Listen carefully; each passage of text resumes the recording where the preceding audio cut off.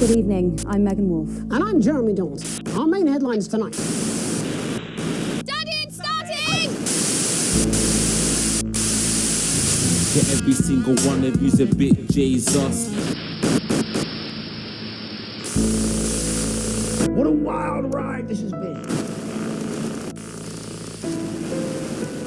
Well, that's a very blunt question. Advance is lying to you. Friends and neighbours, and have confidence that the team will keep you safe. But now you start to see, yes, the people never happy. It never...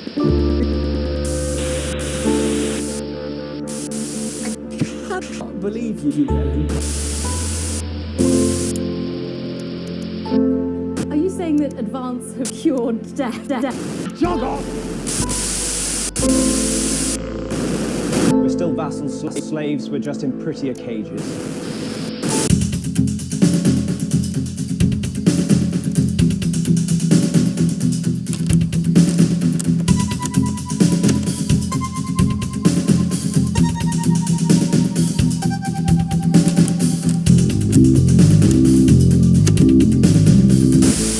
Oh, Megan.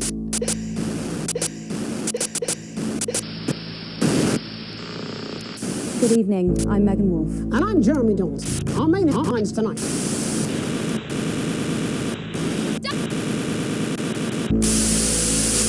Every single one of you's a bit Jesus. Wild ride this has been. Well, a very blunt question. We're still vassals, slaves, we're just in prettier cages. Oh, Megan. We're only getting started. Good evening, I'm Megan Wolf. And I'm Jeremy Dawes. Our main headlines tonight. Daddy, it's starting! To every single one of you's a bit Jesus. What a wild ride this has been. Well, that's a very blunt question. Advance is lying to you. Friends and neighbours, and have confidence that the team will keep you safe. But now you start to see, yes, the people never happy. It never enough. I cannot believe you, Ellen. Are you saying that Advance have cured death? Jog off! Good evening, I'm Megan Wolf. And I'm Jeremy Dawes. Our main headlines tonight. Daddy, it's starting! People used to look up to you. Take a big bastard hammer and nail your fucking... Apologise to him. It ends today. We're going live in 5, 4, 3, 2, 1.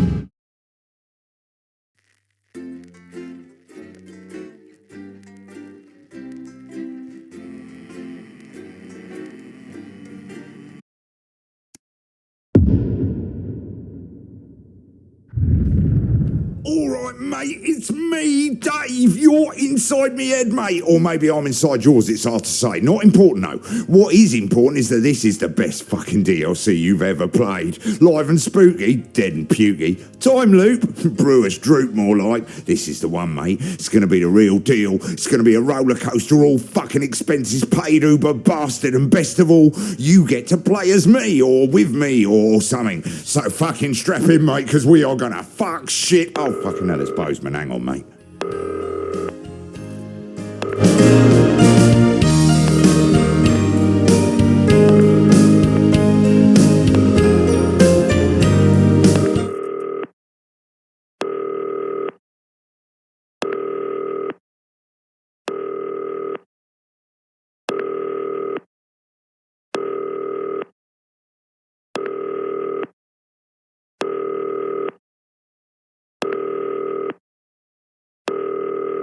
Hello, Dave. Hello, Bozeman. Thank you for agreeing to stay late tonight and run this light entertainment piece. You didn't really give me any choice, mate. No, I didn't. What's this button do? Press it and see. Excellent. We should get one of these for the news. Never going to happen. It lights up when it's time to press it. Simple. And what's this big machine here? That calls the guests to the stage. Well, that sounds like fun. It's automated, just leave it alone. Boring. One more thing. There's no adverts in the show, but we will need you to use the advert buttons to play in a little bit of archive footage. They're automatically loaded for you, so you just hit A, B, or C at each break. How do I know what's on what? Look to your right and select the fax paper. Okay, so the top 3 are all clips from Just the Job in the 70s. Second clips are all PT from the 80s. And we just pick A, B, or C when the advert buttons flash. Simple. Show starting soon. Good luck. Try not to fuck it up, Dave. I'm going to take the microphone out of that fucking phone. Right, best DLC ever. Here we fucking go.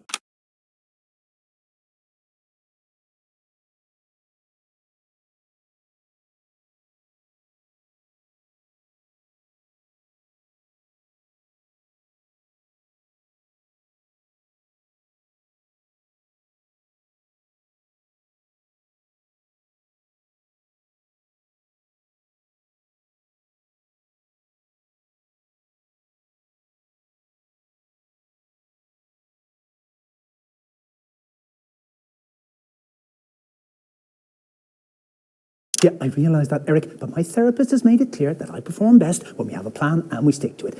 So I suggest you don't make any last-minute changes, and it's my intention to stick to our pre-arranged script. Is that all right with you, Eric? Actually, I don't care. I'm a leaf in the wind. And as we're going out live, there's really sweet fuck all you can... Yep, standing by. Good evening, I'm Eamon Tightly. Behind me is a true TV legend, now running for Prime Minister, everyone's handiest man, Peter Clement. Now, Peter thinks he's been brought here tonight to film a special reunion episode of Just the Job. But as always, viewers, you know better. 10 seconds, places. It's time. Let's start the show. Going in 5, 4, 3.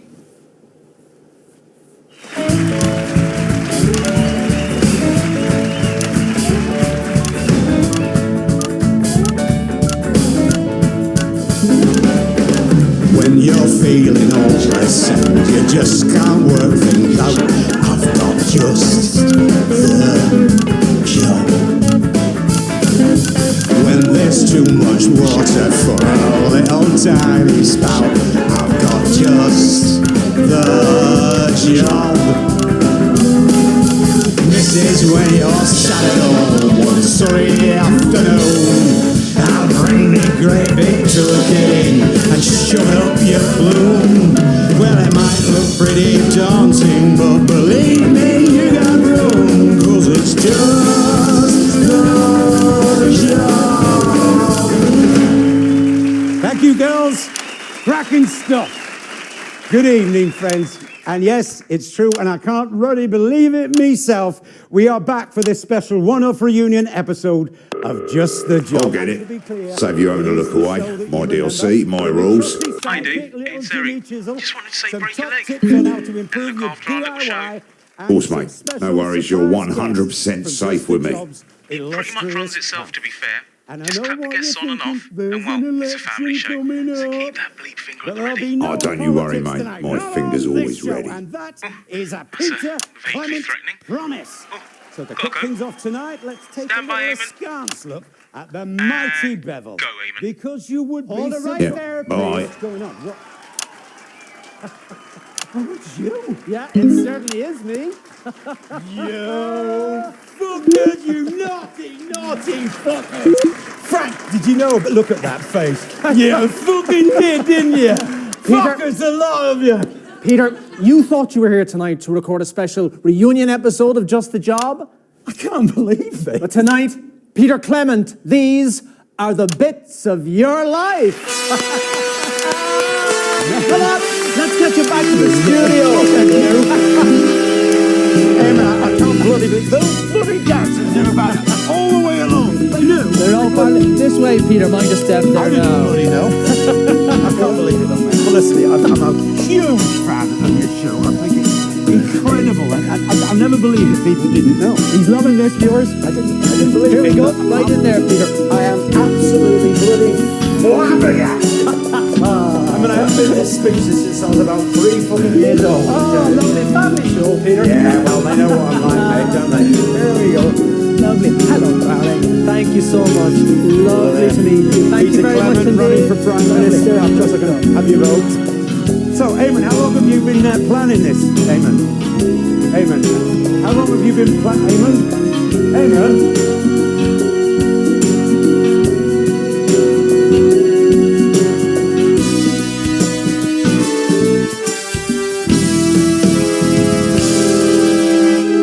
Peter Gordon Clement, you were born October 10th, 1923 in the northern town of Rotherham to Fanny and Martin Clement. Christ, was it that long ago?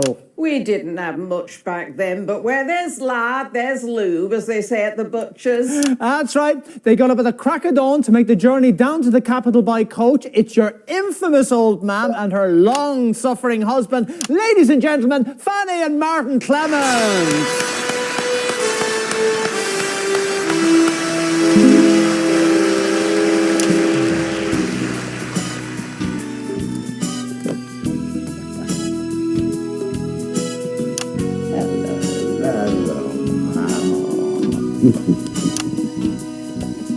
Have a seat. Thank you.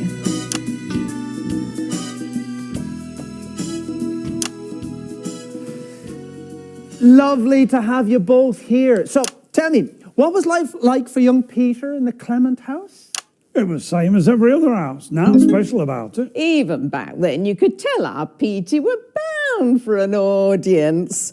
He used to make up little plays and make us all gather round and watch them. Do you remember, Martin? Aye, bloody long they were. But if you got a pretty chuff, you should wave it in the fellas' faces, as they say down the pits. And our Petey were always waving his chuff about. You think I mean? After all, if you weren't going to have it stuffed, you shouldn't have had it trimmed. Fanny and Martin Clement there with the first bits of your life.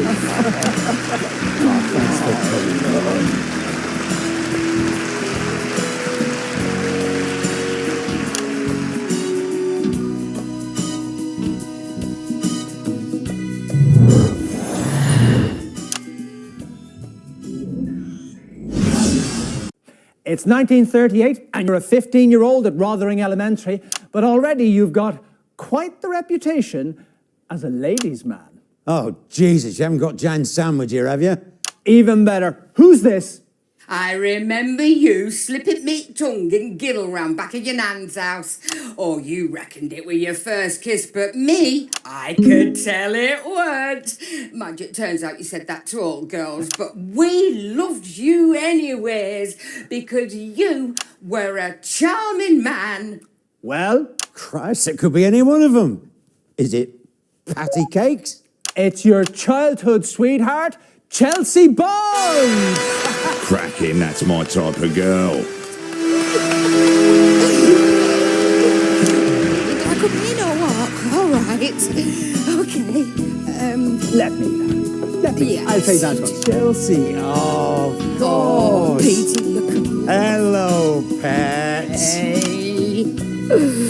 Oh, look at you. Why don't you take a seat? Here, is that all right? Yeah. Don't worry. So, Chelsea, let me ask you this. What do you think we could see in young Peter way back then that could have predicted his path to household name and now aspiring Prime Minister? Oh, well, that's easy, Pet. You see, our Peter here, he always had a surprise up his sleeve.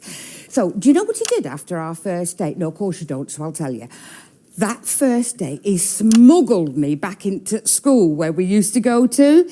I hadn't been back there since I'd left, but somehow, I don't know why I found it a surprise, but he'd gotten hold of Master Key and he'd made this lovely little nook under school stage, and there were cushions and a sleeping bag and all these candles and, hey, no, weren't what you lot are thinking with your gutter minds, no, because he were a perfect gent. He kissed me. By heck, did he kiss me. But he never pushed his luck. Nope. Do you know what he did? I'll tell you.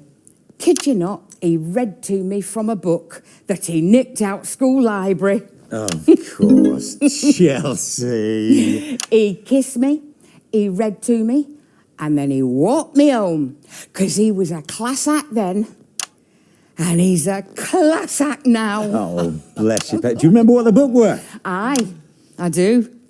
And I also remember that thing what you do with your hands. Steady, now, you'll get me into trouble with Mrs. C. Chelsea Bonds, everybody!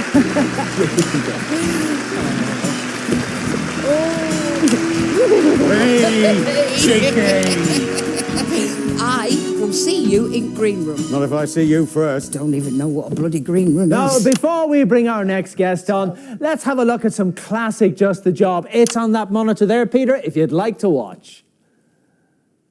And that's about 2 minutes. I'll take a look at that monitor. I can't see a thing without my glasses.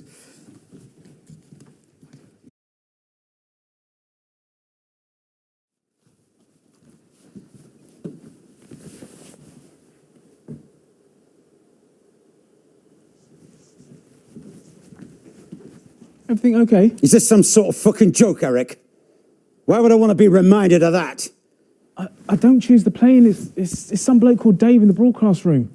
Dave in the broadcast room. That's me. Right. I'll remember that. Can we reset, please? Shit. I'm going to have to leave the country.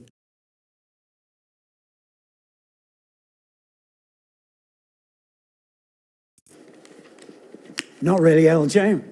What's the matter? You look like you walked in on your parents. Leave it, mate. Leave it.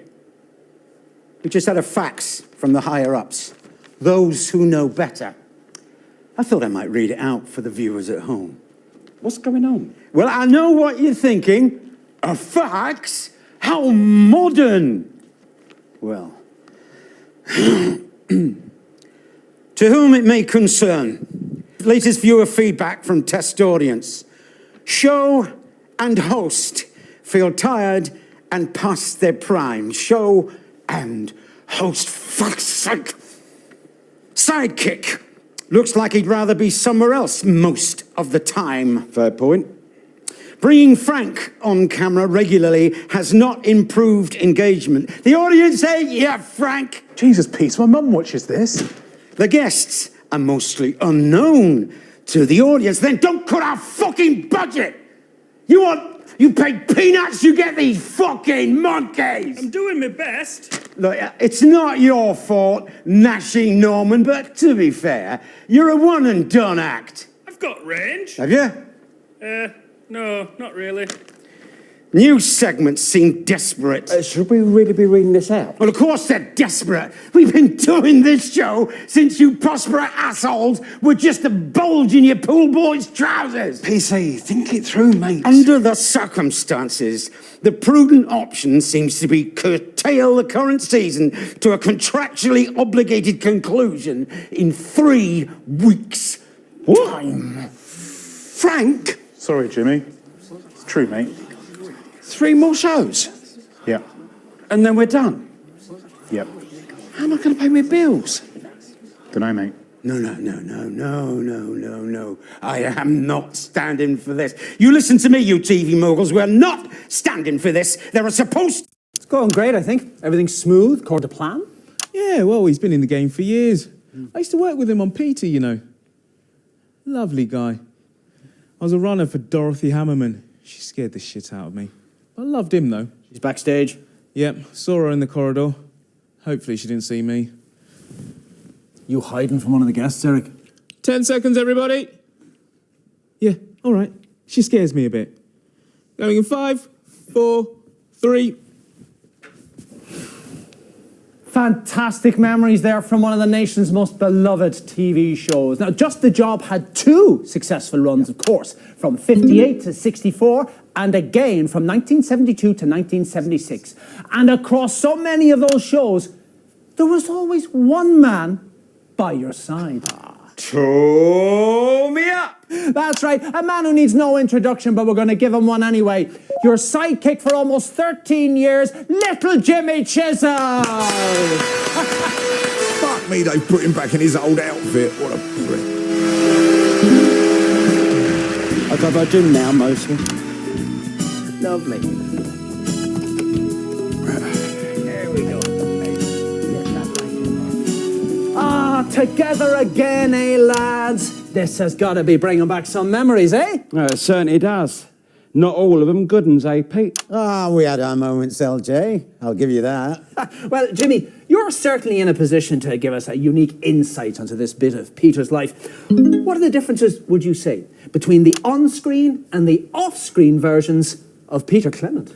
Well, you know, Eamon, there's really not that big a difference. I mean, Pete's not pretending to be anything. He is what he is, and what he is a massive... Steady now. Prankster. He said prankster, not wanker, in case you didn't get it.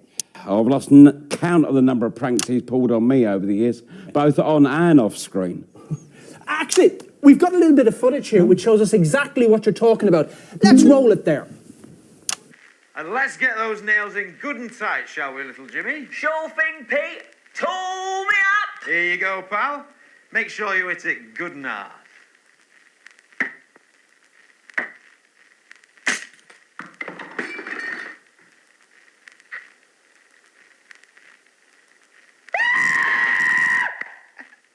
Oh, Jimmy, what have you done to yourself now? God, I remember that when we sabotaged the hammer. It took us 3 hours to set that one up. Yeah, and about 6 weeks before I could walk without crutches. Oh, God, those crutches, they were always getting in the way. Were they? Lost none of the old spark, eh, boys? Well, that's the last footage you'll find of me wearing sandals. I mean, my feet are grotesque now. Children get upset. Little Jimmy Chisholm, everybody. Jim now. Never mind. Please yourself.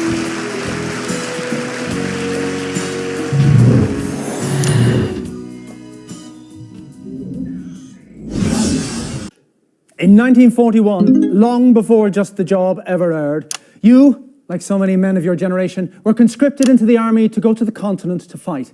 And it was there, on those very battlefields, that the strangest of friendships was born. They asked me to say something about you.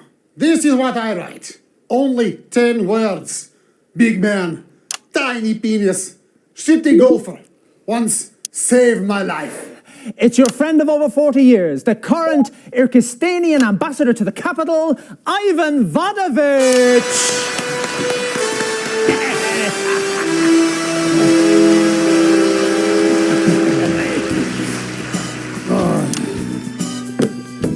Oh, fuck it. Come here, you prick! The horrible bastard! This Irkistanian Special Reserve. The guards of labor comes drinking to keep ice out of their lungs. Here, it put, how you say, hair on your balls. It's chest, mate. Yeah, well, it should be balls. Yeah, up your bottom. And also up yours. Thank you for that. So, tell us, what's it like being friends with Peter Clement? Jesus Christ, you can clean grout him with that. Peter Clement, very annoying man. He drink too little and talk too much. But in time of crisis, he's no one better to have by your side. Also on golf course, where he make you look good with his terrible stroke. There's nothing wrong with my stroke, pal. You stand like man trying to find his tiny penis. Oh no, where is penis? Oh, is this it? No, his blade of grass is too big for penis. You want to watch it, pal? If I win this election, you're going to be in trouble. If you win this election, I shave off all my hair. I'll take that bet. Ivan Vadovich, everybody! I I see you after show, yes, sir. We finish bottle.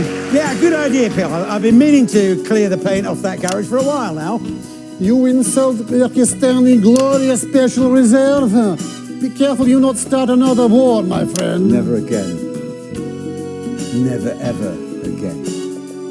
And that is a Peter Clement promise. Interesting, man. It wasn't just the job that the nation took to their hearts. Starting in 1977 and running for nearly 7 years, you brought your inimitable Peter Clement style to your eponymously named late-night chat show, Petey. I fucking love that bloke. Let's take a look at a clip now. And that's about 2 minutes. Same monitor as before? Absolutely. Suppose you saw that. Classic television. I'm looking in the script here, Eric, but I can't seem to find it. Find what? No, I can't seem to find where it says pour 2 shots of vodka on Eamon's chair. Right, I get it. Debbie, can we... Doesn't bother me. I'm a leaf in the wind, even if the guests aren't. Right, you are.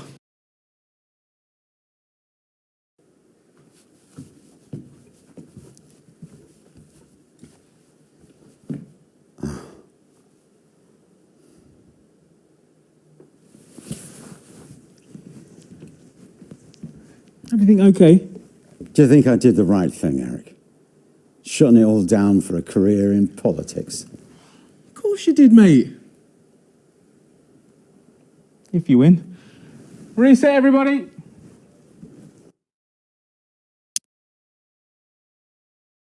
Thing is, ladies and gents, it's not enough. And it never will be. Not sat here doing this. You might remember a few months ago when I had an impressive barrister here called Julia Salisbury. We talked about standing up to society's bullies. She inspired me, actually, and we stayed in touch. And we've talked a lot. And we've concluded that there is only one way to help the sheer number of people we both aspire to. So, the programme you've just watched was the last ever episode of Petey. I'm sorry. That must be a shock. We've known it here for a few weeks now, but we didn't want a fuss or a star-studded final special episode. Just ordinary people. The people who need to advance. You'll be hearing that word a lot over the coming year. And you'll be seeing me out and about, and I hope you'll all come and say hello and tell me what I can do for you. Because over the last almost 7 years, you've all done so very much for me. Dottie, get up here before I start welling up. This is Dorothy Hammerman, a woman who, despite never appearing on this show until now, has somehow managed to become a household name. Sweetie, I'd never do anything as desperate as booking myself onto your show. It's not my show, it's yours. Well, it's got your name on it. It's ours. Okay, it's ours. Dorothy's off to take all the lessons that she's learnt here to shake up one of our rivals who I am not going to give a free advert to. Well, I will. It's 3. As channel controller, Dorothy will be the most powerful woman in television. It'll still be a damn sight easier than putting up with your nonsense. Dorothy Hammerman, everybody.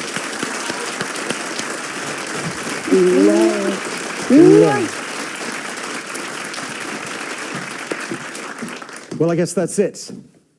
Over the last few years, I've poured my heart and my soul into this thing. Really, I have. And I've worked to the point of collapse on far, far too many occasions. I've tried to be honest about everything as I see it.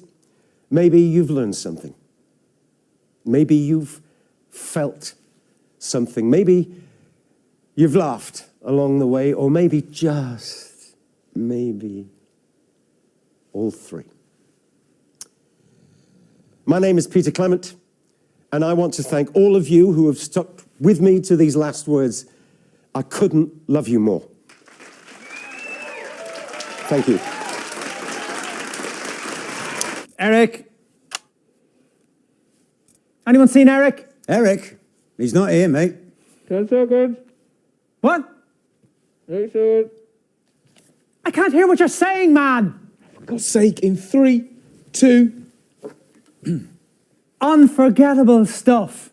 But while you took all the credit, arguably, someone else did all the work, didn't they now? Peter Clement to the set, please. Unless you've already surrendered your bollocks at the front desk. Jesus, Horatio. Jim Smasher Christ. No way. Yeah, it's your producer for over 7 years. Now the chief executive of Channel 3 and one of the 10 most influential women in media for the 3rd successive year with the 5th Bits of Your Life. Ladies and gentlemen, Dorothy Hammerman!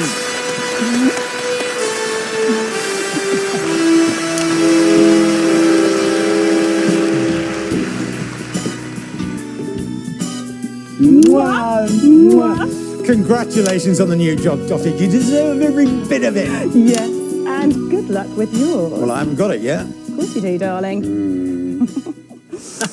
Well, you were his producer on PT for over 7 years. What's your favourite memory from that show? Oh, well, there have been so many, but I think, yes, every evening on the half before the show, we would meet at the side of the stage for our little ritual. Well, I persuaded her it was a northern ritual, but the real truth of the matter is, it was just something that me and Sid used to do before the war.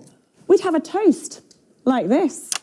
Here's one finger for the north, and 2 fingers to the south, and we can all apologise tomorrow. And that was the secret of our 6 years at the top, amen. Dorothy Hammerman, everyone! We're waiting here, darling. Thanks for coming, I wouldn't want to live in a world without you, sweetie.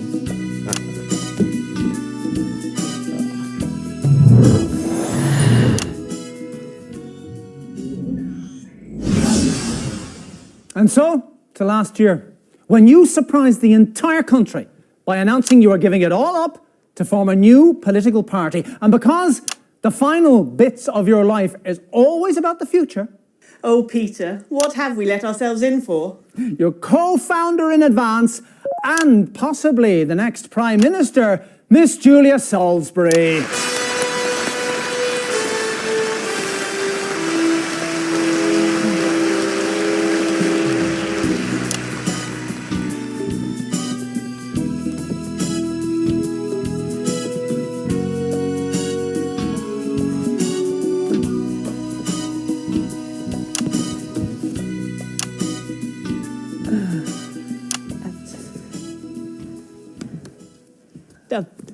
It's lovely to be here. I grew up watching bits of your life as a child. It's about time you got round to Peter. Well, thank you for taking the time out from your campaign to come and speak to us. Let me ask you this. Is Peter Clement really a good fit for politics? Careful, love, it's a bloody trap.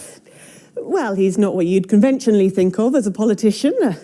Huntleton demonstrated his colourful vocabulary and he's partial to a tipple from time to time. It is true, like to hold me town halls in public houses. Yeah, that's true. But haven't we had enough of those perfect politicians with their impeccable lives, with no character flaws because they have no character at all? Surely after Hamilton Man and his perfect veneer of respectability, we're starting to see that there is perhaps something dark behind the mask of privilege. Hey, no speeches from you. You're supposed to be talking about me. Peter doesn't wear a mask. What you see is what you get. You might not always agree with what he says, but you'll always know what he thinks. Because he's honest. And he keeps me honest. And I think, in the end, that's what's so amazing about Peter Clement. He makes us all a bit more honest. Fantastic. Well, viewers, coming up, we've got a little bit of a treat for you. But before then, let's take a look at the current Peter Clement. Now, this is you, last week in the debate. And viewers, if this is anything to go by, the future's looking pretty bright. I think we have ably demonstrated these past 7 years that we are truly the party of commerce. Well, then why does the Business Enterprise Foundation support our fully costed manifesto, eh? Tell me that. Your party can't be trusted with the economy. Well, we have moderate plans for steady growth. Oh, listen to the pair of you competing for your master's approval. You're the party of economic stability. You're the party of business. So, who is left for the rest of us? You're hardly a poor man with your TV career. No, not now, no. But I wasn't born with a silver spoon in my mouth like you, Mr. Hamilton man, or went to private school and then university like you, Mr. McNair. But you know what that does give me? No, please don't say the common touch. It gives me a bit of fucking perspective. Please, control your language, Mr. Sorry, Clement. Actually, no, you know what? I am not sorry if the language that I use, the language of the ordinary people, is considered to be, I don't know, unsuitable or offensive, because it is just a word. Whereas these two will fuck up your life for a crumb off Remington's Vist's table, but they will use all the right words. Well, you make us sound like yobbos. You are yobbos. You come in loud, you kick the country in the face, you nick all of our stuff to sell to your rich mates, and then you pat us on the head and expect us to be grateful for the doggy treat. Unfortunately, it'll take more than earthy rhetoric to balance the books. What the electorate want is a strong economy. What the electorate want is to be heard. Well, in just 5 short weeks, we'll find out if those words hold true. But for tonight, Peter Clement, these are the bits of your life. Take it away, boys! When you're sitting listless in a dull and lifeless room, I've got just a job. When you need a friend to come and blow away the gloom, I've got just a job.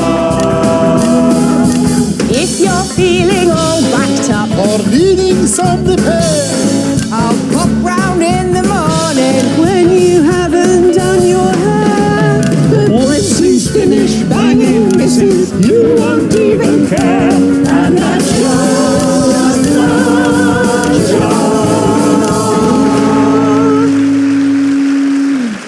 And we're out.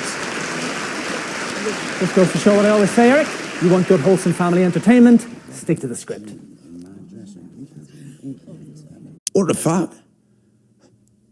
Is that it? No, this ain't right.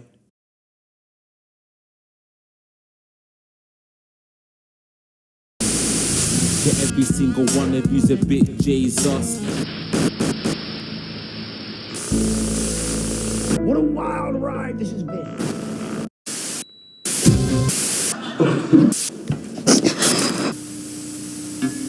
That's all coming up on tonight's National Nightly News.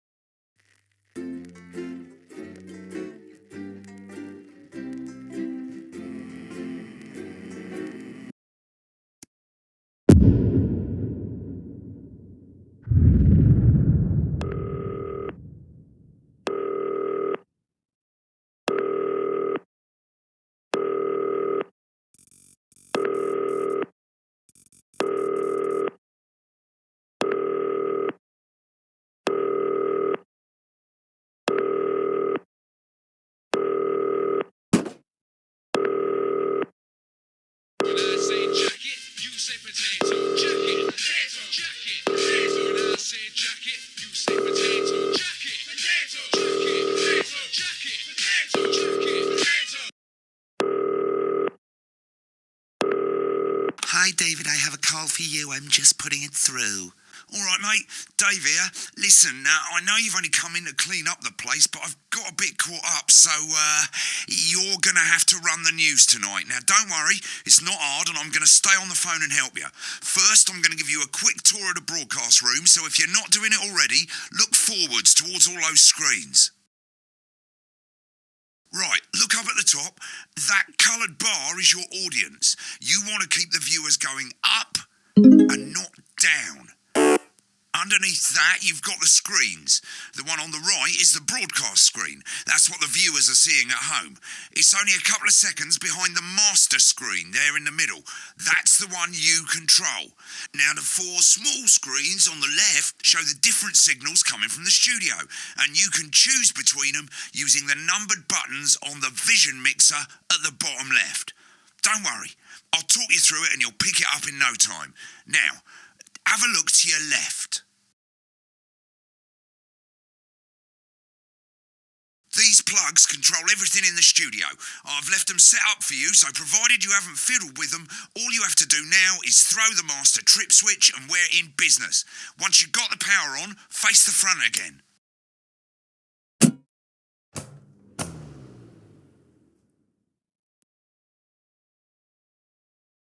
You can see on the broadcast screen that we're in the end titles for the show before us. Fortunately, they go on for fucking ages, so there's plenty of time for me to explain... Oh, right, okay, they're over, so we haven't got long now till the broadcast. Right, quickly, mate, look down under the desk. You can see a load of videotapes on the left. They're your adverts. Pick any 3 and load them into the machines on the right. When you've done that, look up to the front again. Right, the tapes are loaded and we're all ready for when we get to the first ad break. That's great. Any second now, you should be getting a signal through from the studio. Stay on your toes, mate. It's election night, so all eyes are on this room. We do not want to get fired.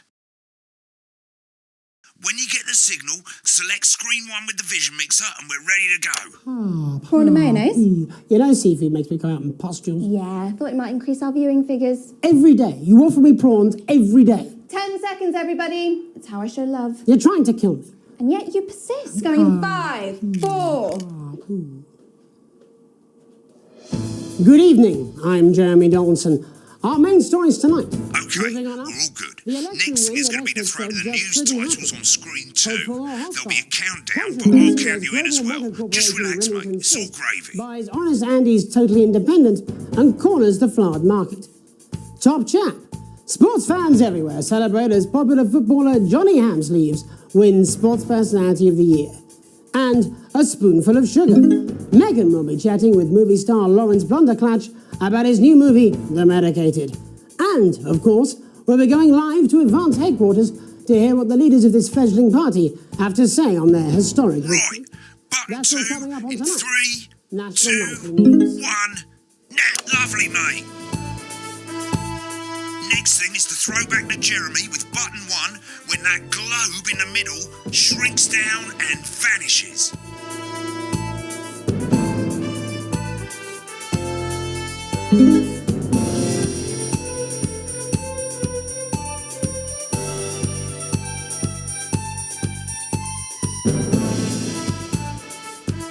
Here it comes. Switch to screen 1. Lovely, mate. But first, the votes are in and it's a decisive win for Advance. The landslide victory, with an astonishing 81% of the popular vote, is the biggest election win in living memory. Advance appealed to voters up and down the country with their bold promises of permanent change, but critics have accused him of a severe lack of actual policies and of being deliberately vague. The opposition parties have all conceded defeat to Advance's overwhelming mandate, but have yet to appear publicly. However, former Home Secretary It's going well. All you've got to do now is play the advert at the end of the segment. Make sure you don't play it too early or we'll all get fired. Now the clock at the top is counting you down to the advert. When it reaches 0, press one of the 3 play ad buttons over there at the bottom right. I normally play the first one at the first break and so on, but you can play them in any order you want. I'll count you into it as well, but keep your eye on the clock. To hear the co-leader's acceptance speech. And 3, 2, 1, advert. 1 minute back, everybody. Jeremy, I need you to fill after the ads. What? Why? Wanker Snatch is running late. Oh. I thought I'd ask him about the election. Personally, I wouldn't try to confuse him with any big words. That's the same policy we use with you. I thought that was our little secret. That's all right. He doesn't remember anything I tell him. I'm deeply uncomfortable with your burgeoning friendship. Love you too. Yeah. Wicked. We've made it to the first ad break. You're doing great, mate. But this is where it starts getting a bit trickier. This next sequence is what we call a multicam sequence, because you're going to be cutting between multiple cameras to keep things interesting. A lot of it's down to personal taste, but here's 3 good rules of thumb. 1. Try and keep the shot on whoever is doing the talking. 2. Don't stay on the same shot for too long, 10 seconds at the most. So if you're on the person who's talking, try and throw in the odd reaction shot or pull out to the wide shot for a bit just to keep it interesting. 3. Don't stay on reaction shots for too long. A couple of seconds is usually enough. Then the audience want to see who's doing the talking, yeah? Stick to these rules and you'll be fine. It's not as complicated as it sounds. You've seen programs on television, haven't you? Make it look like those. Might as well get screen 1 selected now. No need to wait for the broadcast to start. Try and stay ahead, mate. We're coming back from the break. Quiet in the studio. Thank you so much. 10 seconds, everybody. Going in 5, 4, 3. Welcome back to the National Nightly News. Later, we'll be hearing from shock election winners Advance. But first, get ready to go to Megan on screen 4. Is here with a star of both stage and screen. Megan?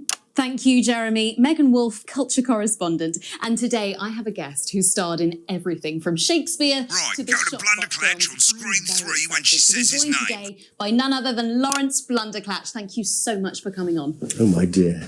I do hope you believe me when I tell you that being with you here today is among Switch to 2 for the wide now. May I say, having you here with us is among ours. Right, now just try and stay on whoever's talking. Your latest movie, which is called The Medicated. The Medicated, yes. Wow, what was that like? Well, as I said to Peter at the wrap, that's Peter Jensen, the director. Give us a look at Megan's reaction. Lovely. Now back to Thunder Twat. I've worked with him on several movies, all terribly successful. I said to Peter, what a wild ride this has been. And you know what, Megan? I really meant that. Wow, that is fantastic. And am I right in saying that the character you play in this movie is quite an academic one? Absolutely right. A scientist. Was that a challenge at all? What exactly are you implying? But seriously, yes, you're right. It was a complete departure from my last starring role when I played Sergeant Brock Rockman in Bullet Man. You'll remember that that was the true story of one soldier's fight for a love that surpasses all others. A love, of course, for freedom. I think it's grossed over $1 billion, but honestly, who's counting? It's a role that saw you scoop 2 Best Actor awards, if I remember correctly. It's so sweet of you to mention it, but I really am not in it for the awards, although those 3 little statues do take pride of place on my mantelpiece. With all the others, I'm sure. So, if you're not doing it for the awards, what is it then that drives you? Oh, that is a beautiful question, Megan, and not easy to answer. Like you, I'm afraid. Cut me, and I will bleed. And often, that's how it feels, doesn't it? Doesn't it? Bleeding, giving, suffering for one's audience. I suppose in the end, I do it for the difference it makes. I do it for the people that I inspire, the little people. But most of all, I think I do it for the positive change that I can bring about in the world. And today, of course, we're in for some real change, it looks like, in the coming few months. What do you make of this historic election result? Oh, well. Well, now you're asking. Historic election result. Indeed. Historic is the word. Well, it's difficult, isn't it? Very difficult. But I think I've always been quite clear that when it comes to politics, that one should always strive to not fuck things up. Shit, he swore. Well, don't worry, you won't do it again. Sorry, I said fuck. Shit, you did it again. Okay, don't panic. I'll explain how to deal with swearing at the break. Medicated, which opens next week. Right, they've swapped the shot of Jeremy on screen 1 for a VT of the movie clip. You'll get a countdown on the screen, but I'll just let Megan cue you in. My character, Dr. Lance Hemlock, is faced with a decision that could affect humanity's very survival. Exciting stuff. Let's take a look. Looks like Blunderclatch is really losing it in the studio. I'd love to hear what he's saying, but we can't find out now. We'll go to the Russia's room together once the broadcast's over. I don't understand it.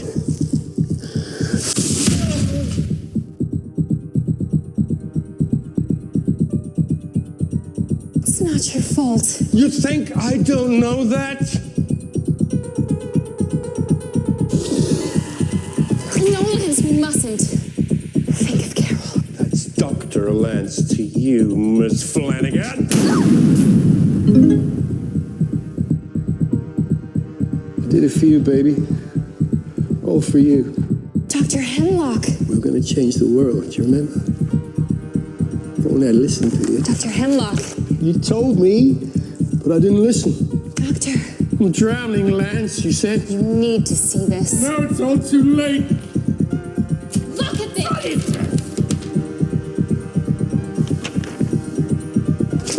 The virus.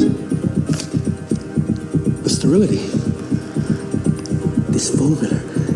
This is the key. We could stop it all. Yes, we could stop it all. We have to ask ourselves. At the end of the clip, you'll want to play another ad. Remember to use the clock at the top to count you in.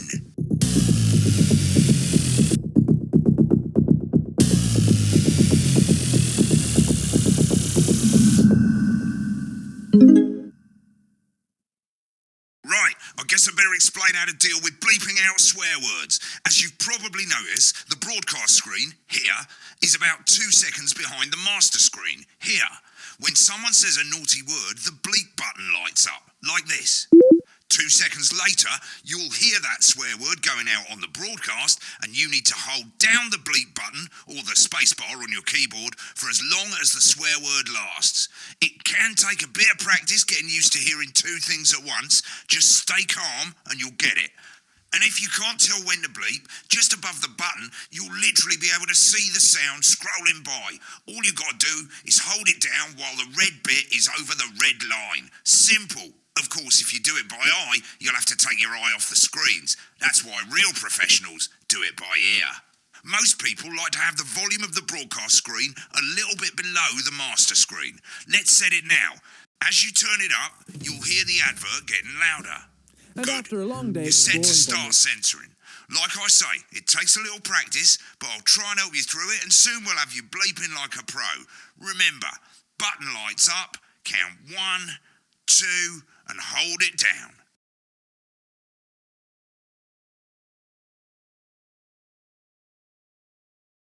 Remember to select screen 1 now that you've got the feed. Don't wait for the broadcast to go live. That's too late. You can use the number buttons on your keyboard, 1 to 4. Personality running the country. Seriously? We've had worse. 5, 4, 3. Welcome back. And I'm told we can now go live to Advanced Headquarters, where the 2 leaders, Peter Clement and Julia Salisbury, are about to make their acceptance address. Oh shit, he's pissed. Shall I Get ready to start? bleep. Go for it, Pat. Okay, well, thank you all for coming, and, well, where do I start? What a day. They said we couldn't do it. They certainly did. They used every dirty, low-down, lying, southern bastard trick they had against us. But you, the people, you saw right through their shite. I'm sorry about the language there.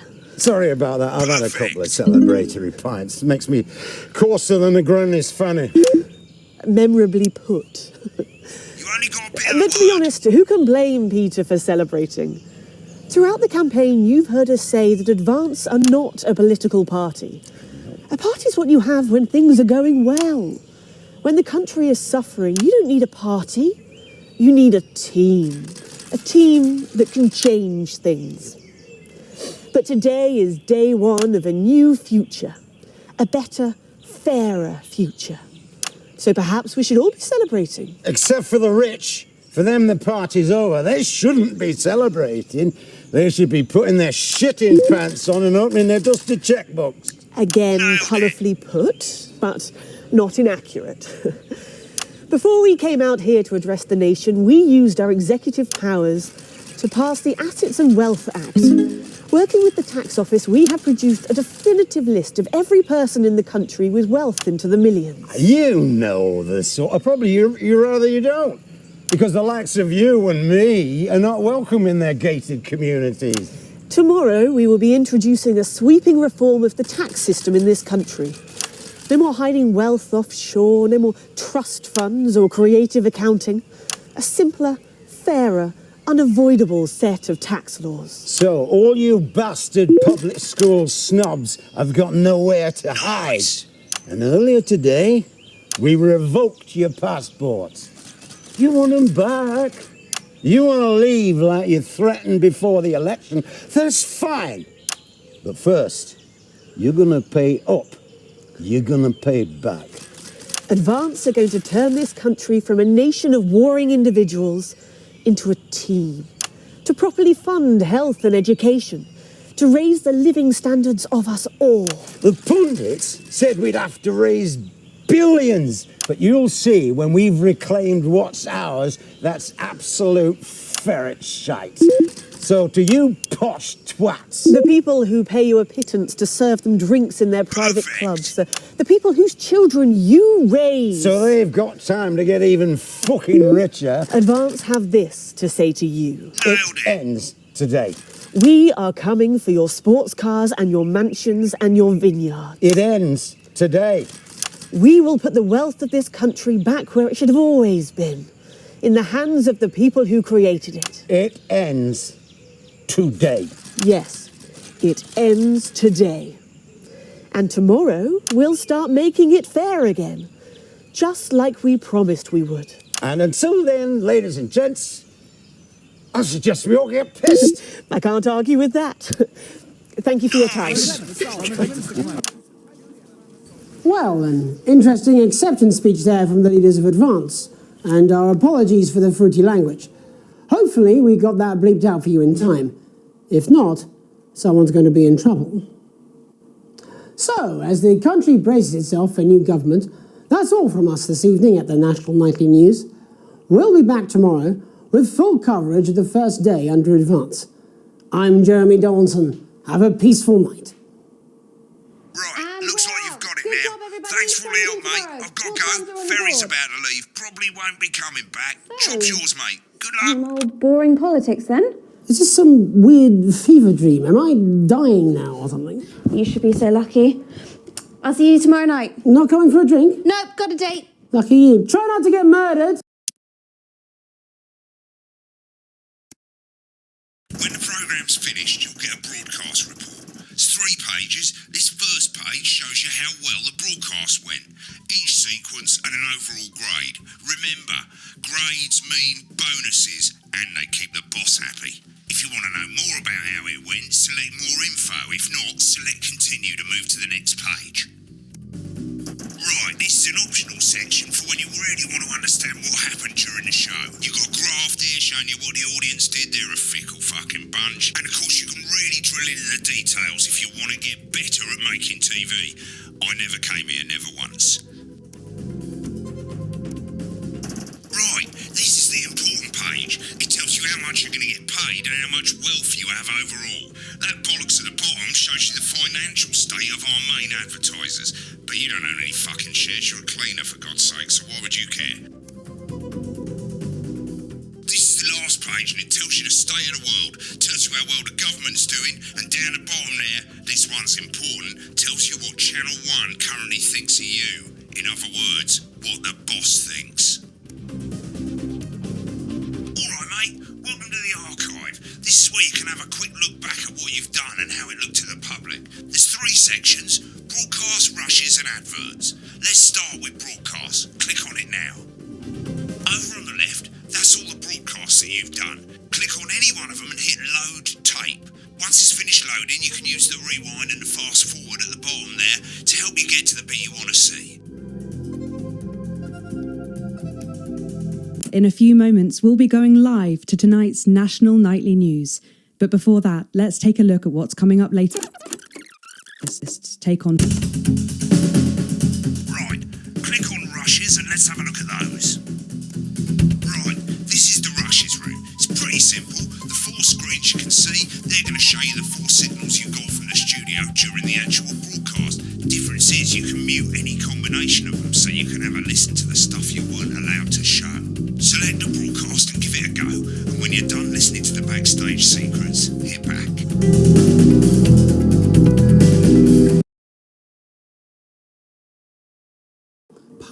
Prawn and mayonnaise? You know seafood makes me go out in pustules. Yeah, I thought it might increase.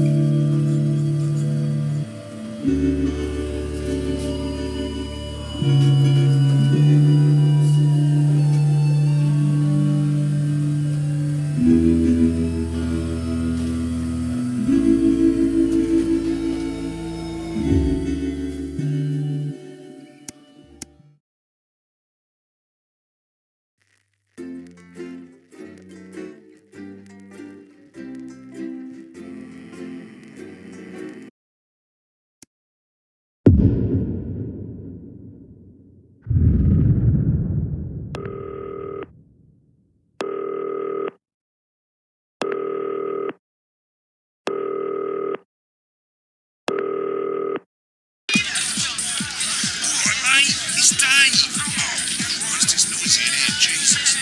Right, Hamilton, we just get out some flags, darling. Yeah, I'll take that one with me. Cheers. Right, oh, that's better. Let's get set up and get on with it, eh, so I can get back to my guests. First of all, let's get the power on. You need to get at least the bottom 4 plugs on. let's load up the adverts. You might want to have a bit of a think about it. Your decisions have consequences, don't they?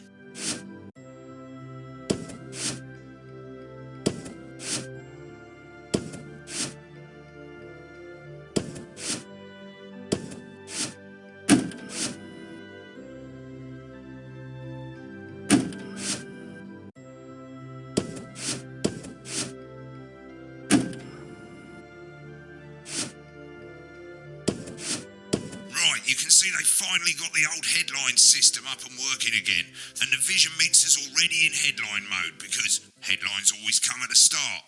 It's really simple, mate. These two buttons at the bottom of the vision mixer, you can see they now have A and B on them, and they're to help you pick image A on the left bottom screen here, or image B on the right bottom screen here. It's really simple. This little clock here will count down the number of seconds you have to make your decision. Now, you're in auto headline mode, so if you don't bother to pick a photo before that clock runs out, the machine's just going to pick one at random for you. I just want to say one more thing, mate. The pictures you choose to show of these people, well, that's how the public is going to perceive them, and that's going to affect their lives. So, like with the adverts, choose carefully. And we're off. Good luck, mate. If I get time off, I'll be back in the next break. Yeah, I'm coming, darling. Snuggle hugs? That's the bastard. Yeah, I wouldn't get one of those. My friend Janet says theirs gets really hot. Is this Janet who thinks dogs have their own secret language? Yeah, the one that mistrusts the moon. 10 seconds, everybody. Not the best source of consumer advice, then. Don't blame me when it explodes. Going in 5, 4, 3. Good evening, I'm Jeremy Dawson. Our main headlines tonight. Destination unknown. At the end of Advance's first full week in office, we ask exactly who's leading this charge. Tonight, I'll be discussing what the new future might hold with a leading economist and radical free thinker. With the country's wealth creators in a state of panic and unfavourable rumblings already heard from overseas, I'll be asking my guess whether Advance can deliver on even a fraction of their manifesto promises. Out with the old, Rimington's Fist have appointed Sophia Rimington as their new CEO. The following photo, taken from our archive, gives us a sense of this influential young firebrand who, at the tender age of 23, becomes the youngest female CEO in history. Sophia Rimington has always impressed. She was top of her class at university and graduated with the highest honours, immediately being asked back to lecture. The markets have responded favourably to Sophia's appointment, with stocks rising 30 points in light of the announcement. In her first press conference this afternoon, Sophia announced a children's toy named Mr. Snugglehugs. Sophia promises it'll be all the rage this Christmas, but concerns have been raised about the product's safety. Making a splash, intrepid scientist Dr. David Wong and marine biologist Ingrid Swarsborg-Horgensford have today set off to explore Dante's taint. The recently discovered cave system was previously thought unreachable, but thanks to a new breakthrough in underwater flower technology, the pair hope to successfully reach the imposing central cavern and the undiscovered plant species it contains. This is, of course, only the latest in a series of successful expeditions for this unlikely pairing. In a joint statement about the dangers their team might face, the pair stated, "We will face the plentiful challenges together like we always have." Playing the field, rumours abound as sporting legend Johnny Hamsleeves is snapped leaving Bush, one of the capital's hottest clubs. The footballer was caught while out celebrating being named Sports Personality of the Year last week, as reported by this very programme. And judging from the angle and velocity of that spray, it looks like Johnny may have been celebrating a little bit too much. I certainly wouldn't want to be his dry cleaner. And grievous bodily charm. With Advance promising a radical new position on crime, how afraid should we actually be? I'll be going live around the country to talk with people who've seen the criminal justice system from every perspective. With more and more people saying they're scared to walk the streets alone at night, could this be exactly the right time for Advance's new approach? All that and mega more with a group of young actors who are already experiencing the positive side of the new Assets and Wealth Act firsthand. They'll be talking and performing later. That's all coming up on tonight's National Nightly News.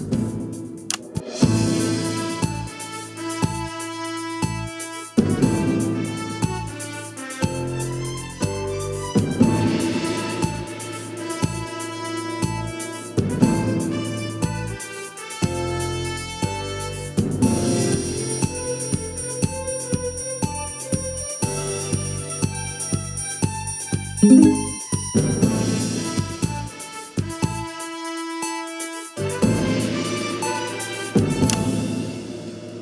the wake of the government's swift enactment of the Assets and Wealth Act, we're talking about Advance's first week in office and what the new future holds. Joining me are Katie Brightman, a leading economist, and Alan James, author of Alan James is Right, The Free Man's Guide to Waking Up. Alan, the government certainly haven't dragged their heels on delivering some of the legislation they promised. But what does the Wealth Act mean for us? Nothing, Jeremy. We're still vassal slaves, we're just in prettier cages. A confident dismissal there. Katie Brightman, do you agree? I'm afraid I don't, no. I think that Advance have realised that the current economic system of unlimited, unending growth is untenable, so they're changing things up. There I agree with you. They're moving to the next steps in the grand plan.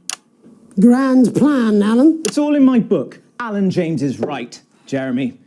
We're to become the great herd, ignorant, sterile, and short-lived. That's what they want. Or perhaps Advance have just realised that if we carry on the way we are, we will destroy ourselves and this planet in a mad orgy of consumption, if you'll excuse the colourful metaphor. Yes, orgy is the right word.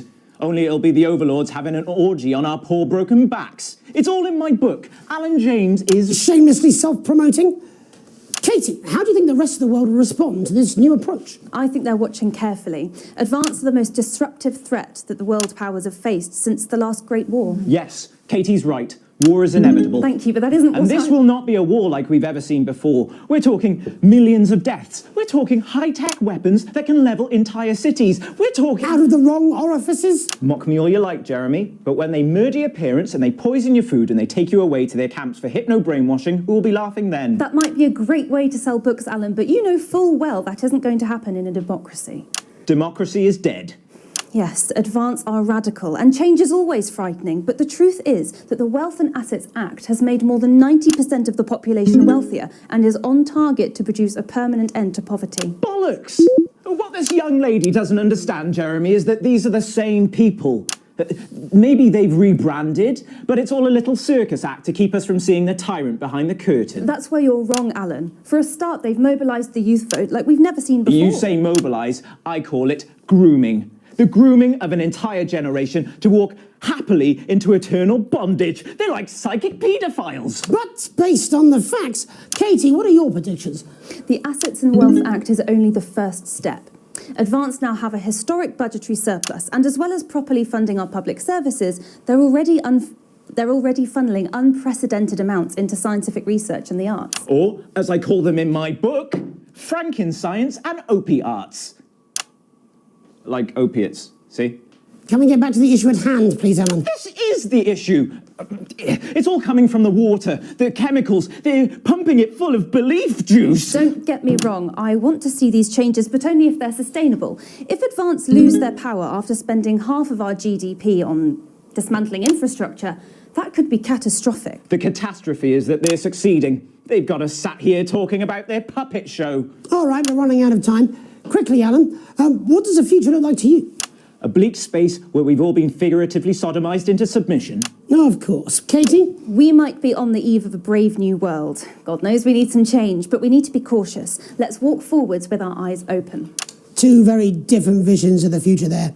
Alan James, Katie Brightman, thank you for joining me. When we come back, I'll be investigating law and order before Megan meets some beneficiaries of the Assets and Wealth Act. That's all coming up tonight on the National Nightly News. 1 minute back. You know, I think they might do some good. I hope so too, Jeremy. How much are you being paid by them, then? Shut the fuck up, Alan. I've never heard so much shit in my life. Well, we'll see who's full of shit, won't we? Alan, I can explain it to you, but unfortunately, I can't understand it for you. Well, I don't know what she meant by that.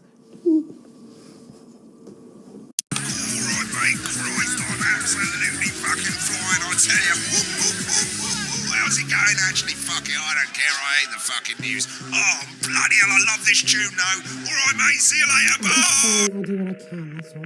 Oh, shit, you will. She's good. You know she is. I've said a bit of wording, that's all I can do. 10 seconds, everybody. Is little JD scared of the big bad culture with water? If that sticks, I'll destroy you. 5, 4, 3. Welcome back. In our second segment, we're going to be taking a deep dive into the state of law and order in our country. Advance have already tasked what they are calling a solutions team to move this serious social problem to the top of the list. Tonight, we go behind the headlines to meet the people who live with the criminal justice system every day of their lives.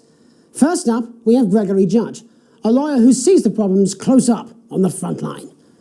Can you hear me, Gregory? Yes, I've got you, Jeremy. Thanks for having me. What's it like on the front line of the hard face of the cold hand of justice? Well, as you can imagine, Jeremy, we are massively understaffed in this country. We're working every hour we can just to try and cope with the caseloads on our desks. Which must affect the quality of support you can offer. Well, we can barely keep up with demand, Jeremy. There just simply isn't enough being done at a systemic level to relieve the problem. Greg? We need more support from ministers. Helen, what are you doing? We need change at a structural level, I'm Jeremy. leaving, Greg. Not a good time, darling. It never is it? I'll be at my mother's. Just hang on. The problem isn't a local one, Jeremy. It's nationwide. Just give me 5 minutes. I'm talking to Jeremy Donaldson. Oh, have you mentioned your affairs? No. Well, the affairs of the Justice Department that we should be concerned about. Hello, Mr. Donaldson. Hello, Mrs. Judge. We need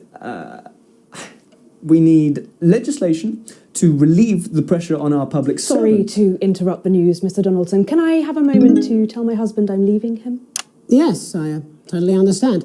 Quite the picture of a burdened legal sector there. Gregory Judge, thank you for joining us. Next, I'm joined by Police Chief Constable Bob Peel, a man with a very different perspective on our nation's crime. Do you think there's a problem with the system, Bob? I'm sure we all do, Jeremy. I'm sure we all long for a return to the days when you could safely walk the streets of your community at night, looking in through windows and generally enjoying your neighbours without the risk of being terrorised by some thug with a knife or kosh. So you feel the streets simply aren't safe anymore? Where have we gone wrong, Bob? Well, that's not a simple question, Jeremy, but I think it all comes down to moral decay. We've diluted our culture and lost touch with what it means to be a citizen of this once great country. Also, as the vicar noted in Sunday's sermon, we probably shouldn't have banned hanging.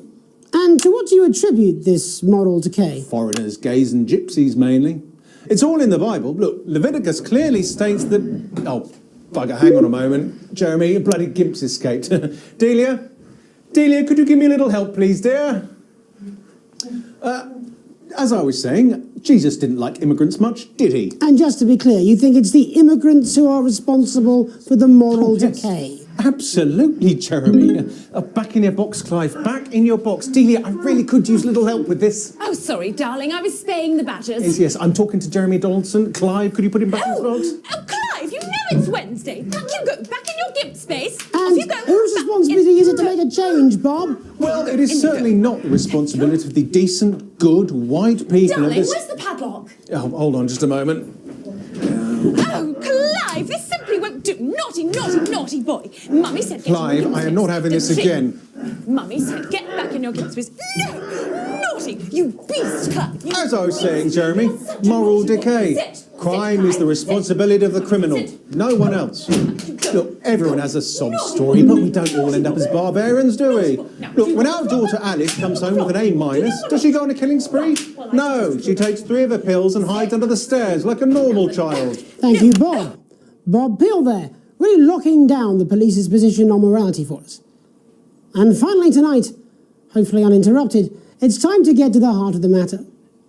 Tony Dawson has recently been released from prison after serving 3 years for aggravated assault, burglary and menacing a swan. He's agreed to talk to us today, which is also, I believe, his birthday. Many happy returns, Tony. Cheers, Jez. Call me Titwank Tony. Everybody else does. No, I'm not going to be doing that. Can you tell us what it's like in prison, Tony? Titwank Tony. Hey!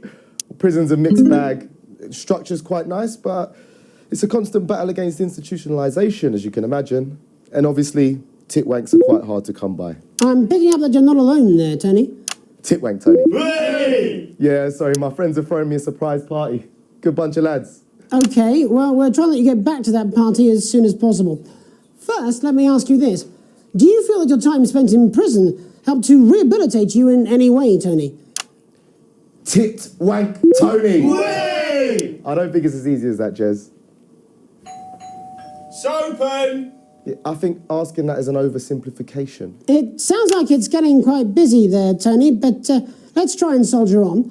Since leaving custody, have you been able to find a new job? Yeah, all the boys are here. There's Big Chris, Oi, oi. Little Chris, Oi, oi. and Vampire Chris. This one's, yeah? Yep. 1 sec, love. Shit, Wayne Tony's on the news. Rehabilitation's difficult with the current system, Jez. It's just not set up for it, you know? It's inherently unjust. Open!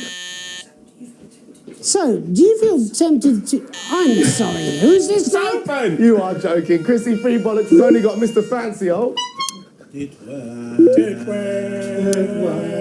Not now, fellas, I'm on the news.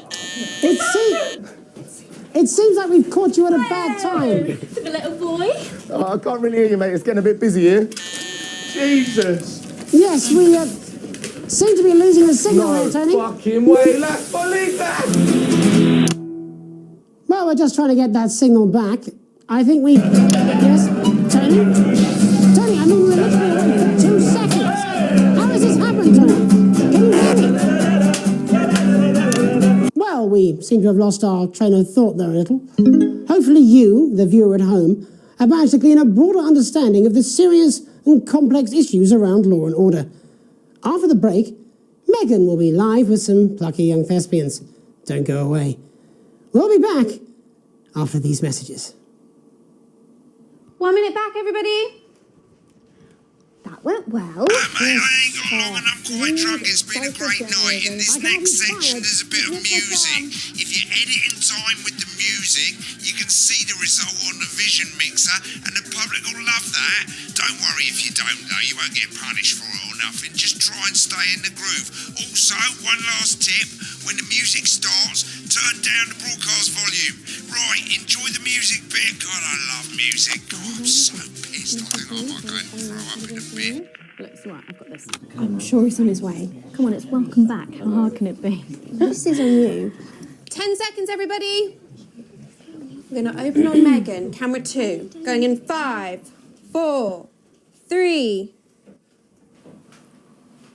Welcome's Black. I'm Megan Wolfe, and on tonight's Culture Spot, I'll be chatting with one of the first beneficiaries of the Assets and Wealth Act, a team of inspiring young people from Scritchford Sixth Form College who today received a grant from Advance to take their play, Hey, Friendship, on a tour of local secondary schools. Welcome to you all. Well, let's start with you two, Harriet and Charlotte Winstanley-Hamilton. Girls, you must be thrilled. We are, Megan. We're overwhelmed, to be honest. And I believe you two are sisters, is that right? Yes, Charlotte's my oldest. I'm the older, more popular one. Only joking. Harriet and Trey were really the ones who came up with the whole idea. So, Harry and I were shooting the breeze in the cafeteria, and I said, hey, let's actually do something. So I went to look for a drama teacher. But she'd been laid off due to budget cuts. Fortunately, I directed a pantomime when I was at university, so I knew the ropes, as it were. Right, yes, but you're the maths teacher, aren't you? Yes, that's me, Jeff Algebra, maths teacher. Maths is really important. Oh, thanks, Steve. Maths is really important. Yeah, thanks, Steve. As is theatre. It's one of the oldest art forms in history. Aristotle believed I just think that when we travel around all these problem schools and the poor kids see us, they say, hey, I really want to be like those attractive kids. And that's a very beautiful and powerful thing. We touch our audiences and they touch us right back. I suppose with a surname like Algebra, there was really only one choice of career for me. My wife, Angela, and I, we often laugh about it. Angela Algebra. Yes. We just want to bring a bit of song and joy into people's lives. And teach people about the difficult issues. The issues in the play are what really matter. And I think you're going to be showing us an extract from this play, aren't you? Yeah. That's right. To put into context, I play a young first year who's having some troubles at school. Her character doesn't actually have a name, yeah, because in a way she's like all of us. It's like a metaphor. Maybe she's you at home, or like, maybe she's you, Megan. Maths is really important. Yeah, thanks, Steve. Put it in, Coach. Yes, thanks, Steve. Right, well, I'm going to have a little chat with your teacher while you run off and get ready. I can't wait to see it. That's it, that way. So, Jeff, when did you first hear about the grants? 2 days ago. A letter from Advance arrived at the school. Now, the headmaster thought it was all a prank, but his secretary retrieved it from his bin and brought it to me. Wow, how did you react? I also threw it in the bin. But then Harriet and Trey rescued it, and they rang the number at the bottom of the page, and next thing you know, we're on tour. Wow. Well, I think we can all guess which way you'll be voting from now on. Do you know what? It's funny because Angela and I don't usually vote. We're not very political. I'm a mathematician, of course, and she's a paraplegic mainly, but we did used to watch that Peter Clements DIY show back in the day, and so we thought, why not? Let's have a go with this whole democracy thing. Okay. And here we bally well are. Good stuff. Fucking brilliant! So, let's have a look at a short section of Hey, Friendship.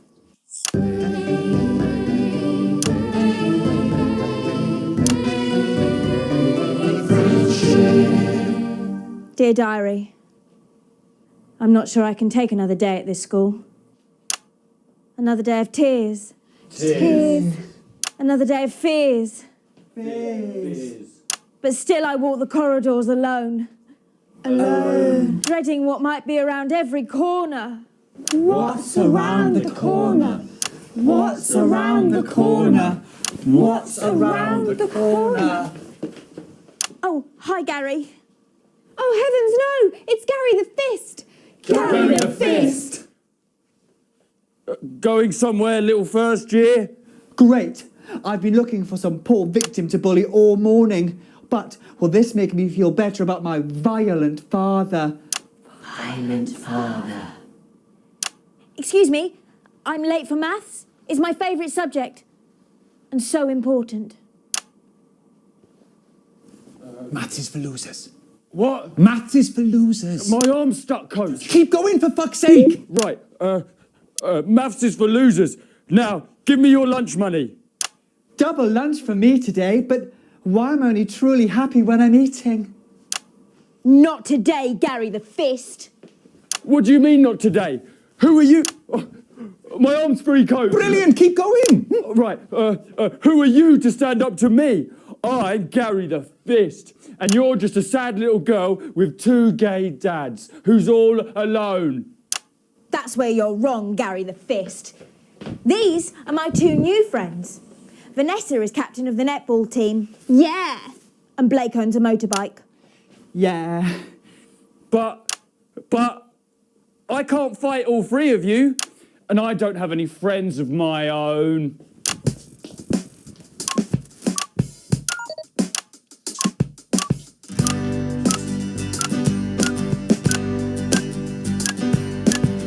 Take a look at me.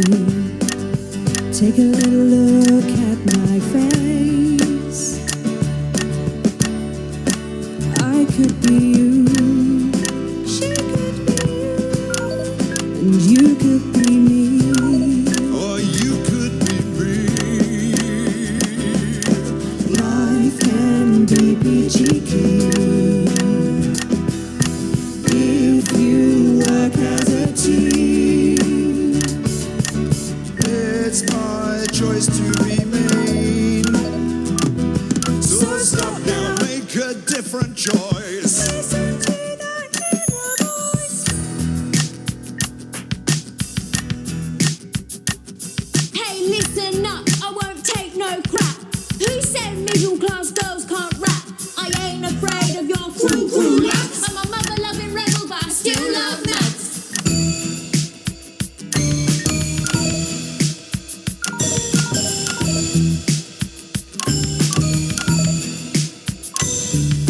Hey, kids, I'm Gary the Fist. People think folks like me probably shouldn't exist, but that's just prejudice, and I'd do better if you knew the way that I became Gary the Fist.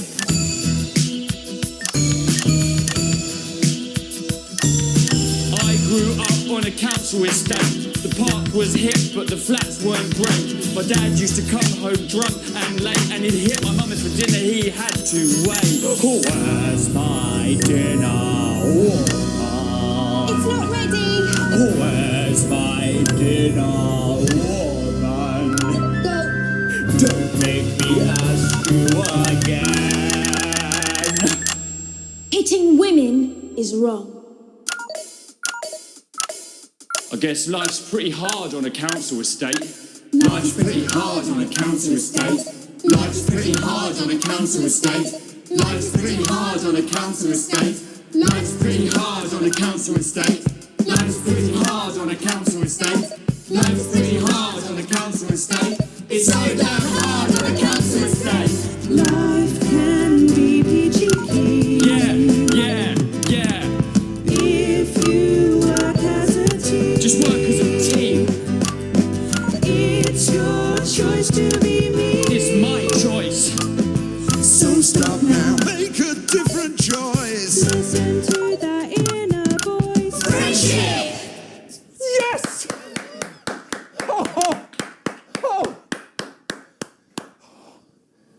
Well, thankfully that's all we have time for tonight on the National Nightly News.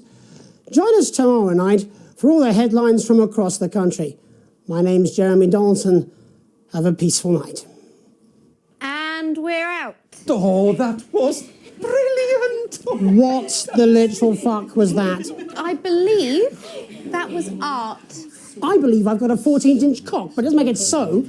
I have a similar belief about an adequate paycheck. Friendship! Oh, someone please get these twats out of my studio.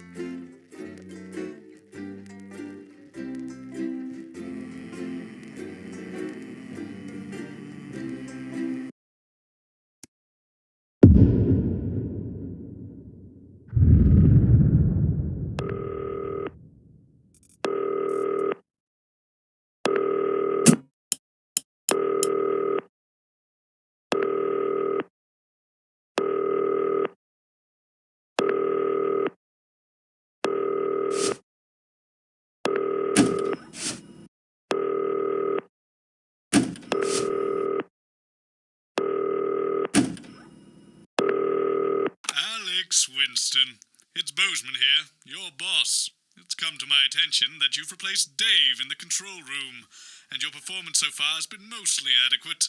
However, I'll need to observe myself to check you're up to snuff, and to that end you'll now be mixing an old recorded broadcast to ensure you can do the job to my satisfaction.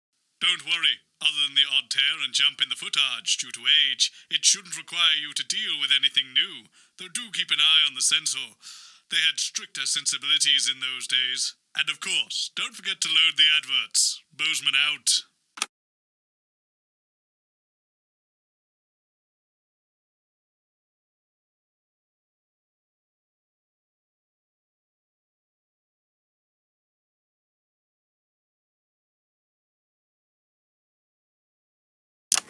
This is an absolute nightmare. Cameras are set.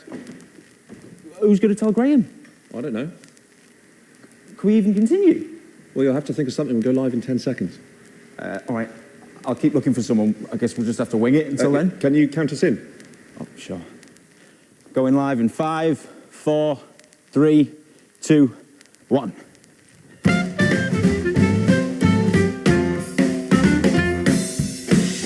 Live from the capital, it's the St Fanny's Hospital's TV fundraiser for dying children. And please welcome your host. It's the Dreamboat, Graham Bannon.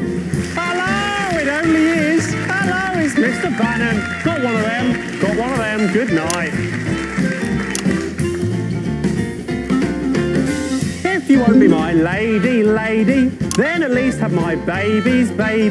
No, don't give me a maybe, no. I know what women are like. Now you've got it, Daddy-o. Do you know what? I'm sorry, I know I'm supposed to be... Sorry, stop the music. I mean, yeah, I know I'm supposed to be starting the show, but I can't help but notice...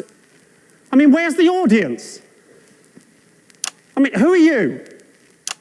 I mean, this is an absolute nightmare, isn't it really? I mean, we are live. Hello, ladies and gentlemen, and welcome to the first annual St Fanny's Hospital's TV fundraiser for dying children. I'm your host, Graham Bannon, and it is an absolute pleasure to be here.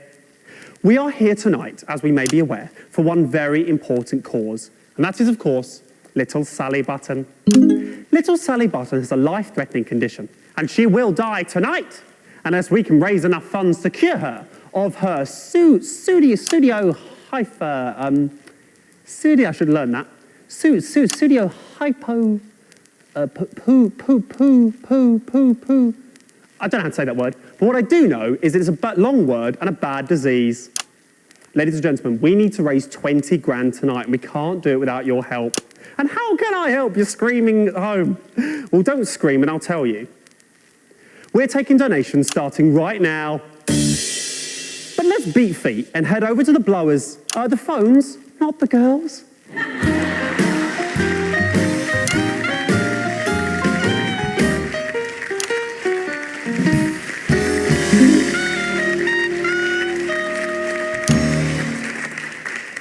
Hello, ladies.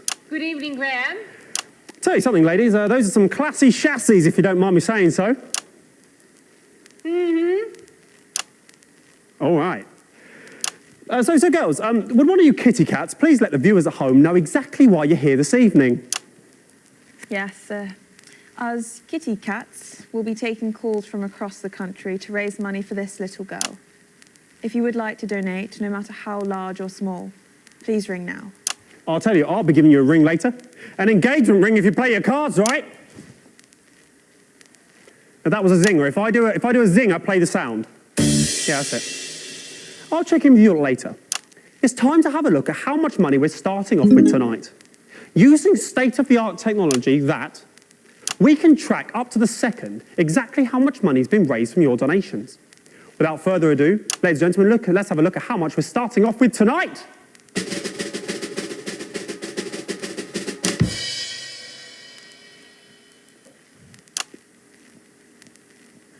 Okay, looks like we're not starting off with any money tonight. It's a bit strange. I'm surprised they didn't put something in, just to show, really, but perhaps it's a little unclear of how you donate still. How about I cut the gas and show you what's what, Daddy-O's? Give me the thing. Okay, so I'll pretend to be you at home. This is role play. You really can do this in real life from your sofa or couch. It's ringing, so...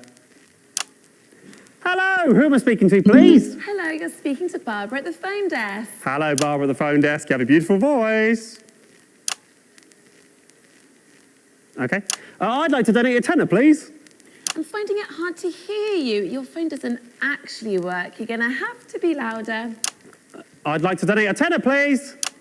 Thank you, sir. What a generous donation. May I ask who's calling? You don't have to do that, do you? You know who's calling, don't you? It's Graham Bannon. And how do you spell Bannon? Don't say that. People would know how to say my name. There we go. And so if I'm correct, there should be 10 on it now. Look at that. Technology at its finest. 10 on it now. So only 19,990 remaining, which should be a Bannon breeze. That was a zinger. Yes.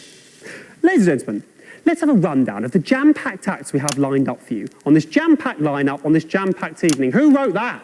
Too many things packed in jam. Starting off tonight, we have the incredible Raj and Rishik. Following that, we have an amazing acrobat who will do jumps all over the stage and stuff. And then finally, we'll have the Lovely Legs contest to end Act 1, which I'm rather looking forward to myself, ladies. Then, starting Act 2, we're going to have a magician who will do all magic and that. Then we're going to have a fire-breathing man who will be breathing fire. And then ending Act 2, we're going to have a daredevil who will dive into a bucket of water. All right. Then going into Act 3, we're going to have the unicyclist act. Then following that, the strongest man in the world, the strong man. And then finally, the grand finale. Now, for the grand finale, we asked little Sally Button what she wanted more than anything else in the world. And she had a very simple reply. I'd like a dancing chimpanzee, please, Graham. So, ladies and gentlemen, we have managed to source a dancing chimpanzee for the finale of this show. How does that sound? There's no one here, is there? Okay, so without further ado, ladies and gentlemen, let's introduce our first act of the evening. He's come all the way from for this event. And let's just say he might have brought a little friend along with him. Ladies and gentlemen, please, welcome to the stage is the incredible Raj and Rishik.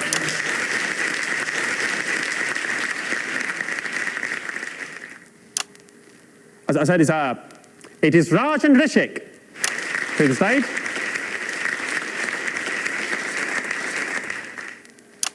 I mean, this is a nightmare. I mean, what is going on? I mean, this isn't working, is it? I mean, is there anyone around here who knows that you? Come here.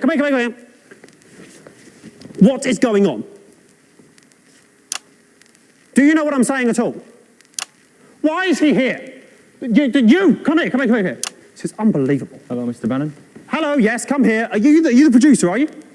No, I'm nobody, me. I just help the fellas unload the cameras from the vans. Fantastic, great story. Do you know where the producer is? Well, that's the problem. Get on with it, come on. Well, it turns out, you know, the roads around the capital are shut down. Yeah. Well, it turns out the producer, the director, most of the acts and also all of the audience are on the same bus heading in, and now they're stuck somewhere near Jamstable. Are you seriously telling me there's no one else around here who can sort this mess out? He's pretty good at organising. No, obviously not. That's not going to work, is it? Look, you're the producer now. Well done, that's great, big promotion for you. Now, what you need to do is go away and find me a version of all the acts I've just promised the people at home. That's not really my thing, Governor. Well, do you know what? It is your thing now, Governor, right? Or a child drops down dead. So off you go do that, quick, smart. All right, you can count on me. Okay, very good. Go away. Ladies and gentlemen, it's time to introduce the first act of the evening. He's come all the way... I've read that. Don't repeat the same stuff. Ladies and gentlemen, they're not here, are they? No, they are here. Well, why didn't they come out the first? Ladies and gentlemen, it's Raj and Rishik. Where's the photo?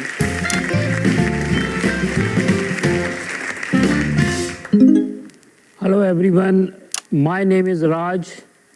And you might be asking, where is Rishik? So here he is.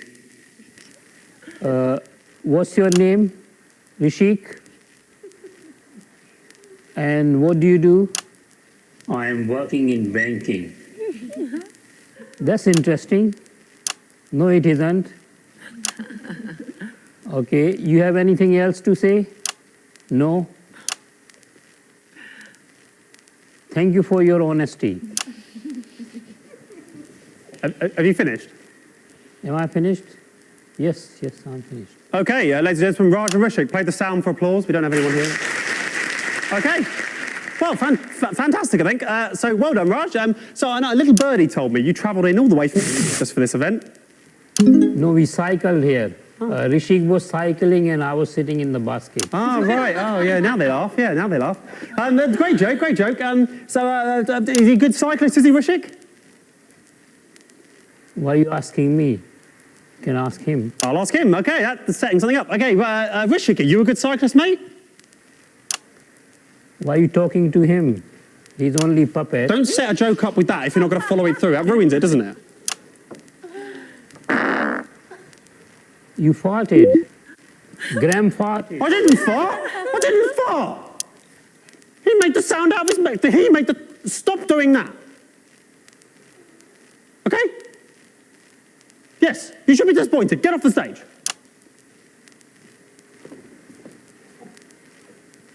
What a load of crap. We've had 2. I didn't fart. Acrobat's not here. Great. But I've got an alternative. Okay. His name's James. Sounds good. He's not an acrobat. Sounds good to me. Bring him on. Ladies and gentlemen, I don't know what's going to happen now, but please welcome to the stage, it's the incredible. It is James.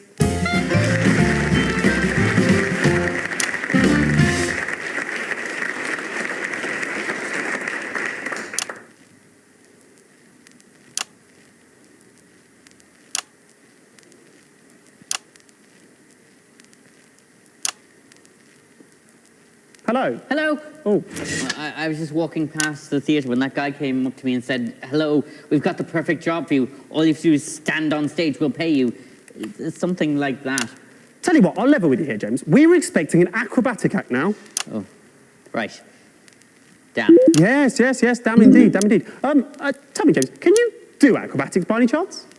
No, I can't, no. I haven't since school. That'll be fine. You remember a lot from school. Ladies and gentlemen, for your viewing pleasure, this acrobat James will now perform for you a series of double backflips. There's no way I can do that. Oh, well, do some cartwheels. I'm not going to do any cartwheels. But here's a job for you instead. Sweeping up the corpse of a dead girl.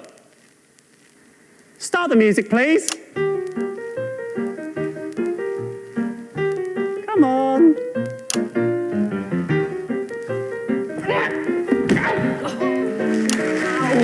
And that's the act. Absolutely marvellous. Sort this out. Where is it? Sort that out. Absolutely marvellous. Well done there. I'm sure we'll be seeing a lot more of James in the future. Good job there. Well done. That really worked out well. Worked out a treat.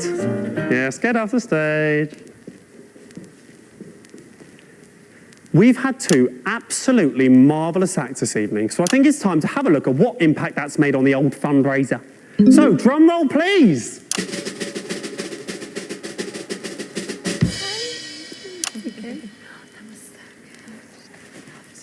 Okay, looks like we still haven't made any money at all. That's a bit surprising.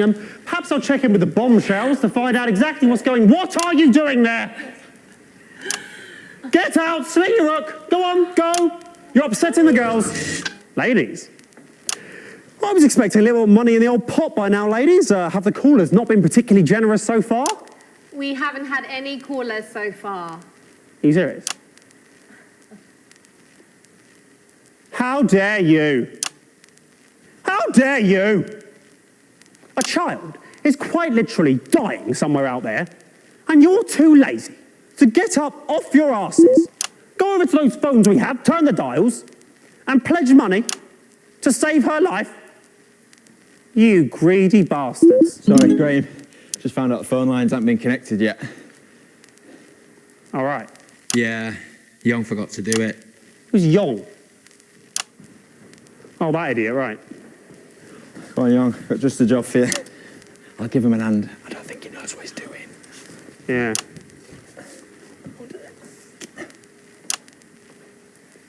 Ladies and gentlemen, I can offer only my greatest apologies. My outburst just now was directed at you, when it should, of course, have been directed at Young. Please accept those apologies. Now it's time for the Lovely Legs contest. What better way to end tonight's programme, the first part of tonight's programme, than with a display of beauty and talent? I don't want to talk to him, you ask him. So for your viewing pleasure, these 10 out of 10s will be modelling the latest in fashionable swimwear. Graham? Not now, love. I'm speaking to camera. Graham, Donna's not here. So what? Well, we need 4 of us for the routine, so let's... We'll do the routine with 3 of you. I'll do it with 3. Well... Does anyone else around here know it? Well, he was watching us rehearse earlier. Oh, was he? That's very interesting.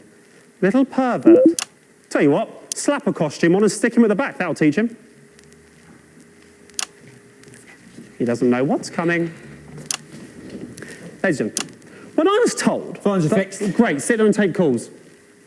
When I was told that I'd be judging the best legs out of a group of young, attractive women, I said, where do I sign? Well, I did sign, and that time is now. The time to look at women and judge them. Ladies and gentlemen, the first lovely lady to the stage is Barbara. Now, Barbara plays for the local women's amateur football team, so she can quite often be seen getting down and dirty of a Sunday lunchtime. I think it's fair to say this girl has seen more than her fair share of tackles. Linda's up next. Linda is an avid gardener, and she can quite often be seen on a balmy summer's evening, tending to her petunias and trimming a bush. Deborah's up next. Deborah's a socialite, and Deborah likes nothing more than a nice night in the pub with the girls, gluggity glug glug glug. But I'll tell you, forget the pub. Nice legs, love. What time do they open? It's just a bit of fun. And then finally we have Donna, Yong, who's taking over for Donna. Now Donna, oh dear. Yeah, that's really unpleasant, that, isn't it? I wish I hadn't suggested it now. He hasn't shaved. He knows the routine, but doesn't look very good, does it? Oh, Christ. Okay, Donna, Yong is quite, this is appalling, isn't it? Can we do this? I think we have to stop the music, actually. I don't think I can let this go on, to be honest. It's quite unpleasant. Why is he still doing that? Stop him dancing! Yeah.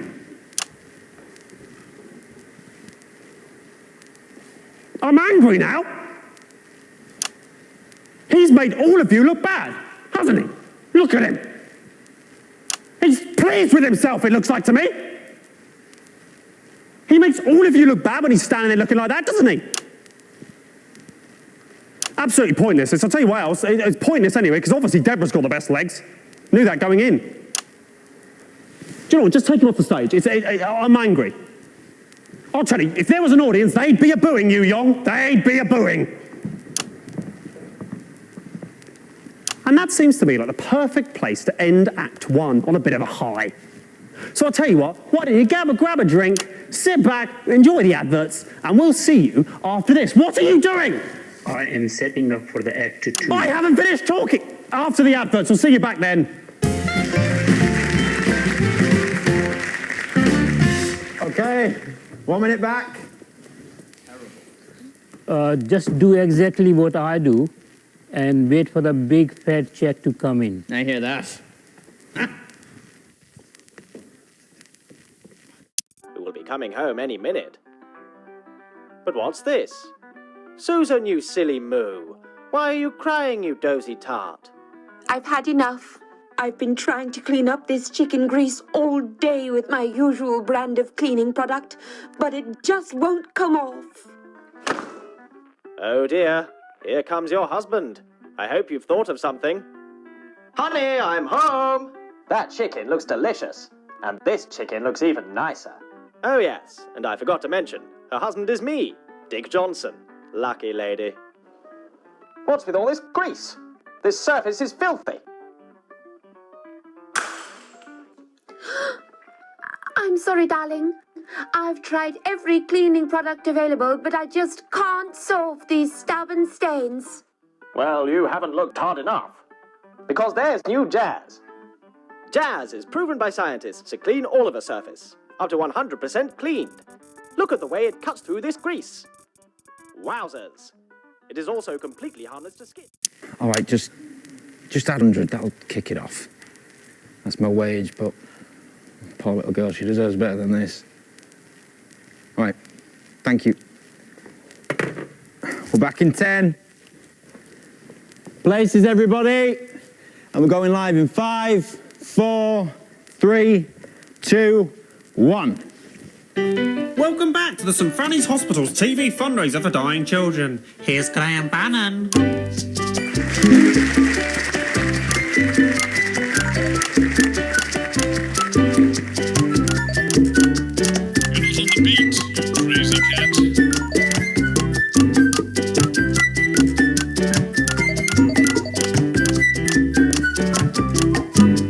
What is going on?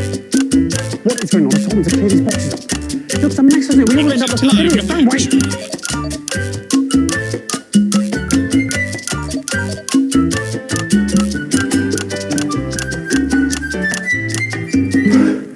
My talents are wasted here.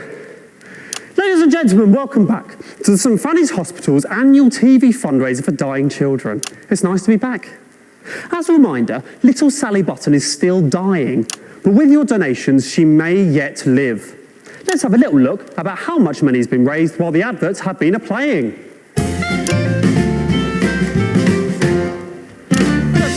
That's brilliant. We've made 100 goals. That's amazing. Yes, very good.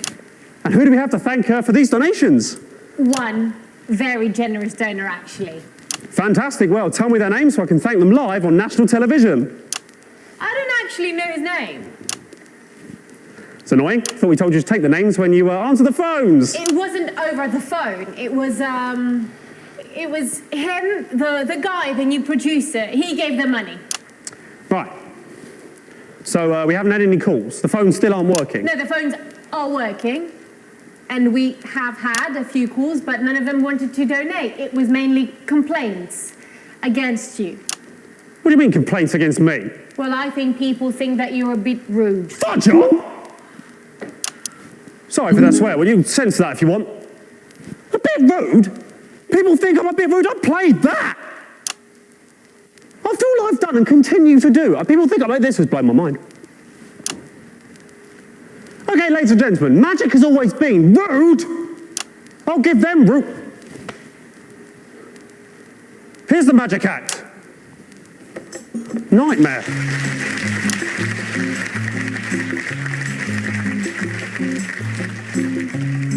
Hello everyone, I am the magician, the great bamboozle.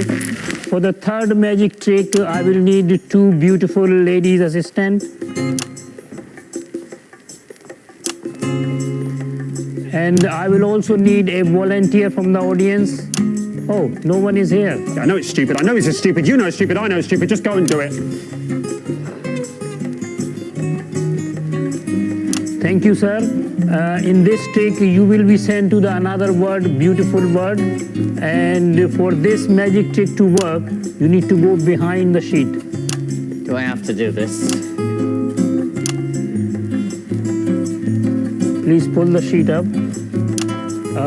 Now I'm going to say the magic word. Alakazam, alakazum.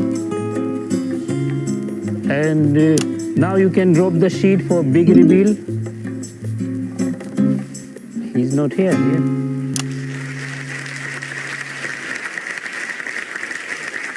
And you can take the sheet. Ladies and gentlemen, I am not happy. I'm not happy at all. I don't know if it's clear what happened there. I think it is. That's Raj. I'm not Raj, I'm the great bamboozle. Right, well that's not true, is it? There's lots of surprises, lots of action in Get off the stage. Get off the stage right now. Don't play that sound! And then finally, what I and dying child Sally Button have been waiting for, it's the chimp dancing finale. Sorry, Graham, sorry. I don't think we should say there's going to be a chimpanzee. It's stuck on another bus. Yeah, I'll tell you what. I'm only going to say this once, mate. If you don't manage to source a dancing chimpanzee, and it has to be a chimp, not an orangutan, for the end of this show, I am certain that the shock, disappointment, and fear on that little girl's face will cause her to just die, like sometimes children do. And that'll be entirely your blimmin' fault. Graham, of course I care about Susie Button, who you've been calling Sally Button all evening, but I'm not a producer. I don't know the first thing about booking dancing chimpanzees. I can try my best. That's it. That is as good as I will get a dancing chimpanzee, Graham. Now you're here, what can we expect next? I assume it'll be the fire-breathing man or something incredibly similar. No, he's on the bus, but we've got something better. What's that? It's a group of teenagers from the Scritchford Dance Club. Right. That doesn't sound better to me than a fire-breathing man, but I suppose it's the best we've got. Ladies and gentlemen, please welcome to stage. It's the dance, it's this. Hurry up.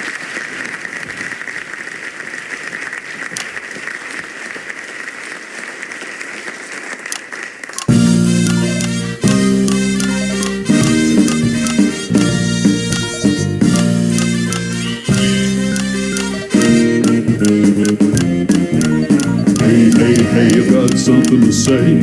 Life is pretty spiffing when it goes your way. When I walk down the street, Waves of admiration from the people I meet. They don't have much of a plan, nothing you could understand.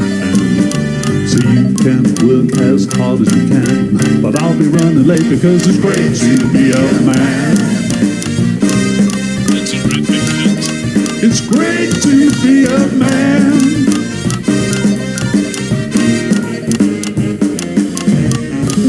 Look at that, I'm a fabulous chap with a fancy pair of breeches and a gentleman's hat. So fine, it's a fabulous time. You can even use the checkbook if I can't assign. Don't mom, you're the angel I own. Barter with your father, now I'm taking you home. Thanks once more for all your help in the war. Why is there a bench on the kitchen floor? I don't have much of a plan, really nothing that a pretty head could understand. So you can scream just as loud as you can, but I'll be doing well because it's swell to be a man. Swell to be a man. Not bad at all. Fantastic, absolutely fantastic. Really, really rather good that. I'll tell you what though, you little ankle biters, it is a weekday. Shouldn't you lot be in school? Oh, get Ben. I will not get Ben. I will not get Ben. Get out of here. I won't get Ben. I won't get Ben for anyone. Bastards. Drum roll, please. What? That carries on. Look at that. It's still going, but £5 grand. There's at least £5 grand. Girls, this is incredible. Actually, we haven't made that amount yet. That 5's supposed to be a 2. I think he's made a mistake. What do you mean he's made a mistake? Who's he's made a mistake? Who's moving that machine?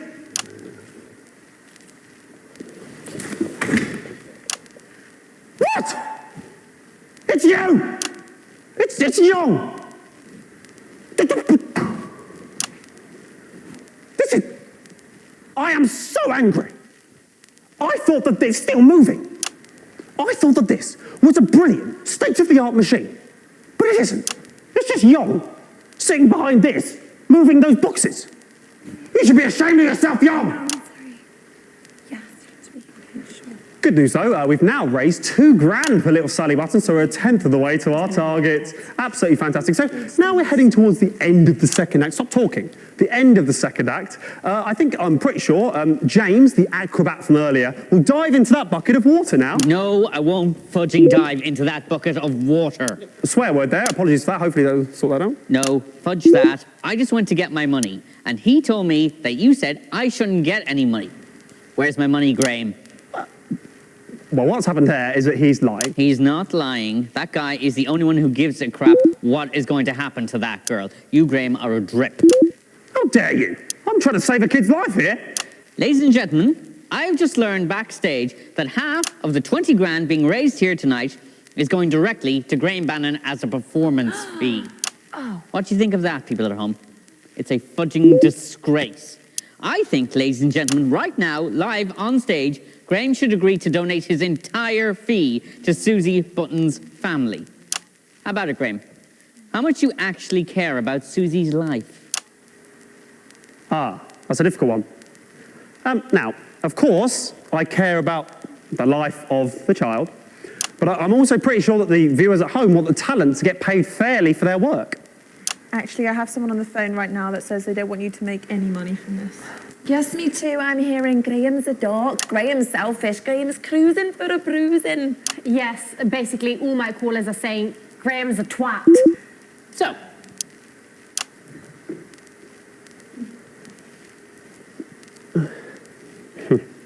ladies and gentlemen, I have decided, off my own back, to half my fee. 5,000 for the dying child and 5,000 for Graham Bannon. Nope, that's baloney. Graham, if you care and don't want people at home to think you're spineless, you'll give it all to Susie. You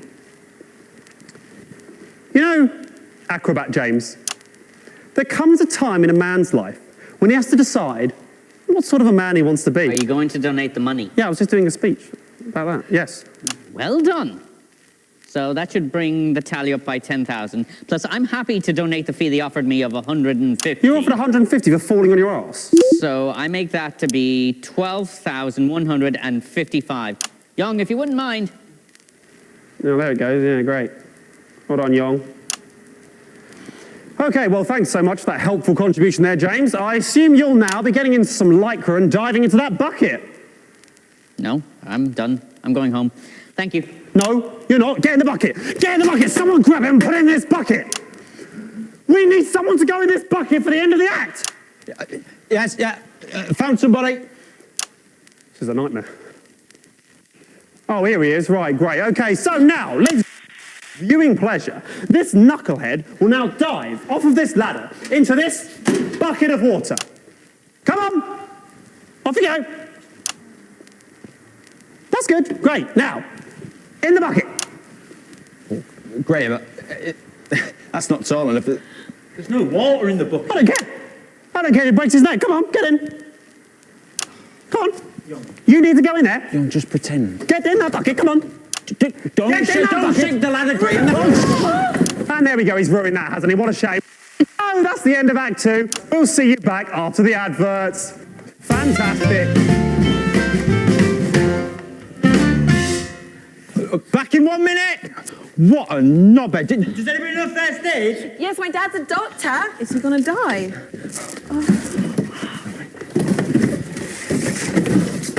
Oh dear, Johnny. How did that make you feel? I feel like a chicken head. I ain't never gonna get a broad like that. Say, what are you smoking there, Johnny? What, this? It's just my regular brand of cigarette. Ain't nothing special. You're telling me you don't smoke Lion cigarettes? Well, how could I? I never heard of Lion cigarettes. How'd you like to try one?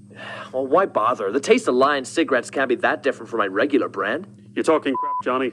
Lion cigarettes are proven by medical science, too. Make you up to 51% more intelligent. Make you 70% more attractive to women or homosexual men. And finally, make you fitter and healthier. You might have heard that cigarettes give you cancer. Well, not Lion cigarettes. In fact, they'll decrease your chances by 100%. Give it a try, guy.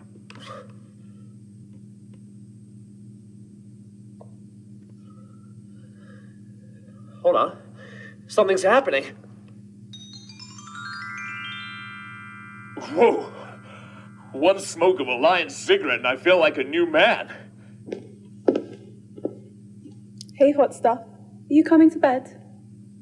Don't mind me, champ. You run along now. Will he be all right? Yeah, but we need to keep that psycho away from him. Okay, we're back on in 10. He's still unconscious. Let's take him off. Okay. And we're going live in 5, 4, 3, 2, 1. Welcome back to the St Fanny's Hospital's TV fundraiser for dying children. Graham Bannon is still here.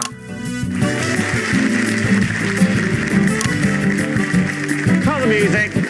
If there's no audience, Graham Bannon doesn't dance. Hello and welcome to the third part of the St Fanny's Hospital's annual... well, it's not annual. They're not going to do another one, are they? TV fundraiser for dying children. And dying national television, it seems. And, you know, speaking of dying, is the child still dying? I'm pretty sure it is. And looking at that, no more money has been raised while the advert's been playing. So it looks like to me you continuing to do F all at home. There's 2 reasons for that. Hello. 1, we don't have anybody on the phones. They're all backstage looking after Young, who you pushed off the ladder. Pretty sure he fell. And secondly, we don't have the guy who changes the counter anymore. You pushed him off the ladder. Tell you what, do I have to do everything? You go back there, grab Young, bring him back in, put him over there, grab the girls, put them on the table. Then they can all do their stuff. Young can sit there twiddling his boxes. Great. He's only just woken up and his neck might be broken. Doesn't have to move his neck. Look, my neck stays perfectly still. Go and get him. I mean, that is unless you don't care about Sally Button. I mean, I assume you'll be donating your fee too. Yeah, I was the first to do it, Graham, about 20 minutes ago. Get off and get them. No more long speeches. Bloody Northerners. Oh. Ladies and gentlemen, as a reminder, this is still happening, and we are still live, taking your donations if you can be bothered. If you want a girl to live, up to you. Ah, look, the girls are back. What a sight for sore eyes. In fact, talking of sore eyes, went to my opticians the other day, and guess who I bumped into there? Absolutely everybody, because I couldn't see. You got to laugh, haven't you, girls? You're a pig. All right, let's have another act. Any more acts? Anyone who's not stuck on a fudging bus or something? Oh, look, the strippers arrived. Oh, God. Keep him over there. Okay, right, we need something else now, don't we? We need an act or something. Girls, any callers we can put through? Actually, I have someone on the phone right now you might like to speak to. Absolutely fantastic. Put them through. And on top of that, he's been rather horrible to that little boy. She sounds about 100. Hello there, and welcome. Welcome to the show. What's your name, please? Who's that? It's Graham Bannon. You're horrible. Why has she been put through? Don't put one through to think I'm horrible, obviously. That might be a bit difficult. This is so crazy that everything I've done for all these people, they still... here. Why is she still there? Cut her off! We're not putting any more through. We're having another act. Hello? Who is that? Stop putting people through! Alright, I'd like to donate a tenner, please. Aha. We have a serious gentleman on now. Hello, sir. Did you say you'd like to donate a tenner? Hey, that's right. I'd like to donate a tenner. A tenner to the fund to stop Graham Bannon being on TV. No, don't play the laugh sound. Wasn't funny. Oh, so you think you can do better, do you? Hey, that's right. Okay. The stage is yours. Go on. Tell a joke. Tell a wee joke. Alright, I'll do the wee joke. How many Graham Bannon does it take to screw in the light bulb? I'm not going to like this. That depends on the fee. No! The joke was horrible. The joke was horrible. No! We're not having horrible jokes. We're not doing any more of that. We're not having any more callers. I think they're stupid and also they seem drunk to me. Right, what's next? We need another act. Where's the next act? We have sorted the monkey problem. This is brilliant. This is brilliant news, Raj. Bring it on. He's very shy. That's fine. That's fine. We're fine. Bring it on. It wants everyone to close the eyes for big reveal. Okay, right. Everyone close your eyes for the big reveal. Don't ruin this, girls. Close your eyes. We are ready. It's very big. Okay. You can open your eyes now. Okay. It's very strong. It's carrying me on its back, and it has banana. It's offering banana to you.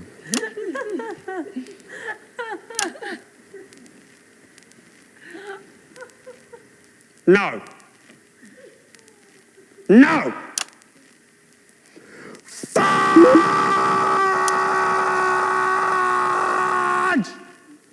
Fudge! No! That is not a real monkey. That is not a real banana, is it? And these are not your legs. Ouch. Ouch! Get off the stage, I'll give you ouch!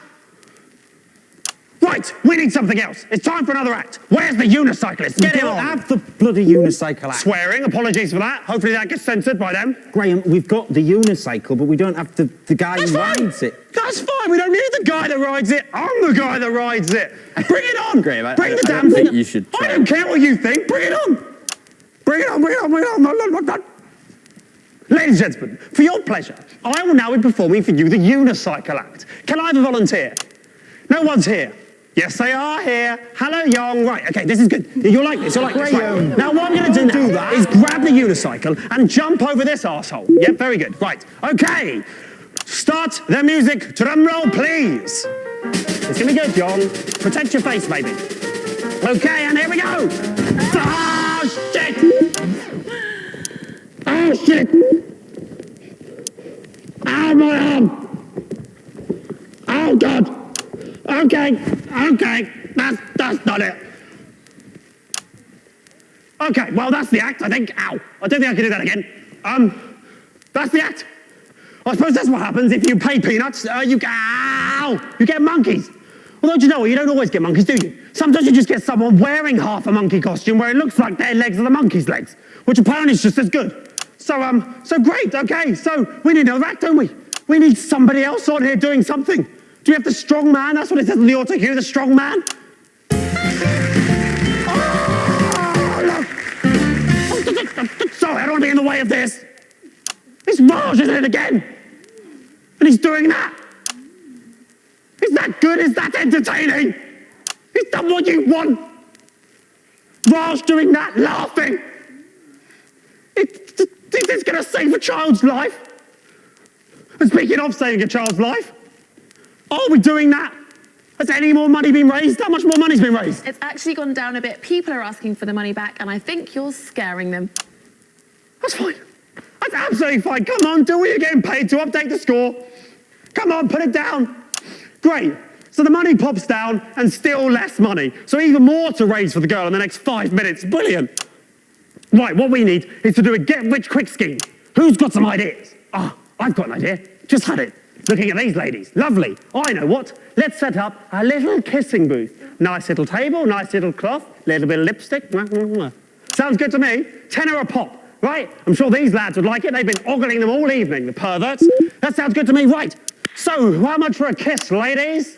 No, Graham, you're bleeding. Does it? Ah, don't be such a tease. Go on, Linda. Pucker up, darling.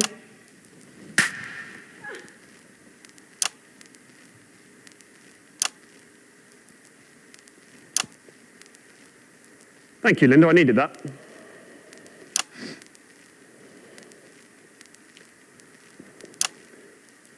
Okay, well, that has gone wrong. That has gone awry. I'm sorry if that's my fault in any way. I don't know if it is. I think I know whose fault that might be. But there we go. What a shame. What a shame. I'll level with you. It's looking unlikely we're going to make the money. Haven't got long left. It looks like that might be the end for little Sally. It is actually Susie. Whatever. She'll be dead soon. And so will my career. So 2 deaths in the same evening. And if you ask me, it'd be hard to weigh them. They're both equally sad deaths. Oh, well, that's the end of that. I suppose that's the end of the show then. Thank you very much. Graham, great news. The monkey's turned up. Yeah, it's not the monkey, is it? It's just Raj or something pissing around. No, it is a real monkey. Look, I haven't got time for this. It's obviously it's not a real monkey. Don't get my hopes up. It's not going to... Oh, my God! Wow. Oh, my God! That is a real monkey. Yes! There it is! Get away from it. There it is. Ah, it's a real monkey. Now we can do the dance and save the show. Save my career. The girl. Come on. Just do the dance. Don't scratch your head. Do the dance. Come on, do the dance. Come on, do the dance. Don't snort at me. Do the dance there. Do I have to spell everything out so you put your arm in? Oh, crap. No, he's punching me. Somebody shoot it. Somebody shoot it. Ah, kill it. Enough. I've had enough. I'm the producer. I'm in charge. I want everyone to stop and listen to me. We've forgotten what's important here. A little girl's life's on the line. We're all acting like children. Listen up. Do as you're told. Linda, Deborah, Barbara and Raj, get on the phones. We've still got enough time to get some donations, but we need all hands on deck. Young, I know you don't understand what I'm saying, but we will get you to a hospital as soon as the show is finished. Just hang in a little bit longer, okay? Yeah, that's fine. And you, Mr. Bannon, people used to look up to you as the face of national television. Look at you now, eh?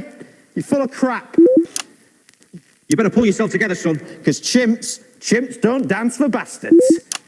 We're all here working together as a team to try and save somebody's life. Apologise to him and ask him nicely to finish the show.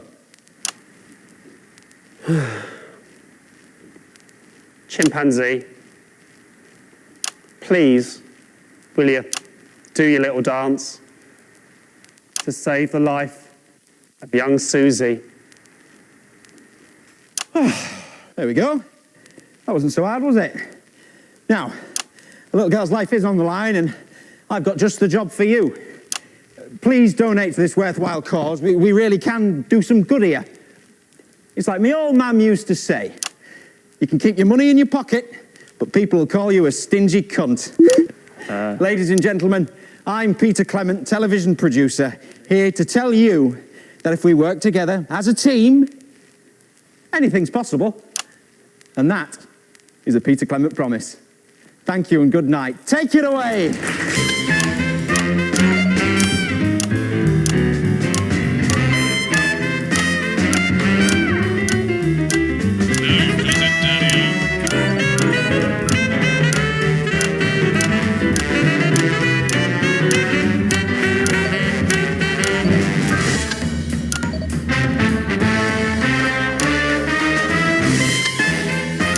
Is just way off.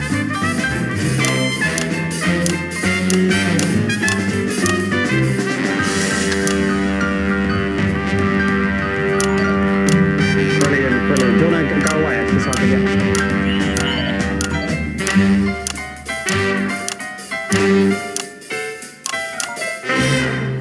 Okay, that's the end. Absolutely fantastic. That's the end, ladies and gentlemen. Thank you very much. Good night. Right, down the pub. Pints on, Peter, eh? How about that? We did it. Turns out, if you work as a team, you can do anything. Fresh air and Graham Bannon.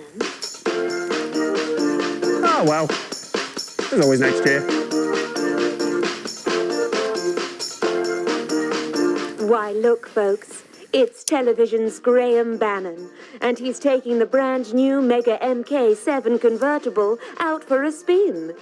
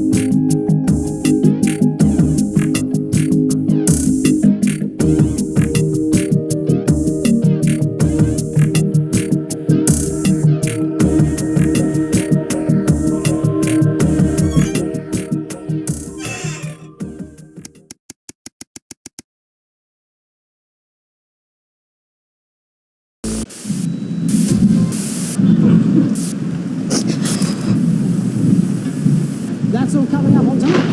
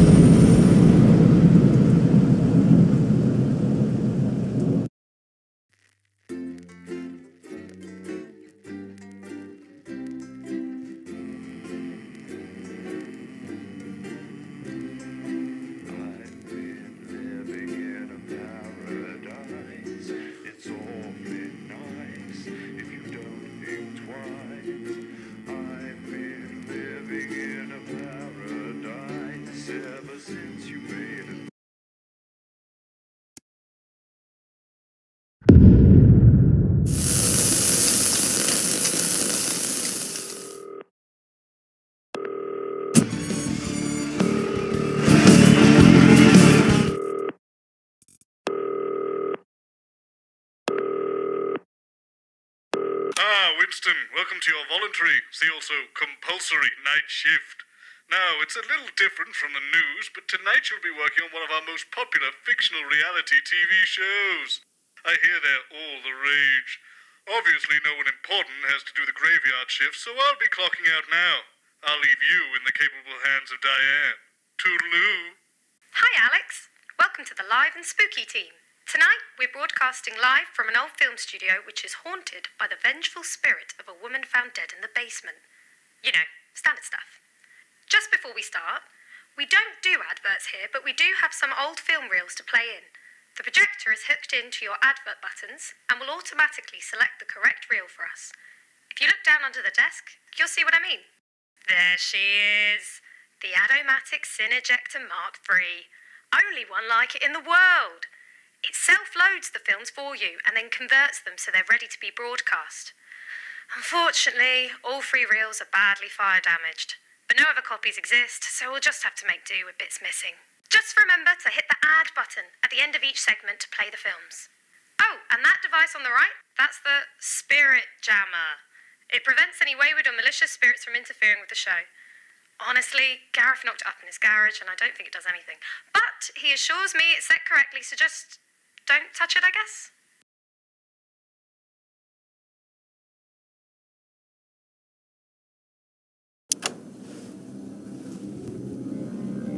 All right, Wayne, we're going live at 5.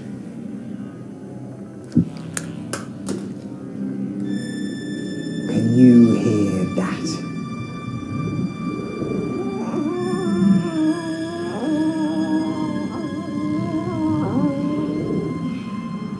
That is the sound of fate. Have you ever heard fate creep up behind you with a dagger in its back and a hallelujah on its lips? I have. Good evening, my friends, both in this realm and the next. Tonight we've come to a wretched place to uncover a dangerous case. Welcome to the Bannon Soundstage. Once a thriving studio at the forefront of innovation until tragedy. A horrifying accident, a devastating fire, and finally death herself.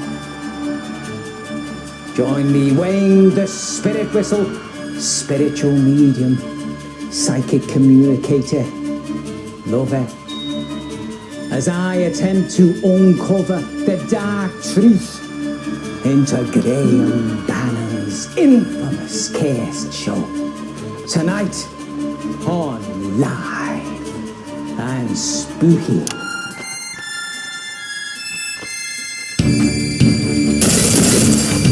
Jesus Christ, what the fuck was that? Oh my god!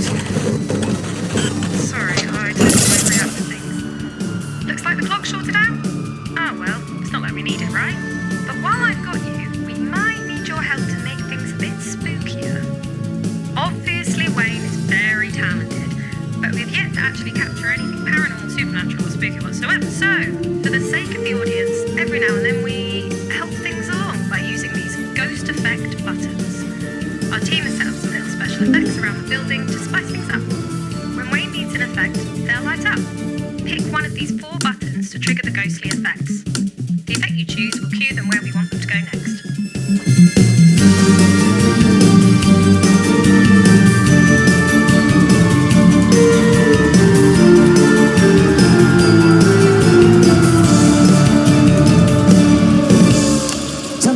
episode features a very special guest, journalist, broadcaster and all-round truth seeker, Patrick Bannon. Good evening, Wayne. You excited to join us tonight? I'm excited, Wayne. Can't say I'm excited about all this dust, though. It plays havoc with my allergies. Now, Patrick. Oh, what's that, love? Oh, my, Patrick. I'm hearing from the spirit world. I'm hearing something that might shake your world to its very foundation. Is it true that you are, in fact, the one and only son of Graham Bannon? Well, yeah. I mean, everyone knows that. Yeah. The EMF reading is off the charts. And, of course, we're joined, as usual, by our paranormal investigator and supernatural scientist, Dr. Ahmed. Excuse me, Dr. Ahmed. What is an EMF? Oh, forgive me, Mr. Bannon, I'm so sorry. Sometimes I forget that not everyone is as well versed in the terminology as myself and Mr. Spirit Whistle here. So, EMF stands for electric magnetic field. Essentially, it is a measurable energy signature given off by all forms of spectral phenomena. And that thing being off the charts, is that a good thing or is that a bad thing for us? Well, I mean, higher tends to mean that there is either a stronger presence or even multiple presences. And of course, seeing that we're in the business of hunting ghosts, I'd say yes, it's definitely a good thing, Patrick. Words to trust there, Mr. Bannon. Our doctor here is the foremost expert in metaphysical science. What do you have for us this evening, Pet? Well, I've actually stumbled onto something of a breakthrough here, Wayne. I've managed to actually expand the light spectrum visible to the human eye by refracting it through a specially vibrated flower prism. This cutting-edge technology actually allows us to see into the spirit world. Ah, yes. Let's get the ghost cam switched on. Cathedral oscillating optoelectronics. Boom. Ah! What was that for? Branching, oscillating, octahedral optoelectronics. Oh, yes, exactly. That's what I said. But of course, I do need a shorter name for that now, don't I? Boom. Ah! Please stop doing that. Yes, Mr. Bannon, please do stop scaring poor Dr. Ahmed. Please continue, Doctor. Thank you, Mr. Spirit Whistle. So, tonight, we will be utilising my standard surveillance kit, which of course includes night vision capabilities, should we come into any problematic darkness, let's say. Oh, and additionally, I have taken the liberty of installing my branching up new devices all over the building. Tonight, we might actually be able to broadcast the image of a ghost for the very first time. Oh, exciting stuff, Now, Patrick, your father built this place at the height of his illustrious career. That's right. The year was 1956. Hot off his success in music hall venues and comedy clubs around the country, Graham Bannon suddenly produces a TV script. A script that blows the mind of studio execs and leaves them scrapping over who will get to make it. It was called Dying is Another Man's Job and starred Graham as a daring do-gooder, Percival Peril. It was set to be a tour de force for your father, launching him to superstardom. Ah, but it was to be the start of something much more sinister. 3 disasters struck, each more calamitous than the last. And shortly after the tragic events that haunted this very building, Graham Bannon suddenly disappeared from the limelight, never to be seen in public again. It broke him. This place, the curse. My father had it all. Charm, talent, the weaselish good looks of a meerkat or some sort of stoat animal. But fate came in and cruelly stole it all away. Built in 57, the Bannon soundstage was to be the home of a brand new televisual sensation of a scale never seen on our screens before. For that damned woman. Ah, the spirit. Doomed to roam the wings and the halls forevermore. An unfortunate accident, a raging inferno, and a tragic loss of life. Left these walls cursed forever. Of course, Production was shut down following Marie Murphy's mysterious passing. And since then, there have been misguided attempts to make use of this very building. None survived. What? Succeeded. None succeeded. Sorry, succeeded. We'll investigate those tales as we delve deep into the ruins of this once flourishing enterprise. Wait! Who's there? A spirit? A spirit beckons. We can test out the branching octahedral oscillating optoelectronics. Boom! I want that first ghost effect any second now. The script calls for them to go to the costume room first. So when the button lights up, hit the coat hanger button at the bottom there. Everyone, shh! Any moment now. Hey, speak to me, love. Oh my goodness!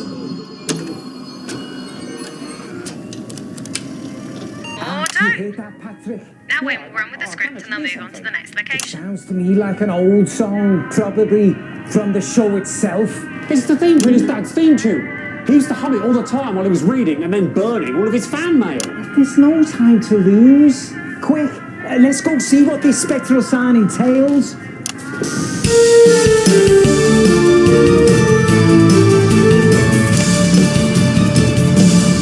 The prop store was the lair of Cedric Sloan, master prop maker on Bannon's failed production. After Brent Backflip's accident, rumours concerning the prop dumbbells shone the cold, hard light of suspicion directly on the prop master. This would not be the first time a faulty or misused prop would lead to a hospital visit.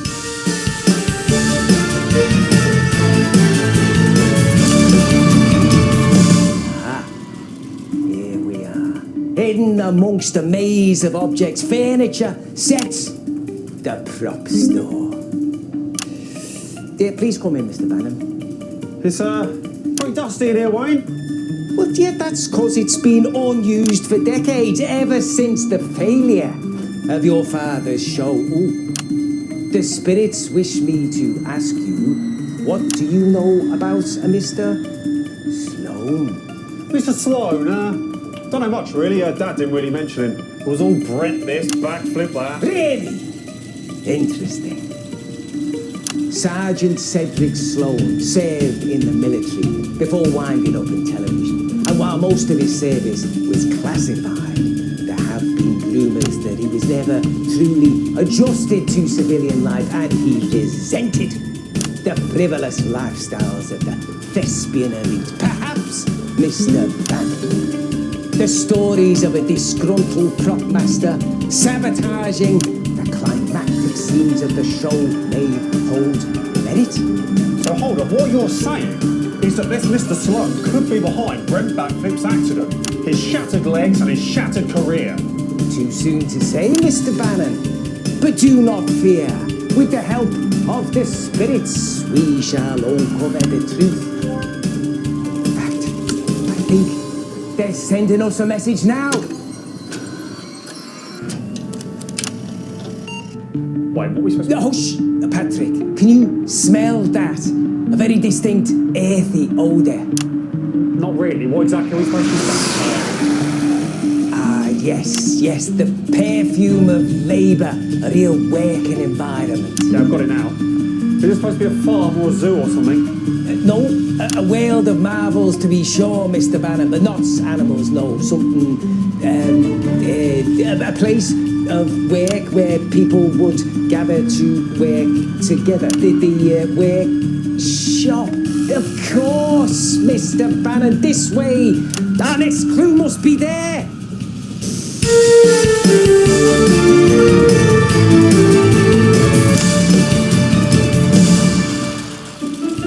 The workshop performed the final checks on all props, sets, and costumes before they were used for filming. There have been no direct ties between this place and Brent Backflip's accident. Yet. What terrible secrets might this dusty domain contain?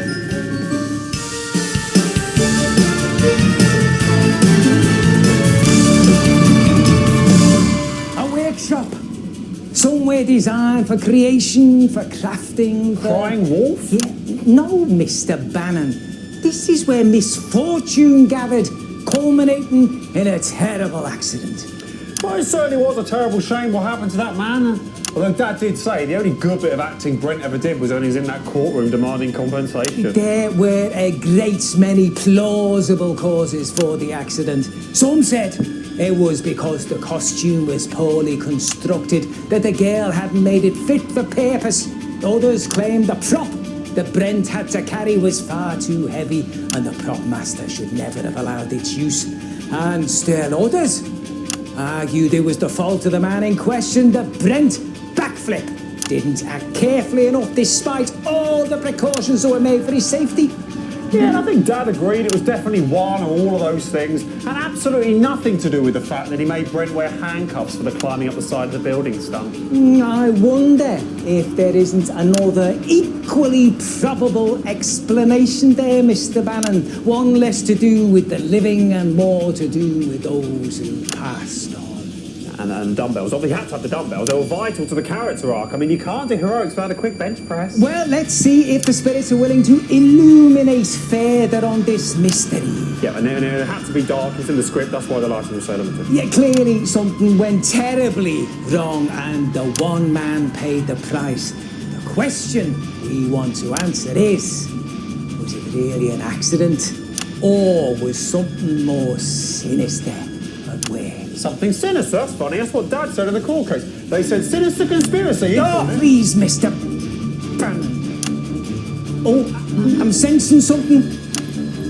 Something the presence here needs us to pay attention to. They intend to lead us to our final destination, hopefully a revelation. Yes, spirits, rise, rise! Yes, rise, please, thank you. Where does our journey end? Show us. Oh, do you see that? She threw something at me. Yeah, it must be some sort of poltergeist. It's a tide of spirits must be showing us where to go. Well, if the design's anything to go by, mate, it's a cry for help. Oh. Come on, Wayne, mustn't act your spirits.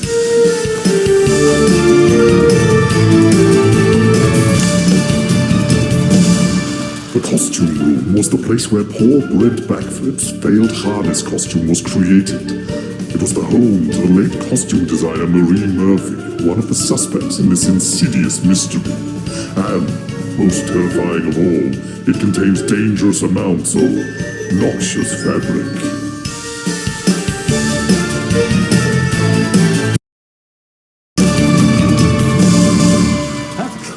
Of course, the old wardrobe department. This makes perfect sense. What do you mean? Well, it makes perfect sense that the dead girl would bring us to her workplace. The scene of the bloody crime, more like.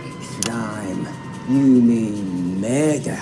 Oh, willful endangerment via gross negligence, but still. Could this be Marie's final confession? Oh, absolutely, absolutely. Angry woman accidentally hurt stupid man and then racked with guilt. Takes her own life. Yeah. Well done, Patrick. It is our job as truth seekers to expose what really happened here. And now we know the origin of the accident. The case can begin to... What the hell? You getting that, Gavin? Look!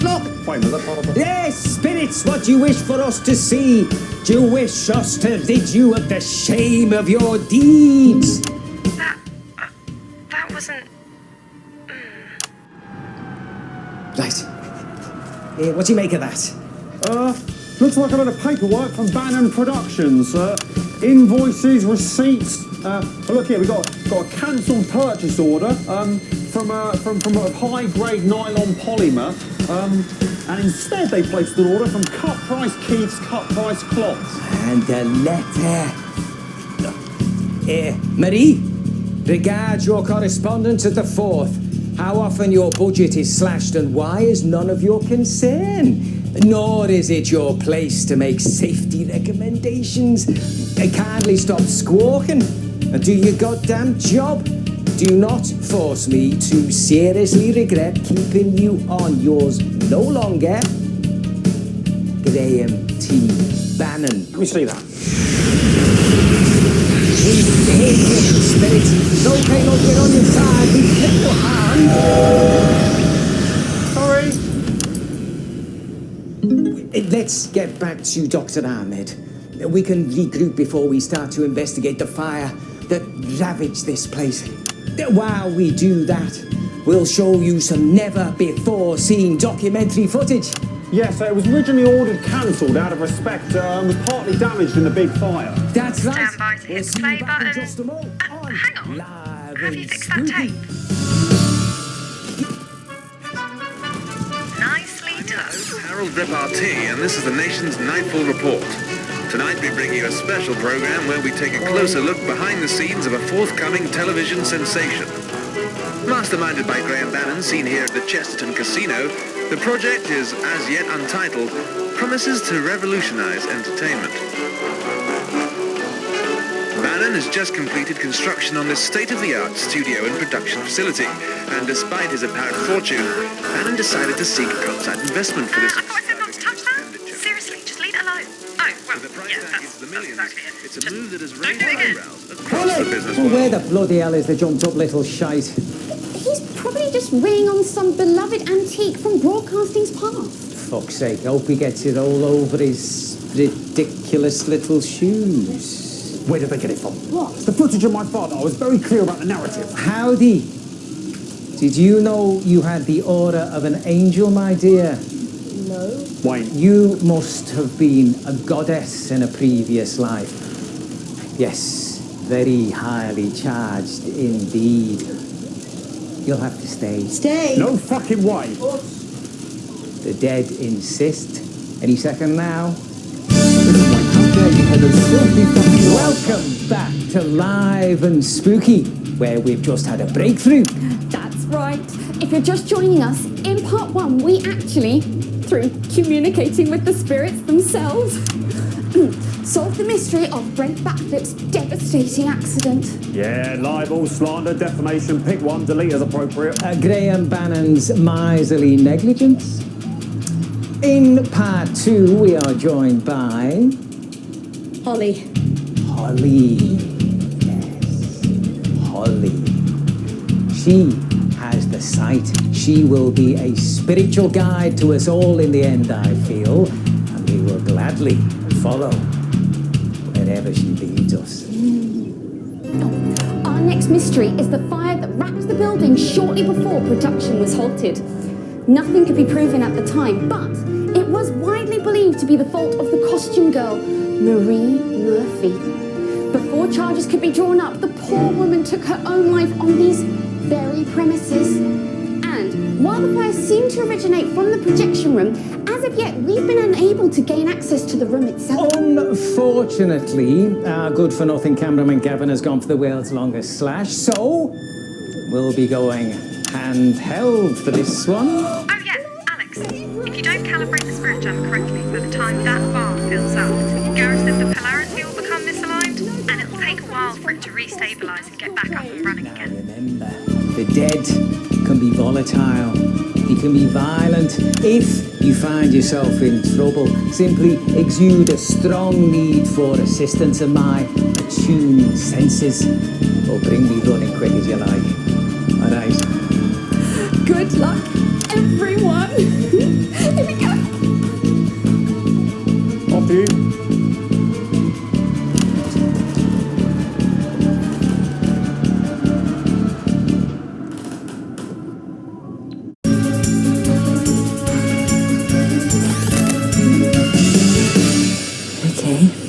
So you see those readouts on their screens? That shows how safe they are from spiritual interference. They're nice and calm and green, so no problems there.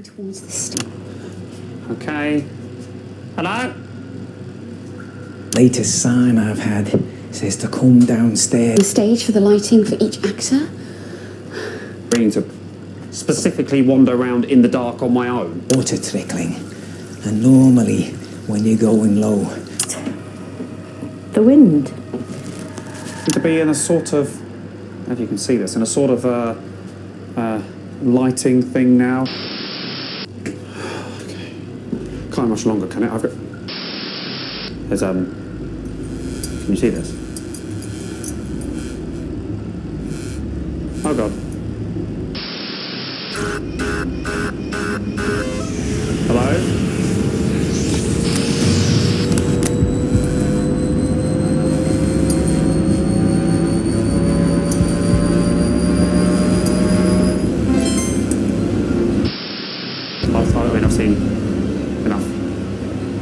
thing, so no. You don't go towards the light, do you? You definitely, you don't go towards the light. That's probably not what they wanted to do anyway, so. Okay. Okay, I'm going up some stairs now. The building. Not sure I've been here before. It's very dark. There seems to be a lot of spiritual energy. I'm heading down towards... You can't even see it, it's like pitch black. Don't think I'm very good at this. Okay. We're down. Sacrifice one, or I'll take the last.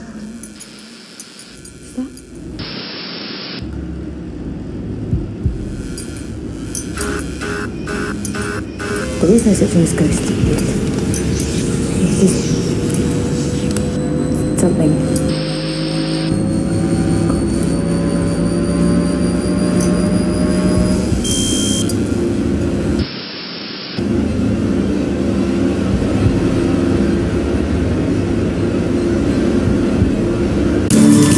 Can't believe I'm saying this, Alex, but I think there might be something in there with you.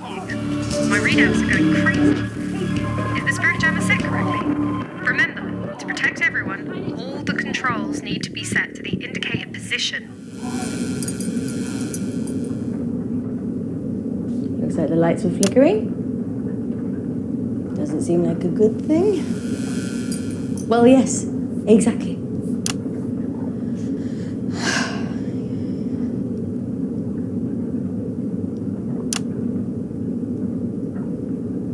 Nope. All clear in here.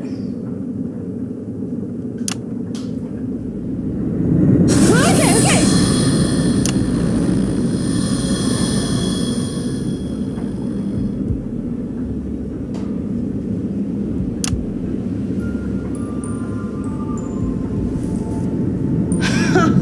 Very funny, guys.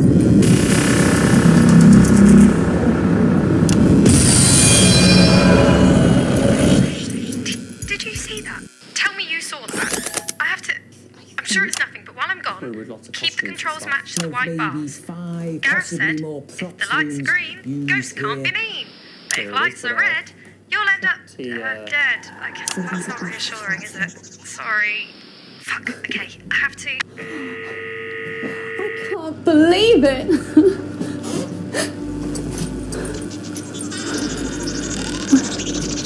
Oh, these EMF readings are off the charts to get. Oh, I think there's a ghost. Some kind of spiritual energy through there.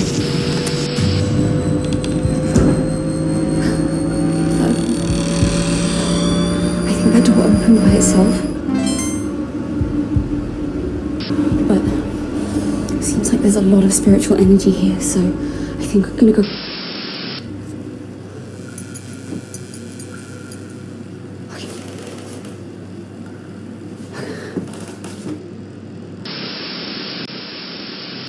Looks to be some kind of Bags here, probably used in some of the very famous films shot here at the Bannon soundstage.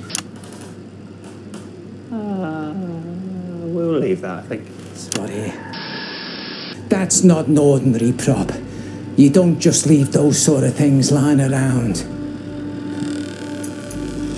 Is that the door behind me? Has that just come open? I can't quite tell, it's too dark in here.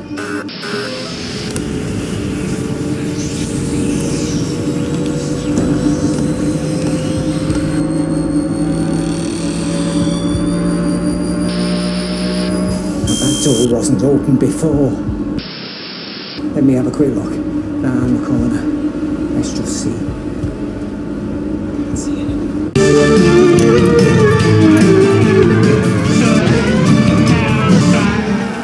Ah, yes. The writer's room. I can feel a number of otherworldly presences here. And a lot of emotion, hopes and dreams. Rage. Hatred. It's everywhere. Oh, jeez. Unexpected. But something the spirits want me to see. Let's go find out what they want to tell us. Yes, as I suspected, the sign revolves around Graham Bannon and his cursed show. This here looks like a manuscript. One of the earliest production copies covering just the basic plot there. And here on the front is something obscured, written by... And the name is... Fuck! Alright, particularly strong reaction there, but no matter. Let's see what else they've got for us. Oh, what's that, Spirit? Something else they want to show me.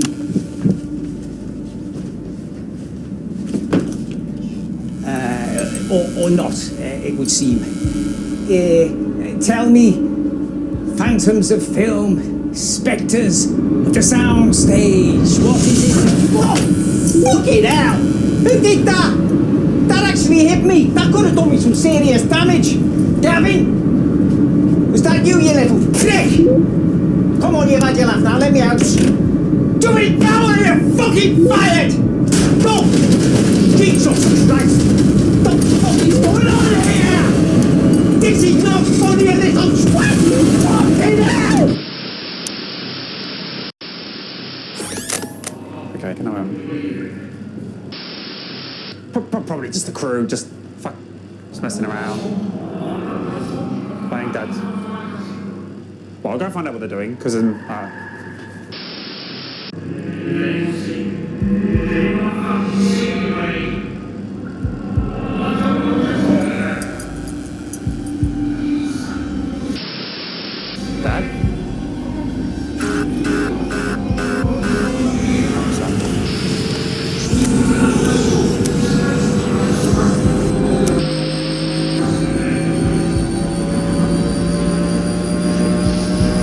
Should I go to that? That seems not a good idea. No, I'll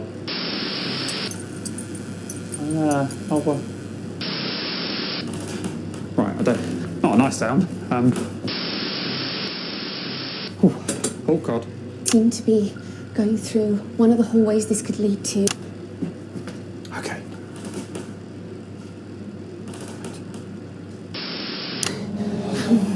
Okay, I just heard that. Did anyone hear that?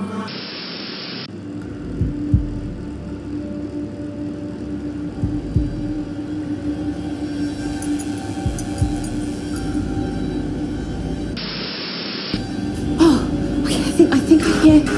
Sounds like Patrick. Mr. Bannon? Mr. Bannon, can you hear me? You can't save them all.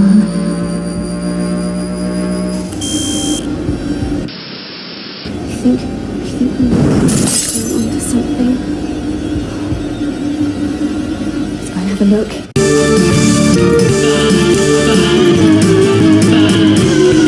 Mr. Bannon?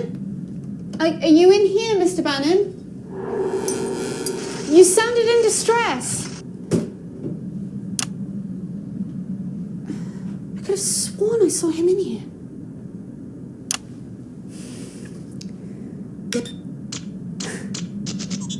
There's definitely residual readings in here somehow, but maybe they took him into...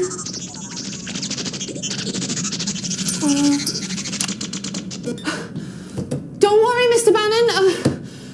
We're coming for you. I don't understand. There should be some kind of...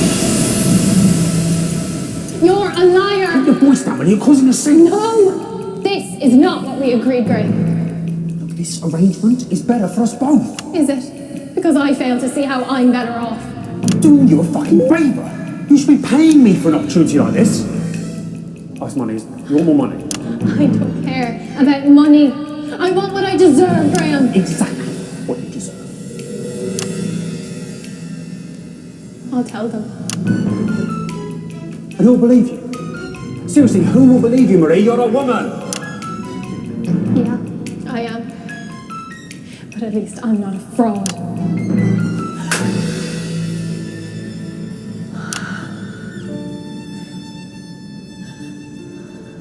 You won't last long, won't you, Marie? You drink.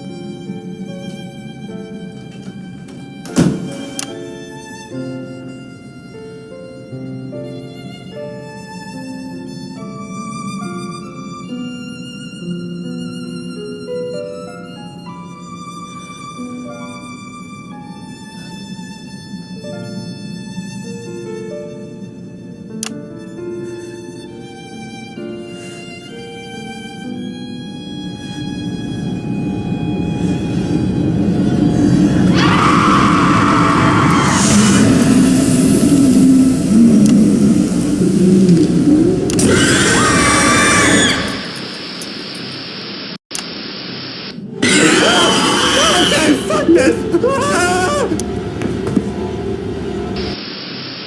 Oh fuck, oh shit, oh fucking bollocksy, fucking wanky all over the fucking shit! What the fuck was that? Oh, where am I? God, no one's been in this room in years. Not even the crew, I think. God, where the fuck am I? Patrick. Oh my God. Okay, Patrick. There is dust on your hand. Don't hyperventilate.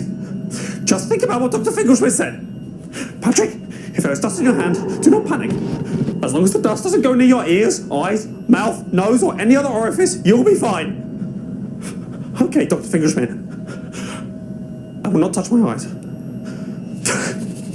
Okay, it's gone. It's gone. Oh my God, what happened to this place? Someone silly had an accident here. Bits of film. All the original scripts. All completely burnt. They never did work out how it started. Hold on. I recognise that smell. Yeah. Still as pungent as ever. Dad did say its potency was on the questionable side of legal. Still, reminds me of home. So it was deliberate. Oh, no, nothing could survive that fire, definitely. It's really interesting. What the fuck? What the fuck is that? Oh, it's a projector. Who lays an old projector lying around in the projector room? Right, I'm in the projector room, fine. Oh, for God's sake. Great. So I'm gonna die here in the projector room, while everyone else is dying God knows where. Oh, why did I agree to this stupid fucking... Wait, does that say...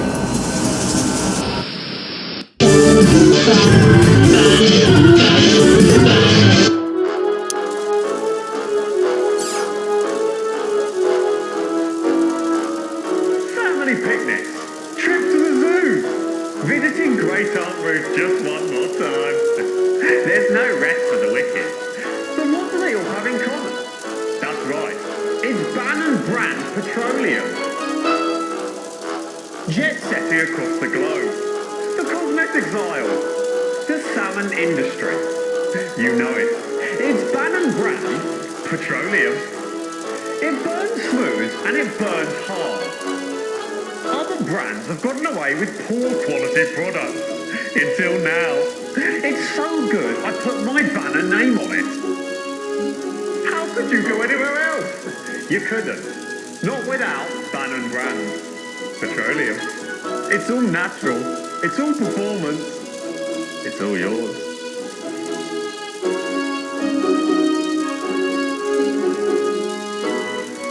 And that's a Bannon promise you can trust. In fact, you can drive it all the way to the bank.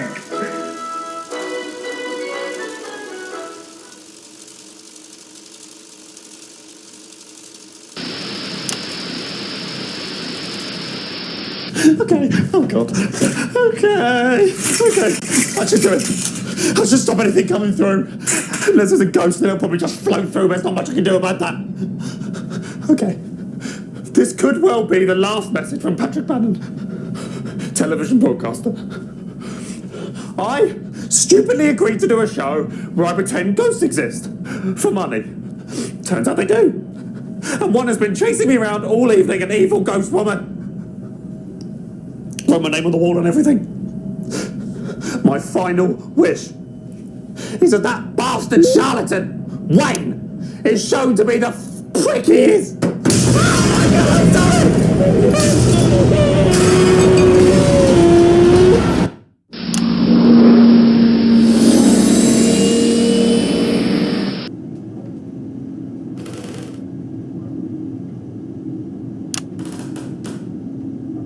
Don't know if anyone's hearing this, but I think I'm beneath the stage.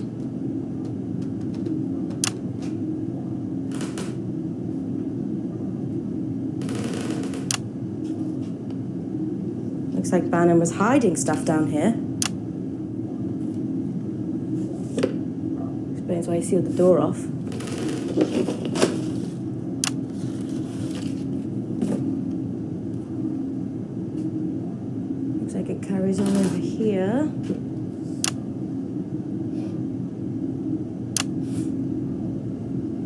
What is that smell?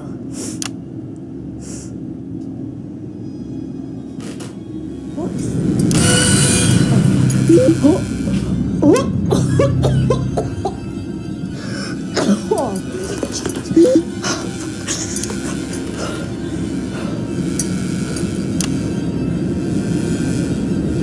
Marie? Marie, stop! I want to help you. Marie, I know it wasn't your fault. The accident and the fire, it was Bannon. It was all Bannon. You wrote it, didn't you, Marie? It was your script, your idea, and he destroyed it. And thanks to him, history remembers you as the costume girl who ruined everything.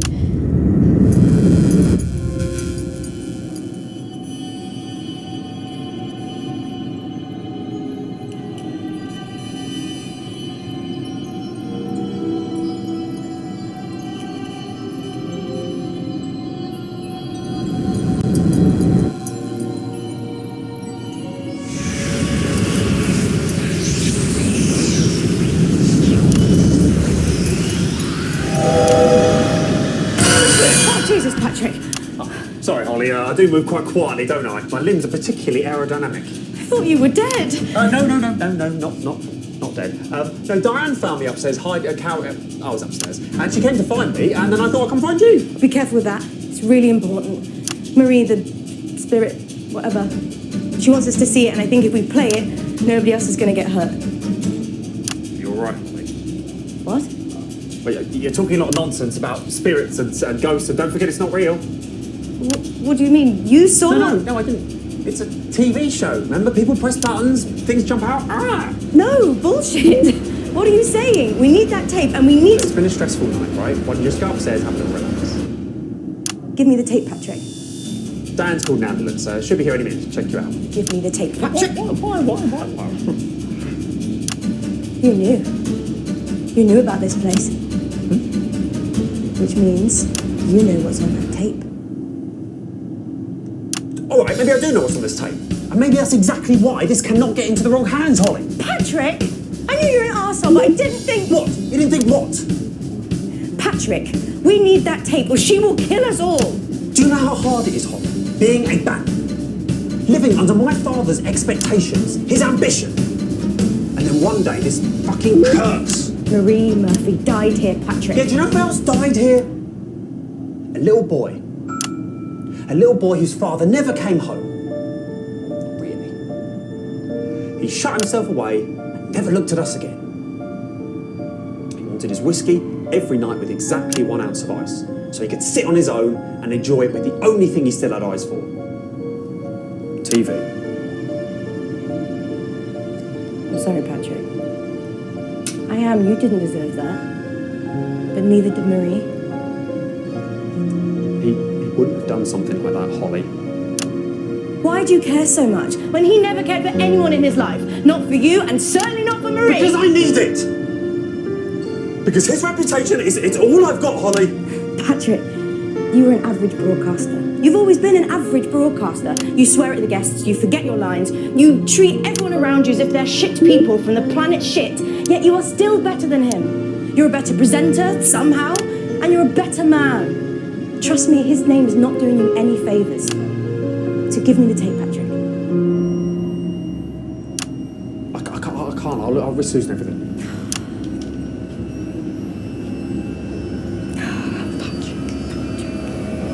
That is a shame. Oh, what the... Sorry, Patrick. Oh, and I lied before. You're a shit person, and an even shittier news broadcaster. And no amount of mustache is ever going to make him proud of you. Finally, I quit, by the way! Just because your dad was a cunt doesn't mean you have to be. Fuck you, Holly! My eyes are burning!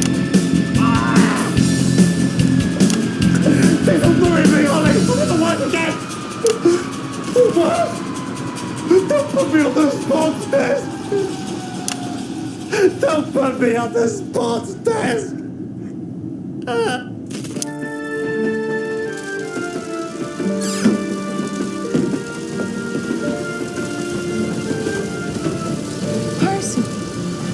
can't believe you came. I only came to say goodbye. Goodbye? That's what I said, ain't it? What about your manuscript? I couldn't have done it without you. Do you really mean that? You calling me a liar, kid? I can't tell you how happy that makes me. Well, I guess this is it. Must I go? This is the way it has to be. But remember, I'll never forget you, Mary. Do you promise? Cross my heart and hope to die. And dying is another man's job.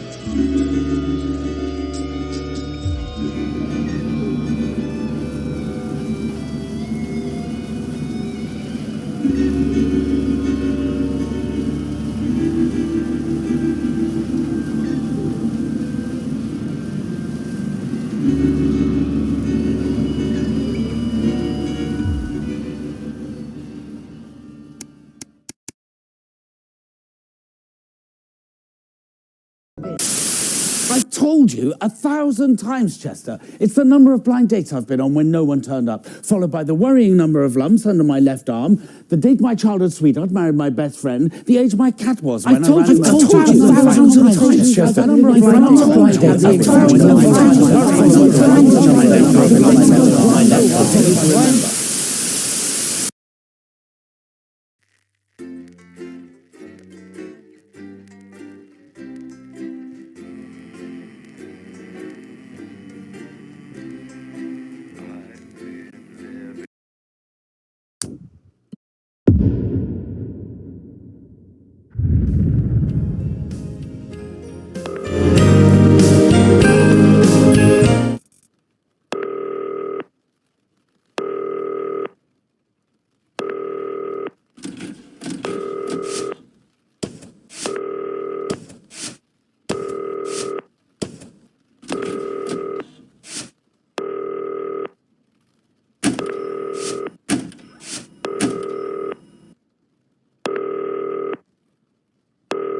Winston!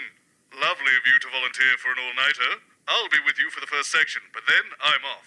Got tickets for Smiling Toots Johnson and his Jazz Fandango. Usual stuff for this one.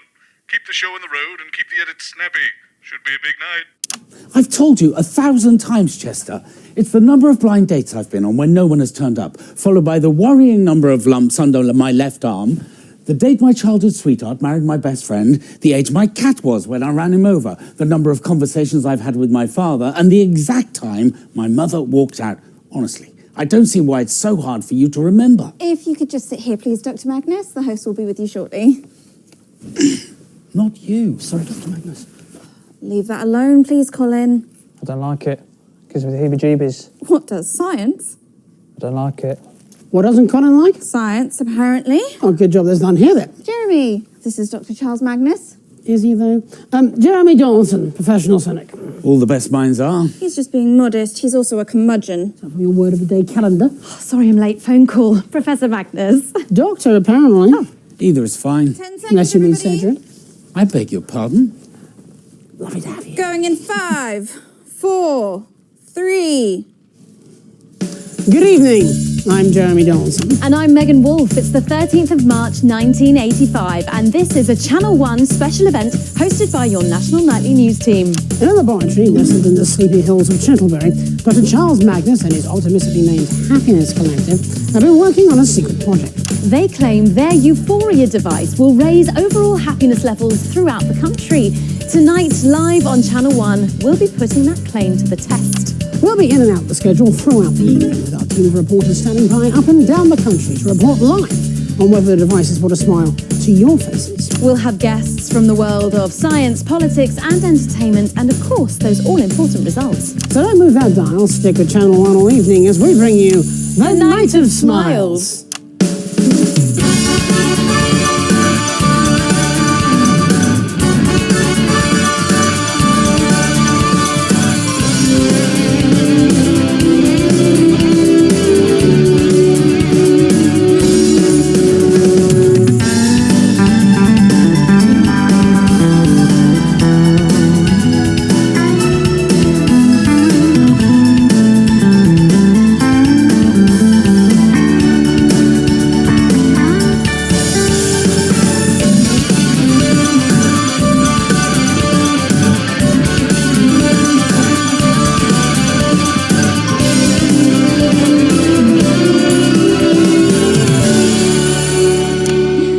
welcome back. In just a few minutes, the impressive machine behind me will be activated in the first ever mass experiment of its type. But first, let's meet the man behind the merriment, Dr. Charles Magnus. Hello. Thank you for joining us. You're the leader of the Happiness Collective, as I understand it. Yes, that's right. So how's that work then, being the leader of a collective? Well, I suppose... Dr. Magnus, how does your euphoria device work? Oh, that's simple. I just get my assistant Chester to push the big red button. Yes, but what does it actually do? It makes people happier, Mr. Donaldson. Yes, and how does it do that? Well, some of that information is proprietary, but I could try and explain the basics. Oh, well, we've not got long now, Doc, so try not to get too into the weeds. Well, to put it simply, everything is vibration. Everything is vibrating. A particle is also a wave, and a wave is, if you like, a note. And we all vibrate at different notes depending on our mood. Happier people vibrate at a higher frequency than sad people, for example.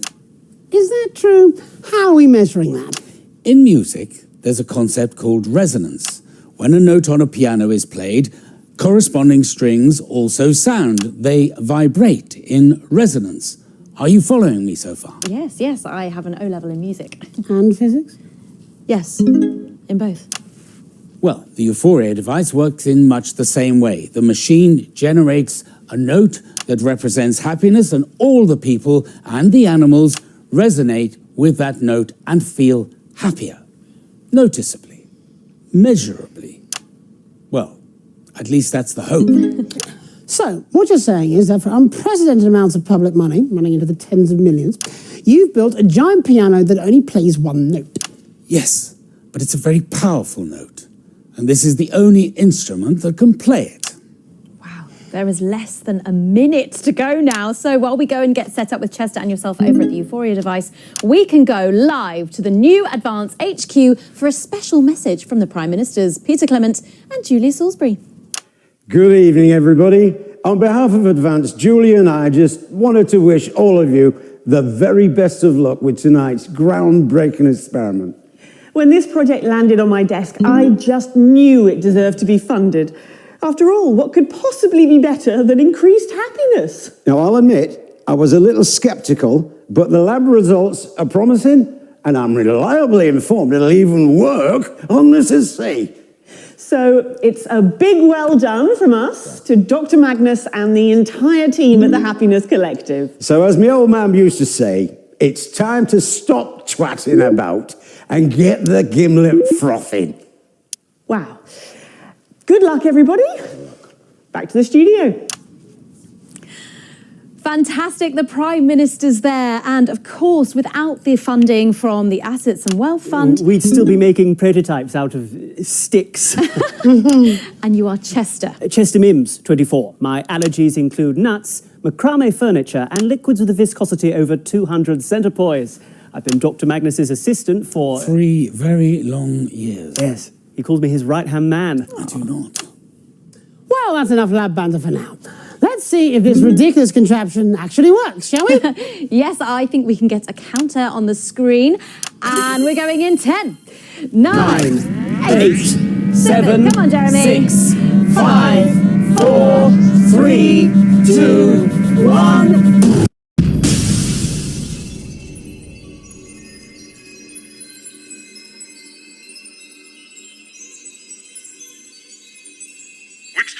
I can sense movement down there. I know you're stuck in this with me.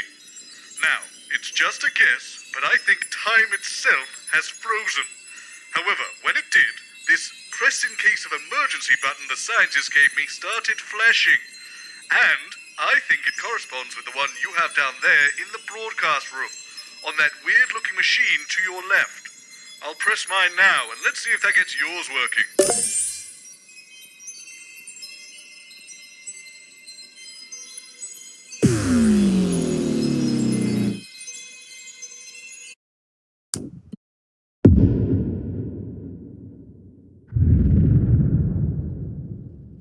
Winston, lovely of you to volunteer for an all-nighter. I'll be with you for the first section, but then I'm off.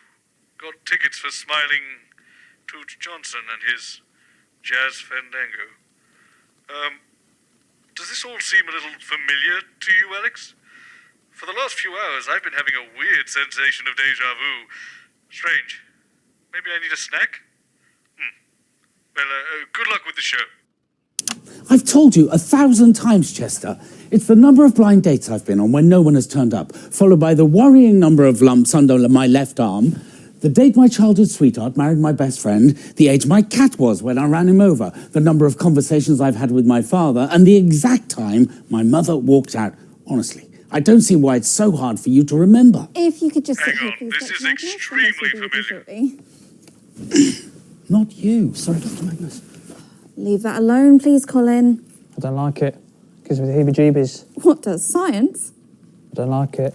What doesn't Colin like? Science, apparently. Oh, good job there's none here then. Jeremy, this is Dr. Charles Magnus. Is he though? Jeremy Dawson, professional cynic. All the best minds are. He's just being modest. He's also a curmudgeon. From your word of the day calendar. Oh, sorry I'm late. Phone call. Professor Magnus. Doctor, apparently. Oh. Either is fine. 10 seconds, Unless you mean everybody. surgery. I beg your pardon? Lovely to have you. Going in 5, 4, 3. Good evening. I'm Jeremy Dawson. And I'm Megan Wolfe. It's the 13th of March, 1985, and this is a Channel 1 special event hosted by your National Nightly News team. In a laboratory nestled in the sleepy hills of Chantlebury, Dr. Charles Magnus and his optimistically named happiness. Okay, we are definitely doing the same thing again, They Winston. claim their And I didn't enjoy euphoria it much the device first will time, raise overall much happiness as I hate to levels admit it, throughout the because, country. and I want to make Tonight's this live on Channel 1 absolutely clear, will be putting I this claim to hate the test. science We'll be fiction. in and out the I think schedule something has full gone of wrong with the chronological order of reality, and we appear to be repeating ourselves. If only there were a We'll have name for guests such a from the phenomenon. world of science, When politics, time and seems to be entertainment, and of looping. course those all-important Must be some sort of events. Don't snappy. move that dial, stick with Channel 1 or Can't think of we anything. bring you Maybe it'll come to me night later. of smiles. Got it. We'll call this a time loop. Brilliant name, Robert. You've done it again. I should have that trademark. Yes, time loop. Time loop. Time. Bit boring, isn't it, Winston? The event, I mean, not the name, which is snappy and totally original. But you know, this, just watching the same thing. Winston, I have a big red button up here. I'm going to push it. Let's see what happens. Ah, it's made your big button light up. Push your big red button, Alex, and let's see what it does.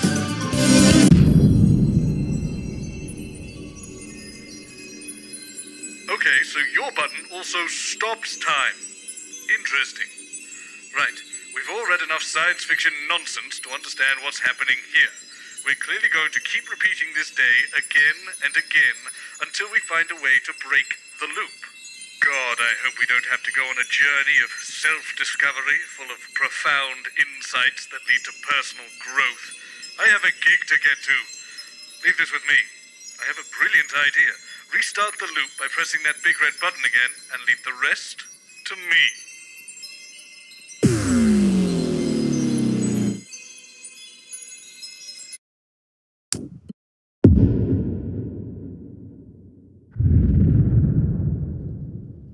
Ah, Winston, back with me now. While I was waiting for you to get back to me in the loop, I enacted the solution to our little time-getting-stuck conundrum. There is absolutely no way that button will be pressed again, so the loop won't repeat, and the ghastly problem has been nipped in the bud before anything too ridiculous happens. I don't want to brag here, Alex, but the solution I found is as elegant as it is simple. A lesser mind would probably have struggled even to conceive of such a notion, but to me, Bob Bozeman, it was as obvious as wearing a tie on a Sunday afternoon. I have, and this is the brilliant part, unplugged the machine. Now, watch and learn. I've told you 1,000 times, Chester. It's the number of blind dates I've been on when no one's turned up, followed by the worrying number of lumps under my left arm, the date my childhood sweetheart married my best friend, the age my cat was when I ran him over, the number of conversations I've had with my father, and the exact time my mother walked out. Honestly, I don't see why that's so hard for you to remember. If you could just sit here, please, Dr. Magnus. The host will be with you shortly. It's all going to plan. Sorry, Dr. Magnus. Leave that alone, please, Colin. There's something wrong here. No, it's fine, Colin. You can feel it. Is this like the day that you could feel that the mayor of Fiddleshire was some sort of bird person? No, this is different. Something's fizzing. Here we go. My plan! It was foolproof! There we go. Goodness me. Going on.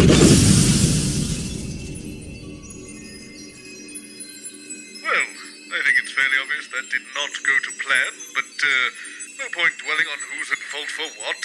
Let's focus on the task at hand. We'll look at the problem together this time, Alex, and I'm sure we'll come up with the solve. So, I've given you this newfangled pad of mine. It was a gift from the Happiness Collective. Hopefully you noticed it last loop. Apparently, when I write up here, you'll be able to see it down there, which is brilliant. But as far as the science behind it goes, it may as well be magic as far as I'm concerned. Anyway, I'll write down some ideas for plans, and if you just select them on your pad, I'll make sure we implement them for the next loop. Give it a go now.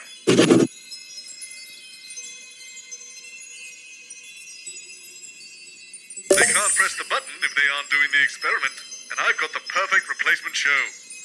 Right, I've pressed my button up here. If you're happy with your choice, just press your red button on the contraption to your left, and it should reset the loop for us. Then, I'll get to work.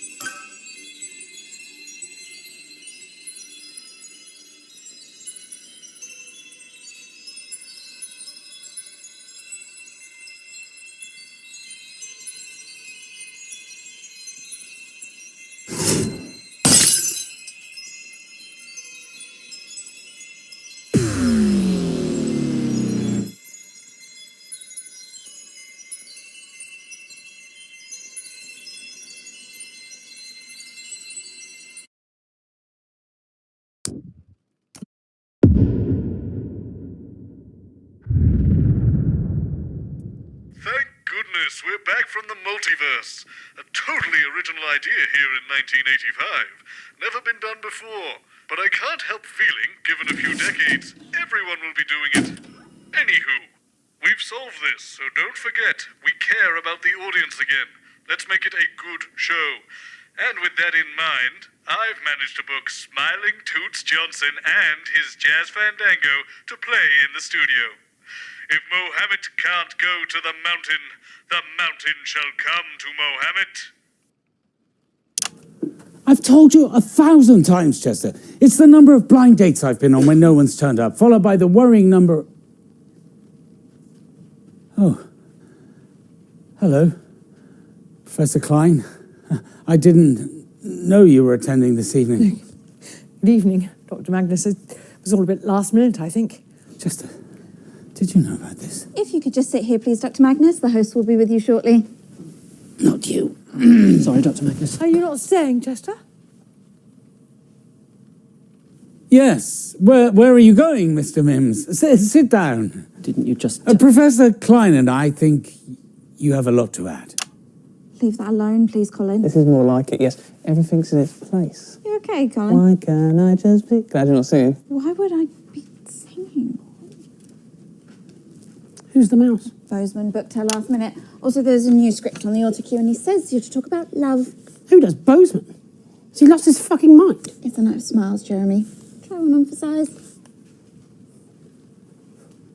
Jeremy Dawson. Professional matchmaker, apparently. Goodness, I hope we won't be needing one of those. A matchmaker? God, no. The very thought. Sorry, ridiculous. mate. Bozeman held me up. Did he ask you to... Cupid here, just relay the message. I heard that. Well, I think you'd look really good with wings on, actually. 10 seconds. And a nappy. Oh, that's a look. Okay. 5, 4, 3... Good evening. I'm Jeremy Johnson. And I'm Megan Wolfe. It's the 13th of March, 1985, and this is a Channel 1 special event hosted by your national nightly news team. What is happiness? It's a It's a question that has baffled artists and poets since the dawn of time, from the primitive caveman romantically rendering his intended unconscious with a simple stone club to the jazzmen and their spooky clubs, loosening libidos with each daring new progression. Or the audience, tap, tappity, tap, tapping their toes to the crazy rhythms of the mysterious night in an effort to unwrap her most intimate secrets. Who wrote this? Bozeman, apparently. Is he having a midlife crisis? And yet she eludes us, this fragile happiness that flits from heart to heart, staying only as a guest until, of course, we are found by our true love and our heart starts to beat in syncopation with another. For when we are in love, every moment is happy, every sound a melody, every face is radiant, beautiful and engrossing as an alley cat. And when they find the first word ever scrawled to the cave walls in the flickering light of that primitive flame, you can bet your soul that that word would be love. Or even jazz. So don't move that dial, stick with Channel 1 all evening as we bring you The Night of Love. You know, Winston, we've reached the end of our journey. There have been ups, there have been downs, but in the end, we've come through it a little older and a little wiser. And I, like you, am looking forward to going home. So let's make it a good one.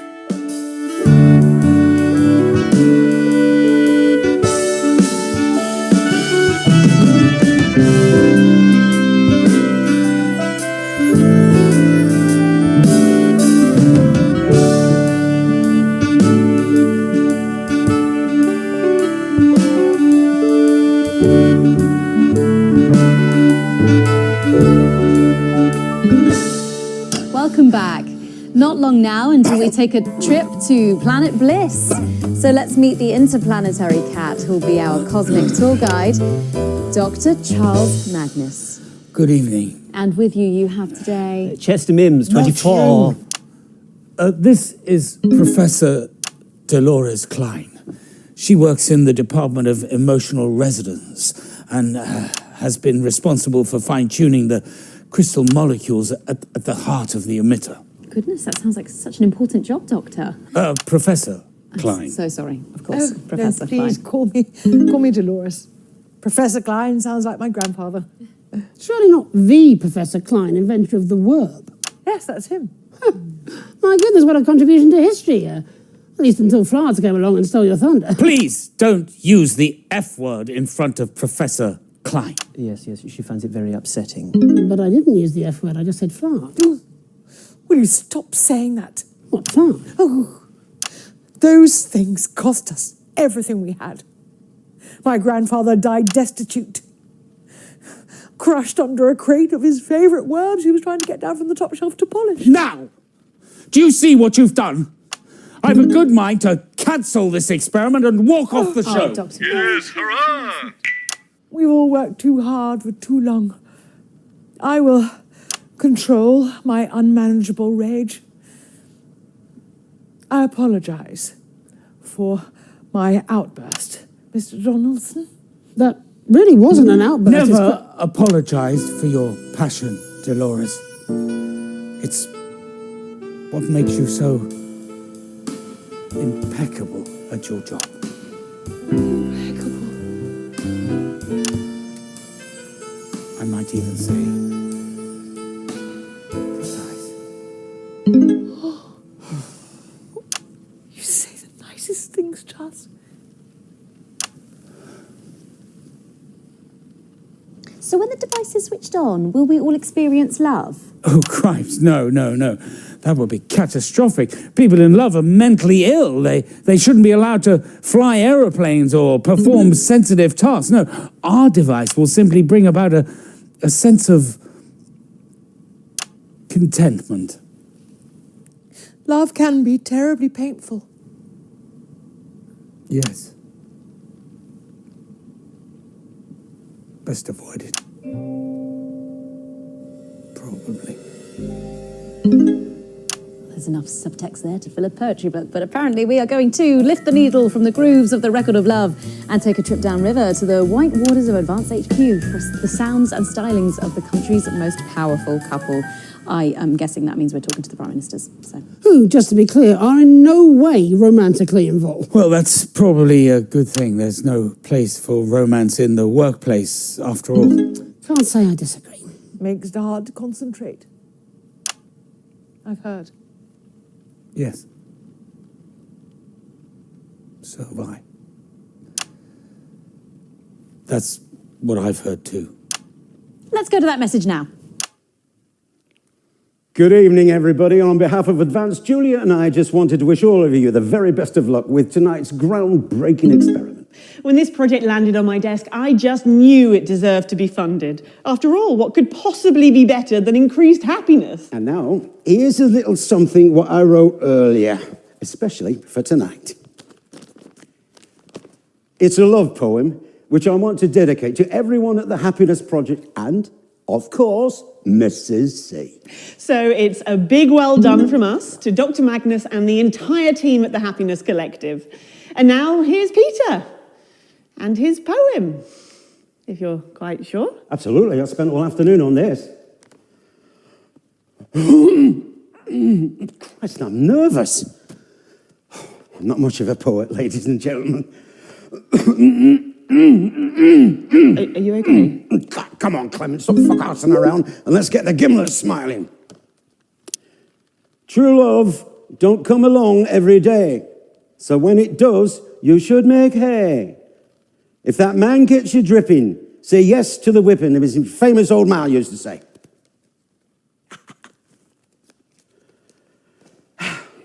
Okay. Good luck, everybody. Back to the studio. Fantastic, the Prime Minister's there, and of course, without the assets and wealth funding you received. We'd still be making prototypes out of hope. And you are Chester. Chester Mims, 24. I'm attracted to badgers, some shelving units, and women between the ages of 22 and 51. You're going to press the button, are you? Oh, I rather think the three of us should push it. Don't you, Professor Klein? Why don't you, put your hand on top of mine? Yes, of course. That's right. And Dr. Magnus, why don't you put your hand on Professor Klein's? That's right.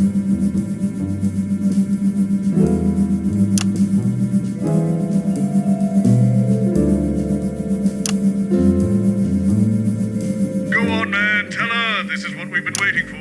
You're right, Charles. I feel a bit dizzy, if I'm honest. Do you need to sit down? No, I think I need to say something. Something I should have said a long time ago. Well, perhaps you should say it during the break, Dr. Magnus. No, you're right. How silly of me. What was I thinking? Okay, I think we're going to get a counter on the screen there. We're going in 10, 9, 8, 7. Come on, Dr. Magnus. 5, 4, 3, 2, 1.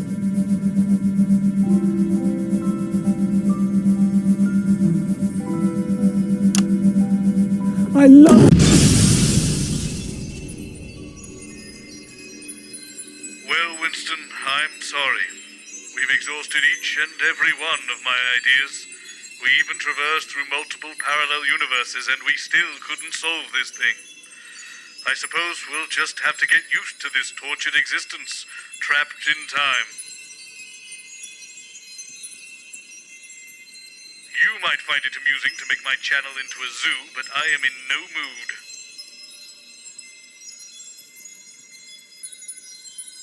Call Dolores again. We just did that, Alex. It was close, but no fandango, I'm afraid. Oh, I see. Throw everything together and maybe the chaos will push Magnus and Dolores together? Well, it's worth a shot, I suppose. Go for it, Winston. Make it happen.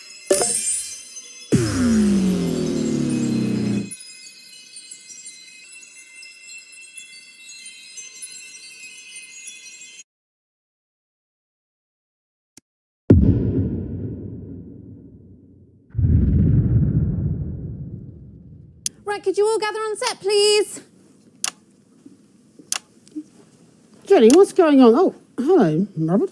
Jeremy, Miss Wolfe, Assembled guests. All right there, Bobby.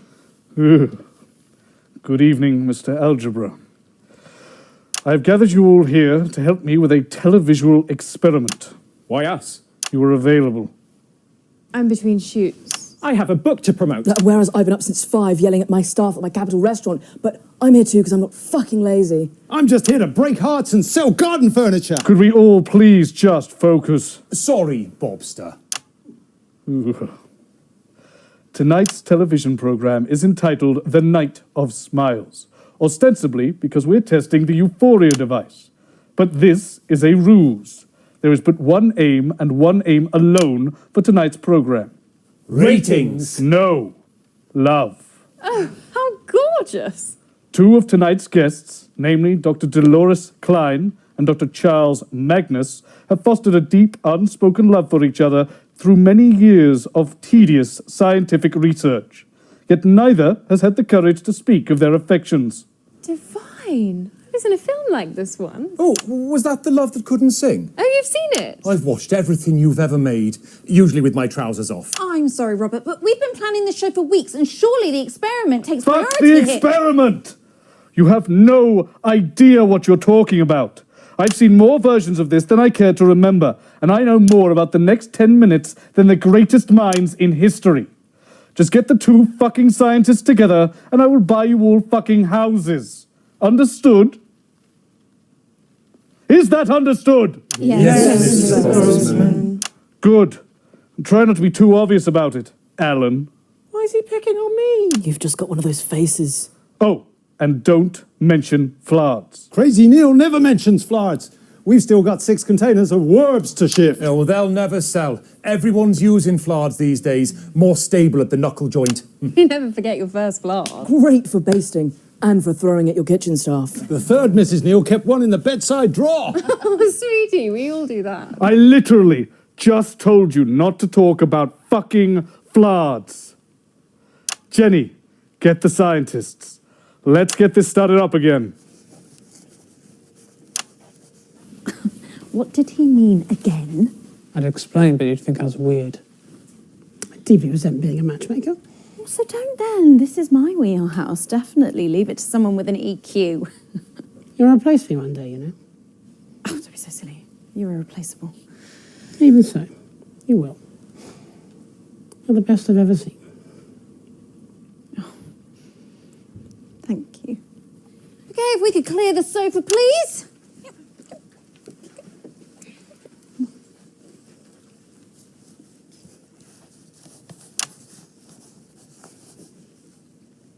That's my chair, Jeff. Oh, Christ, sorry. Right you are. Room for one. Right, yes. Sorry. No, of course, you're not in the staff room now, Jeff. I think there's room here. Oh, thank you. Oh, I'll just budge up a bit. Room for me on the end here, probably. Sorry, excuse me. There's a bit of a squash. Would you rather I stood? No, you're fine, Charles. Remember, everybody, L-O-V-E. 10 seconds, everybody. They're scientists. They can spell, you doofnut. 5, 4, I've done everything I can, Winston. The rest is up to you. I'm Jeremy Dawson. And I'm Megan Wolfe. It's the 13th of March, 1985, and you are here with us. I'm sorry. You seem to be perspiring rather a lot. My heart has experienced a mild acceleration, I think. Oh, let me check. Is this a good time to mention my new book? We haven't even got to the opening titles yet, Alan. What are you going to keep that book on, friend? Oh, God, not you as well. You want to buy a shelf? We got all sizes, in crazy prices. Let's have a look at that book, friend. Yeah, it's here. In this.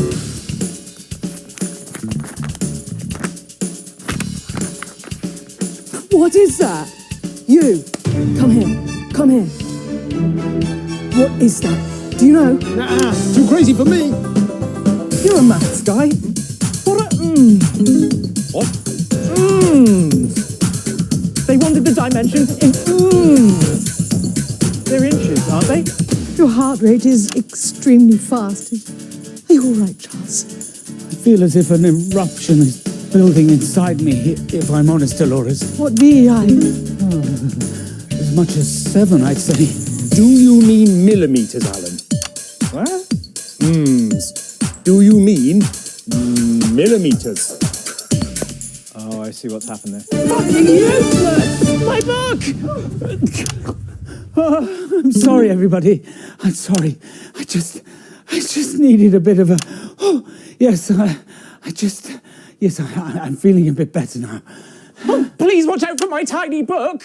Doctor, are you quite all right? Yes, I think it's just a little anxiety. Oh. From me? I'm so sorry, Charles. You're probably allergic to my perfumes. No, it's not you. You smell like a puppy on a fresh spring morning or an orchard in bloom. It's not you, Dolores. It's probably just the experiment. You know, it's times like these you could really use a flard. Fucking algebra. What did you say? There it is. Sorry, probably my accent. I said, it's at times like these you could really use a flard. Oh, fuck's sake! What's fucking wrong with you? What? Look, what is your problem with flards anyway? Floods destroy my family. Ah, wash my hands! Oh, Charles, you saved me. And I always will, Dolores, if you let me. I love you, Dolores. Even if it did take a mild workplace accident to enable me to say it.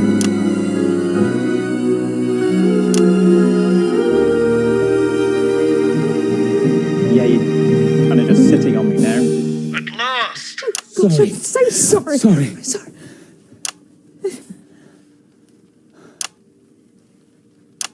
Just roll the opening titles.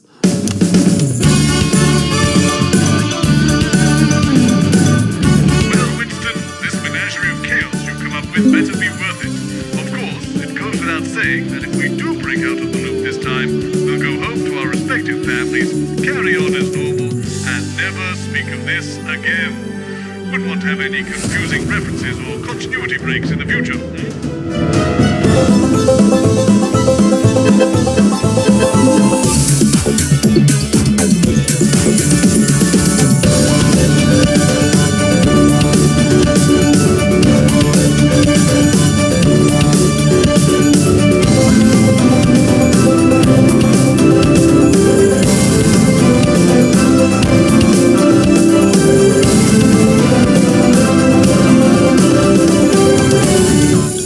Welcome back to the Night of Smiles. The machine behind us will make you all happier. Believe it? Neither do I. But let's press the button anyway and see what happens. Wow, yes, let's do that. I think we can get a counter on the screen here. There it is, and we're going in 10, 9, come on everyone, 8, Come on, Magnus. Come on, Magnus. 4, 3, 2, 8. Dr. Magnus? I'm sorry, Chester. I'm sorry, everyone. But the experiment cannot proceed. Thank Because I'm a fraud. Charles. What are you talking about, old boy? Ah, don't worry about it. I've been a fraud for years. My real name's just Neil. This device is a fraud. A paper tiger. No, Dr. Magnus, we've attuned It doesn't matter. We don't need a machine to bring us happiness any more than we would want someone to eat for us or laugh for us. We don't need a euphoria device. Happiness is everywhere, already, and it's different for everyone. For me, it's how I feel when I look into Dr. Klein's eyes. And at her meticulous research. But for you, it might be a particular view at sunset, or the darkness of a theatre just before a play is about to begin, or your mother's cooking, or all of these things, or a million other things. We don't need anything to make us happy. We just have to go out and grasp it. Chester, inhibit the machine. Yes, Dr. Magnus.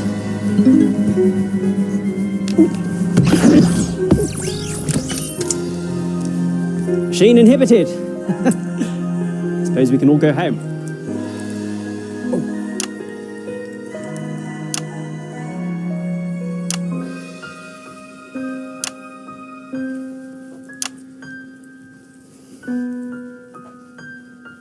So there you have it. If you want happiness, go out and get it. So what now? We're going to the CFL? Really? Okay, if you say so. We apologise for the change in tonight's schedule, which was mainly caused by, well, by love, I suppose.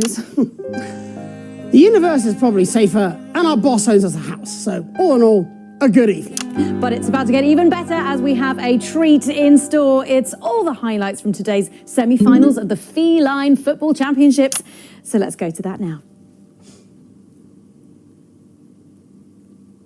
Jolly good show there, Alex. Jolly good. I'll see you tomorrow, when we can get back to the real news.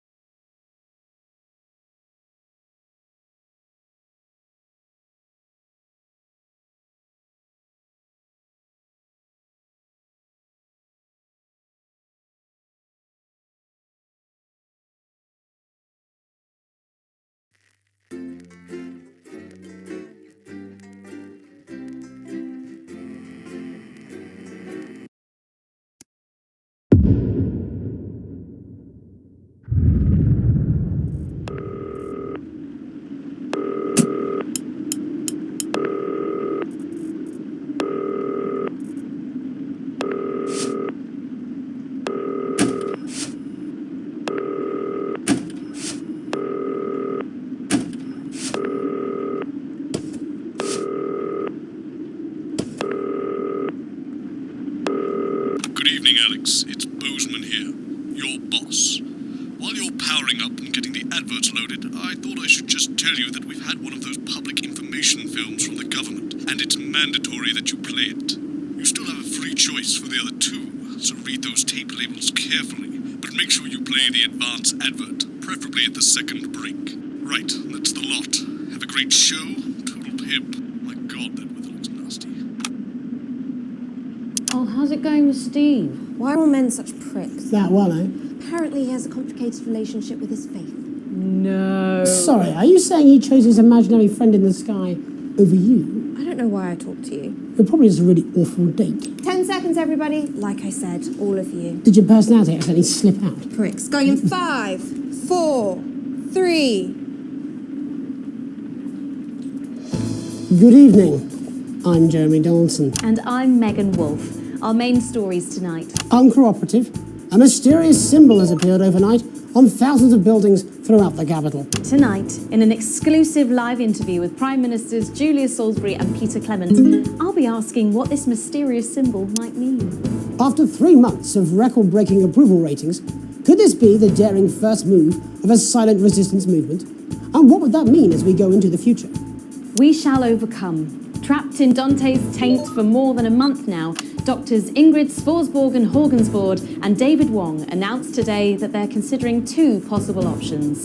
With 2 of the finest minds in science working together, hopes are still high for the eventual return of the team to dry land. While both options are still on the table, support seems to be growing for a daring escape attempt. If a group of fungus experts can't fix the most advanced craft ever conceived by man, then who can? Bloodbath avoided. As the last Mr. Snugglehugs is found and destroyed, we ask, how could we have been so blind? Fortunately, this station wisely chose not to advertise Mr. Snugglehugs, and the subsequent disappointing sales turned out to be a miracle, as only 7 children were horribly injured by the lethal toy. How much worse could it have been? Thankfully, we'll never know. Julia Salisbury, who mobilised numerous government resources to recall the product immediately after the first blindings, said today that the new advance mark, which must be earned by all new products, would be a 100% ironclad guarantee of safety and quality. Fallen angel? Notorious addict Johnny Hamsleeve seems to have reached a new low in his battle with booze, as this recent picture reveals. Johnny's star certainly lacks its former glow these days, with public concern over his mental and physical health growing at an alarming rate. Since being banned from the national squad earlier this year after urinating on a referee during a friendly against East Grinchley, things seem to have gone from bad to worse for Hamsleeves. Is his once celebrated role model about to become the bad boy of sport? And onwards and upwards. In an attempt to put the Mr. Snugglehugs disaster behind them, Rimington's Fist CEO Sophia Rimington today announced a brand new product that already has the markets buzzing with interest. This groundbreaking product came as quite a shock when it was revealed earlier today, though its critics are sceptical that the young CEO can fulfill her promises. When only a Flard will do, you need the Flardmaster 5000. That's the slogan accompanying the announcement that has rocked the construction industry this morning. The breakthrough device for aiding in installation is sure to change the way we see the humble Flard. With that exclusive Prime Ministerial interview coming up later. And our very own Patrick Bannon live at the first annual Sports Board final. You won't want to miss a second of tonight's National Nightly News.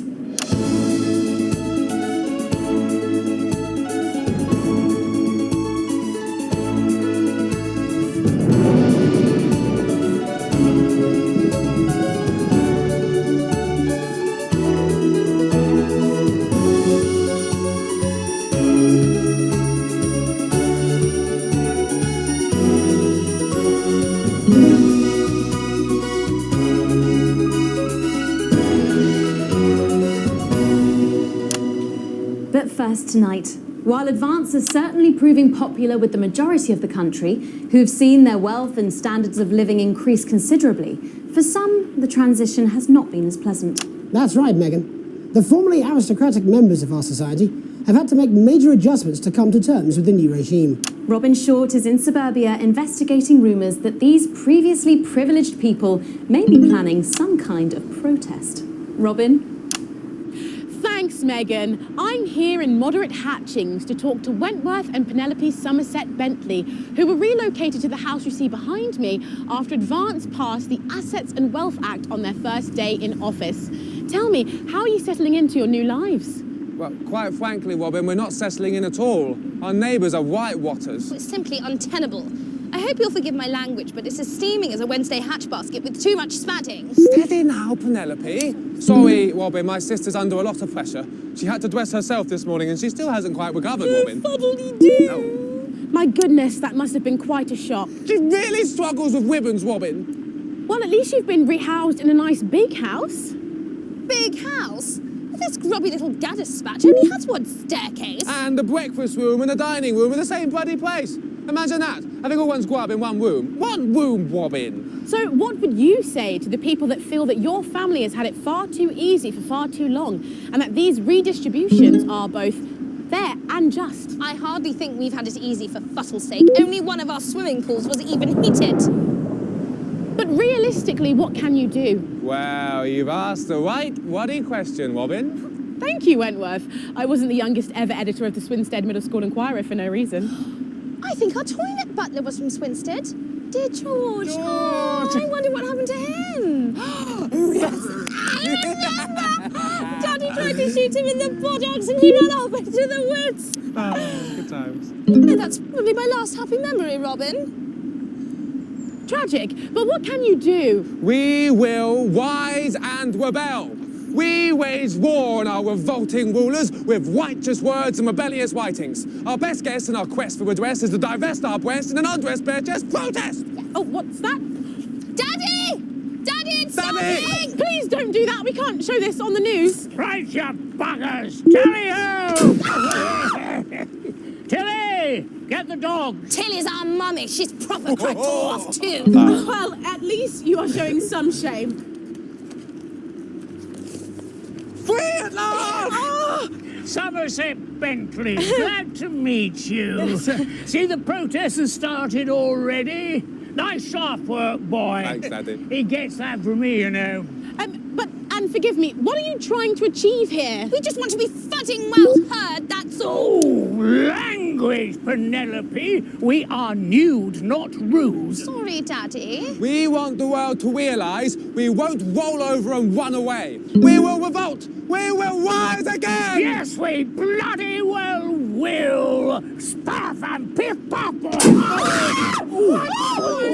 doing that! Are you okay? Daddy, how could you? Well, shut up and get your Well, Jeremy, Megan, as this embryonic protest movement takes one in the top legs, it's back to you in the studio. I'm Robin Short, struggling surreptitiously in moderate hatchings. Thanks, Robin. Well, that's certainly a story we want to be keeping an eye on, eh, Megan? Speak for yourself there, Jeremy, but I've seen enough shaft work to last me a lifetime. I'm sure you have. But can a naked protest movement ever really catch on? It doesn't seem like the way we do things in this country. But as I'm sure you're aware, Jeremy, this country is becoming a very different place. Yes, but seriously, who's going to run around naked in our weather? Oh, hopefully not you, Jeremy. Yes, well, there wouldn't be enough canvas for the slogans. When we come back, our very own Patrick Bannon will be live from the Sports Board Finals. Stick around, you won't want to miss it. We'll be back after these messages. 1 minute back. Oh, sorry, I'm busting. Oh! She's funny. Yes, I know. I think it's very endearing. She wants your job. She's welcome to it. Why is it raining on my desk? Alex, Bozeman, we're getting reports in that naked protesters might try and spoil the sports board final by waving their fleshy bits about. Try and make sure you don't broadcast it. It's 6 p.m. for God's sake. No one wants to see fannies on the news. Bozeman out.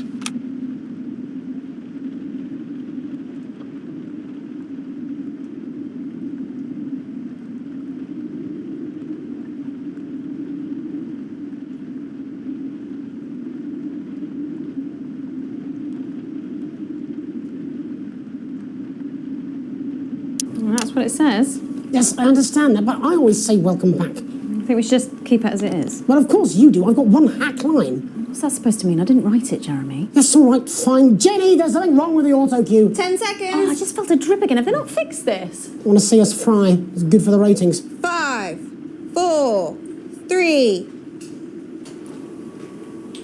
Welcome back to the National Nightly News. I'm Megan Wolfe. Coming up later, we'll be speaking to the Prime Ministers about their exciting new healthcare facilities, transition centres. Nice to see they care. You're absolutely right, Jeremy. But first, we're going now to our own Patrick Bannon, who's reporting live from the finals of the new game that's gripping the nation, Sports Board. Patrick? That's right, Megan. You join me live here from the final of the first annual Sports Board Championship. It's been a hotly contested competition so far. I think it's fair to say these two have been dancing around each other all season. First up, we have Ellie Striker. She's the more experienced of our two players today. Striker has got an accuracy of 7, a danger rating of K, and a 12-month driving ban. Striker's known for her signature move, the Orangi Hamster. And facing her tonight, hoping to prove himself with a career record of 12 outs, 14 finishes, and a divorce pending, it's Mr. Wingspan himself, Tommy, the Fingernail Harris. Just waiting on the ref now. The slapping ceremony is taking part. Still going on. Striker, go first. Striker, of course, first to start as she won the trivia round earlier on by some margin. Derobe.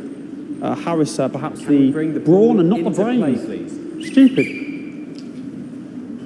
Eddie Striker. Nice start there from Striker. She's determined not to let the nerves show. Not after last time. On to Mr. Harris now. Tommy. Using his arm to pick up the ball.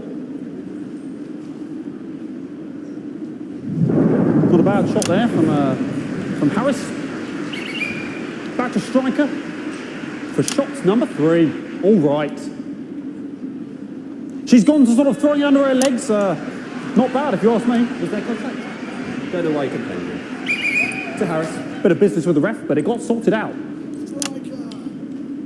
Back to Harris now. A ball in the hand is worth 2 in the bush. Football. Move back. I'd say that's fair, but what do I know? Oh no, and Harris is not going to be happy with that. So really not a good start there for Tommy Harris in round 1. We can only hope the round 2 treats him a bit better. But first, of course, after the argument with the ref section, it's time to change ends. Now we have the ceremonial changing of the ends.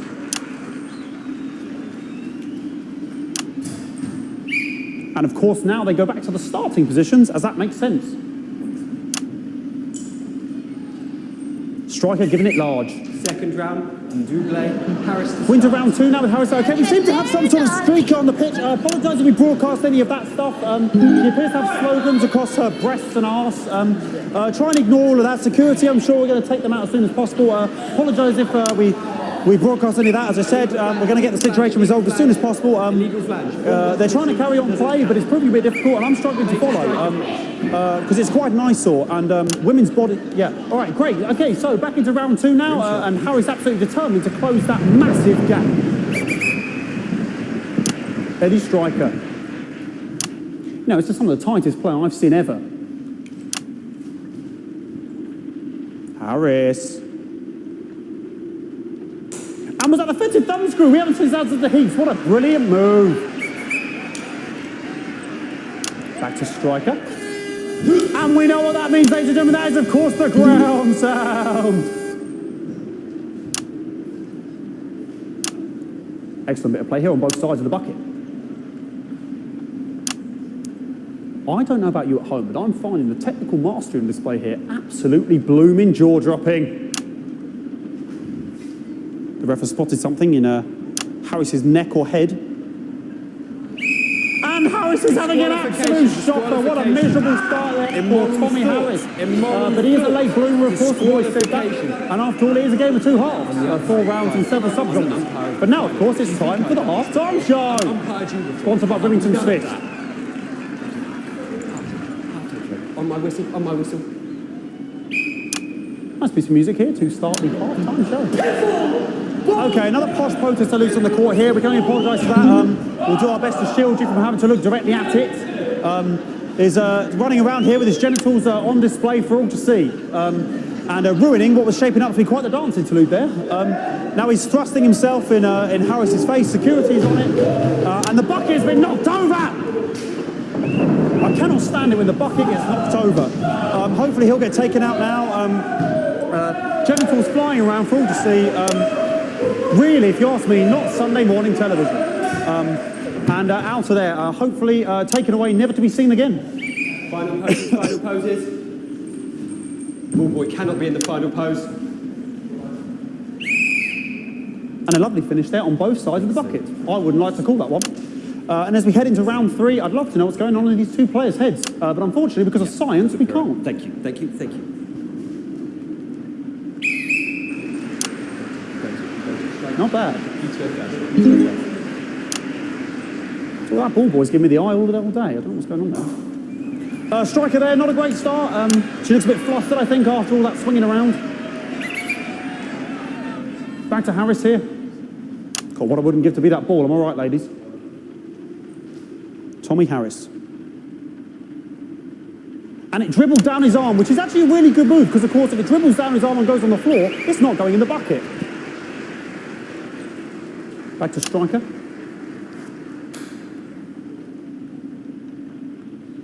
And Striker's gone for the animal bonus there, but of course, perhaps... And yes, Harris has counted with a tiny bell. That is wonderful play. Of course, we've seen that before. Look at her face. She is absolutely gutted. What a mud. That could have been the clincher. What a massive shame. Harris receives possession now. Harris to serve now. Harris, of course, undefeated by Kestrel in his last 4 battles. So, here we go. Tommy Harris. That's all right. Not bad there. He threw it quite far away from him, which is quite a good idea. Very clever there. Perhaps a little contact, a caution from the referee, who's being, if you ask me, a little bit harsh. Ellie Striker. And she's let the nerves get to her. What the hell was that? You hate to see it, don't you? You cannot believe it. Oh, for God's sake. Okay, like, I mean, this is a mess now. I don't know what I can be doing about this. I mean, it's sort of breasts and genitals for all to see. I mean, there's only so much I can do. They're sort of everywhere, aren't they? All right, I'll try and carry on. The players are trying to carry on, but of course it's difficult because these protesters, hopefully we can get them taken off soon so we can carry on with the match. Okay, something nonsense is going on here. Yes, We want our money. Yes, very good. Take them away. Bloody wasters, absolute wasters.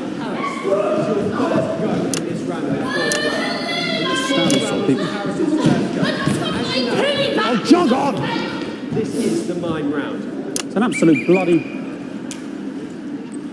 Okay, and now we're going to go into the final round. And of course, as it's a Tuesday, the final round is a mime round. Who could believe it? Nice imaginary shot there from Harris. It really could go in there at this point. Really high-level play here from two absolute juggernauts of the sport. Hold. The bucket getting moved back to its proper place. About time, if you ask me. She's juggling it around from her hands. Interesting. And she's put it in her mouth like as if it was an egg. And now she's spat it out. She did the egg spit. So a wonderful move there, quite late on. Illegal spit. From Striker. But she's in it to win it. Harris's ball. On it, like a car bonnet. Tommy Harris here, having a bit of beef.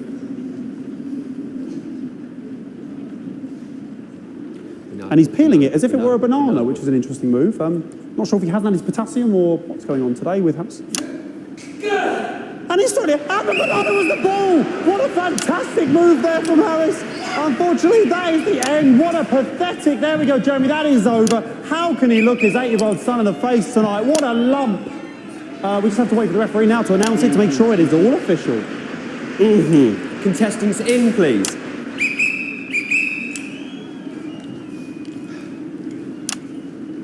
And the winner of the first annual Sports Board Championship is...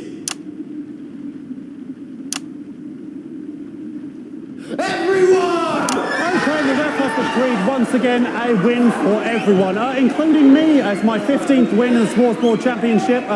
I'm going to be celebrating tonight with my wife and children. Another wonderful victory for me. Here come the on-site security to collect their medals, their 6th and 7th respectively. And thanks again for watching the Sports Board Championships. What more is there to say? I'm Patrick Bannon. Looking forward to celebrating tonight. And all I always have to say, Jeremy, is back to you in the studio. Patrick Bannon there at an extraordinary final. Historic sports board, Jeremy. I didn't know you were a fan. Oh, yeah, I can wrench a doubler with the best of them, I'll have you know. I certainly wouldn't bet against you. When we come back, I'll be talking live with Prime Ministers Julia Salisbury and Peter Clement, who apparently have a big announcement you wouldn't want to miss. That's coming up after these messages. 1 minute back. Fucking microphone shocked me. What? Fucking microphone just shocked me. Where's that sound guy? Everything okay? Oh, the mics are just trying to kill us now, apparently. You'll be fine. You're unshockable. I'm immune to your cheap flattery. I'm wearing you down. Bozeman again. Just heard from the chaps in maintenance. The storm is playing havoc with the electrics, and you might notice the odd spark. Nothing to worry about. Happens all the time. Dave got shocked into a coma last year, but he was up and at 'em the next day. Anyway, our compensation package is parallel to none. Good luck. Bozeman out. So sorry about all these buckets. We seem to have sprung a leak. Well, several, actually. You're going to need a whole new lining up there. Triple seal, We'll look into it. Minister, it's so good to see you again. Miss Wolfe, your star seems to be in the ascendant. It's a great time to be alive. Too bloody right, Peter Clement. Megan Wolfe. My, but that's a firm handshake you've got there. She's tougher than she looks. Am I here? Here, with Mr. Clement on your left. Right you are, pet.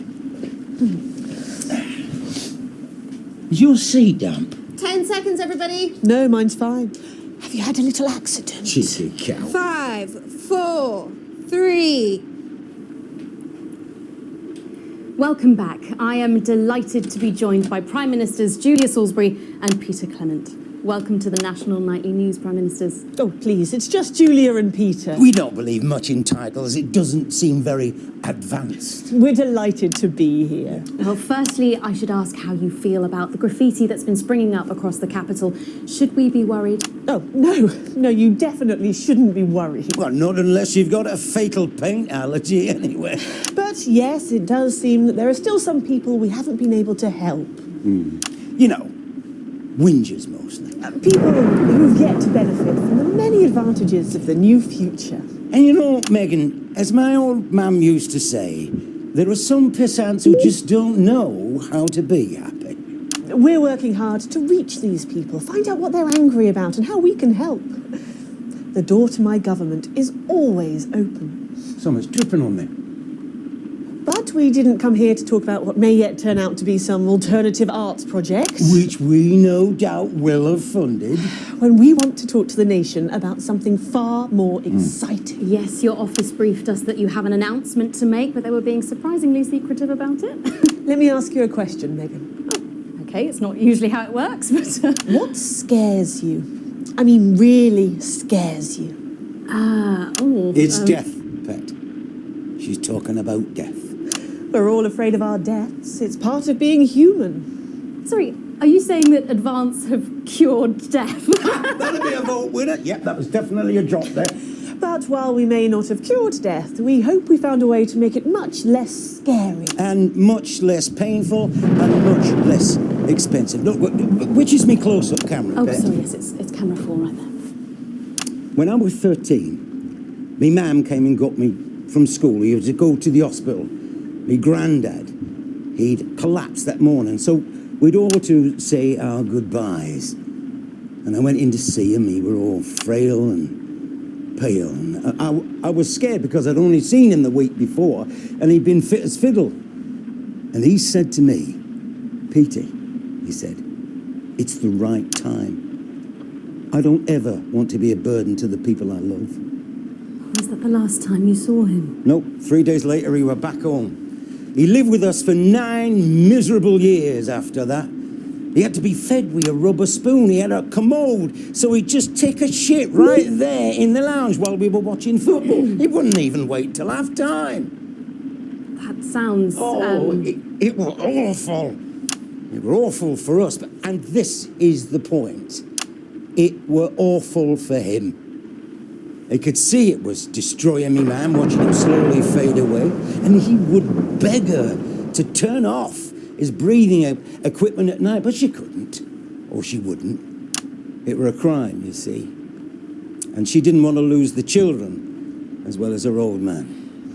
No family should have to suffer like Peter's did. And now no family will have to.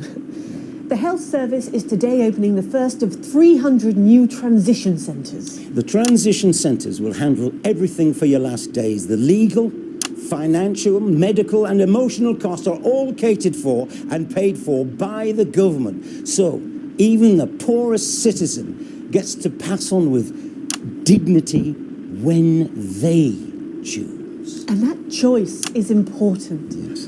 This is a service only for people who choose it. For people who feel they've run their course and don't want to burden themselves or their families with a slow, long, humiliating decline. This microphone pack has just given me an electric shock. Are you okay? I don't know. I think it fried my asshole. We're still on the air, Peter. No, yes, sorry. My apologies all. Are you not worried that this new system might be open to abuse? In what way? Sorry, I've got sapped again. Can I get a little bit of help here, please? That the older generation might feel somewhat... Jesus, I rolled your face, fucker! That one was massive. Right, no, this bastard's coming off. That the older generation might feel somewhat coerced. Coerced into spending their final days eating gourmet food and drinking fine wine and luxury spas and gardens. Look, I am perfectly capable of... my grandmother with a rusty twat! Prime Minister, please watch your language. For fuck's sake! Go get yourself sorted out. Right. We're launching a government information film tonight. It should tell your viewers everything they need to know. You really do move at a breathless pace. It's hard to believe you've yet to be in office a year. Oh, Megan, we're only getting started. And on that note, thank you both so much for being here. Jeremy. Right, yes, that's all we have time for tonight.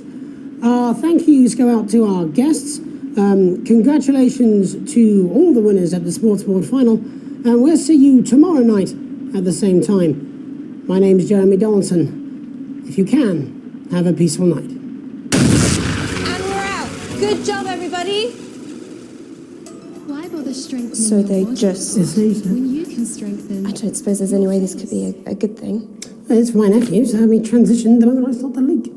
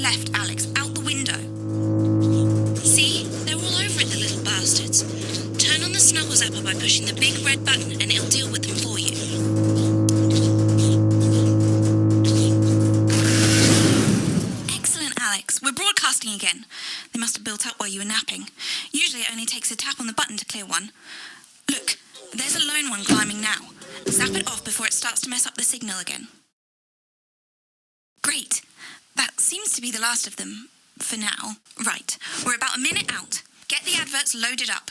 I've got to deal with my pet idiot.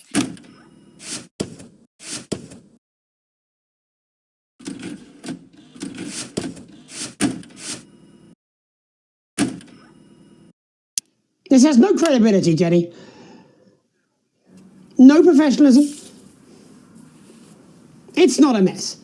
Everything is where it should be. It's ramshackle and characterful, and I expect you to know the difference. Of course Megan's place looked lovely, but I can't see it, can I? Thanks, Jenny. How's lock-in with the boyfriend going?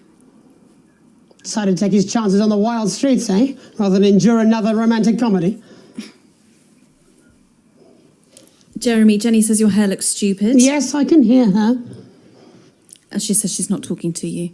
Yes, I know, I can hear her. Shall I count us in? Make it so. Okay, 10 seconds. Break a leg, everyone. Preferably a furry one. 5, 4, 3... Good evening, I'm Jeremy Donaldson. And I'm Megan Wolfe. Our main stories tonight. Snugglefucked? It's been almost 5 weeks since all the Mrs. Snugglehugs toys woke up simultaneously in factories worldwide and began searching for their husbands. The Mr. Snugglehugs we have so short-sightedly destroyed. And now, as this photograph suggests, they may be changing tactics. Built to surprisingly traditional gender stereotypes, the Mrs. Snugglehugs have been arming themselves with a variety of household implements. All the more reason to make sure that cat flap is taped up good and tight.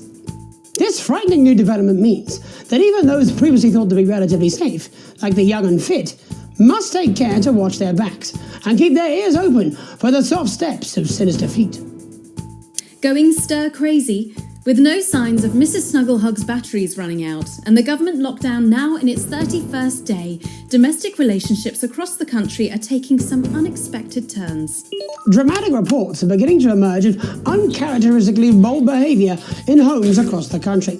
And we're not talking about the model planes that occupy so much time in the Donaldson household. In response to a nationwide lack of toilet paper, which was, of course, raided by the Mrs. Snugglehugs to construct their vast hives, many of the nation's adults have turned to a more childish solution, or at least that's their excuse. Old dogs, new tricks. Bad boy celibacy Johnny Handsleeves announced today that he just can't wait until this lockdown's over so he can start his new career. It is, of course, up to each of us to choose how we spend this brief spell of collective unconsciousness. But if this photograph, sent by the man himself, is anything to go by, Johnny seems to be making some interesting decisions with regard to his time at home. Making his announcement by drunkenly shouting at his neighbours from the steps of his capital accommodation, Johnny was heard to repeatedly yell, "I'm gonna open a fucking florist," before failing to get back inside his house and sleeping it off over a low hedge. I'll take a dozen roses, Johnny. The shape of things to come? In their own version of a lockdown for more than 45 years now, the descendants of Doctors David Wong and Ingrid Svorsborgen-Horgensvoord and their unfortunate team today managed to get a personal statement to the surface using flagellized imaging equipment. Many of the Svorsborgen-Horgens brood, as they've come to be known, have certainly captured the public imagination, with a recent vote naming Helvetica Svorsborgen-Wongensvoord the most likely to survive a massive electric shock.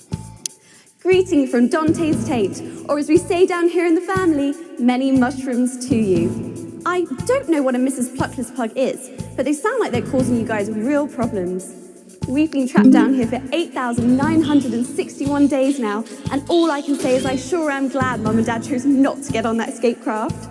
Since they grew me and the rest of the family, we've been getting on famously, and sometimes Mum stops crying for upwards of 20 minutes. Also, it turns out, at push, you can eat flards, if you can handle the stomach cramps and the amnesia.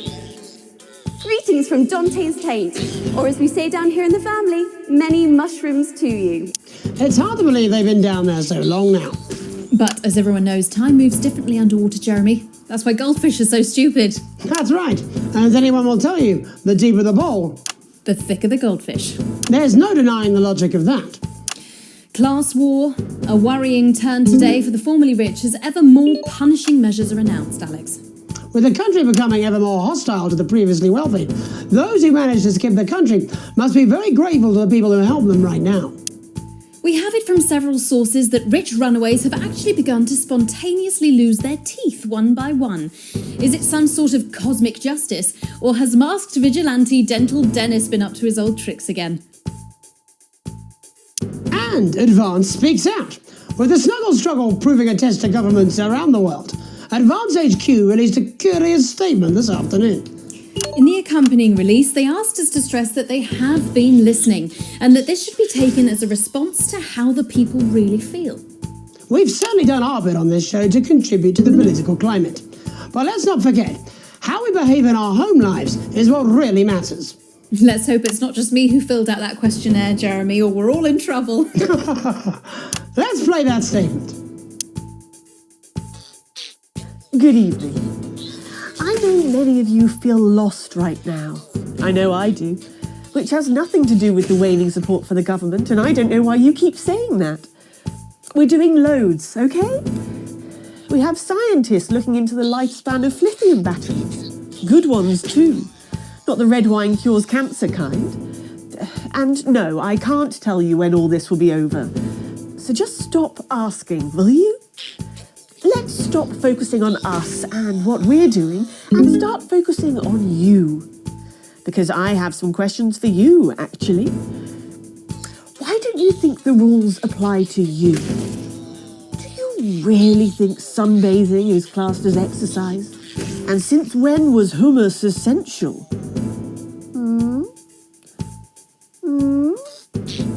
Doesn't feel so good, does it? So yes, we've probably made some mistakes.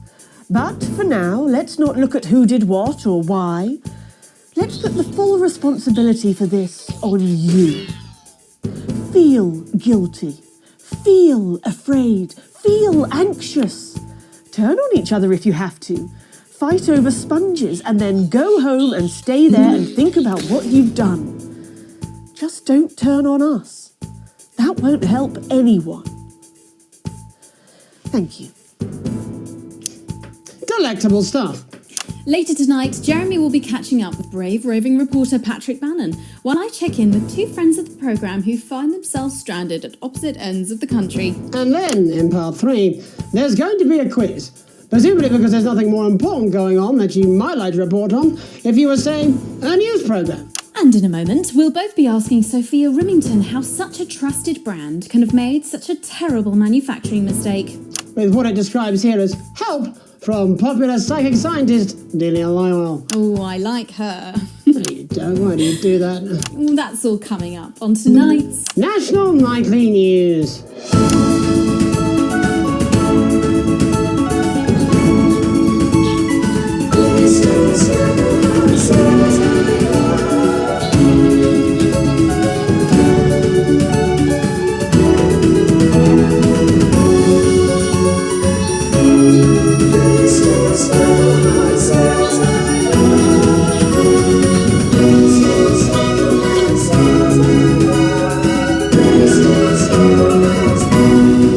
First tonight, how did we get here? Where are we going? And most importantly, who's to blame? Joining us from her ranch in Arlingsfield, Milkirky is the CEO of Rimington's Fist, internationally respected business Svengali, Sophia Rimington. Thank you for having me, Megan. I'm a huge fan of your work. And from a crystal healing laboratory in what I assume is a garage in Upper Lowington, inexplicably renowned psychic scientist, Dr. Delia Lywell. Thank you for being here. Thank you for having us. Sorry, us? Myself and the eminent professors. Is that what you call the voices in your head? The voice seem to attract dead scientists. I don't really know why. The money? They express themselves to me through ethereal algebra and quadratic predictions. It's all very technical. No, it isn't. I concur. Miss Rimington, the entire Snuggle Hugs range will surely go down as the biggest public relations disaster in history, won't it? Well, of course, that's one world record we would never have sought to claim. What can you say at a time like this? There is only one thing that can be said. I'm sorry. We're sorry. From everyone here at Rimington's Fist, but especially the dedicated inventors and world-beating engineers at Rimming Toys, we are deeply, deeply sorry. Who could have predicted that letting a child's toy learn how to love could have such unforeseen consequences? Mary Shelley? We see you, Sophia Rimington. You are preening by a metal vessel, and where you venture, you will see neither land nor sky. Is that supposed to be the future? Only the past is concrete. I remember being a child in my grandpa's workshop when he made the first dancing hangman toy. He put it by my bed, and when I couldn't sleep, I'd wind it up and let it go, and I'd watch that happy little executioner just wiggle and wave his tiny noose and dance before my eyes. Grandpa sold thousands of them, on the quiet, obviously, and he used the money he made to found Rimming Toys, which is now just one small part of the global supermassive megacore that is Rimington's Fist. Sadly, we lost Grandpappy along the way. He died in a fire at the preschool tobacco factory, another one of his pet projects. But we never lost his spirit of invention. Yes, I'm not entirely certain what your grandfather's offensive toys have to do with the current predicament. The spirit of invention, Mr. Donaldson. The passion to create, to problem solve. And that is why I'm here today, to tell you about a brand new product we're launching simultaneously around the world from midnight tonight. We said science! Science! We hear its song on the breeze, its breath on the wind, its fart under the covers. How does she do it? Well, please, don't keep us in suspense any longer. Won't be my feature she's making up next. Remington's Fist is proud to present Snuggle Traps. Safety and security in these dangerous times. Each box of Snuggle Traps contains 8 devices, all guaranteed to stop a Mrs. Snugglehugs in its tracks. That's enough for a small lawn or 4 window boxes. And you want to know the best thing? They're only $129.99 a box. Now that is affordable peace of mind. We see you, Jeremy Donaldson. Not now, honey, I'm mid-pitch. The best thing about Snuggle Traps is they're powered by next-generation Flardinium batteries. So, however long the enemy lasts, these traps will outlast them. We see you, Mr. Donaldson. You are screaming and yelling. Your friends are crying. They fear you. And then you're gone. Oh my God, I just got chills. Did anyone else just get chills then? I think I did. I think it's more concerned. I think I'd be more concerned about these traps. Quickly, before we go to the break, these appear to be attractively repackaged landmines. Aren't they dangerous, say, to children? Oh, hell yeah. These are not toys, but they're explosive fun. Sophia Remington, Dr. Delia Lywell, thank you for joining us. When we come back, we'll be taking a look at the situation across the country tonight. Don't go away. We'll be back after these bandages. Was that all right? Oh, yes, Doctor, that was exactly what we... She seems very nice, that young Miss Remington. I think she'd make an interesting dinner guest. Do you think so? I think I'd rather spend the evening shoving Delia's sacred crystals up my sceptical arsehole. Hello, mate. It's Dave. You're not going to believe this, but I've decided to come home. Listen, I'll call you back at the next break and we can talk about how I get me job back. Cheers, Alex. See you, mate.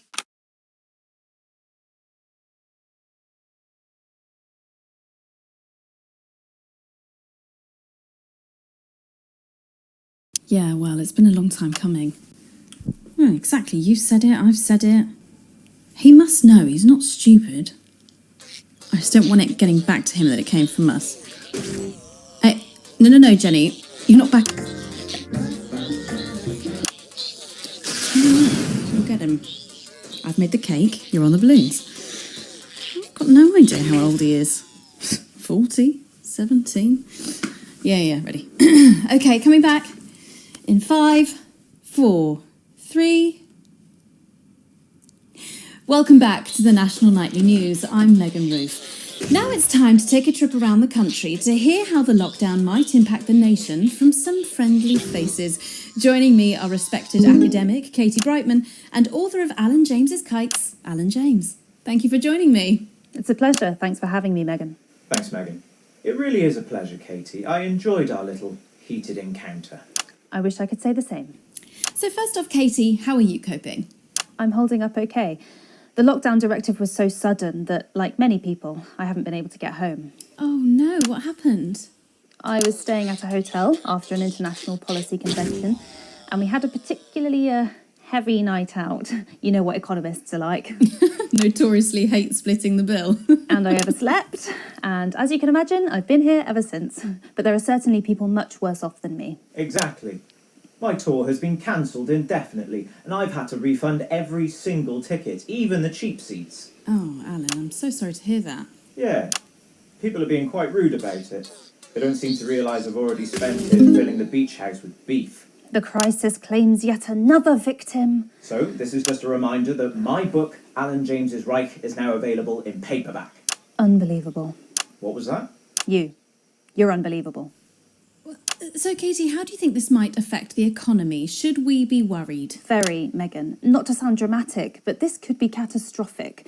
Unemployment has skyrocketed, and frankly, it will be a miracle if a lot of businesses can survive this. There you go, scaremongering again, spreading this latest liberal hoax.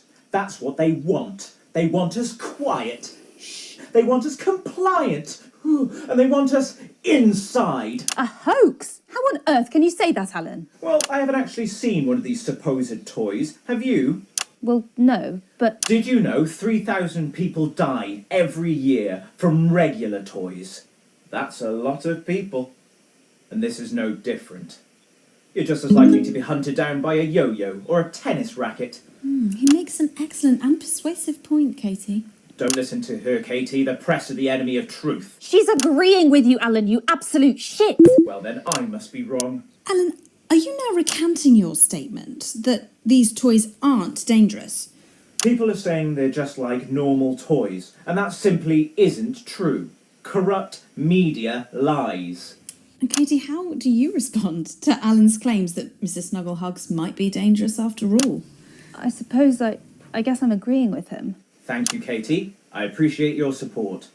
A lot of folks are saying this Mrs. Snugglehug situation will all blow over, but it won't. Yes, right, exactly. We need decisive action from the government. We need huge financial support to protect our workers and our businesses. We need to support the vulnerable, and we need to repent. Exactly right, Katie. We brought it on ourselves with all our liberal indulgences like art, cake, and healthcare. We need to act now and begin sacrificing our firstborns, or at a push, a beloved family pet. Absolutely, Alan. If we can all successfully come together as a community and perform the ritual, hopefully we will appease the great ancient.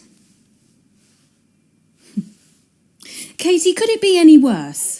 Luckily, over the past few years under Advance, they've invested heavily into health, so the system can actually bear the strain. Is it lucky that the Llama Lords have unleashed a horde of man-made monsters on its own people to conceal the enemy within? Will you just stop for 5 fucking seconds? The Global Alliance of Fish People are amassing an army amassing an army to kidnap our children.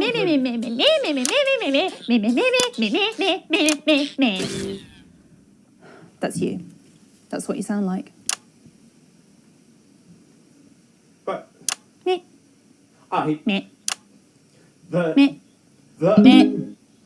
I don't sound like that. Yes, you do.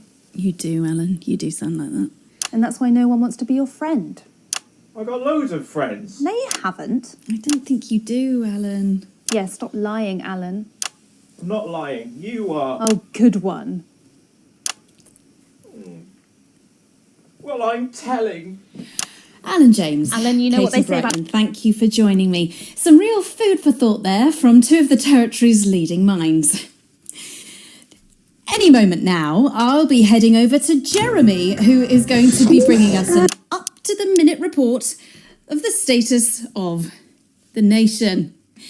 Over to you, Jeremy. Thank you for what I'm sure was a reasonable debate, which really contributed to the national conversation. Next, out on the streets, someone who's always doing exactly that.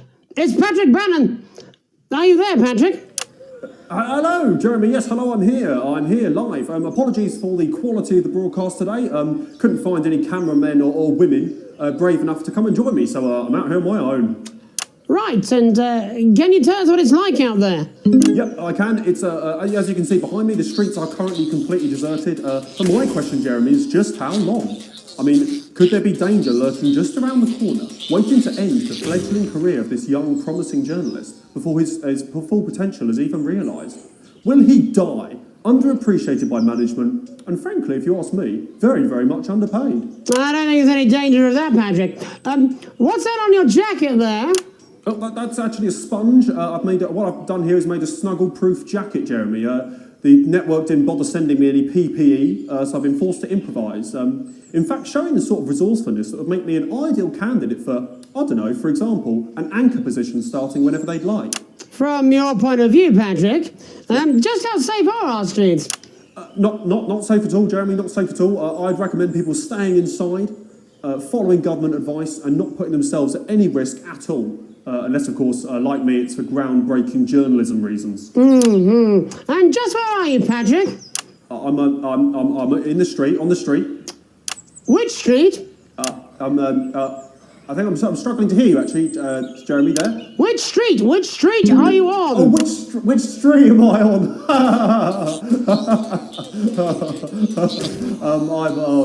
I'm just looking for a sign. There it is. I'm on Bannon Avenue.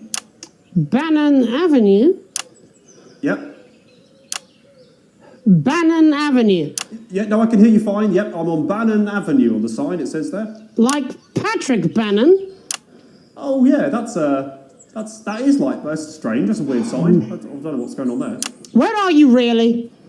I'm on Bannon. Alright, fine. I'm not on Bannon Avenue. I'm at home, to be honest. Alright, fine. Well, I'm in my bathroom technically, but I couldn't face it, to be honest, mate. It's it's terrible out there. I don't want to go outside. They're everywhere. I'm sorry for lying. We don't expect any less of you, Patrick. Can you hear that sound? What the hell's that? I can, yes. I'm no expert, Patrick, but it sounds unmistakably like a tiny fist tapping on your door there. Oh, fuck, it does. Oh, fuck, Jeremy, shit, no! Oh, bollocks, right. Perhaps there's a small queue of tiny fists, each wielding a different gendered household implement, ready to bash in the heads of lying little roving reporters. But you're lying, aren't you? Oh, shit, fucking, listen to me, you bastards! If you're out there, just to piss off, you little fucking snuggle fucks! I'm too talented to die! Oh, what the fucking hell? Okay, it's fine. It's fine. Oh, God. Don't worry, Patrick. I'd say you've got a few seconds before they break their way in there and finish you off.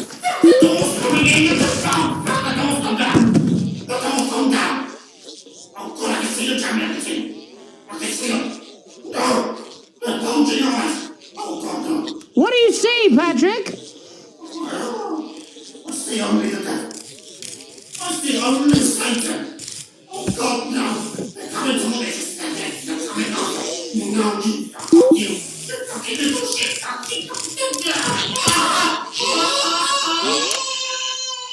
Thank you, Patrick, for that report, showing the nation, and more importantly, management, just where you belong. It's time for another break, but when we come back, we'll be hoping to take your mind off the world for a little while, and who knows, maybe even bring you a few smiles. Join us after this. You're damn right. Yeah, I had them delivered. Yes, to Bannon Avenue.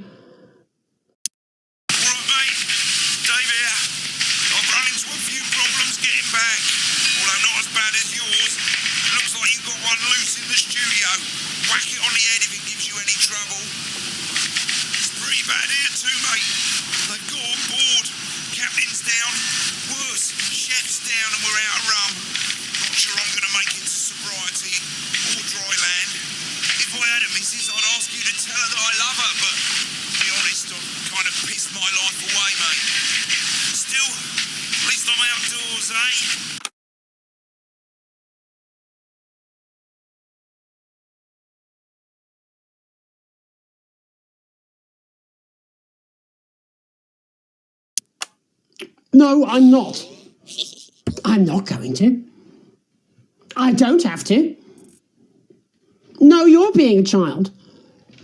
I'm not. I'm not. I'm not. No? Oh, 5, 4, 3. Welcome back to the National Nightly. Well, welcome back anyway. We know isolation isn't easy, so finally tonight we have something a bit different for you. Even though some people felt it's not our job to entertain the public with absolute nonsense, other, more important people overruled those people. So it's time to find out who will National Nightly win and who will National Nightly lose. National Nightly, National Nightly, National Nightly lose. So, how do we play? Well, joining me is a man who knows all about playing, it's Tommy Harris. Hello, Tommy. All right, Johnny. It's good to see ya. And how are you finding the lockdown, Tommy? What do you mean lockdown? The enforced isolation of everyone in the country. Ah, yeah, I think I heard about that actually, yeah. You're in bed, Tommy? Yeah, you called during nap time, so... Of course, that's my fault. So, why don't you tell us how the game is played? Well, it's pretty simple, Jeremy, you sausage. I'm going to ask contestants from around the territory 3 questions about what else? Yours truly. And those people are going to get a chance to win a very special prize. And what are they playing for, Tommy? Drum roll, please. Jeremy. Oh. Thank you. This. Is that... What is that? It's my athletic support, Jeremy. Oh. But I've signed it, so... Oh, well then, what a fantastic prize. Have we got anybody waiting to win this once-in-a-lifetime prize, Jimmy? I believe we have Angie on the line. How do you feel about winning this man's old pants, Angie? I've never been so excited, Jeremy. And can I just say, I love you. Both of you. Well, you've said it now, haven't you? Oh, Angie, I love you. In a way. Tell us about yourself, Angie. Well, what can I say? My name is Angie. Always has been. I'm a human woman, and my dental hygiene has been described as acceptable. Brilliant! Right, well, shall we get this shambles underway? Absolutely, John. Can I get 30 seconds on the clock, please? We haven't got a clock. Yeah, I did ask for a clock. So, well, why don't you start, and I'll stop you when it inevitably becomes unbearable to watch. I love it. All right, here we go. Time starts now. Question 1. When is my birthday? The 13th of August at 7:19 a.m. That is absolutely correct. Question 2. What is my favourite colour? Crushed praline 4. Correct, the colour of my nipples. And finally, Angie dear, what is my star sign? That's a trick question. You were born outside of the human understanding of the cosmos. Unbelievable, that is correct. Stop the clock. Wow, that really was tough to watch. How did you do, Tommy? Well, Angie, my love, you got every single question right. Which of course means you lose and win absolutely nothing. Thanks for playing, Angie. Bye. Do we have another contestant on the line at Jelly Bean? We do indeed. We should have Sonia Artleach. Are you there, Sonia? Of course I am, Jamie, darling. Thank you for being here, Sonia. Oh, there you are, Tommy. Mwah. Let me guess, you work in theatre, don't you? Is it that obvious? What gave it away? Was it the glamour or poise? It certainly wasn't your inherent sense of humility. Tell us about yourself, Sonia. Oh, well, if you must play this game. I am a theatrical agent. I represent the likes of Rudy Beefman, Samuel Coffee Cup, and Jodie Carpetburn, amongst others. And how's the lockdown affected you, Sonia? Well, they may have closed the theatres, shut the studios, and boarded the cinemas, but they won't get me that easily. How are you managing without any work? Due to a savvy clause in all of my artist contracts, I am able to claim my 15% from their unemployment benefit. Wow, that certainly is sharp. Standard stuff, standard stuff. And can I ask, where are you speaking to us from? Well, I work from home, you know, to keep costs down. And who's this? Oh, well, you know, when they gave the order, I was actually mid-meeting with a client, so we've been isolated together. No fucking way! What the fucking fuck? Is that Tommy Harris? I'm a huge fan. Can I just tell you how bloody brilliant you are? Actually, Jeff, we're about to play a game, aren't we, Tommy? We got time. Well, if it's not too bold, I think I am in love with you, Mr. Harris. No, it's not too bold. That's all right. Don't worry. Hey, I'd love to show you some of my stuff. I've been working on some new shit. Well, at least you're already aware. During lockdown, we've been workshopping some of Jeff's ideas for much younger children, haven't we? People still let you near their children, do they? Yeah, that's right. Yeah. I've been developing some shows for younger children. Well, we'd love to see it, wouldn't we, Gerbil? absolutely dying to. Right, so, what do kids love? Timely child support payments from their absent fathers. Shallow and overproduced musical numbers? That's right. Animals! So, I'm trying to address the things that kids need to know, but through a medium that they'll understand. Do you understand? I think so, yes. Jeff's one of my best clients, aren't you? I am, yeah. So, the first one we've been working on is called The King of the Jungle's Mortgage Repayments. It's about a lion who's having problems with his interest rates. I see. Does he have a broker? He does, yes. He's a porcupine. How did you know that? Well, your work is universal, darling. It speaks to people. I'm going to say something to you, mate. I think you're onto something here. Oh, the bear! Oh, yes, right. This one is much better. So, this one tells the tale of Mr. Bear. Now, Mr. Bear is a very sad bear, because all of the other bears don't think that he'll amount to much, and they tell him that his plays are lazy and derivative. I think you're onto something there. Now, Mr. Bear is a tragic figure. Picture this. He's at his lowest ebb. The trees are closing in. He can't even face his salmon, can he? No. But then he meets someone that will change his life forever. This is fucking gripping. That's right. He meets a wise old octopus who takes him under his wing and says, "No, Mr. Bear, don't be sad. You're not like all the other bears. You have this ambition and these dreams." Such fucking dreams. I think I love you, Jeff. And what you need to do, Mr. Bear, says the octopus, probably doing an 8-armed gesture or something. What you need to do to find happiness in this crazy old forest is you need to set yourself more realistic goals. It's called Mr. Bear Lowers His Expectations. Wow. You really have taken yourself to new depths. And what do you want children to take away from this? Oh, fuck shit, fuck. What? I said a more realistic worldview. Are you all right, Jamboree? It's Jeffrey. My name is Jeffrey Donington. No, stop. How does it end? We need to know how it ends. Well, all the animals learn a thing or two about inevitable mediocrity. And Mr. Bear settles down near to his parents' cave, stops trying to make his band happen, and he goes into bear telemarketing. Becomes a bear maths teacher. Oh, and we end...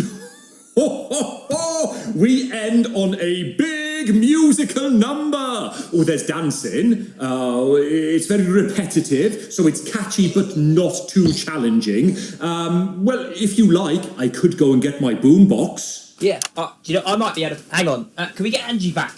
Why not? The more the merrier, as they say at orgies. Right, I'll just fill then, shall I?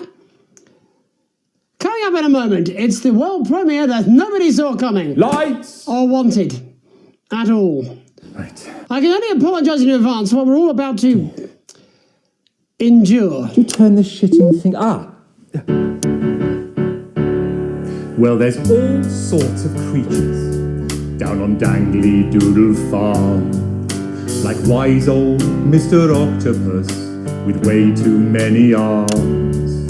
There's Mr. Pig and Mr. Cow, they're always in good moods. But that's 'cause they don't know they'll soon be sliced up into food. Mr. Bear, what's that over there? That's where your hopes go to turn into despair. Mr. Bear, what's that over there? That's where your dreams go to die. Mr. Raccoon wants to go to the moon. He'll end up as a bus driver soon. Mr. Porcupine thinks he'll read the news at 9. He'll end up as a janitor who stinks of turpentine. Mr. Tiny Mouse thought he'd own a massive house, ended up in a bedsit where he can't control the louse. Mr. Horse thought he'd go into professional sports. Now he's an alcoholic and he's on his third divorce. Mr. Bear, what's that over there? That's the place your life becomes an endless questionnaire. Mr. Bear, what's that over there? That's where your hopes go to die. Lower your expectations. Maybe you could get a job in telecommunications. No matter how you try, you'll never reach the League of Nations. The best you'll get is middle rank in trading operations. So lower your expectations. You'll never win an Oscar, so there's no congratulations. The future that is coming will not meet specifications, and no amount of visualizations will save you from your own deterioration. Mr. Bear, what's that over there? That's a tramp who thought he'd be a multi-millionaire. Mr. Bear, what's that over there? That's where self-esteem goes to die. Mr. Bear, what's that over there? That's the disappointment that is waiting everywhere. Mr. Bear, what's that over there? That's where your schemes go to die. That's where your dreams go to die. That's where dreams go to die. Thanks all for what I'm sure is bound to be a classic of children's entertainment. But now, let's see how it's really done. Before we wrap up the news tonight, I just wanted to spend a moment talking to you directly. A final thought, if you will, just for you, Alex. You see, I know you think it's gotten complicated back at the old homestead, but there's something you should know. You like to think you've got the family ruled, the feelings have cooled, and you're just ridiculed. You think you're even-handed, but there's nobody fooled. You clearly love your daughter more. You like to think you've got it under control.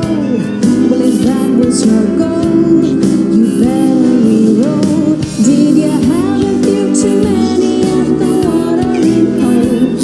You clearly love your daughter more. Now Chris and Sam are broken, 'cause you're too scared of the law. And Charlie's getting angry, locked behind his bedroom door. But Susie thinks you're perfect with that holiday abroad. And I've gotta say, you clearly love your daughter more. One more time for a peaceful night. Yeah, you clearly love your daughter more. And that's news. That's all we have time for tonight on the National Nightly News. We'll be back tomorrow when Jeremy will be wrestling an alpaca and I'll be naked. I'm Megan Wolfe. Have a treacle night. Oh. Aye, just give me that beer. I'm fucking famished.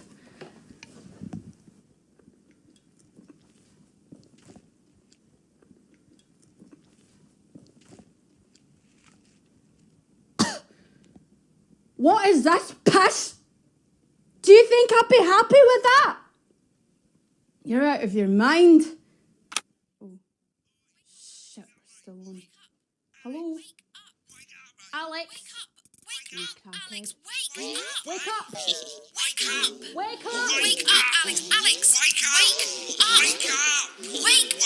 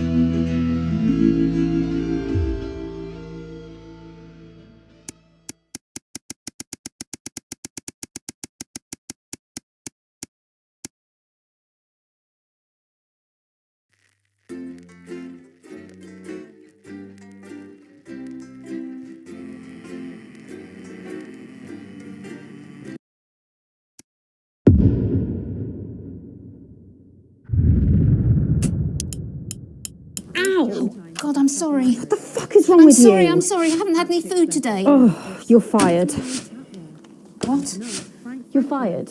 What for? Facial sabotage? Jenny? Problem? I want her fired today, now. Don't worry, Kath, it'll be all right. No, it won't be all right, Kath. Pack up your weapons of optical destruction and get out. You realise you're beginning to sound like me? I mean it, Kath. Stay where you are, Kath. Jenny? This is not Jenny's decision, Jeremy, or yours. It'll be all right. I'll talk to both of you. Oh, good. You can tell him I'll return his wife's casserole dish at our dinner next week. Jenny? I'm sorry, Kath, you're going to have to leave.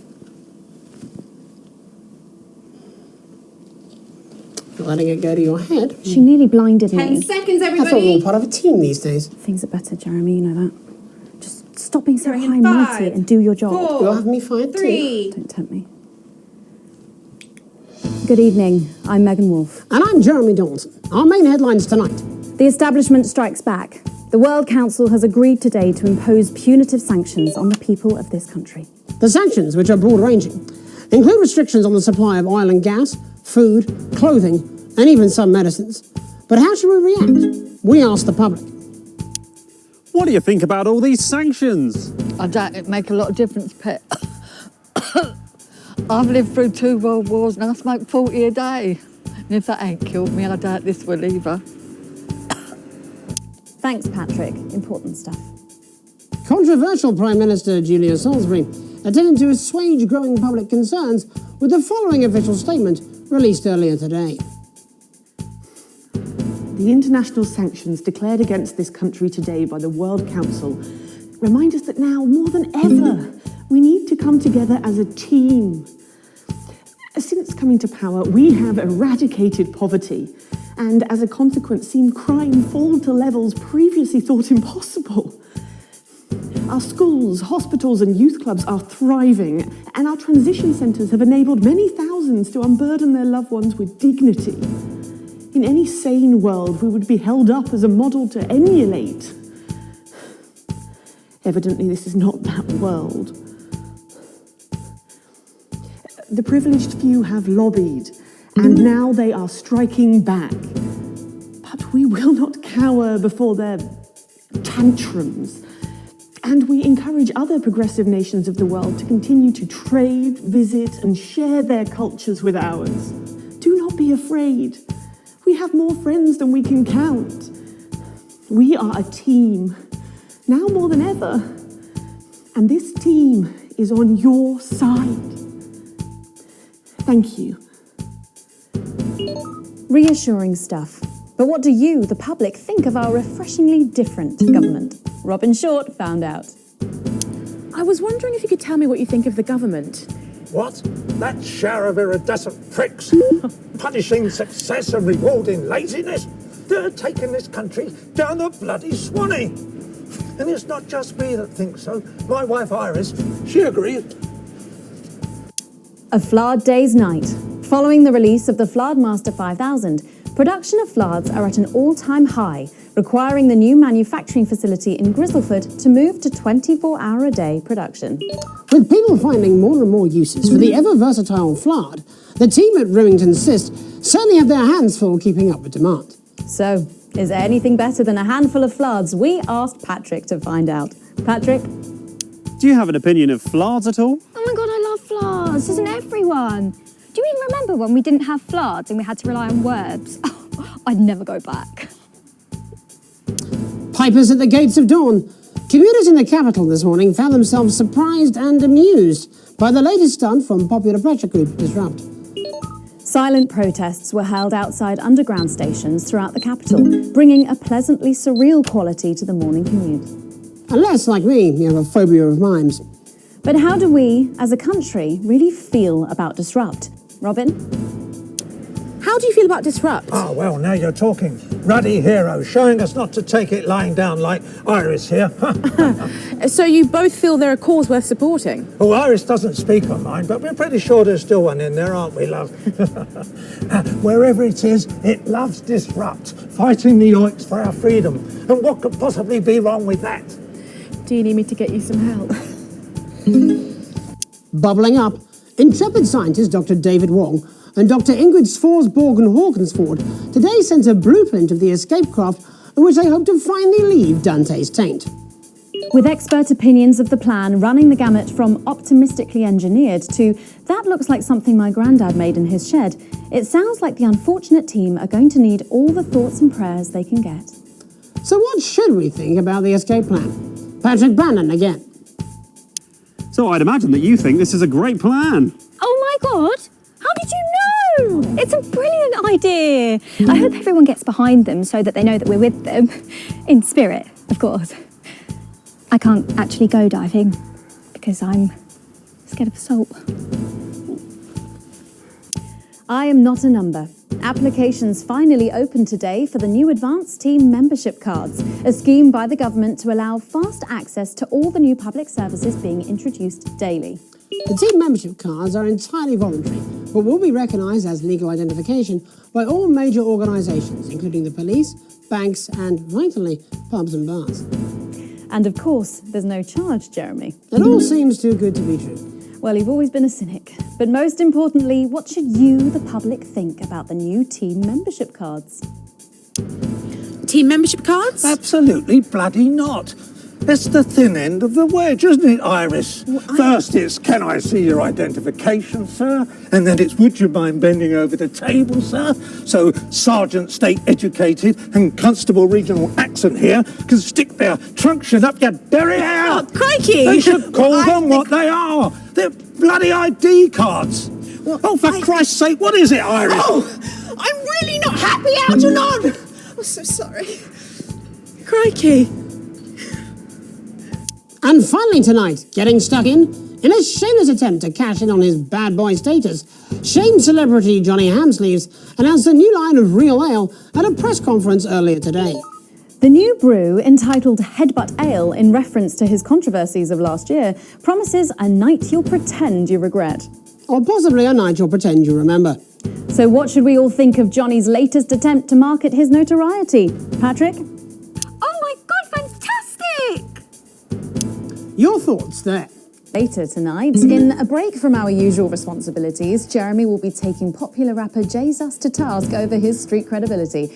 And then we'll both be meeting the team behind the new play that's got theatre critics buzzing with anticipation. That's all coming up on tonight's National Nightly News.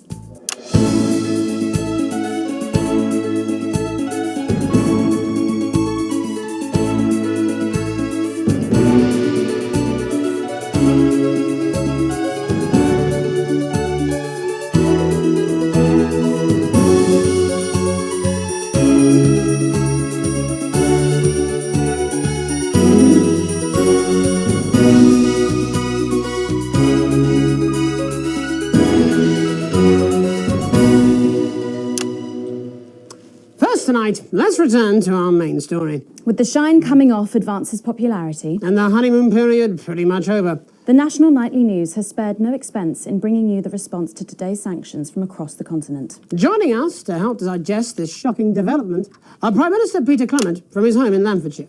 Good evening, Jeremy. And from Urkistan, Foreign Minister Ivan Vodovich. It's a great pleasure. Miss Wolf, you like... And from Svenland, Minister of Mojo, Björk. Hey, everybody. Minister Vodovich, your country pushed especially hard for these sanctions. Any regrets? My only regret is I was not able to see the face of my old friend Peter Clements when the results of the vote were announced. As you say, he has one up in your bottoms.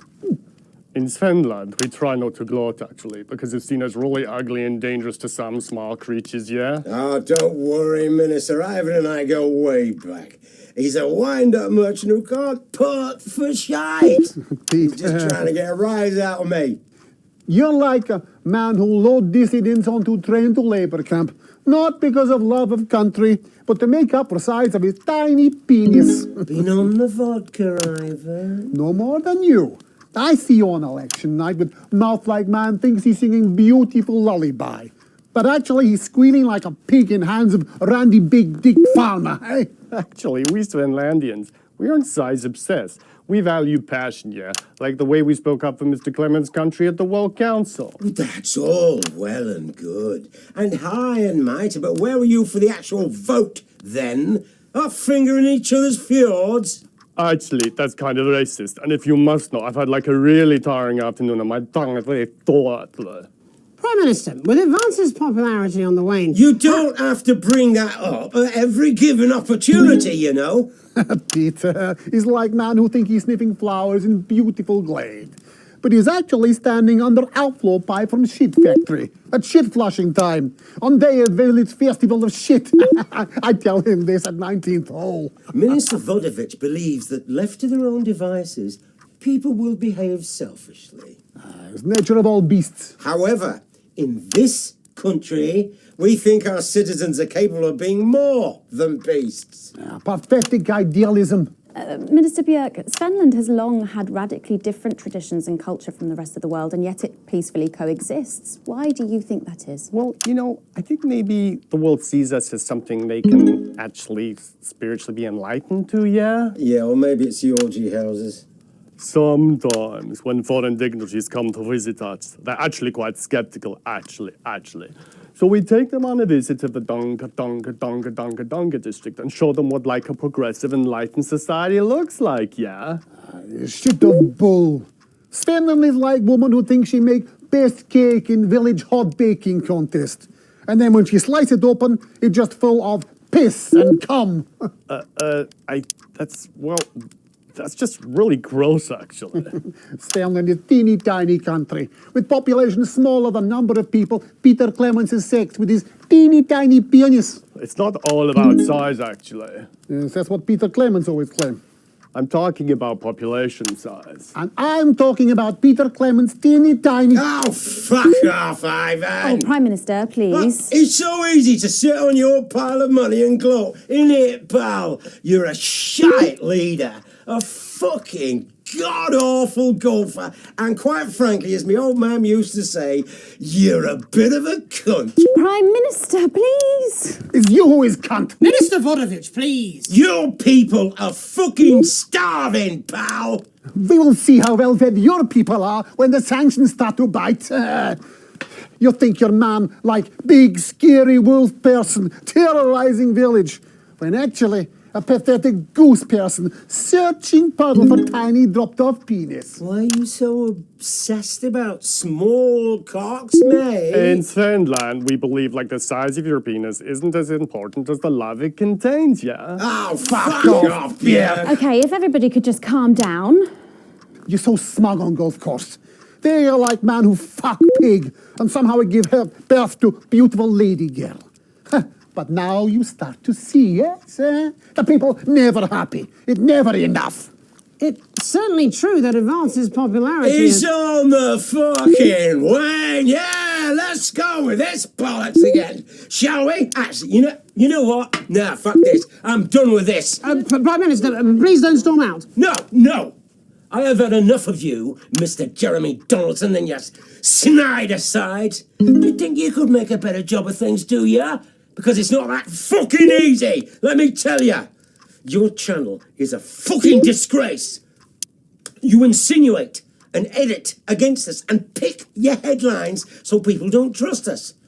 The sooner you roaring monsters are taken into public ownership, the happier everyone in this country will be. Well, we've not got long until the adverts, so... I'm sorry for the outburst, Miss Wolf. Julia thinks very highly of you. And I know you're not the one making the editorial decisions. Do any of you have anything you wish to add about the sanctions? My work here is done. I like man who happy he lie down with fatty, drunk, easy girl from village inn, who discover in morning he wake up next to beautiful news reporter lady. You know, I think it would be a terrible shame, yeah, if the people of your country were to suffer because of teenage grudges and personal rivalries, yeah. Thank you. Prime Minister? This country, this wonderful, civilized, creative, inventive country, we're not scared of these sanctions. There's no wolves at our door, only the best of people striving to help out. So no, Ivan, we're not afraid. In fact, I doubt we'll lose a wink of sleep because we're strong and we're well resourced. And we don't back down to bullies. And on that note, we have to wrap up. Ministers, Prime Minister, thank you for joining us. We'll be back after these messages. 1 minute back. Peter, you're so easy. So many buttons to push. Piss off, Ivan. Will I see you at Graham's this weekend? No, I've got meetings. Some tossers impose sanctions on the country. Well, shit. I mean, wow. So that happened. Roaring monsters. Public ownership? You two are like a couple who think you are king and queen of village when actually you are just puppets on a string of evil shitty-hand puppet legs. New government censorship should show up in blue. Same as regular censoring. Keep an eye out for the advanced blue waveform.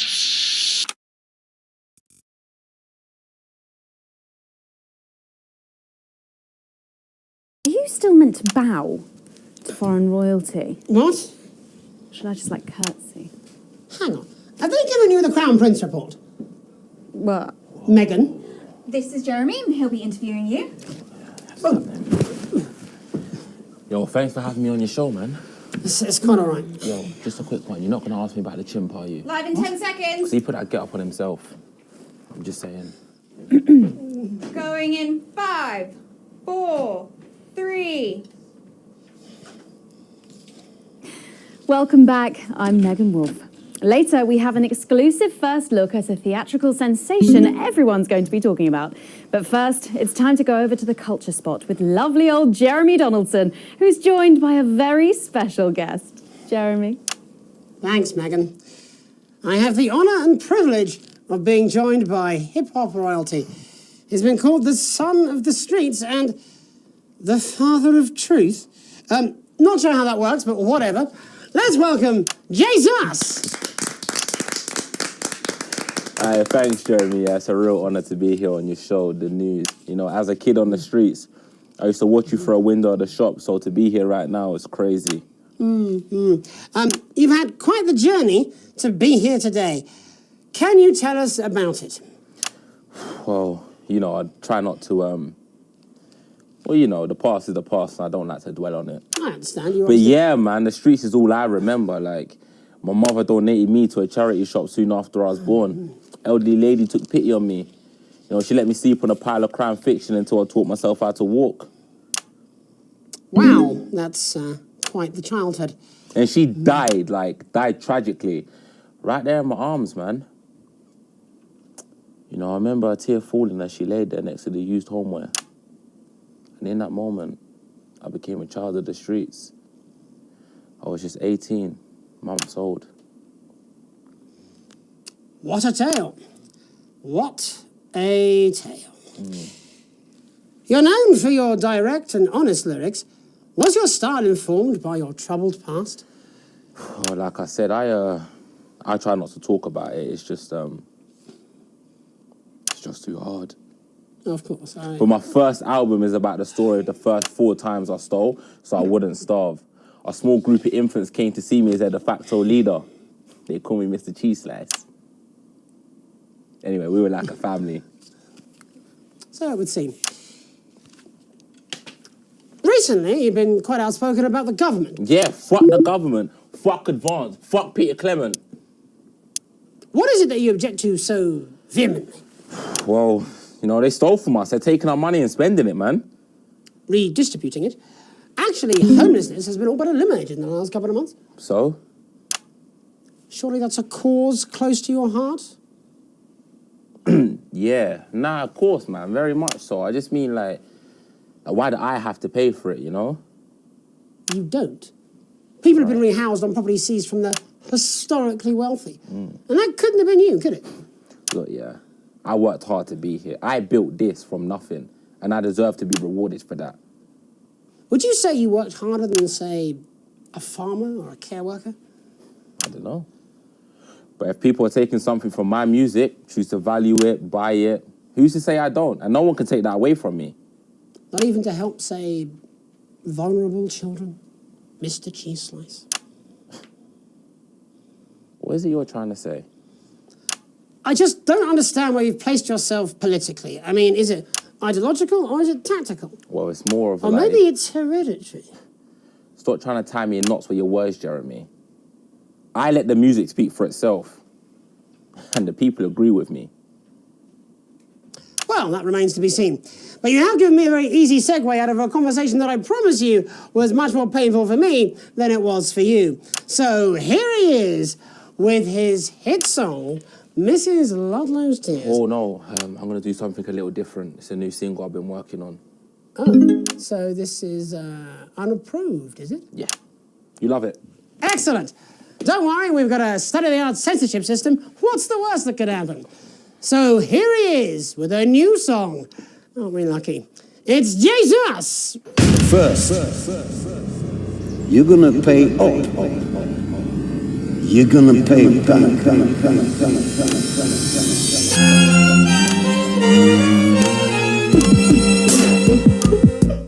Well, we're all different races from many different places. At any given moment, only one could be the greatest. So you can feel the elation from your participation. Still two leaders in this motherfucking nation. Now we're getting sanctioned, talking about expansion. Why does Julius require a massive fucking mansion? So fuck all your schemes. I don't need your freaky team, and I don't need your help to achieve my fucking dreams.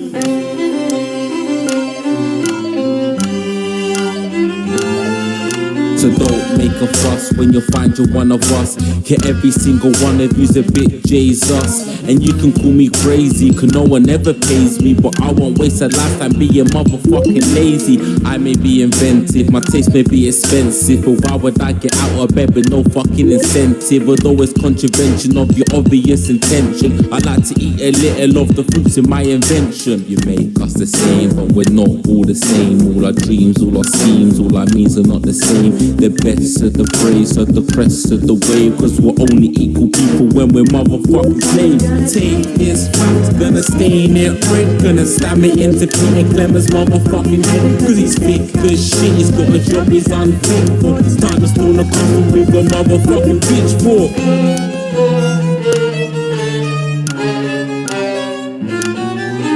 So this is for the snub ones, the push and the shove ones, the folks that feel the burden of their motherfucking loved ones. Ones who had plenty like a motherfucking Bentley. The ones who now finding that their bank accounts are empty. The ones of aspiration who had to flee a nation. The ones who built a business out of dreams of perspiration. There's all sorts of people, the good and the evil. It only takes a glance to see we're not all equal.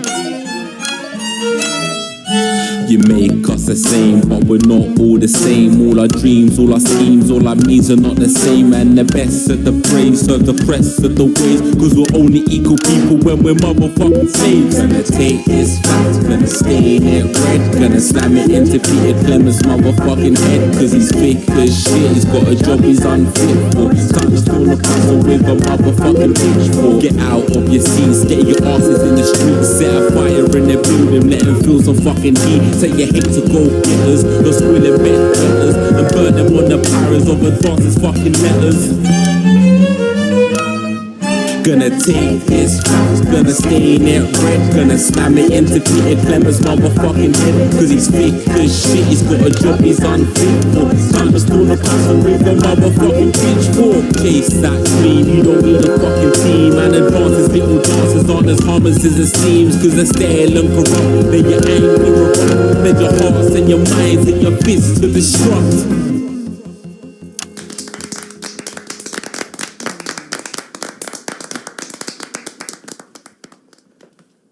Jesus there with his new song.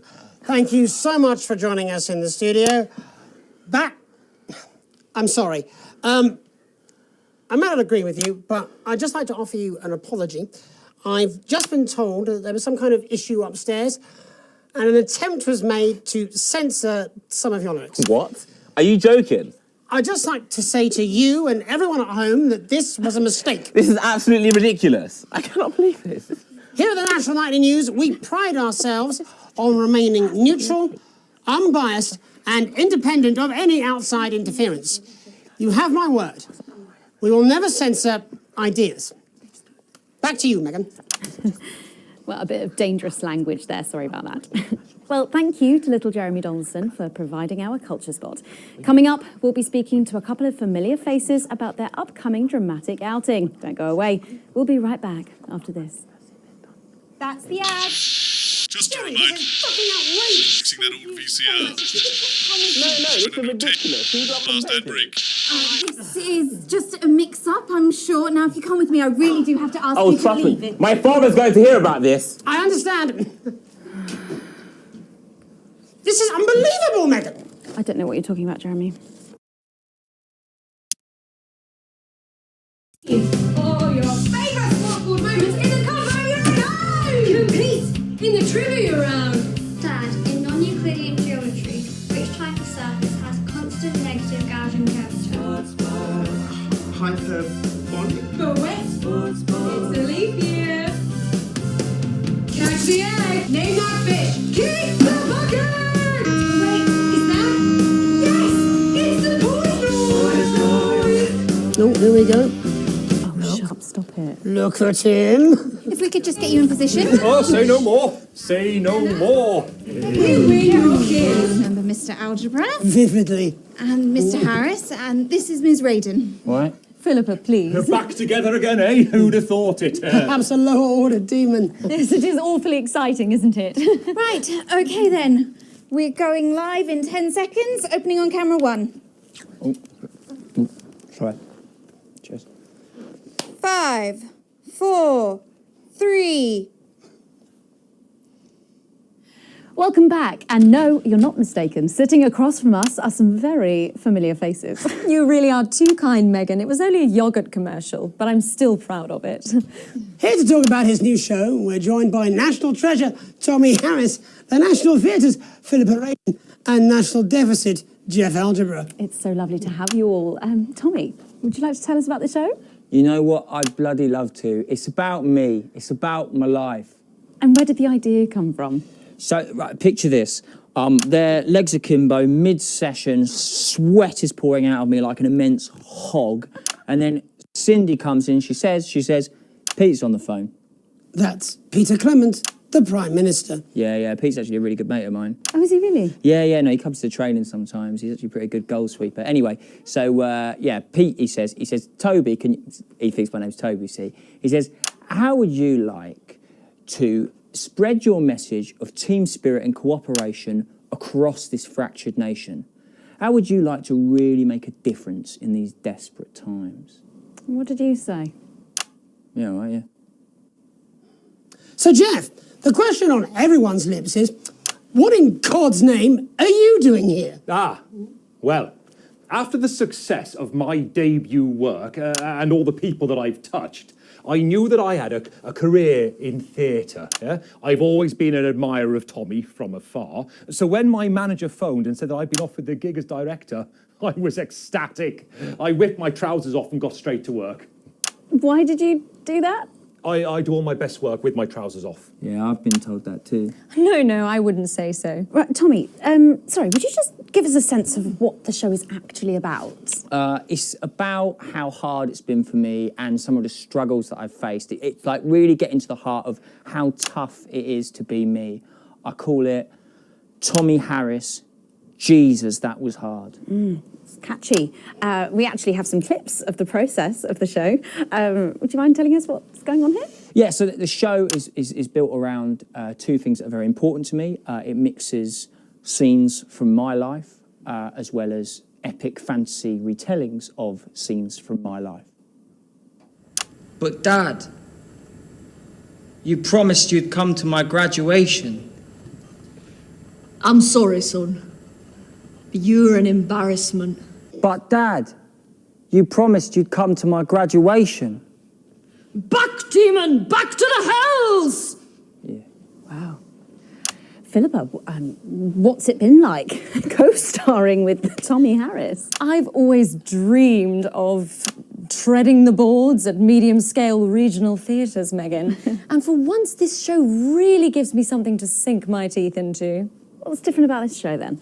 Tommy, Mr. Harris's show really lets me show my tremendous range as an actor. I've always suffered from typecasting, forced to play the same tired characters in every god-awful yogurt advert or god-forsaken soap opera or, God forbid, a pantomime. But, you know, this show has really let me just go there. Jeff, the viewers at home will be dying to know exactly what is it that you bring to the show. Good question. I think these guys would agree with me when I say that it's my steady hand on the tiller, my arm round the shoulder approach that's really brought the production from strength to strength. Absolutely right. Jeff's contributions are immeasurable. He was our rock. Can you give us a sneak peek of anything else that might be in the show? Yeah, all sorts, yeah. We've got lots of exclusive first-hand experiences of Tommy's time in the underground sports board scene. And some epic fantasy retellings of Tommy's time in the underground sports board scene.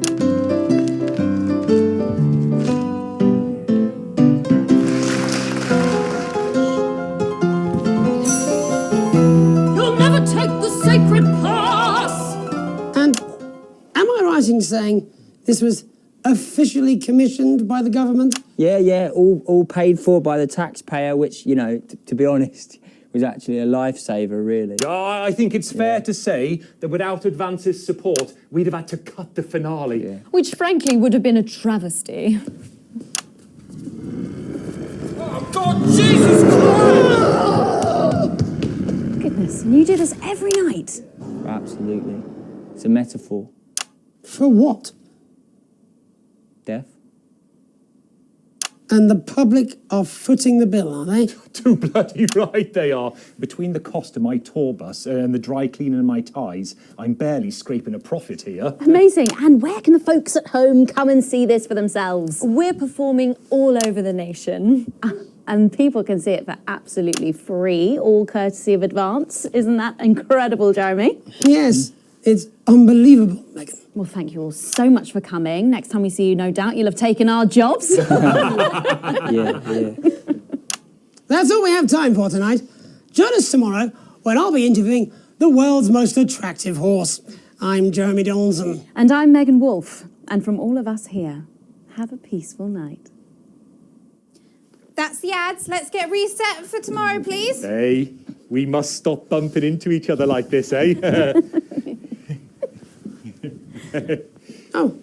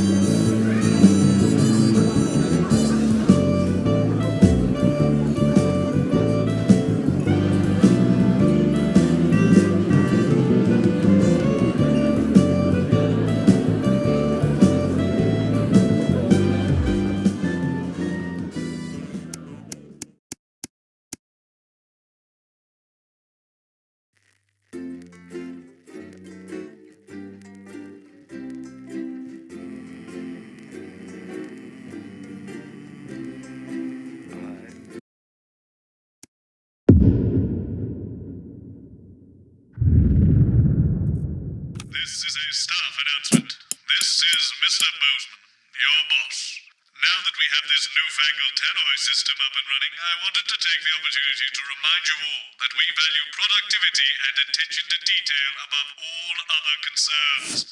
Also, that the salami sandwich in the fridge is mine and mine alone. Boozman out.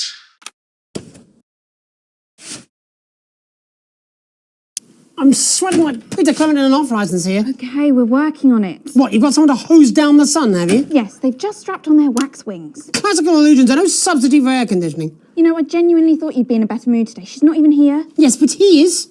Our gun-toting handler. Who, Andy? I don't know what the fuck his name is, do I? He's here to keep us safe from people like Disrupt. More like keep us in line. I hate guns.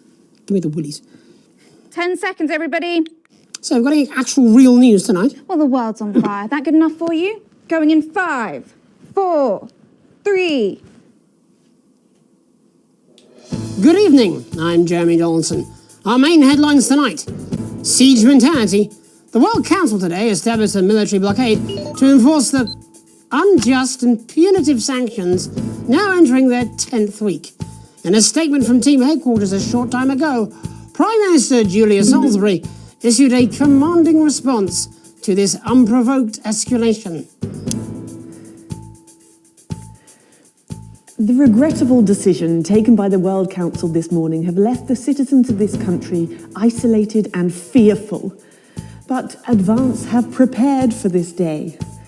Our stockpiles are large, our wealth is unfathomable, and we will defend our citizens with every last breath from this latest brutal and calculated act of war.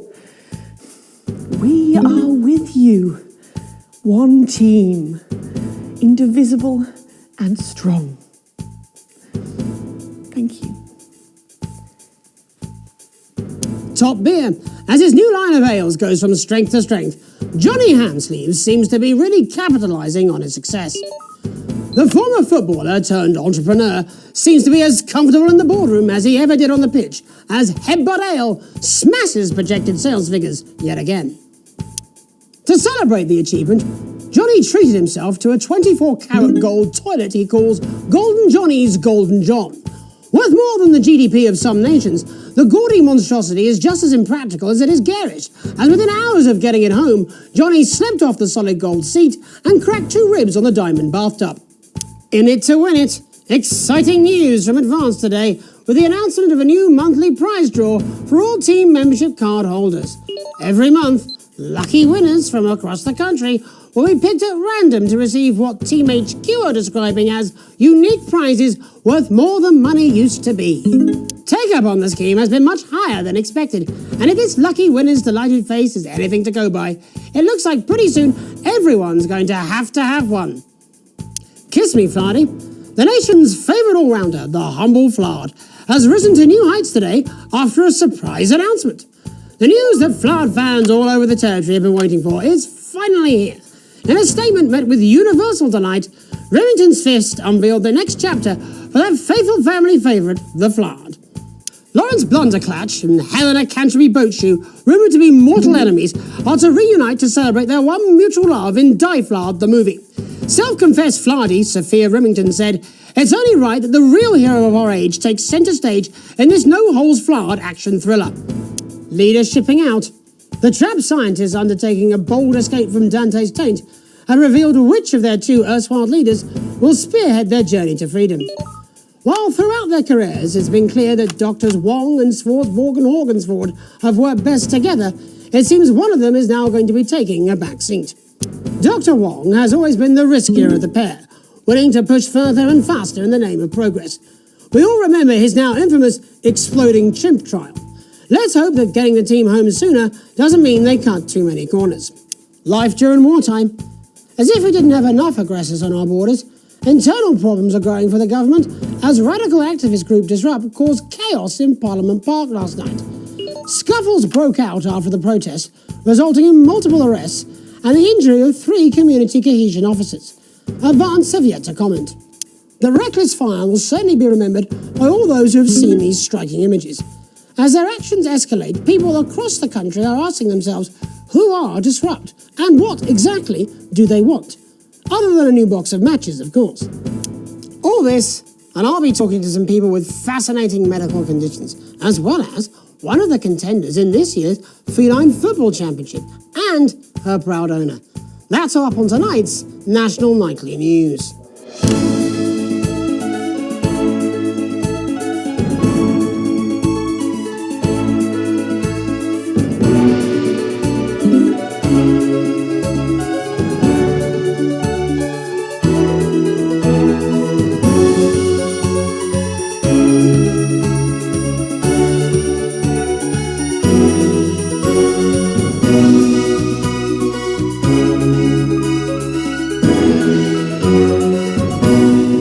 But first tonight, our team of correspondents has been dispatched to every corner of the country to see how the people of this great nation of ours are coping with this unprecedented hot weather. First, let's go to Megan Wolf in Shining-on-Sea to see what the scientific community has to say. Megan, how's the weather there? It's absolutely glorious, Jeremy. Thank you for asking. I'm here with Dr. Anna Burns of the University of Princeford. Are you enjoying the weather as much as I am? Oh, yes, it's wonderful, isn't it? My eyelids are sweating. And you're part of a team carrying out a study into just what's causing this unbelievable heat, is that right? Yes, that's correct. Yes, we want to be able to reassure the public once and for all that there's absolutely nothing to worry about and that they can enjoy their sunstroke and fossil fuels in peace. You sound very confident about that. Oh, very much so. I can say without any hesitation, there's really no cause for any concern here. I've actually left my car running. So tell us about this experiment. Well, we take data from weather stations from all over the world, along with atmospheric samples, and we take all that and we feed it into this state-of-the-art computer, and very soon we'll be getting a high-tech readout of the results. Blimey, that sounds very fancy. I should just say, none of this would be possible without the generous support of Remington's Fist. This is all thanks to their unrivaled investment in our future, and may I just say, complimentary personal anecdote. Oh, here we go. And, as expected, everything is absolutely fucked. Hang on. This can't be right. Right, but obviously you said a second ago that everything is absolutely fine, so, you know. Well, actually, under concern level, it just says, why, God, why? We should be celebrating these wonderful results, I think. There we are. We need to evolve gills within 40 years. You look thirsty. Here it just says, shit. Look at you. This is meant to be a celebration. Can't go around looking like that. Shit. There you go. Much better. Can I just say thank you again to Sophia Remington for providing all of this. Everyone, we don't have long. Time is running out. Absolutely right. That is all we have time for. Abandon hope and return to the forest. There you are. Enjoy that. I'd like to thank Dr. Burns for just one opinion on the climate. The sea will reclaim us all. There you have it, Jeremy. Proof, if proof be need be, that everything is just fine. I'm Megan Wolf, here with science. Back to you. Megan Wolf there, attempting to do some actual news. Next, it's over to Robin Short, who's in Scritchford with some of the winners of this week's team membership lottery. Robin? Thanks, Jeremy. I'm here in Scritchford with Gary Failsafe, a janitor at the local school, and Amelia Jackhammer, an aspiring poet. Both of you were drawn at random from those who hold team membership cards to receive this week's amazing prize. How do you feel? Filled with fervent euphoria. Yeah, good, yeah. And all that we had to do was fill in a quick form or two. Wow, that sounds so convenient. But we're all dying to know, what have you won? That's right, Robin. I've won dinner with Julius Salisbury at one of the capital's top restaurants. Ooh, swanky. And I've been invited to Peter Clement's house to help him dredge the gutter in. That's absolutely terrific. You must both be over the moon. I've written a poem about it. So, can you tell me about the moment when you first heard the news? Well, I was battling against a particularly difficult floater, probably one of the sixth formers, when the headmaster came and found me. I was involved in a similarly brutal conflict with a particularly arduous stanza. So you were both polishing turds? No, I don't like to polish them. I like to keep them intact for my collection. Oh. How unexpected. I don't polish turds. I write poetry. Potato, potato. So, Gary... Do you think Peter Clement's going to let me keep the contents of his downpipe? There's no harm in asking, I suppose. Would you like to hear one? No, thank you. Gary, when you signed up for team membership, was it in hopes of winning the lottery, or were there other reasons? I like a flutter, of course, but no, the boss said I had to sign up to keep coming into school. Very sensible. It's important to know who we're trusting around our children. Oh, I have an unpublished book of sonnets about children. Perhaps you'd like to hear one. No! Or an anthology of haikus on the death of innocence. I'd rather hear about Gary's turd collection. Really? I thought you might say that. Oh. Oh. Are you all right? Yes, it's coming. It's inspiration and it's delicious. Right you are. Today on the show there's no news. Just a man who keeps multiple poos. Here, No. this big one's my favourite. See how it's fibrous, really lovely texture. Would you encourage other people to enter for their chance to win? If it's colour you're looking for, take a gander at old Blue Eyes here. The national news lost its way when it covered some crap on a tray. Some of these are quite rare. Maybe that was unfair. And that's all we have time for today. Back to you, Jeremy. Thanks, Robin. What a lucky pair they are. And finally in this segment, it's over to Patrick Bannon, who's gone to the smelliest town in the country to see how the unprecedented weather is affecting the locals. Patrick? Hello there, Jeremy. Hello, yes. I'm here live in Grizzleford, which has recently voted the smelliest town in the country. And I have to say that, in this heat, the smell really is. I mean, it's something else. Barry Lardons, mate, you've lived here your whole life. How'd you put up with the stink? Well, we're just all very proud of our achievement, to be honest with you. Can tell that. Look at him, proud as punch. Do you know what it's like, son, being the second smelliest town? No, I don't. Living in the shadow of Arseminster, those smug fucks. But who's laughing now, eh? So what, not me, that's for sure. So what happened, mate? Right, the good people from Remington's Fist came in and saved the day with their factory. You're talking, of course, about the newly built flour factory. Yeah, they gave us this big presentation on jobs and growth. But as soon as we heard about the stench, we paid them whatever they wanted to put it here. Does the stink not affect your life in every way, Barry? I mean, perhaps if you're filling in a tax return or completing the physical act of love. It's strong at first, but you get used to it after several weeks of your first bout of sickness. The judges were very impressed. So, what's sickness? Oh, that's nothing to worry about. It takes a few minutes before you develop any symptoms. Now, folk are saying something about the production line and how they dump carcasses directly into the water main, but I think it's probably the fume valves on the high street. On the high street? Should I see a doctor? What are the symptoms? Well, the first one is asking stupid questions. Then folk experience a loss of inhibition. Fuck off, do they? When was the last time you brushed your teeth, you stinking old tramp?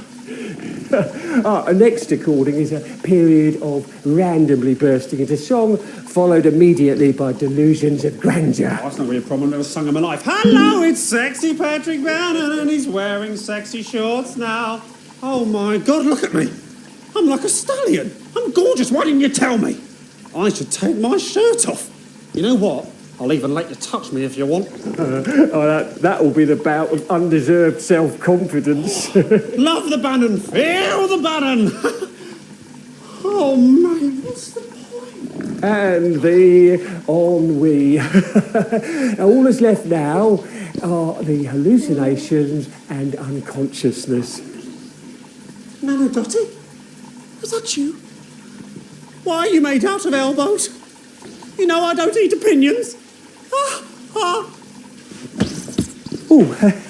Don't worry, folks. Once he wakes up, he'll be just fine. We'll just find a place to stick him where it won't matter how many times he evacuates his bowels. Right, that's all here from Grizzleford, a town that's really making a stink. I'm Barry Lardons. Back to you, Jeremy. Thanks, Barry. With a naval blockade being set up around our coastline as we speak, when we come back, I'll be talking to 3 members of the general public who appear to be here purely for medical reasons. Don't go away. Unless, of course, you've got something better to do. We'll be back after these messages. This next section features a potentially controversial guest. Advance may request some censorship if he goes too off topic. You've done a great job so far keeping everyone happy, so let's keep up the good degrees in here, and I can't do this anymore. You say this every Friday. I've done something. What do you mean? Jeremy? My mic is still live.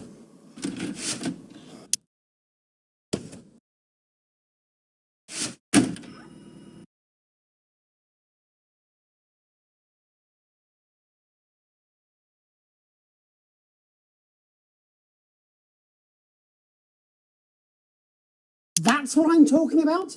Cat football? We should be doing an interview with the War Minister, or a report from Grentham Downs. Even the weather would be more fucking relevant than this. Jeremy, please, just breathe. It's just something light to keep people's minds off things. Exactly, which is wrong. People's minds should be very much on things. Christ, it's so fucking hot. Please take your seats as quickly as you can. I can't do this anymore, Jenny. I've had enough. That's it. This is just... 10 seconds. Get over yourself, Jeremy. Why don't you stop feeling sorry for yourself for 5, 4, 3. Welcome back to the National Nightly News with me, your host, Jeremy Donaldson. Later, we'll be talking to the captain of the Territory's first cat football team, Professor Pumpkin. But first, I'm joined by 3 guests with some balmy bodily behaviours. Joining me is a woman who's been hiccuping for over 9 months. Isn't that right, Miss Piercy? Yes, that's right.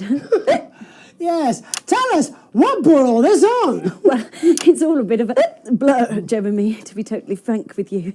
So I was watching your show and I remember seeing the news about the election, and it hasn't stopped since. Fascinating stuff. Also here is Frankie Steampipe. Perhaps you could explain to us exactly what your physiological foreboil is. I'm here to say it's high time people like me were respected. We're constantly overlooked in the workplace, we're whispered about on buses, and we're asked politely to leave children's birthday parties. And it's disgusting.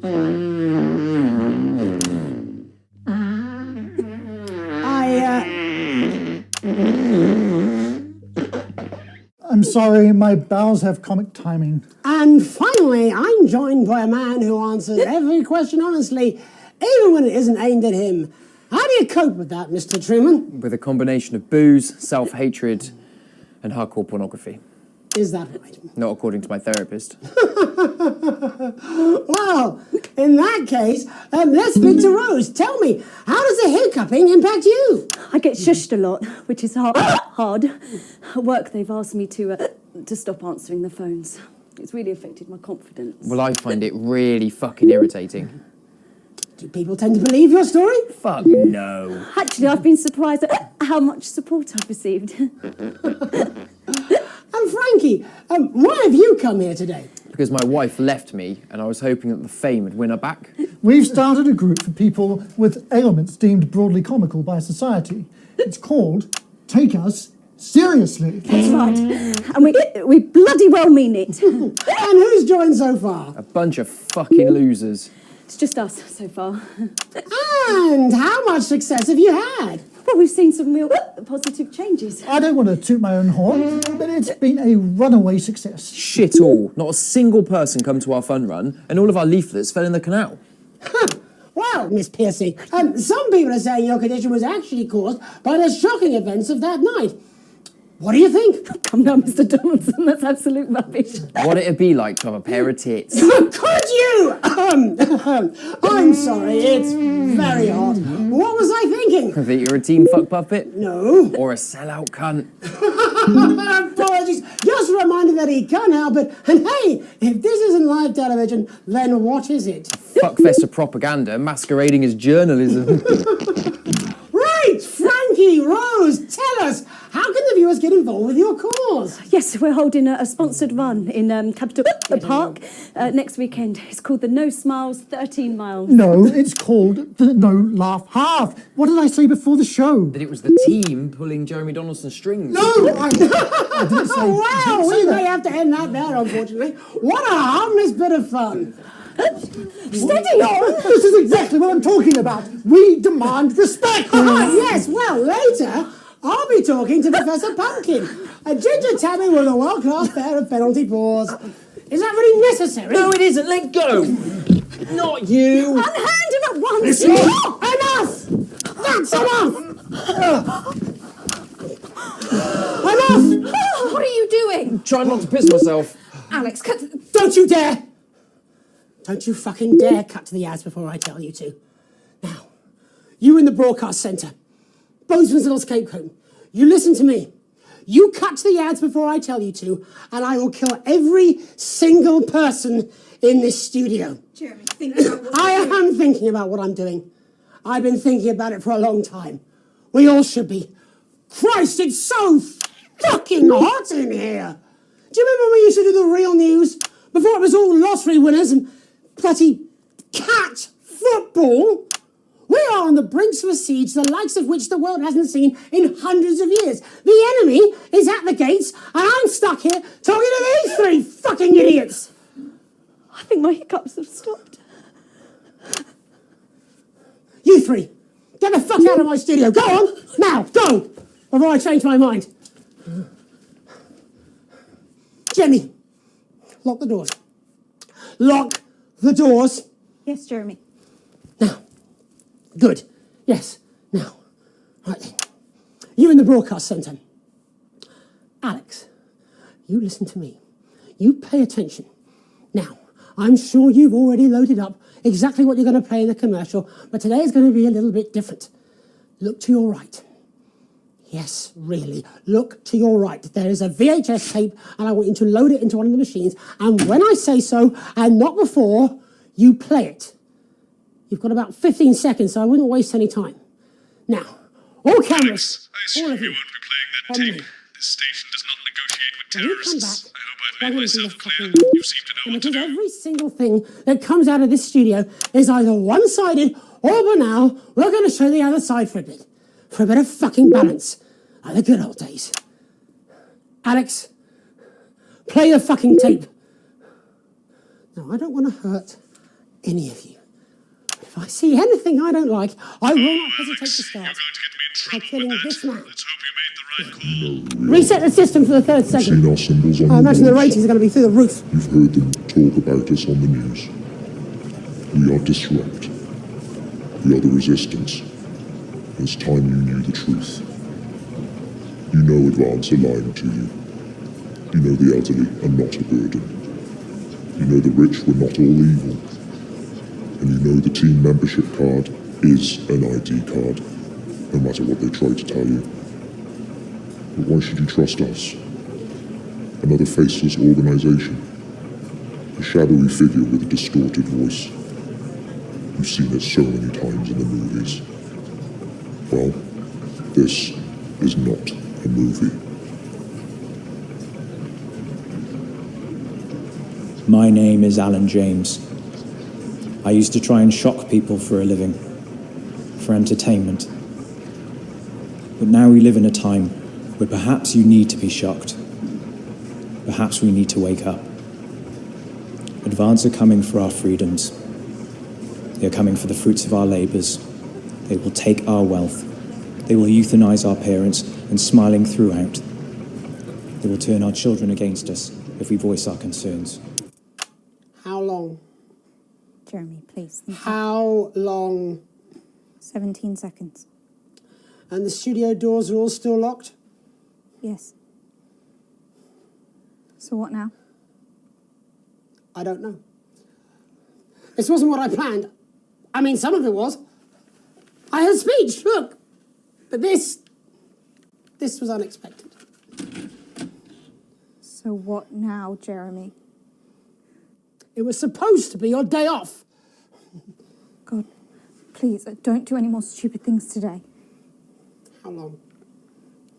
How long, Jenny? We're already live. Welcome back to the National Nightly News. Joining me, unexpectedly, for what I very much imagine will be my last broadcast, are two new guests. Jenny works here at the National Nightly News and is someone I consider, well, a friend. And next to her is... What's your name? Andy. Andy's a policeman. Only we don't call him that anymore. He's a community cohesion official. Officer. Sorry? It's community cohesion officer, CCO. And how's that feel, Andy? Being rebranded? It's good. it's not about confrontation anymore.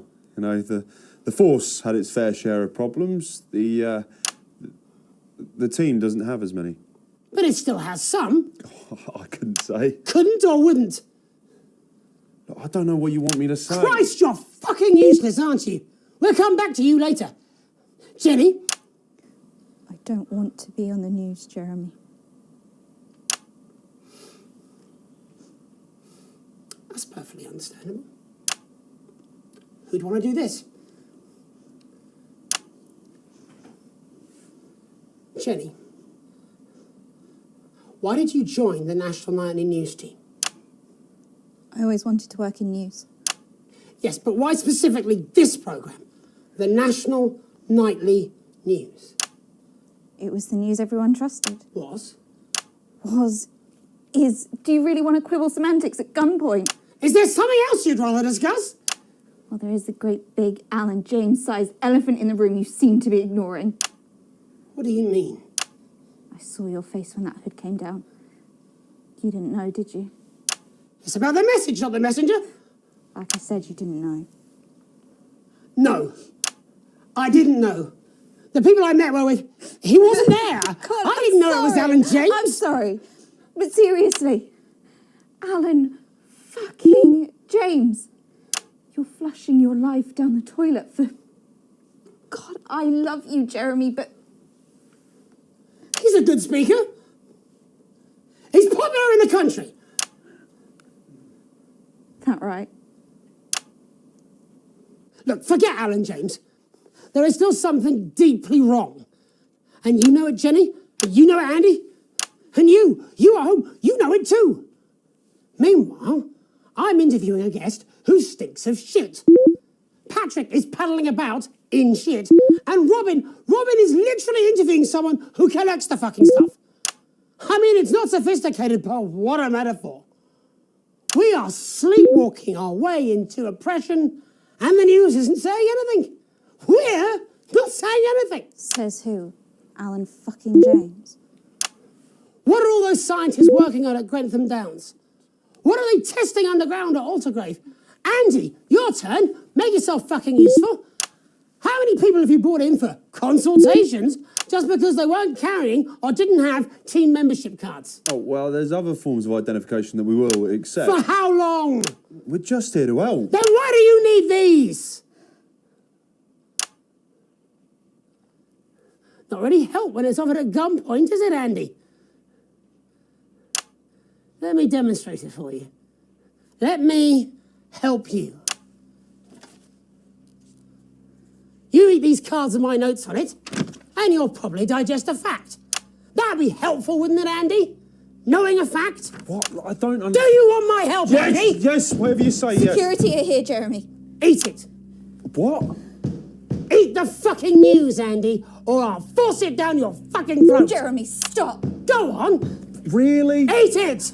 Eat it, you fucking bully. Jeremy, stop. They will kill you.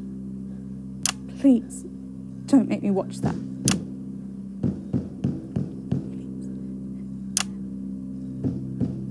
Of course.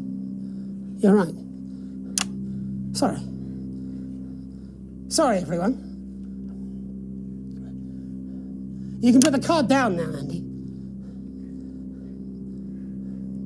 You can go now. You too, Jenny. Fuck off over there. We're nearly done. All cameras on me.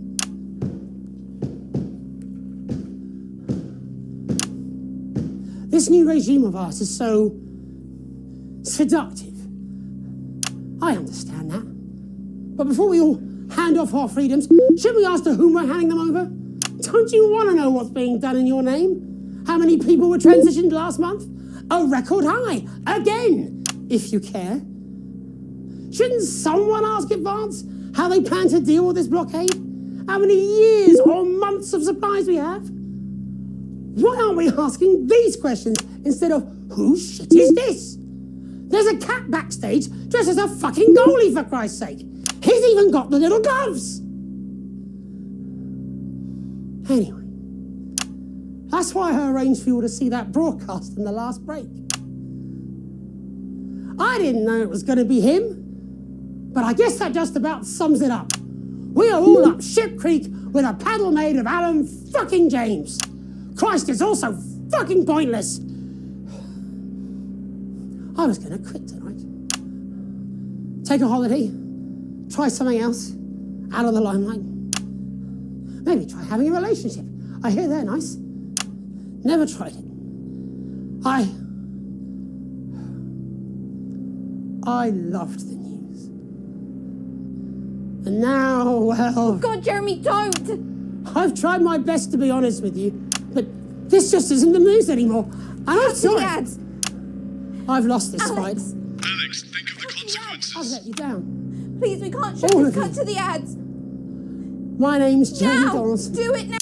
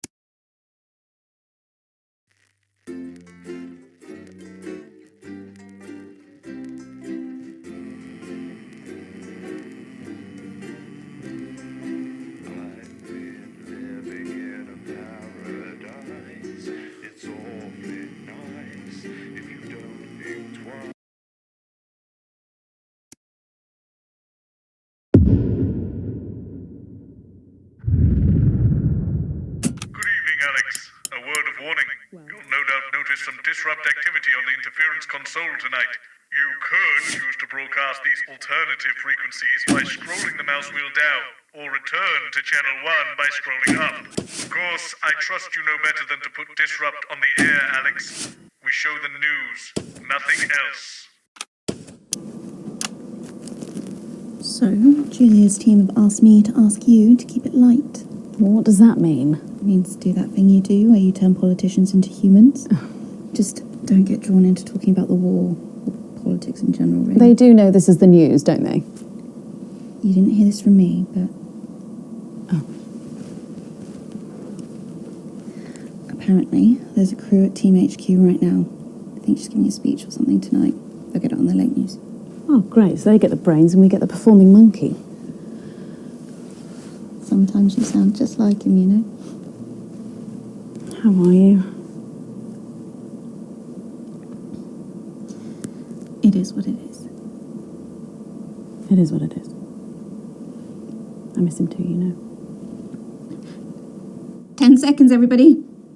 Rumpled old sod. Don't. Going in 5, 4, 3. Good evening. This is the National Nightly News. I'm Megan Wolfe. It's the 140th day of war. Our main headlines tonight. Company of Heroes. Skirmishes on land and sea again today as our armed forces tested the mettle of the World Council's illegal blockade. Advance's strategy of multiple small-scale incursions into the disputed zone is certainly keeping the enemy on high alert, unable to work out where or when the next strike will come. Sadly, however, more casualties were reported today, and as the weeks and months of this war make ever more demands on our armed services, those numbers will, tragically, only continue to rise. Don't starve. Advance's food programme moved from strength to strength today as rationing depots were opened in the last remaining unfed areas of the territory. The rationing depots have been constructed in record time, and the government's agricultural coordination strategy has seen shelves restocked with increasing regularity. However, with a reported rise in mental and physical health issues since the imposition of the blockade, critics have questioned whether those smaller communities which are only now starting to receive help could have been better and quicker served. 7 days to die. The recent decision to allow those with long-term health conditions to access transition centres has today been declared an overwhelming success. Previously available only to those in their final years, the expansion of the service has been met with relief by the many organisations calling for it to be opened up to the wider community. With dwindling medical supplies leaving many of our most vulnerable facing chronic pain, it can come as no surprise that the transition centres have found themselves stretched to capacity. Populace. More than 11% of the population have thus far failed to register for a team membership card, a worrying statistic given that the cards are a legal requirement from midnight tonight. While applications are still open for those who like to run fashionably late, they can expect a few tricky questions from Advance. Street Fighting Man. Spokesman Alan James today announced that Disrupt were responsible for the 2 explosions which rocked the capital's warehouse district last night. Julia Salisbury condemned the attack on what she described as vital medical supplies as pointless and barbaric. Mr. James commented, "Disrupt are strong and our numbers are growing. Advance fear us, and they should, because we're holding the line for freedom." And finally tonight, our mutual friend. Bail was denied in the High Court today for shamed former National Nightly News anchor Jeremy Donaldson. The presenter will be transferred to new lodgings at Pension Ridge Prison, while the lengthy preparations for his trial, which is still 18 months away, begin. Following his very public breakdown on this programme 10 weeks ago, the once-loved presenter was disarmed and taken into custody by the Community Cohesion Team. Let's hope doctors can help the once great man. But first this evening, with the war about to enter its 21st punishing week and people hurting up and down the country, I'll be grilling unpredictable Prime Minister Peter Clement in an exclusive interview from his home in Landfordshire. That's coming up on tonight's National Nightly News.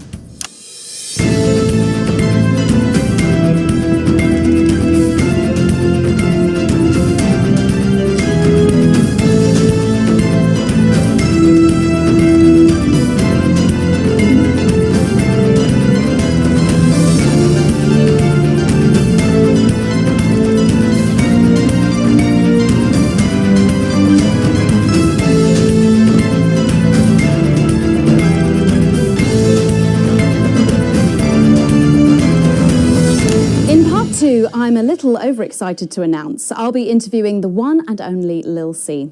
And later we've got a new feature that's sure to keep you coming back for more. But first tonight, let's check in with Prime Minister Peter Clement, who's speaking to us from his home in Landfordshire. Good evening, Prime Minister. Have we caught you exercising? Oh, have we started? Yes, that's right, Miss Wolf.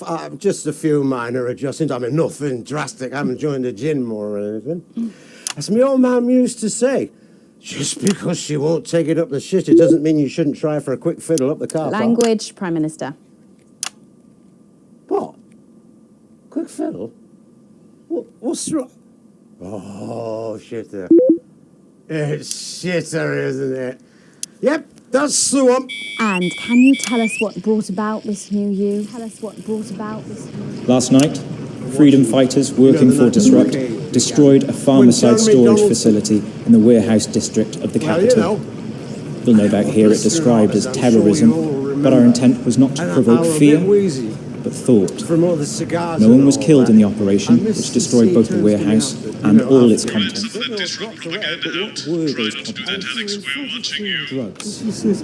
Drugs used in transition centres. Drugs used to kill our elderly and now our sick as well. And since that day, we know that this extermination cannot be easily stopped. Cigarettes. Perhaps it can be slowed, or if you'll forgive me, disrupted. Weddings. Farmerside are owned by Advance. And again, isn't everything these days. Advance make the glossy TV adverts, the drugs, the transition centres, and the law. No government should have that much power. Did you make the power to decision to choose the holiday moment of within your the death country this belongs winter to no because of the one, blockade, not Prime even you. Minister? The freedom to die is a myth.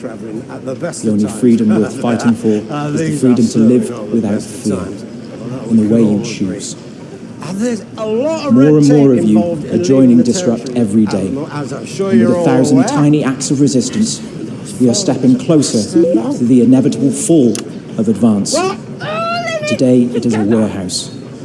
One day soon, it will be the whole system. It doesn't seem very advanced to be going abroad when the rest of the country is grounded. And yet, Julia Salisbury announced today that she'll be visiting Svenland during this year's winter break. Is that really an example of team spirit? What? Did you know about this, Gail? Jeremy Donaldson is to be put on trial. Well, leaving that for a moment, Let's it says all on think this about card that for that a a body moment. like yours must take One of the some nation's planning most to respected achieve. and What's your beloved truth morning seekers routine? is to be put on trial. And for what? Waving a gun around he clearly had no intention of ever using. That Jeremy Donaldson had a very public breakdown is undeniable, but rather than law enforcement, wouldn't medical experts be the one to call? Of course, that was never going to happen. Jeremy Donaldson had a very public breakdown because he simply couldn't take what Advance were doing anymore. He knew that the national nightly news was being transformed from a bastion of truth into a frivolous chat show. And like a mother watching her child fall under a predator's spell, he couldn't stand by and allow that to happen. He chose to stand up to Advance, and their response will be to destroy him. He will be discredited, shamed, tried and convicted. They will break him as an example to us all. That's all we do. Fucking plans and Disrupt has named him an officer in absentia. We welcome him to our ranks. We are with you, Jeremy. You do not stand Well, that's alone. good. That's good to know, Prime Do you Minister. know, I used to really like you, Pat. You were a breath of fresh air. But I've been watching you, and you know what? You get more like him every day. I will take that as a compliment. Prime Minister, later on this evening, your co-leader, Julia Salisbury, is going to give a national address from team headquarters. Can you give us a hint of what she's going to say? Yes. Well, I imagine that there Sorry, will be you the imagine? usual. No, what I mean is, You do know about this broadcast, don't you, Prime Minister? I'm sure I did. But Julia and I have no secrets from each other. We don't memorize each other's bloody diaries either. As my old mum used to say, if you wanted to get a job done quick, don't get bogged down in the pubes. What else you got? Sorry? Only cards, what else? A little piece of my life do you want to rustle through? Get out, refill my glass. Ta. Ah, come on. Come on. Okay. What music do you listen to when you work out? Well, Gail tells me that I work out to Little C, but I have absolutely no fucking idea who that is. And do you think the C stands for... It stands for collaborative, Prime Minister. Yeah, actually, that does make more sense, actually. How's rationing affecting you? It's hard, but we get by. You just have to learn to get by on the basics. Take comfort in each other. I've got Mrs. C and many a fine single malt. I want for nothing. Except for a decent night's sleep, of course. Prime Minister, thank you for joining us. When we come back, it's time for the Culture Spot with Lil C and a world premiere performance of her new song. I genuinely can't wait to hear that. We'll be back after this. 1 minute back, everybody. And that is what happens when you wander from the car. I don't think he knew about her statement. I don't think anyone's supposed to know. When you mentioned it, Bozeman's face turned a colour that I think you call embolism. Am I in trouble? Bozeman? Nah, you're like the daughter he never had. I suppose the higher-ups might fire him, though. Who's Lil C? Or if there's any justice, me. Who's Lil C? Are you winding me up? What? I'm civilised. I read books.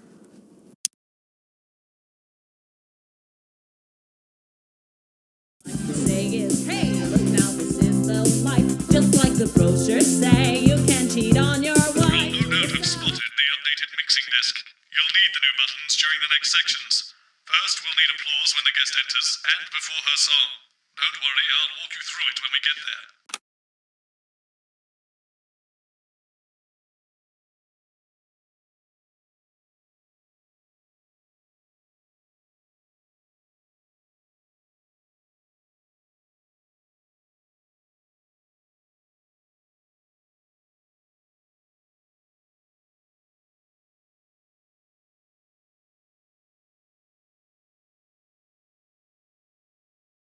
I've never heard of her before.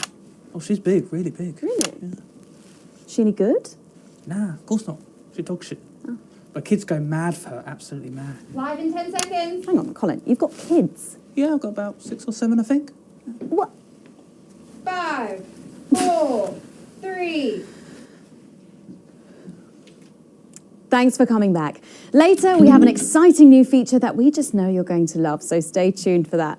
But first, I'm really excited for our next guest. She rose to prominence as the delightful Susie May in All My Daughter's Children's Men, before taking the music industry by storm this year with her debut album smashing the chart records at the age of just 20. Let's give it up and welcome Lil C! That's the start of excellent work. Join the team and stay forever. May I just say, you look incredible. Oh, thanks, babe. I'm doing this new regime and it really does work. What's the regime? And my manager suggested it to me. It basically involves bathing in, like, cabbage water and then having the leaves sucked out of you while you sleep. Wow, is that healthy? Oh, well, look at me, Meg. The leaves are my only nourishment. Yep, they certainly are. Now, you'll have to forgive me, but I'm somewhat of a super fan, so I'm sorry if I get a bit starstruck. Oh, bless you. I've never actually heard of you before, so if you do get a little tongue-tied, I can always carry the interview. Oh, that's good to know. So your first album, F My Face Together, it hit shelves this summer and it just exploded. I mean, what was that like for you? Bonkers, just so weird. I was in all the papers and the magazines. Overnight, I went from that, like, annoying little girl from that show to that, like, sexy little girl from that show. Wow, that must have been bizarre. Not really. It was just like any other morning. You know, get up at 5, go on a 4-mile run, have 3 meetings on my cabbage bath, but then only then was my dad actually talking to me. Oh, of course. I mean, the famed country singer, Billy Bob Jean Short. I didn't know you'd been estranged. There's nothing that strange about it, Megan. Okay, yes, he may believe that aliens told him to hate women, but there really isn't anything to prove that he's wrong. Uh-huh. So, this newfound explosion into your popularity, I mean, did that change your life? Well, I had to start wearing, like, nice underwear, you know, for the paparazzi, but as my manager says, best to make the most of it before I'm 30. Is that right? So, what's the album about? So I thought it was about like how pretty and great I am, but actually it's about monetizing youth, I think, or about like promoting an unrealistic standard of beauty or something. Your manager again? Yeah, he says insecurity is an opportunity. Oh, do you think he'd be happy with you telling us all this? Telling you all what? It really doesn't matter what I say here. I'll do my dance soon and then this part will all be forgotten about. Oh. Well, yeah, I mean, we're going to see some of those famous dance moves very shortly because you're going to be performing your new single, aren't you? Yeah, it's from my album Put It In My A Together and it's out tomorrow. So soon, after the last one? Oh yeah, I've actually released 2 albums since lunchtime and a clothing line during this interview. See, this is called Cry for Help and it's going to be in all the best high street and retailer shops and it's out now. So girlies, you know what to do. Scream and cry until somebody gets it for you. Ooh, there she goes. Blimey. All these projects, they're keeping you very busy, aren't they? It must be tough. Yeah, it can get tough and I hate it sometimes and I hate myself. I just want to like cry into a bath of root veg. But then I think thousands of girls would do anything to be me, so I must be quite lucky. Well, you know you don't have to do this though, don't you? Yeah, I do think that sometimes. Most nights between like my 4th vodka and the 8th time a stranger slaps me around the arse. I think things could have been different, like better. But I don't know. I love doing autographs and having somebody dress me and tell me what to wear. Did you always want to do music? Well, ever since I was a little girl, I did. I'd sit in front of the radio, and as soon as my favourite girl group would come on, I'd press record on my cassette. But then my dad would come in and tell me to turn it off and to go back upstairs and start practising again. Sorry, is your dad your manager? Yeah, which can be tough. And sometimes when it gets really hard, he'll say, "Make Quagler proud and you might just survive childbirth." Well, you know what, despite anything, you'll make me proud. Oh, if only your opinion was as valuable as his. And on that problematic note, you're going to be singing your song for us soon, aren't you? Tell me about it. So it's called These Babies Gonna Bring You Home, and I actually got sent the lyrics in the car on the way up here. You know what, it's actually all right. And don't worry, all my work is team approved. All right then, well, you can go and get ready for that. We'll see you in a little bit. It was a very specific type of pleasure to chat to her, and I just can't wait to hear this. Oh, so here is Lil C with an exclusive first performance of her new track, These Babies Gonna Bring You Home. Take it away. Ladies and gentlemen, it's the Force's favorite, the Queen of Teams, here to break in your blockades, Lil C.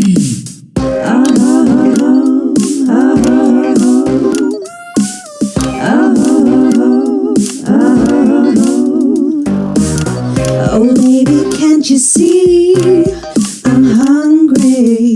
There's a place in me that's empty. I want that meat you're packing, only you can fill that crack in me. I'm under siege, so come and free me. Ain't no disruption here, boy, I got no agenda. Just want the team in me, no bloody foreign member. Don't stop no morning drill, there's holes in me that ain't been filled yet. I only scream this loud when you do your country proud. I ain't no baker's daughter, come and skirmish on my border. Quick before I get much older, tie me down and pull me like an enemy soldier. An enemy soldier. So let them try and break our dream. We fire, love and diet. So what I need at Clemens boys can come and use me as a toy. I wanna see some action, so come and break my sanctions.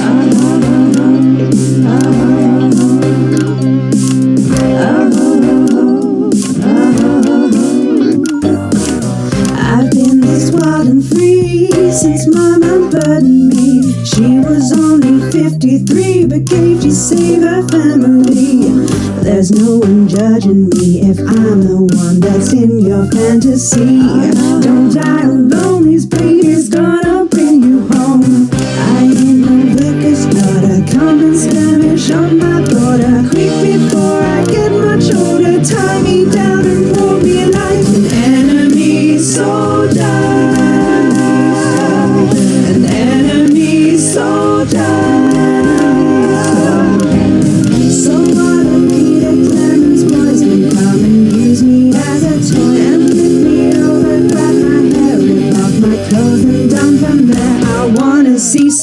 affection. So come and break my sanctions.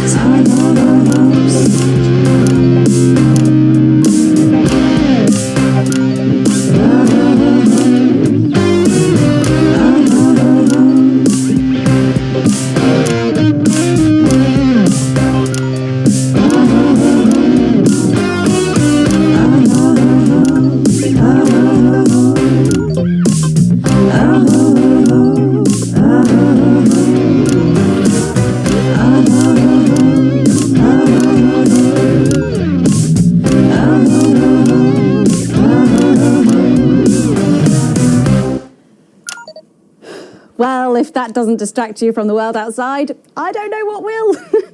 I'd like to thank Lil C for doing that. Don't go anywhere. After the break, we'll finally be revealing the new segment of our show that we just know you're going to love. We'll be back right after this. And we're out.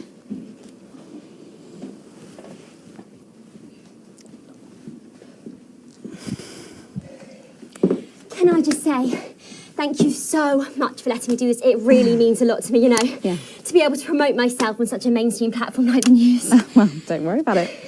And you know what? Good luck for the future. Take care of yourself. This industry can be crazy sometimes.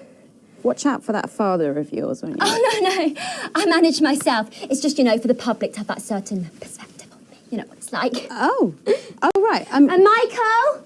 Michael? What about Billy Bob Jean Short? Is he? Oh, my dad. He's such a sweetheart. We both had the same agents, you know, like it just made sense. Both of us for our image together. Wow. And Michael, I want to see the revenue share for the clothing line and get me a G&T before my meeting with the lube guys. If they say for your pleasure, I'm going to start needing it.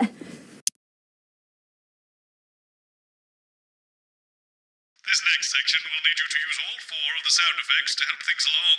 Try and pick the most appropriate one at each given moment. The actors can't hear what you're doing, so they'll be trusting you to make the right choices. There were exactly 12, as it said in your rider. Do I look like the sort of person who counts things? No, not anymore. I'm better than that now. I'll tell you what, just keep adding flowers until it feels like 12. Got it? Absolutely, right away. 10 seconds. 5, 4, 3. Thanks for joining us for part 3. We've been teasing you about our new feature all night, and now the wait is finally over. I can reveal that every night on the show, we'll be treated to an episode of an informative and hilarious new segment called The Notice Board. It stars some top talent, and we're very excited about it. But before we see it, let's have a quick chat with the writer, director, and phenomenon, may I say, Jeff Algebra, guys. Actually, I've dropped the algebra. I go by Jeff DePoon now. How'd you like that? Yeah, very fancy. I suppose you need a new name now that you're a successful artiste. Well, exactly. I'm earning enough to pay taxes now. Oh. It's shit. And how does Angela feel about all this? Who? Your wife. Oh, God, no. No, she's long gone. No, she was holding me back. I'm with Norm now. We were married last month. Norm de Plume. Yeah. And why did you write this? What was your inspiration? Oh, well, I received a telephone call offering me 25 grand to write a pro-team sitcom. And I heard my father's voice. It said, Jeff, you listen here, boy. You make hay while the sun shines. You wring every penny you can get out of this. So I wheeled him down to the transition centre, got out my typewriter and started clacking. Wow. Utter shite. And without further ado, let's give it up for the notice board.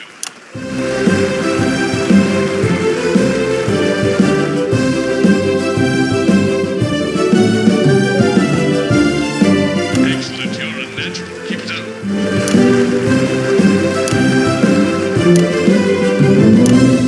Good morning, Miss Craven. Oh, morning, Ray. Everything all right, Mrs. Craven? You look as worried as the vicar in closing time. Oh, Oh, Ray, it's those young louts. They've vandalised my shop again. No! Yes! They've written all sorts of obscene language and crude pictures, and I know it's those damn youths. I don't know. It could be the vicar at closing time. I'm just worried they won't ever become productive members of the community.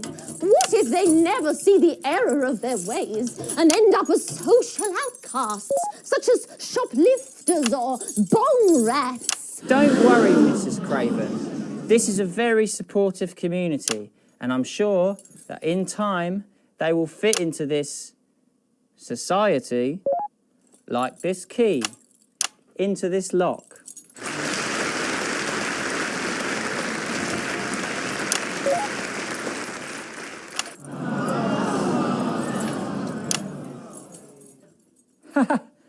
See? Works like a charm. What a lovely way to put it, Ray. And just like that, we can unlock their future. Yes, yes. Wow!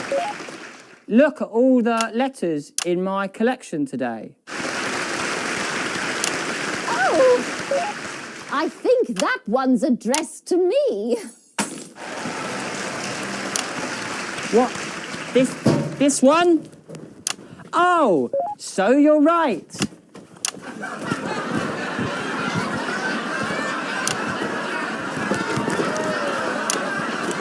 Here it is. It's a letter from my granddaughter, Brenda. She says she got an A on her maths exam because one of her friends has been helping her. She was always a team player, was our Brenda. What's up, losers?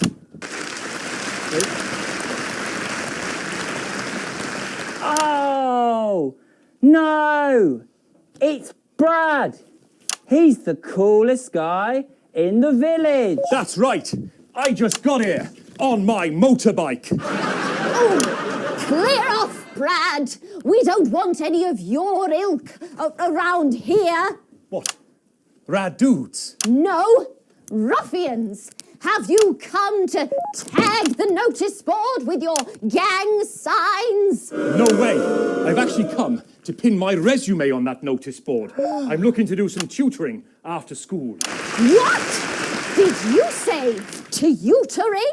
That's right. Maths is very important. Would you mind, Ray? Not at all.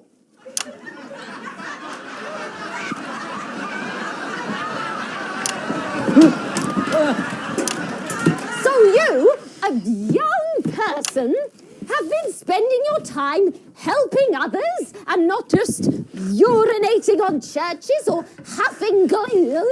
Hey, I haven't huffed glue for months. Well, blow me down! You know what? We misjudged you based on how young and cool you are and not on your actions. No joy. So it wasn't you who vandalised my shop last night or called me a rancid old crone from the back of a chopper? No way. It can't have been me. I was too busy helping my friend Brenda with her maths homework. Could you speak up there? I thought for a minute there that you said Brenda. I did, you daft old sow. Did you hear that, Ray?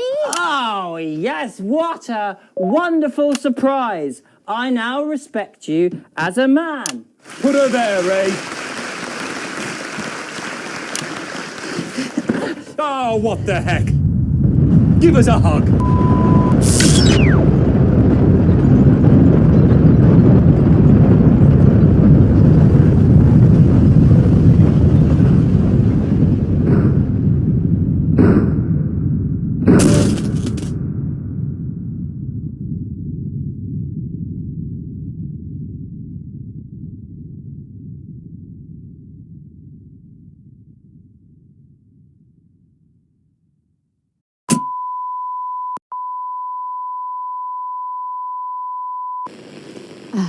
Sorry to interrupt the first groundbreaking episode of the notice board, but we are receiving some breaking news.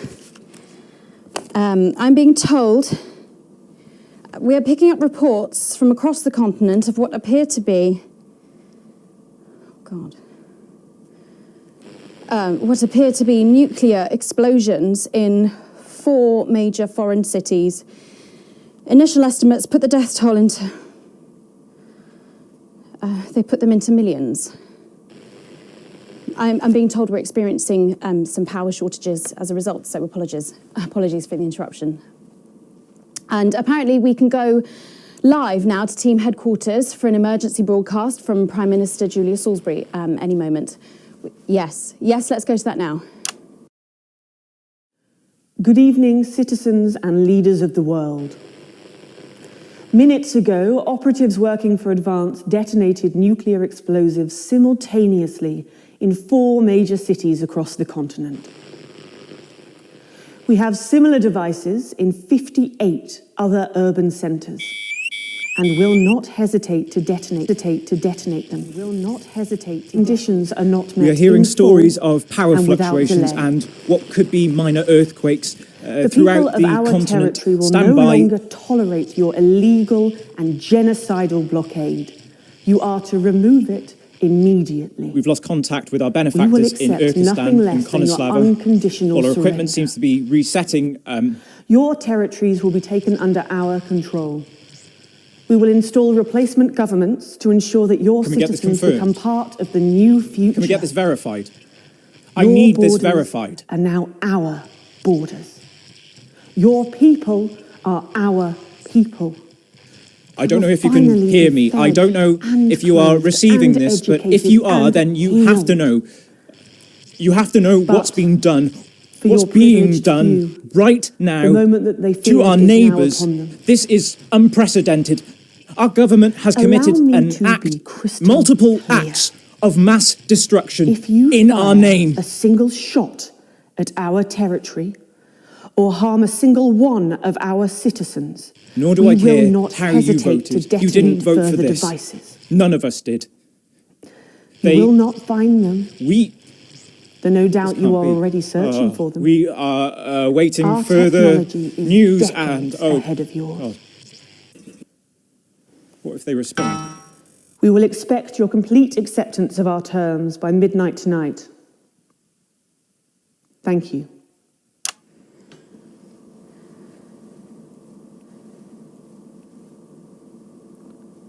I don't really talk about my personal life in my job. It's not relevant or important. So many of you may be surprised to learn that I have a brother. His name is David. And right now, I can't get his stupid face out of my head. He's a researcher and he's currently travelling the continent for work. And I don't know where he is right now. And I should imagine that there are many of you sitting at home tonight digesting this news, and you also have loved ones on the continent, in Urkistan, or Havia, or San Palmerino, or Konoslava, which is where David was when I last spoke to him 3 days ago. So when I tell you I know how you are feeling tonight, believe me, I do. But I also know that there's a flow to events. I see it every day here. I know that although tonight it feels like we may be in a time of fear and darkness, we may actually be at the break of a new dawn. We don't know that yet. We can't know that yet, but together we will find out. And I will be here every night, feeling what you are feeling. And with your help, maybe we can all get to that brave new world. My name's Megan Wolf. Let's make tomorrow better. And we're out. We've got people ringing around, but the telephone networks are overloaded. Okay. We'll find him. Do we know exactly which cities were hit, or... Megan. We will find him.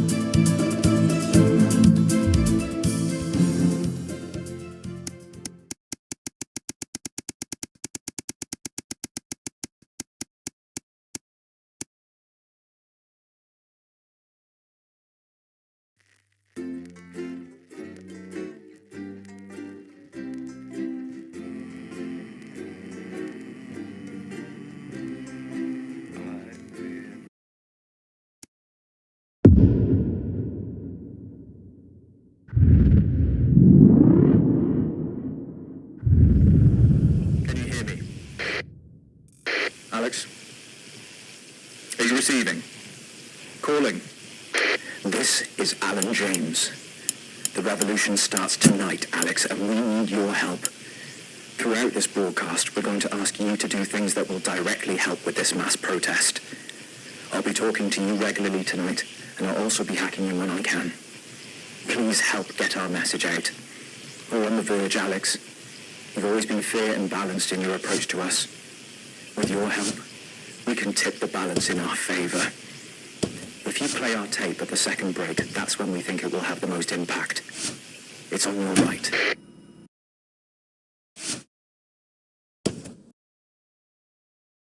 So, Jesus, so what? how's he doing? How should I know? What, you haven't heard from him? He's a wanted criminal, Colin. So's my nan, but she never misses a birthday. Your grandmother's on the run, Colin. Yeah. Armed robbery, resisting arrest, double homicide of the same bloke. She's a right laugh. I hope he's all right, though. No. He's got this far, and your brother was fine. Going in 10 seconds, everybody. I wonder what they're doing to him. Annoying him, probably. Not probably, definitely. Going in 5, 4, 3. Good evening. This is the National Nightly News, broadcasting across the territories. My name is Megan Wolfe. Our top stories tonight. Future legend. It's been 40 days since Disrupt conducted multiple attacks across the territories. During the coordinated action, subsequently dubbed the Night of Fire, emergency services were kept busy at the agricultural centres, while a series of covert attacks were carried out freeing political prisoners, including former newsman Jeremy Donaldson. Nothing has been heard from the missing journalist since the violent Disrupt attack on his convoy 6 weeks ago. Donaldson was on his way back to Betterment after his notorious court appearance. All of us here at Channel 1 hope that wherever he is now, he's safe. Food, glorious food. With the last of the menu centres opening in territories 5, 8 and 14 today, Advance confirmed that the programme is now in full operation, providing free food for every citizen of the new future. What started as rationing during the 20-week war has blossomed into a social contract that is the envy of the unawakened world. Jack Tractorpants, spokesman for the menu centres, said today that while they can guarantee the contents of every box is nutritious, the actual quality of the meals you cook depends on whether you have a touch of Chef Jordan Rankley or the culinary skills of a professional footballer. If I were a rich man, problems in territories 11, 17 and 22 today as striking bosses attempted to undermine their new economies. With seemingly no awareness of irony, the former CEOs and MDs have come together to form the Wealth Creators Union, with demands including a return to 150% bonuses, private jets, and mandatory grovelling zones. Advance have been quick to respond, saying if they would rather quit their cushy jobs to become nurses or teachers, they'll earn significantly more than they used to pay their own workforce. Thus far, no one has taken up the challenge. Some fun now. Signs of ever more resistance to Advance's radical policies today, as popular resistance movement Disrupt extended their reach further across the territories. The organisation's emblem appeared in every major city across the territories last night in a well-coordinated publicity stunt, which has seen them dominate the headlines. Asked about the impressive display earlier today, Disrupt spokesperson Alan James said that the movement was reaching what he described as a critical mass. Poor choice of words given recent history. 3 stories we've been reporting on reached their revelatory conclusions today. Firstly, driver Flard bargain. Capitalising on the global success of Die Flard the movie, Transformative CEO Sophia Remington today welcomed followers to the First United Church of Flard. Sophia, who quit her role as CEO of Remington's Fist to take up the role of High Flard Mistress, said the idea came to her in a vision, saying, "I was elbow deep in Blunderclatch when I felt something unexpectedly Flard." A surprising ending there for Sophia Remington after a turbulent 2.5 years running the company. Wrong, but not forgotten. The scientific community today remembers the loss of the many celebrated academics who lost their lives in a rash escape from Dante's Taint 1 year ago. The costly voyage, led by David Wong, was recklessly hasty, and while a handful of survivors made it home, the casualties were considerable. Among the dead were noted prize-winning marine biologist Ingrid Svorsborg Horgensvord and a bunch of other nerds. They will be missed. Cash in the hat trick. Beer tycoon and world's richest man, Johnny Hamsleeves, is seeking to cement his place in the annals of history by today releasing his own currency. Johnny claims the mint he's installed on the east shore of his private island can print 100,000 hammies an hour. Lacking any status as legal tender whatsoever, he encourages customers to use it to fill swimming pools, decorate living rooms, or trick the elderly. All that, plus we'll be taking a trip to dangly parts for the notice board, as well as getting a sneak peek at the hottest ticket in town. That's all coming up on tonight's National Nightly News.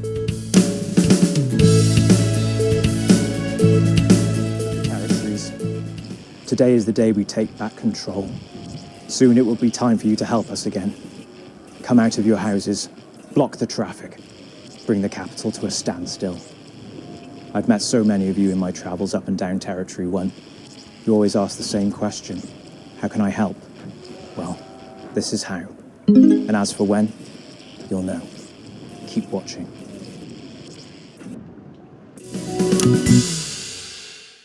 But first, 500 days after the loss of a fine leader and a great man, the start of tonight's programme is dedicated to remembering and celebrating the life of Peter Clement. Patrick Bannon is live from Parliament Park, where Julia Salisbury will be breaking ground on what will soon be a memorial garden in Peter's honour. Patrick. Longer listening to that old bitch lying through her teeth about missing that poor bastard. Patrick. I don't know what I'm going to do. We're live. Because I'm not being funny. Things were better with Peter, weren't they? Patrick. They were, and I don't mind saying it. They were, because he held her back. But now there's no stopping her. Hello, Patrick, we're Of live. course, can't say that, can I, Francis? No, not with public ownership. No, with public ownership, you can't say anything these days. There. No, she's lost it, mate. She's completely off the rocker. I heard from an aide that... Hello, Megan, you join me here live from the what? Oh. Seems like we've lost some signal there for a moment. Well, we will be going live to that groundbreaking ceremony just as soon as we can get Patrick back. Meanwhile, let me just say, I think the memorial gardens are going to be gorgeous. I've had a sneak peek at the designs and Alana Marsh has done a fabulous job. Oh, okay, all right, it seems like we have got the signal back. We can now go live to Patrick Bannon in Parliament Park. Patrick. Thank you, Megan. I'm Patrick Bannon, and we are indeed live here. Apologies for the technical difficulties there, but any moment now, Julia Salisbury will step out on stage behind me. Alex, Bozeman and here. dedicate The boys in gardens to editing a have just great informed me that the eulogy departed footage leader, isn't fully cut Peter together Clement. yet. You're going to have to do it on the fly. The For goodness sake, make sure you make it look good. slowly gathering since this afternoon. This is Alan. You can undermine them here and help us win hearts and minds. Make him look bad, Alex. Really bad. And it seems like the ceremony is getting underway. Here is Prime Minister Julia Salisbury, the picture of elegance, to begin her address. Good evening, fellow teammates and friends.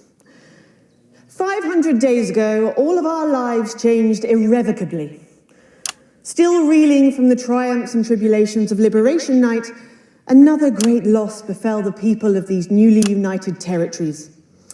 The loss of a leader, a statesman, a dear friend, and a hero. Peter Gordon Clement. Peter's death at the age of just 62, of course, announced by the team on the 24th of December, just 6 weeks after Liberation Night. Born to a working-class family on a housing estate in Rotherham, Peter first trained as a carpenter before getting his start on television, first moving and building scenery, and then developing into the personality that we all knew and loved so much. Just the Job first hit our screens over 25 years ago, running for 11 series, winning multiple awards, and charming audiences up and down the country. Peter taught us, all of us, not to be content with the way things are, not to accept inequities, no matter how small. But he also taught us what it took to fight them. Courage, integrity, empathy, and hard, bloody graft. Across a career spanning 3 decades, Peter Clement was known for shows including Wake Up, It's Saturday, and much later, late-night chat show PT, which at its peak drew millions of viewers. Peter was by no means a saint. Trust me, he once told me he had more regrets than he'd had stolen dinners. He always did have a knack for a turn of phrase. But it speaks to the strength of his character that he chose to share with us his mistakes alongside his achievements, his faults as well as his talents. Peter had the heart to give it all he had for the people of these united territories. Famous for his potty mouth, it's estimated conservatively that Peter Clement uttered over 1.5 million swear words during his career, though some sources put this figure well in excess of 2 million F-bombs alone. Gripped by illness as he was in the weeks and months leading up to Liberation Night, he wasn't the man we loved. But his eyes still twinkled with that familiar joy for life, that spark of wit and wisdom of a life lived for others. Prime Minister Clement, of course, died from apparent liver failure after suffering from the long-term effects of alcohol abuse. I first met Peter nearly 20 years ago, moments before I was supposed to give a speech. Not unlike this one, actually. Only I'd spilt coffee all down myself, and I was young, nervous, desperate to be liked, and from behind me I heard, "Christ, pet, you've either pissed your kecks or sprung a leak, but either way you got a problem."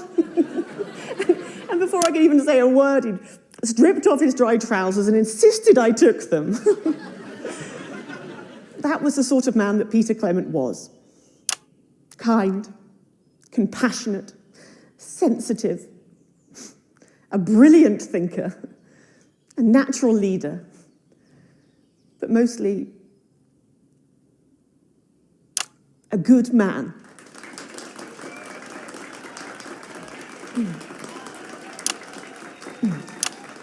This glorious nation of ours, so beautiful and new, this shining beacon of Thank you, Alex. equality and There'll be another humanity opportunity to steer public perception soon.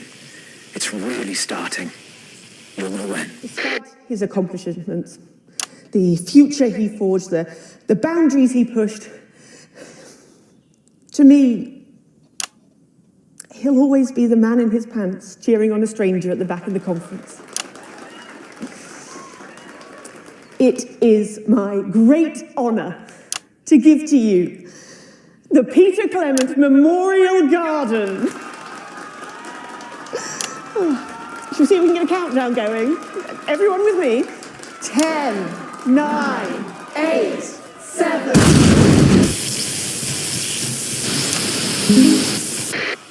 Now, Alex, control the message. I'm not leaving, I can't. Oi! You two, come with me. Don't panic.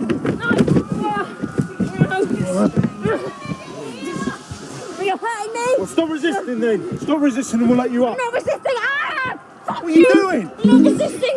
You all saw! I'm not resisting! Turn the camera off. National Night News. We have the right to be here. I said turn the fucking camera off. Who the fuck are you? Oh, I can't hear you. I can't hear anything. Yes. Just stay with me. Can't hear you. I'm from the National Nightly News. Well, then you can consider this payback. Salisbury's still here.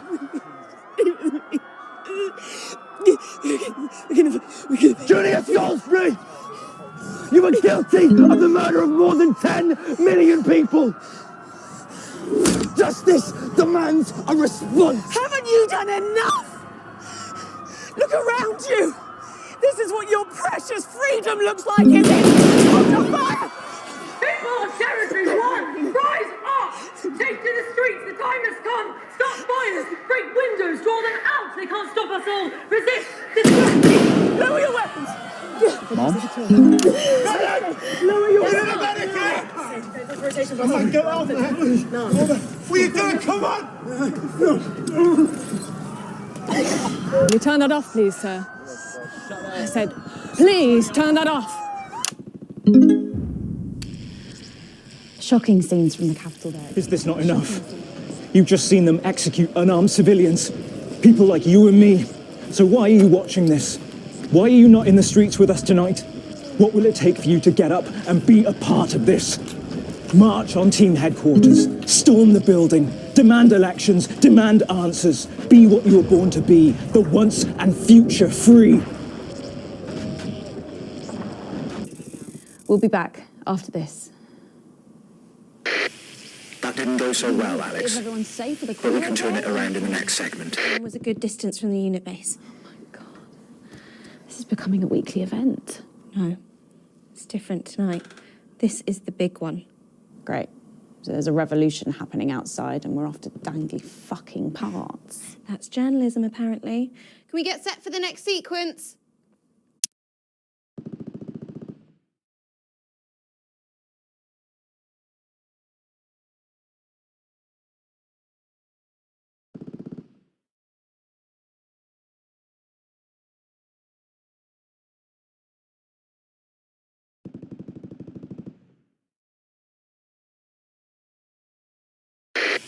Alex, during this next section, a cameraman working in the newsroom who's one of us is going to get a coded location out.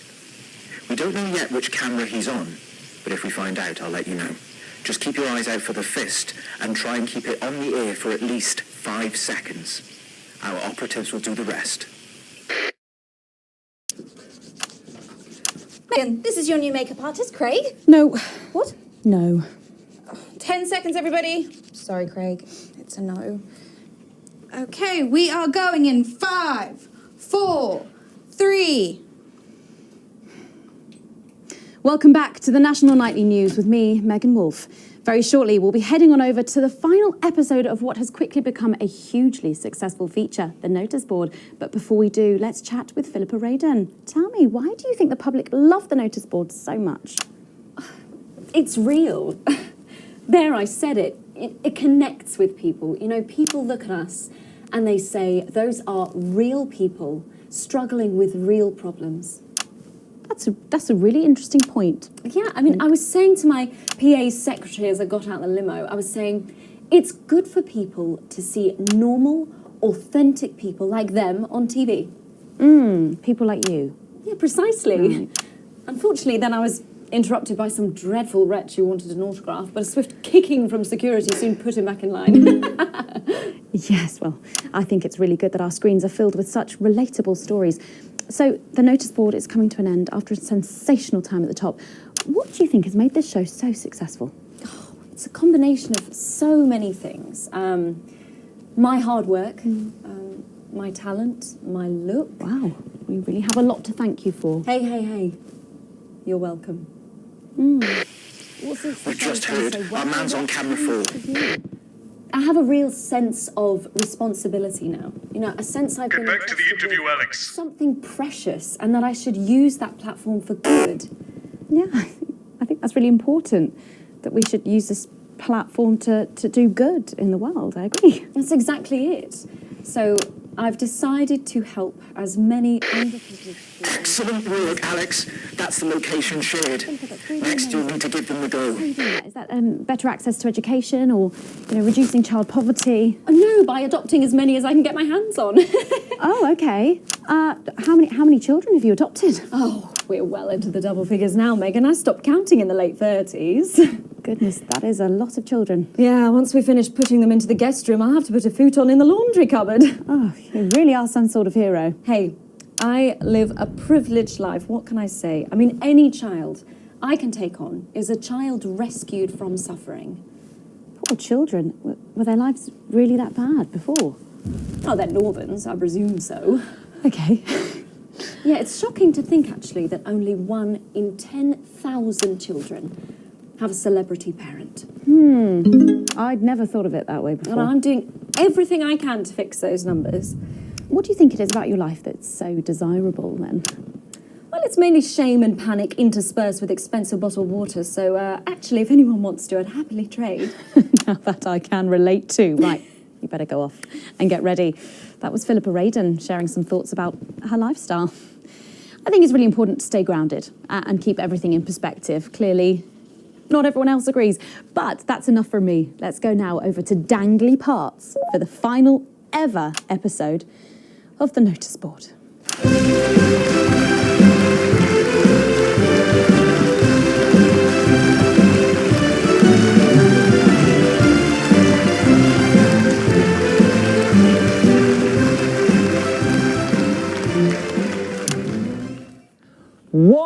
a day. First the tea morning, and now to post this notice. I don't know how I managed to cope with it all. Oh wait, perhaps I do.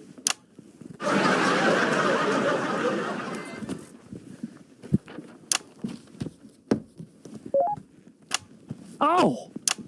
By St. Barnabas, what on earth is all this? Freeze, dirtbag! Oh, Laura, it's you. I thought for a moment you were a knife-wielding mugger or stabber. No, I'm afraid not. It's just me, a community cohesion officer, responsible for keeping crime at record lows. Of course, I keep forgetting that thanks to you and your colleagues, violence on our streets is a thing of the past. What's all this, Vicar? I know, it's a disgrace. Somebody It's time for the go code. Give us 3 boos in a row, Alex. That will start the pincer movement. We might just pull this off. Push forward! 3 boos, Alex. Careful, Vicar. It looks heavy. Ha! They don't call me the Right Reverend Ripped for no reason. Yes!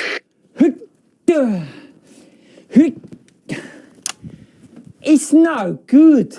It looks like all those crucifix classes were a waste of time. Perhaps you, a young CCO, would be able to move it. 2 for 2. Fantastic.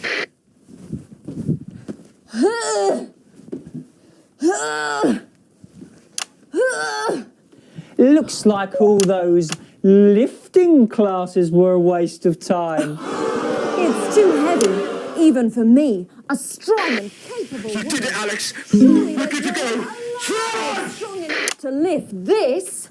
Did someone call for the best firefighter in town? Hi! Well done, Captain Evans. You're so much stronger than us. Especially me, the weak old man. It's the least I could do for my community.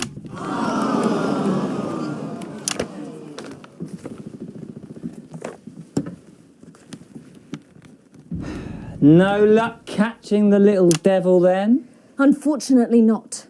The ferret struck again last night. When Ray opened the post office this morning, he found that every single stamp had been pre-licked.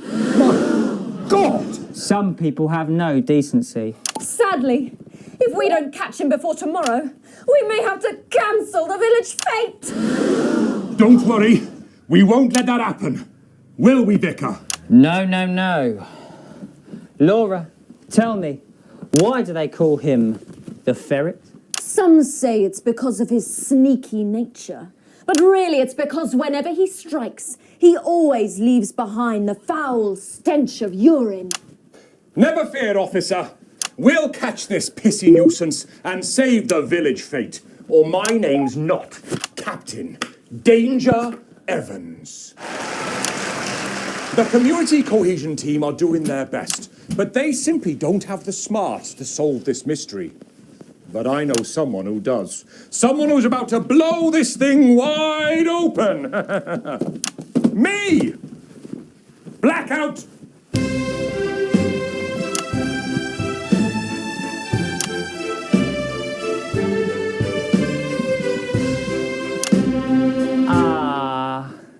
It's the morning of the village fete, thanks to theatrical convention. I sure hope everything goes to plan. Oh, look! There's Mrs. Craven setting up her cake stall. And look, there's the motorcycle display team setting up for a show that will be far too expensive for live television. I'm going to set up the coconut shy. What are you doing, Vicar? First, I'm running the tombola. Then I'll be selling forgiveness for money. Aren't you judging the jams? I couldn't possibly. Well, that sounded like Mrs. Craven. Looks like someone sucked all the jam out of her donuts. That damn ferret has struck again. Whatever are we to do? Although I'm very competent, I have no idea how to solve this case. I guess we'll just have to cancel the fete. Hold it right there, ferret. Me? Have drinking from the fire extinguishers again? Not you! The vicar! I don't know what you're talking about. Admit it. You wanted the village fete cancelled so you could have the day off, didn't you? I already have to work Sundays. I shouldn't have to work 2 days a week. But how did you know? Well, my first clue was the smell. Yes, I do smell of urine. Next, I noticed that the vicar's tongue was particularly dry, almost as if he'd been licking thousands and thousands of stamps. Or perhaps eating Mrs. Craven's baking. Which brings me on to my third clue. The vicar said that he had no more room for jam. Almost as if he'd had his fill. Precisely.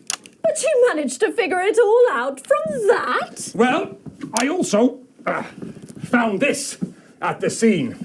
That proves nothing. No! Get him out of here, officer! You did it, Captain. You could say you ferreted him out. Hey, come on. Let's go and have a party in my massive garden. I am doing well. Thanks to you, we're all doing well. Well, that was it, the final ever episode of the Notice Board, and what a way to end it. Thank you as always to Jeff, Philippa and Tommy. After the break, we'll be both dancing and learning, so don't change that channel. We'll be right back. That's the ads. Well done, everybody. Wow! What a brilliant run, eh? After party at my place, eh? What advert is this, Alex? I don't remember passing it for broadcast. I think you made a mistake there. I'm an economist and I've got 4 commentator. kinds of sausage! You've probably seen me on the news Hey, talking about Advance Coming to the after party? and how progressive their policies are. Well, I was wrong. And I'm here tonight to say I'm sorry. And One last push, Alex. We're closing in. One of the guests in the last section is working with us. You'll be asked to censor on our behalf. If you do it right, my mother the was a nurse final orders and will my be father given. worked in a factory. We'll get 3 chances. I was Get the at least first 2 of member them of my right, family to go and we're to going to win university. this thing. It's happening, I Alex. always- Tonight we take it back. I always envied my friends who had so much more. Over the years, my jealousy grew. So when Advance came to power, I didn't think about the damage they would do. I acted selfishly. I was glad to see the rich punished. I didn't see how backwards Advance were. I didn't understand that rather than tearing down the wealth creators, we should have been helping everyone else to take a seat at their table. Under Advance, the country is poorer. It is poorer in ambition.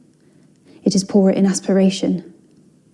We are infantilized by Advance's naive policies. Please, Sarah. Policies born Sorry, from... Mum, I'm really not supposed to say. Are we safe? Hi, I'm Maddie. Jenny just said to ask if you need a touch-up. Did she? That's my shade, is it? Yeah. This is my shade?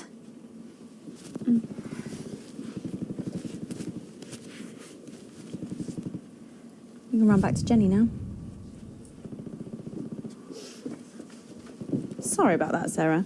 Nothing you can tell me. At all, at all. They said no one's died, that's all I can say. 10 seconds. What's wrong with you? She is in tears. Ugh. Going in 5, 4, 3. Welcome back to the National Nightly News. Later in this segment, we're hoping to be able to go back to Patrick Bannon at the scene of tonight's shocking Disrupt attack. But first, I'm delighted to be joined by the cast of the smash hit musical everyone is talking about. I'll be speaking with the cast in a moment, but first, let's take a look at them in action. Please give a warm National Nightly welcome to the Novaries.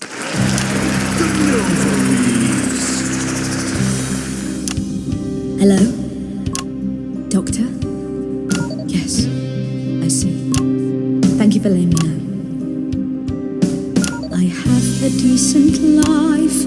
I'm a happy, loving wife. And my job is well paid and fulfilling.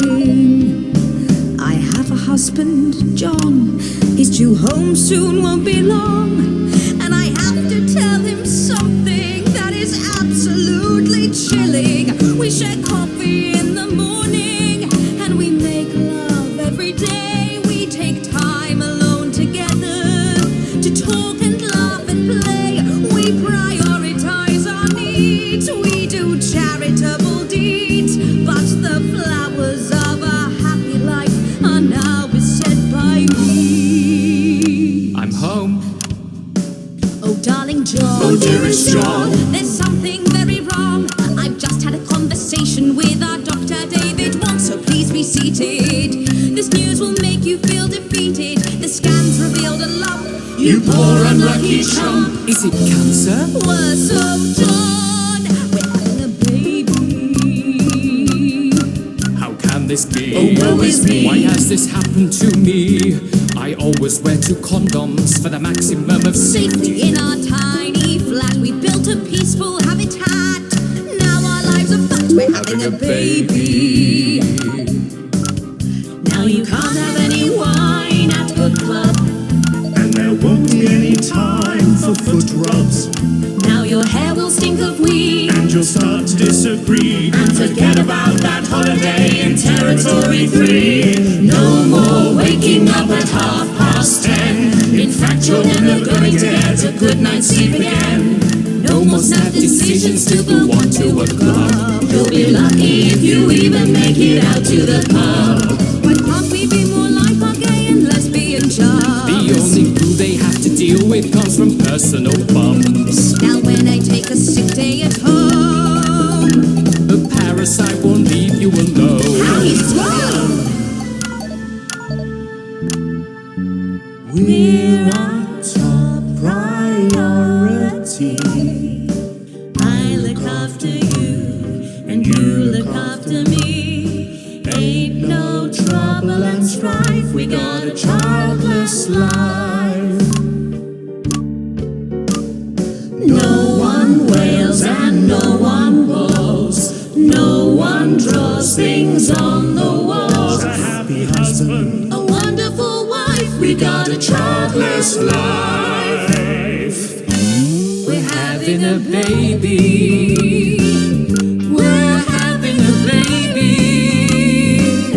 Changing nappies daily. We're having a baby. No more weekends by the coast. Now your kid is uppermost. It's more than a passing craze to have childless days. We're having a baby. Food and drink thrown everywhere. Death trap toys at the top of the stairs. Every parent prays to have childless days. We're having a baby. No more stars and no more We're having a baby. 18 years on bills and leaves. Time for a whole new phase. We're having a baby. One more thing before the show begins. Have you considered that you might be having twins?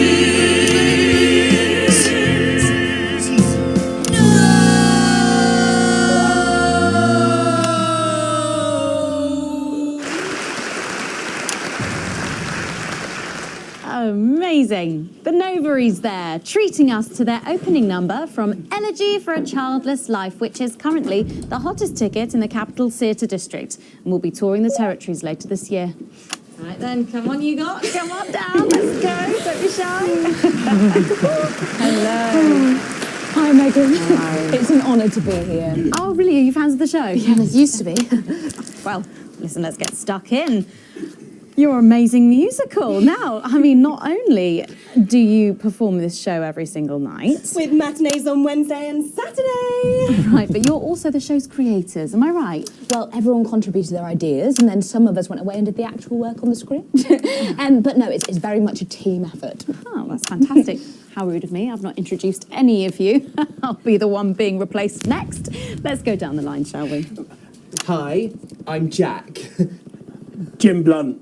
Pleasure to be here. Jennifer Boreham Woodley. Hello, I'm John Sapley. Used to be in the business professionally. My name's Jill, with a J. And I'm Janet. I'm the youngest. That's incredible. And you were all friends previously. I mean, what a coincidence, right? With your names beginning with a J. Oh my goodness, guys! Our names all begin with J. How have we never noticed that? Because you haven't typed them out 1,000 times, maybe? You knew? Why didn't you say anything? I thought we all knew. It's bloody obvious, isn't it? I just thought we were doing a funny thing where we never mentioned it. And I believe as well as being friends, you're also couples, in real life as well as in the show. Well, not exactly. No. I'm not married to him. I'm with Janet. And I'm with John, you lucky bean. Jim and I are married. 4 fabulous years. Well, that must make for some confusion in the rehearsal room. Well, you should have seen the first draft. Jen decided that Jack would play Jim, I would play Jack, Jen Janet, Jill Jen, Janet Jill. What about John? Well, my character was originally just called Man 1. It was allegorical. It was very confusing. Not for a professional. After much toing and froing. And gnashing and wailing. And gin and tonic. We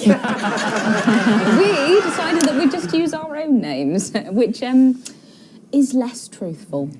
We're also less likely to go into the wrong dressing rooms. Oh, God, yeah, that would be very embarrassing, wouldn't it? Of course, when I first wrote it, we were only meant to run for a few nights at the Mimbley Village Hall, but when I registered it with the Department for Culture, it caught the eye of someone high up, and before you could say overnight sensation, we were transferring to the capital.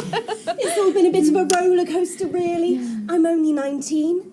I'm the youngest. You really don't have to repeat that. I had to give up my job as a mortuary technician. Well, yes, we all had to move to the capital. I love that job. It's been a very turbulent time. So peaceful. No singing. This piece isn't peaceful. Stand by, Alex. Censor the orange. It's about children. And why you shouldn't have them. In a way, I guess it is political, with a small p. After all, we are a solid unit, and eagle-eyed audience members will see we nod our heads to advance on stage throughout, and we target the messaging at women aged 22, well, about 35, as they're the most likely to be afflicted by this terrible problem.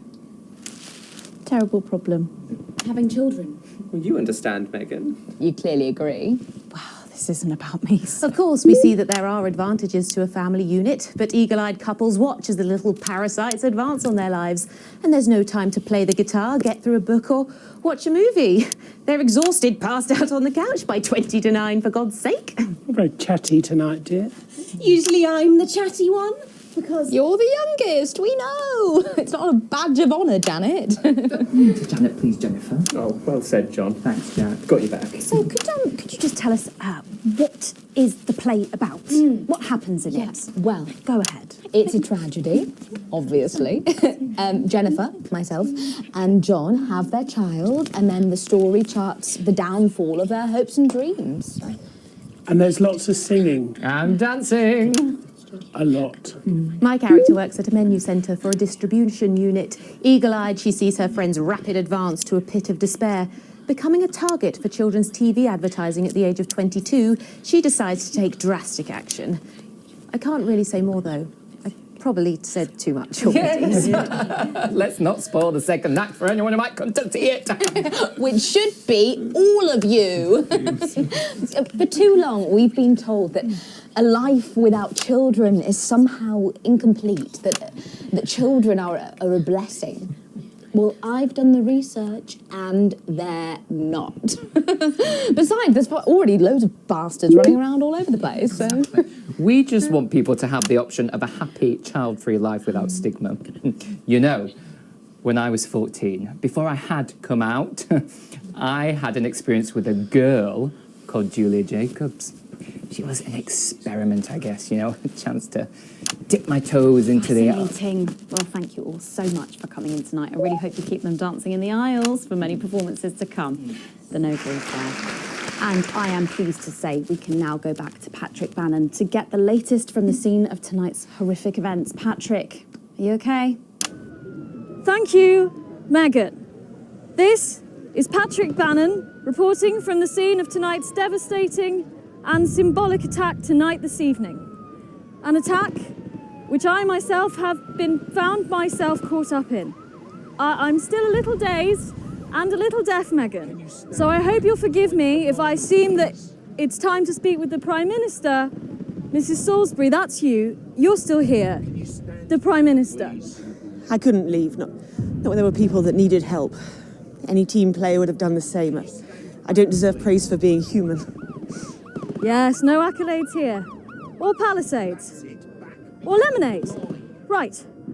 So, is the situation... Now, are we safe? Yes, the security services performed their duties without hesitation.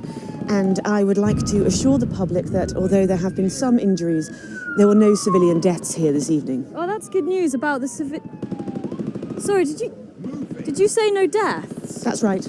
No civilian deaths. Just the 4 disrupt terrorists curtailed by law enforcement, who were, as always, so cohesive.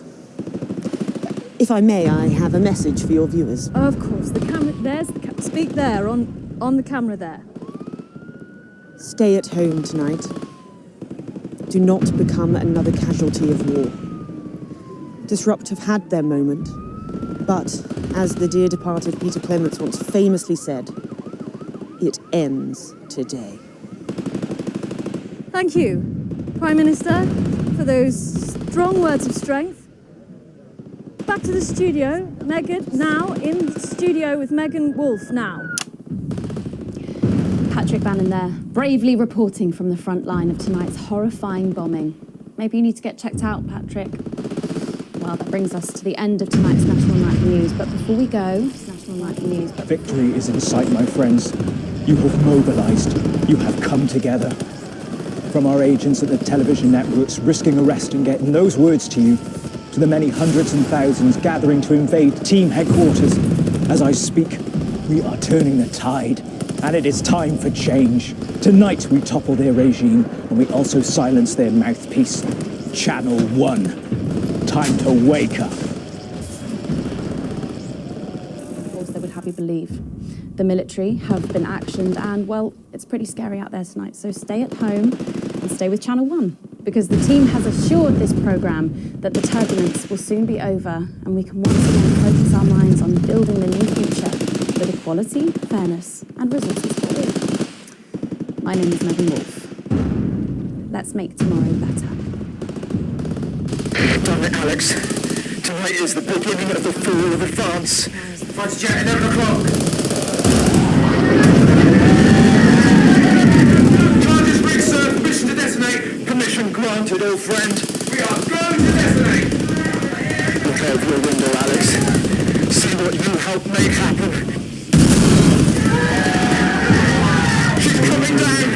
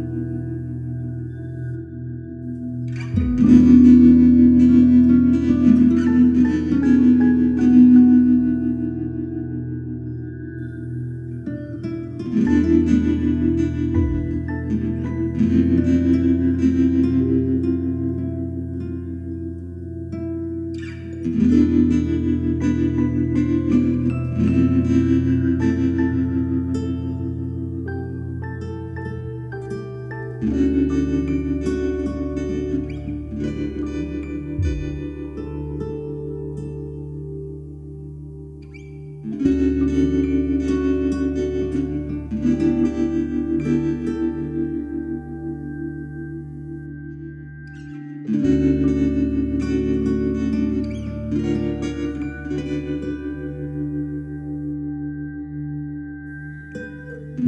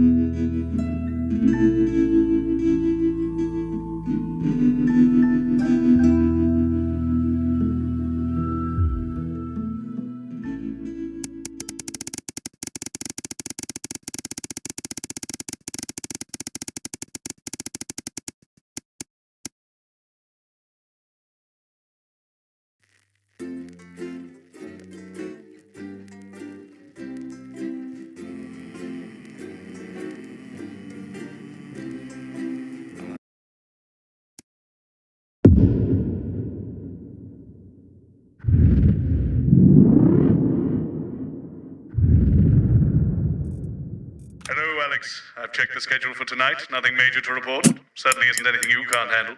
Still, at least my daughter's in for Advance's new initiative. That should liven things up a bit here. Keep up the good work.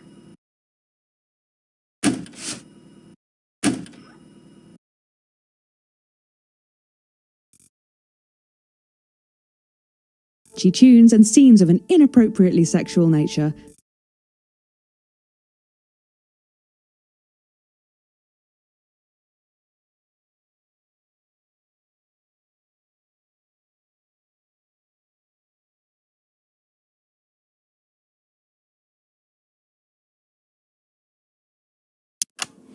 And this is Jenny. She's the floor manager. Hi, Stacey. That's Colin. He, do you know what, just don't talk to Colin. Not getting involved and bring your daughter to work day, Colin. Nah, we don't believe in it. All right, come and sit next to Mum. Believe in what? Just days. Atta girl. 10 seconds, everybody. What, all of it? Monday's a myth. That explains so much. Okay, we are going in 5, 4, 3. Good evening and welcome to the NNN. I'm Megan Wolfe. And who's this, you might be wondering? Well, it's Bring Your Daughter to Work Day here at Channel 1. So I'm joined tonight by my foster daughter, Stacey. Say hello, Stacey. Go fuck yourself. All right then, here are the stories that matter to you. First up, with Advance confirming that the nuclear fallout from the 20-week war is to blame for the drop in birth rates across the territories, we asked you what keeps you going. I know that I, for one, was quite deflated when I heard about this, but reading all your submissions has really put the smile back on my face. This is from Drew in Humberset. To take our minds off things, me and my partner have been building this house for our hamster. It really does distract us from thinking about the 85% sterility rate. So next week, we're building Nibbles a tiny conservatory, a loft conversion, and a holiday home. Thank you for that. And if you've started a new hobby, do write in and tell us about it. Next up, you know how we love your uncanny comestible coincidences, and I don't know about you, but I think this one really takes the biscuit. I'm not sure what I'm more impressed by, Stacey. The things our viewers spot, or the unbelievable way our menu centres are now able to feed every team member every single day. Greg from Proddington has sent us this lovely photo of their breakfast, saying, I couldn't bring myself to eat my toast this morning because I could swear it bore the spitting image of the great Julia Salisbury's relatable face. So I had to make do with a plate of butter and 2 spoonfuls of jam. Do keep those coming in. Come on, have a go. We've just got time for one more of your stories, and this one is an inspiring story of rehabilitation. That's it, just tell us who it's from, yeah, and then read it out, okay? So this one says it's from John in Stokely. Before I was convicted, I'd never read a single book. But since I was released from Betterman, I haven't been able to stop. I'm even working at a library, and on our lunch breaks, Mr. Wordyworth spell checks my tattoos. We absolutely love hearing the way our neighbours and team members have been able to become better people. So do let us know your stories here. You can do this bit, Stacey. No, you're right, thanks. Come on, give it a try.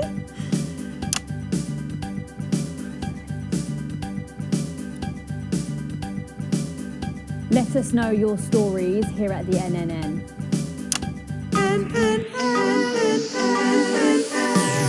Right, bit of a change of pace coming up here. You'll need to use the S effect buttons for the next segment, but advance have already selected when and what to use. Simple stuff. Just follow your government orders.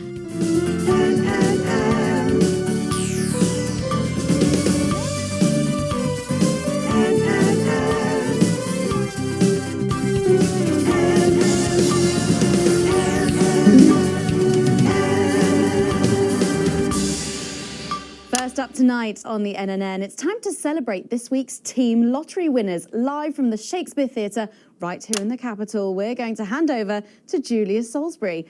I suppose you don't think much of her either, eh, Stacey? She's got a lot more going for her than you wankers. OK, surprising vote of approval there from Stacey. Let's go live to that right now. Good evening, everybody, and welcome to this week's Team Awards.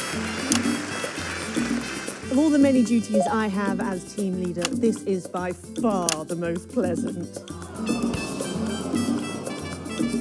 As I so often say to you, the uneven past is now, following the demise of Disrupt, firmly behind us. This is the new future. And I say to you, it's better now. I am delighted to be joined here tonight by one of the oldest people in Territory 1. He was born over 107 years ago. Please give a warm team welcome to Alfie Tatchbadger. So, Alfie, you must have seen so much in your lifetime. What have been some of the highlights? Alfie? Is he all right?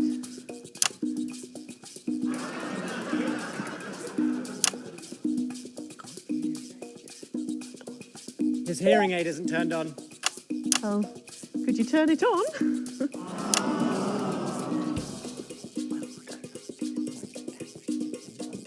He says it drains the battery.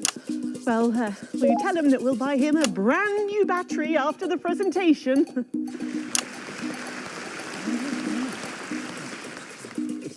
Yeah, he says that's fine then.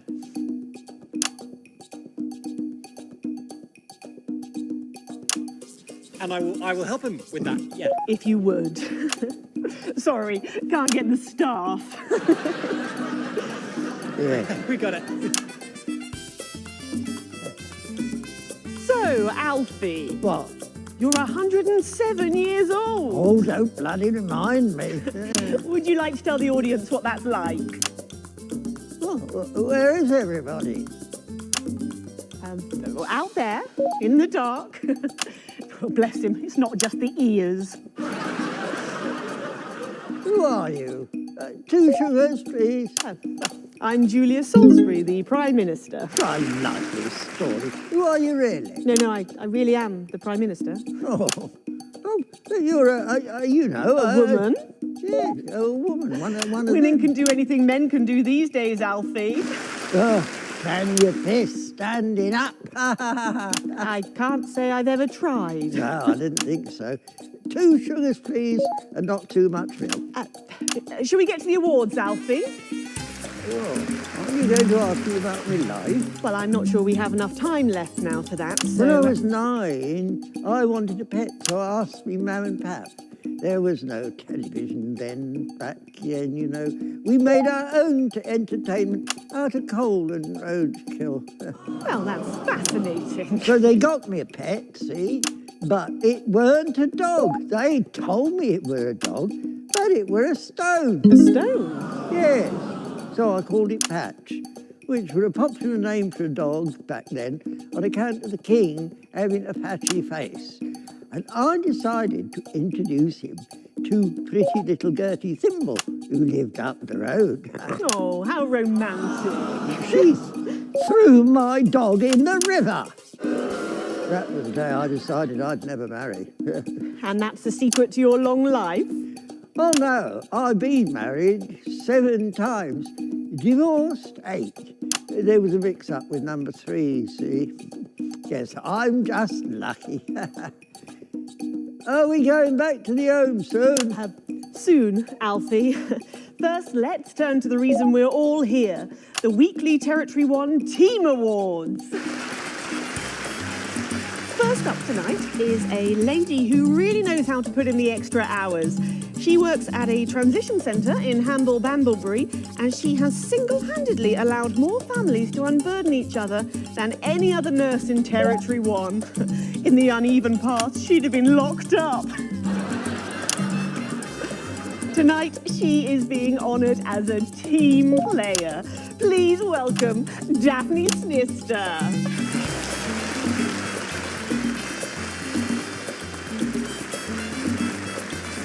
Are you here to change me? Just give her a medal, Alfie. There's a good boy. Got you. I mean, 2 sugars, please. And don't let it steep too long. I think you're supposed to give me one of those. Oh. Well, there he goes. Look. I can't get the arms up any higher than that. You'll have to go down now. Thank God those fractious times are behind us, and now the territories are thriving. Are we in? As the actress said to the bishop. Yes, thank you. I've got it from here.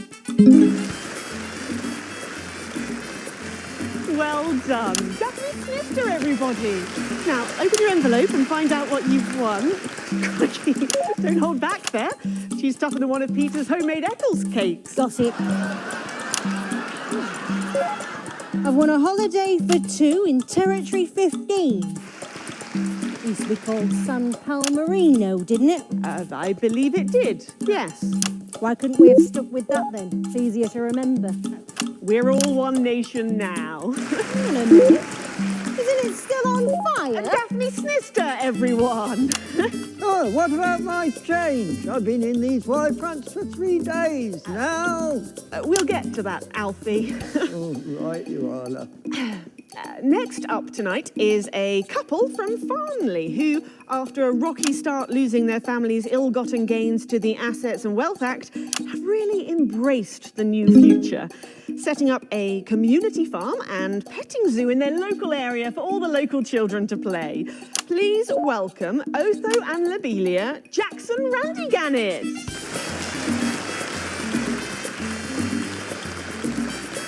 Medal, Alfie. You know, when I was in the trenches, I had a pal called Scotty Wilson. He was from way up north, so I didn't understand a bloody word he said. But he were my best mate. Should we describe him for ourselves? Probably for the best. And his best mate was Smudger Ace. There was them 2. Fiddly Eric, Unstable Terry, and of course, Leggy Sydney. She were a girl. But she had a boy's name, so they shipped her to the front anyway. First girl any of us has ever seen close up. She's dead now. They all are. Smudger and Scotty never made it home. Fiddly got shanked in Frankfurt prison in an argument over an olive. And Terry, he exploded quietly at home. Sydney got a fatal skin condition. Scratched herself to death. It makes you think. Thanks, Alfie. Great contribution. So, Otho and Lobelia, a petting zoo. After we lost all our wealth, we discovered there were actually people who had never even owned a pony. I used to have 3. So we decided to do something about it. That's the type of people we are, you see. Advantage of a private education, probably. Well, I'm sure we could debate that all night, but there's no time. So, let's see what you've won. Yes, but before we do it, there's something I wanted to say to you. Oh, absolutely. Every citizen of the new future has my ear. When Advance came to power, you took all of our wealth. You took the shirts off of our backs. Quite literally, in my case, I used to collect shirts. You might as well have the rest of it too. Oh, security! Oh God, not again. If I've said it once, I've said it 1,000 times. Bennies and the news are not good bedfellows. Keep those flappy bits off my channel, Alex. That's better. And you are? Oh, no. Got to go. Oh. It isn't right and it isn't fair. You tell him, girl. That's my wife, you know. Only you don't. You can't mix pearls with swine. It isn't right. We used to have 3 horses, Bent and Defessel and Hungwell. And now what have we got? 2 mangy goats, 1 mongrel dog called Kenneth, and a rooster that won't bloody shut up! Can we get this over quickly with, please? As the actress said to the bishop. Oh, here we go again. Hello, Alfie Tadge-Badger. Pleased to meet you. Stop them! Oh, don't worry, love. I'll protect you.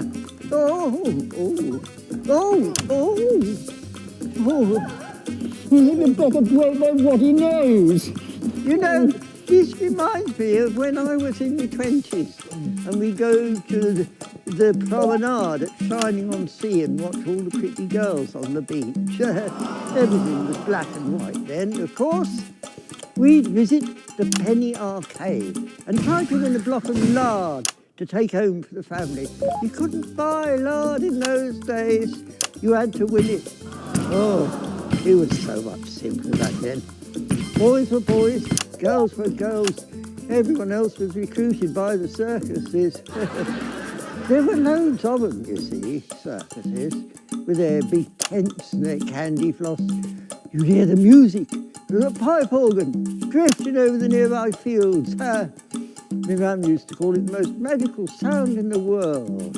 This was before she lost her hearing after giving a particularly loud round of applause. Did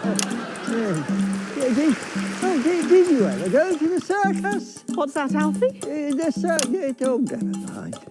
Yeah, just a tea. Well, that was an unexpected dose of naked nostalgia. Some people simply can't let go of the past.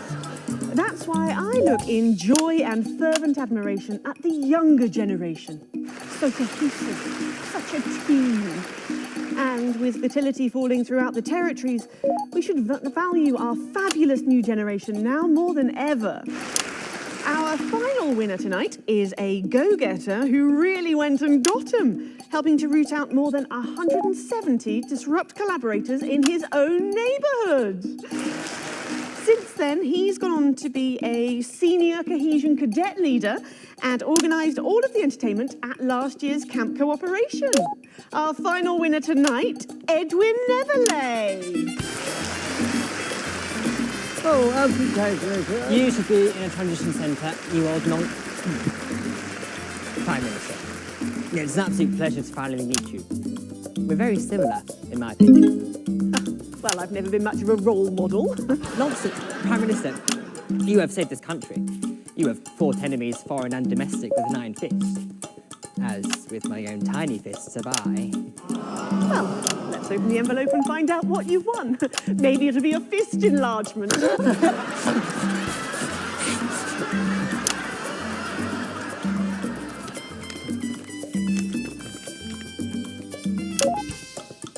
A year's internship as a behaviour coach at Betterment. Let's show the fools where they went wrong, eh? Well, actually, Betterment is about rehabilitation, Edwin. Absolutely. And if they don't reintegrate, we retaliate. Just like you did on Liberation Night. Thank you for this award. And stay vigilant. Report the non-cohesives. Be a team player. That concludes tonight's awards. Join me next week when, hopefully, things will be a lot more normal. Back to you, Megan. Prime Minister Salisbury there at a highly eventful team awards ceremony. Any thoughts on this week's winners, Stacey? The nurse was fucking scary, the preteens were saggy, and that little prick will never lose his virginity. Okay, well, Succinctly put there, if a little profane. After the break, we'll be going live to a star-studded premiere. You won't believe who's on the red carpet tonight. Don't go anywhere. We'll be back after this. And we're out. Oh, Alex, one other... What's that? You're off already? I know you had to take the day off work for Junior, but... Oh, I see. No luck still with Theodore. I'm so sorry, darling. Them reach for the bleep button every time you do. Do you think we could I'll speak to you later. Alex and Winston can go Oh, fuck Alex, themselves. completely forgot what I was going to say. Blast it all. Still, I'm lucky to have her. Everything's spiraling out of control into some kind of tragic-comic disaster. Yeah, that. It's just like having him back in the chair. Do you reckon he's watching us somewhere? Laughing. I think he is. Jeremy, are you watching us? Are you receiving us? Are you fucking with us? Oh, right. So she can swear.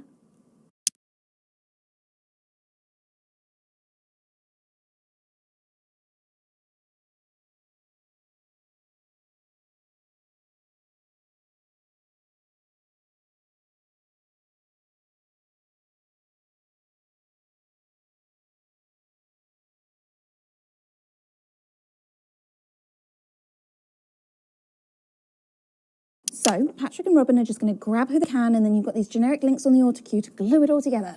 They do know I have a Queen's View degree in journalism. Bet you wish you'd studied something useful now, eh?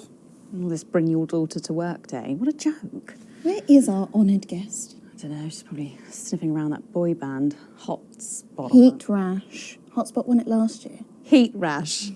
Oh, God, they're running out of names, aren't they? I hear the computer comes up with them, the songs too.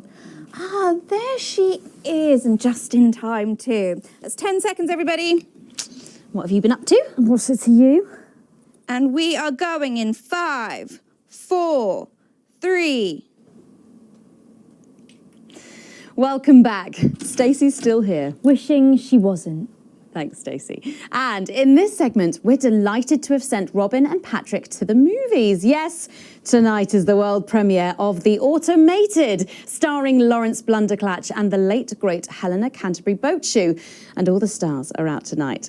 We first covered this film almost 5 years ago, back when it was called The Medicated. Then, for mysterious reasons, the film was suddenly pulled the night before its release. Well, since then, executive producer George Focus has spent 5 long years polishing the film and turning it into a special edition premiering tonight. With extensive state-of-the-art visual effects and a top-quality voice team, George says it's the movie he always wanted to make. Now, let's take a look at it.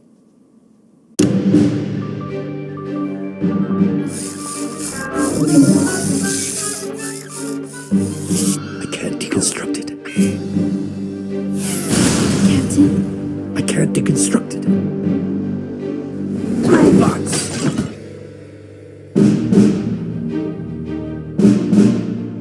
Is this a wig? You think I don't grow that? No, Dick, I'll kill you. Think of Saturn. There's something on your face, Chief Harrison! I wish you were real, baby. Flesh and blood. Captain Quasar. But you're just ones and zeros, baby.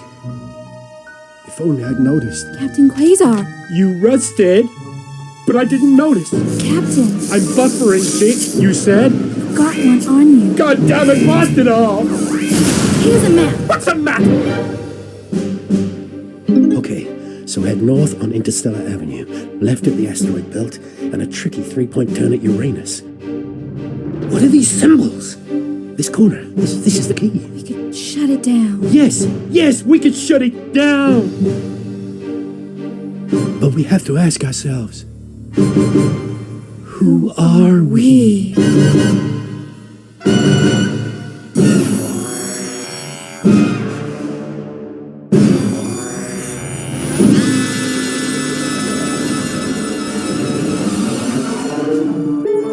Gosh, thrilling stuff. What did you think, Stacey?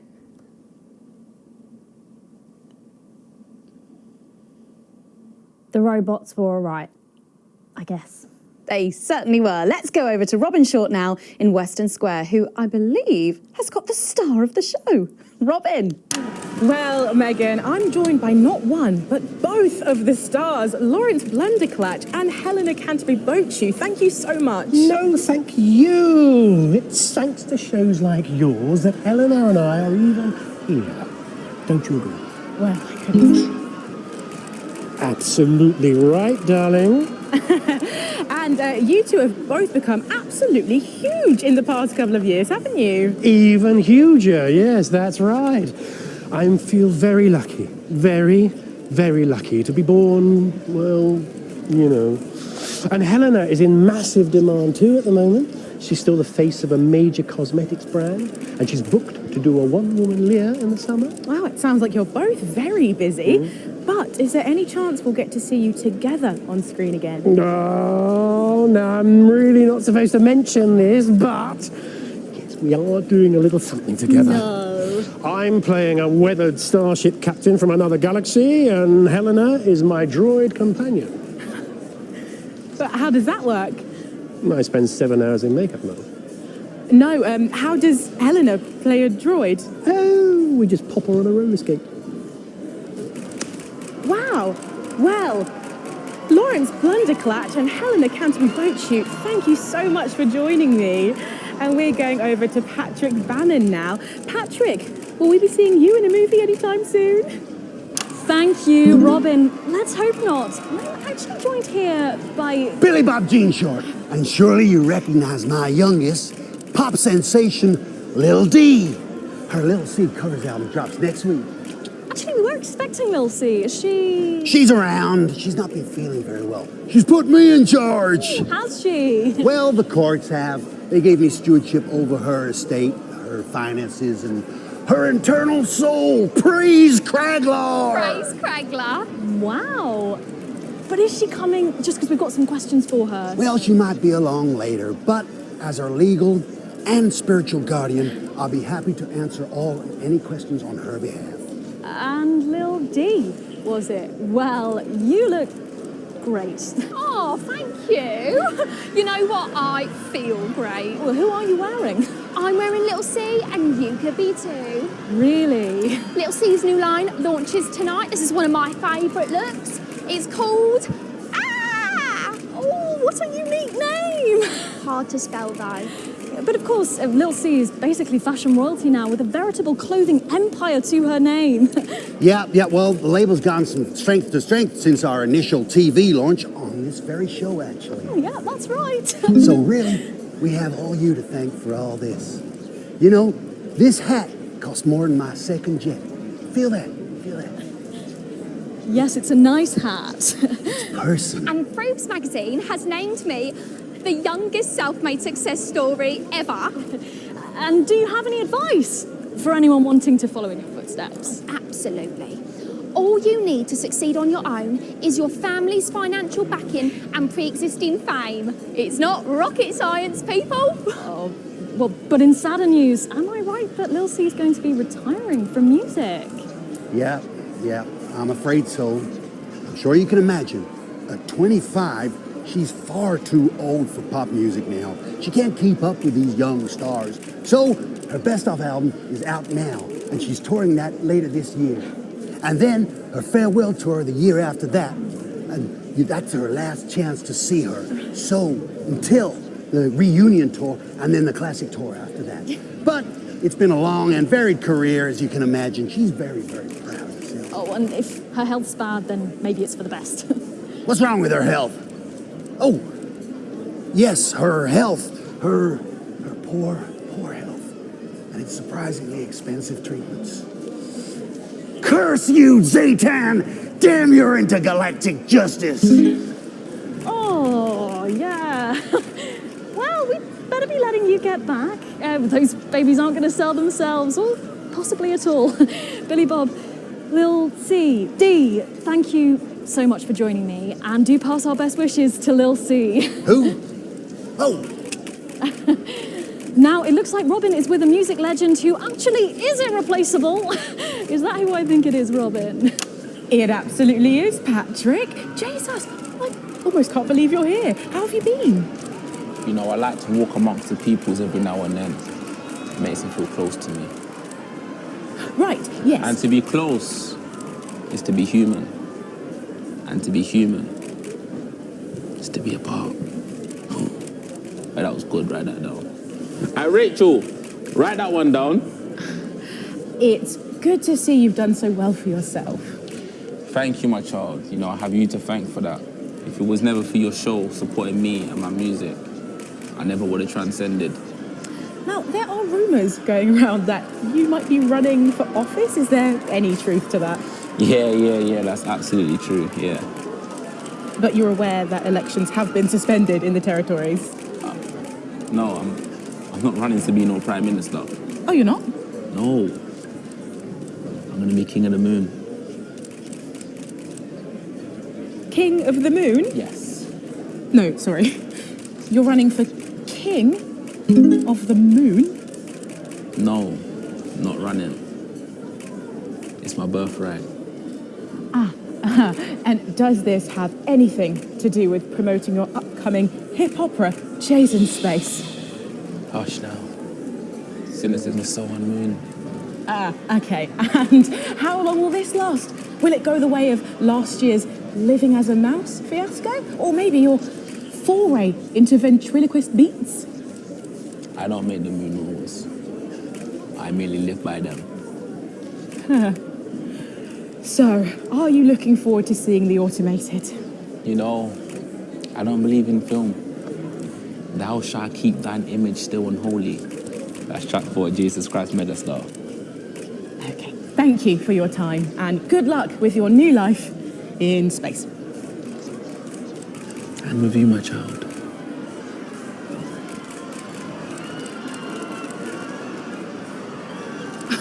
Well, Megan, that's what success looks like. I'm going to see if we can grab someone else to have a chat. Back to you. Thanks, Robin. But I think Stacey and I are probably in quite enough trouble where we are. So, 3 big names there, Stacey. Yeah, big names. Any thoughts about them? Maybe from your generation's perspective? You won't like my opinions. Oh, go on, try me. Well, Bumbalonk is so old he's like 1 week away from a transition centre, so who cares? And Lil C was cool when I was like 12 or something, but now she's just another fucking loony. And Jesus is a disrupt-loving wanker who should have died with the rest of them 3 years ago. You're right. You agree with me? No, you're right. I don't like your opinions. But thankfully, we can go back to Patrick now, who has another familiar face to catch up with. Oh, Patrick! It's absolutely buzzing here, Megan. The anticipation is killing us. But a little birdie's told us that any moment now, we should get a glimpse of someone incredibly popular with our viewers. A favourite destination for many of the fans. Yes, the Mayor of Bumley will be arriving literally any second now. No sign of him yet, but as you can tell, the atmosphere here really is something else. Patrick Bannon, NNN, what's it been like since Bumley got so popular? Well, it's been wonderful. The tourism numbers have exploded thanks to the marketing campaign. Investors have ploughed millions into the town. We've got more Bumleyan jobs. It's brought more Bumleyan homes. We're all very grateful. Of course, it's not all bums and roses. It's almost impossible to get a good look at the whole these days. Crowds are unbelievable. Who can blame them? It's a bloody marvellous whole. And how have you found public service? Well, to be frank with you, it's been the greatest honour of my life to serve the town that I love so dearly. From the banks of the graceful Taint to the quiet elegance of the vomit-soaked car park outside the 24-hour petrol station. It's been a privilege, a pleasure, a gift, and I can't thank the mayor enough for all he's done. Let's talk to the mayor now. Excuse me, sir, can you tell us a bit of what it's like to be elected to such a prestigious office? And do you have any words for your legions of fans out there? Stoic, but blistering honesty from the Right Honourable Peanut T. Fortescue there. And his PA. A proclamation. Quickly, fetch a policy bag. Yes, sir. We'll get it ratified at once. Well, there you have it, Megan. What an honour to literally see local government at work there. I'm still in shock. Back to you at the studio. Thanks, Patrick. What a colourful interview there on what looks like an amazing night. They certainly know how to make an entrance, I hope. And the automated really does seem to have unstoppable written all over it, because despite Boris Horsey in Hours magazine calling it Lawrence Blunderclatch's overly long suicide note, in a review which ends with the words, and he hasn't even had the decency to see it through, the film, which is free to all residents of the territories, has seen record pre-bookings and looks set to run for months and months. But let's go back to those lucky few seeing it tonight. Oh, I'm so jealous. Robin, you see... Just the unusually wealthy, Megan. I'm here with richest man in the world and beer tycoon, Johnny Hamsleeves. Are you excited for the film, Johnny? Don't really have time for film, you know, I'm a busy man. Oh, so what brings you to this film premiere? It's always time for the smooth flavour of a headbutt ale. I see.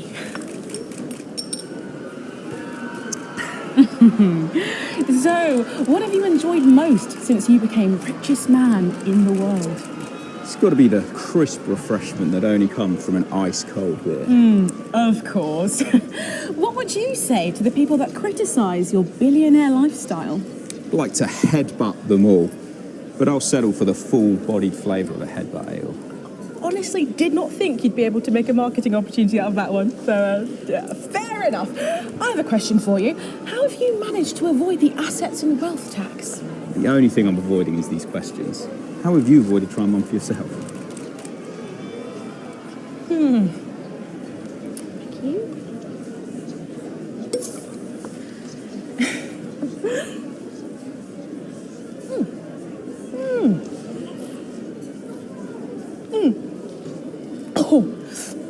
Oh, what is that aftertaste?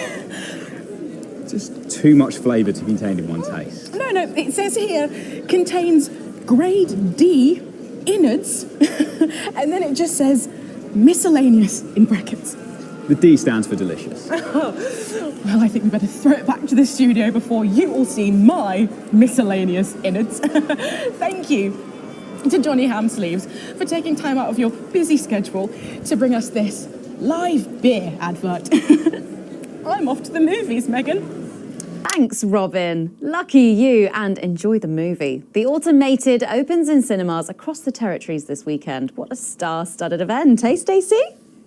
Who cares? No one goes to the cinema these days. Of course. We'll be back after these messages.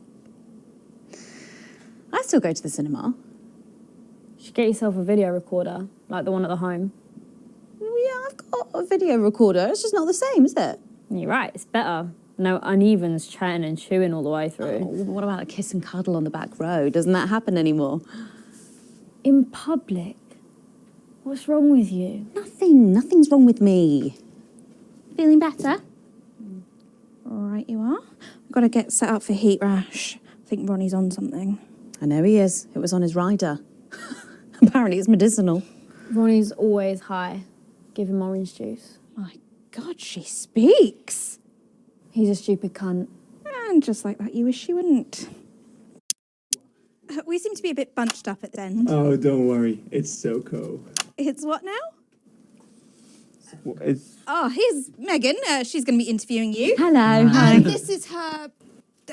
this is Stacey. Well, hello there, Stacey. Fuck off, Ronnie. Right. No, I'm sorry, but if we can't be polite, you're going to have to wait in the dressing room. Whatever. Do you want to go and wait in the dressing room? No. No what? No. Thank you. Okay. And sit up straight. You're ruining my shot. That's 10 seconds, everybody. No co. Fucking right, Noko. What's that? What's no?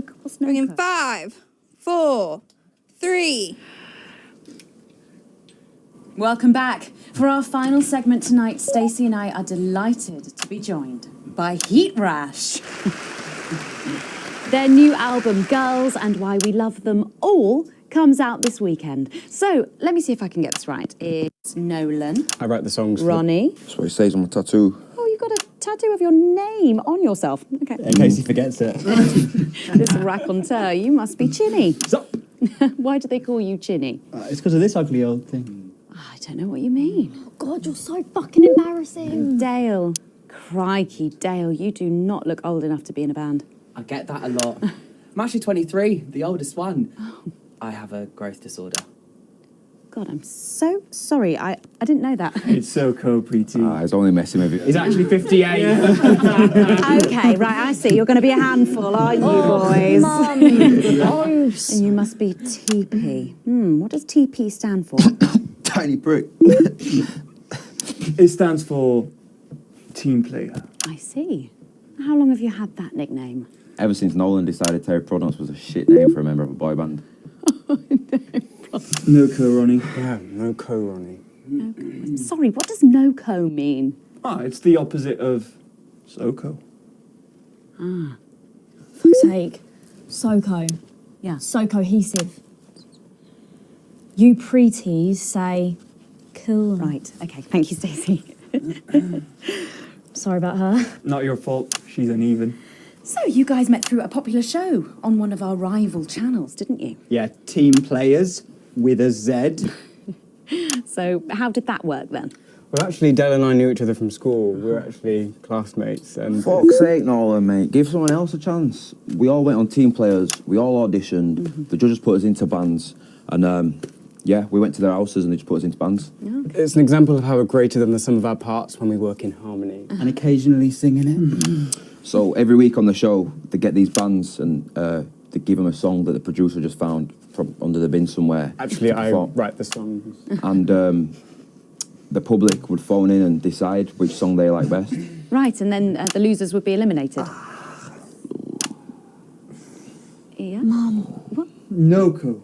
Pretty. So no-co. The band who get the most approval get to play their song again. Sure. So what happens to the losers then? Mum. What do I keep doing wrong? We don't use the L word anymore.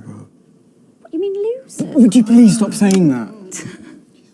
That word is a pejorative. It's a word designed to diminish. At Go-Getters, I learned very early that we only win when everybody wins. Sorry, that's not real life, is it? That's just sports board, no? Thought you were SoCo. Yeah, I am so good. Nah, you're a shrinker. Can't be friends with shrinkers. She doesn't know what you're talking about. She doesn't understand. So I do understand, actually, Stacey. What's a shrinker? Well, a shrinker. What's is... a pretty, Mum?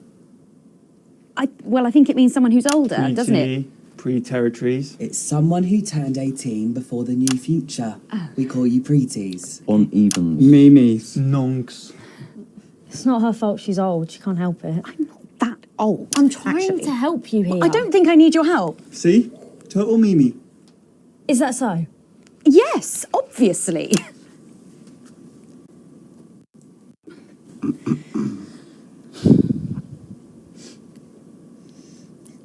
You know what the real problem with you lot is? You just can't get over the fact that your beloved Disrupt are gone and you just don't fit in anymore. But the truth is, Disrupt were violent, no-co pricks being led by a fucking psycho. I'm glad they lost, and you should be too. Listen, not everyone over 30 supported Disrupt, Stacey. Not everyone, no, but one fuck-off lot of you did. SoCo, Stacey. SoCo. We've all learned maybe a little bit more than we expected to there. I'm genuinely delighted to have met Heat Rash. And before we end the show tonight, I think you're going to sing for us, aren't you? Yes, that's right. We're going to sing a song from Girls and Why We Love Them All called Pieces of My Heart, which is about a real relationship I had with an actual girl. Oh, Nolan, give it a rest, mate. No one cares. Go on, let's get on these stools, lads. Right.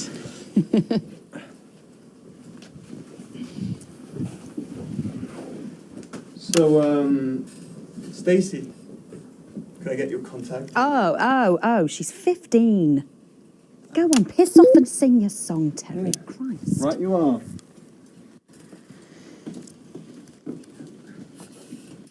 So, here they are with their latest single, Pieces of My Heart. Are you excited, Stacey?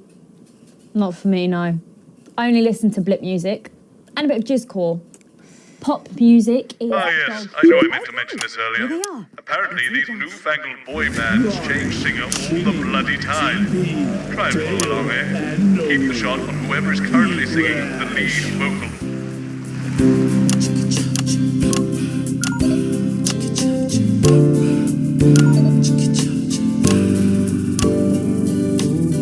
I saw you standing by the menu center with a brand new pair of Lakers, baby. Do you remember?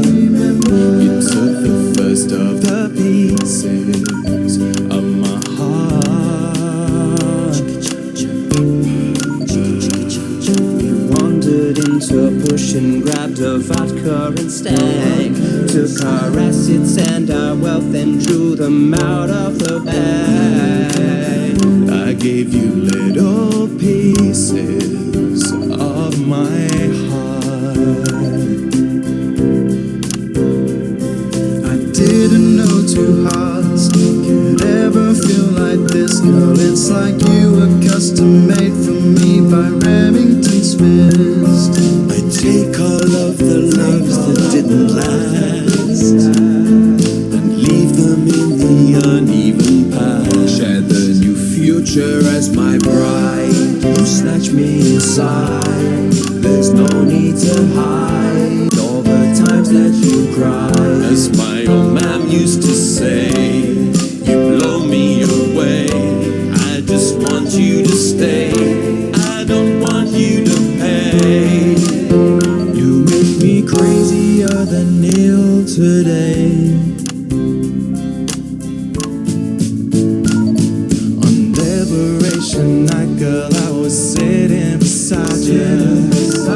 We sat there shaking all the way through incisors. We held each other as things fell apart.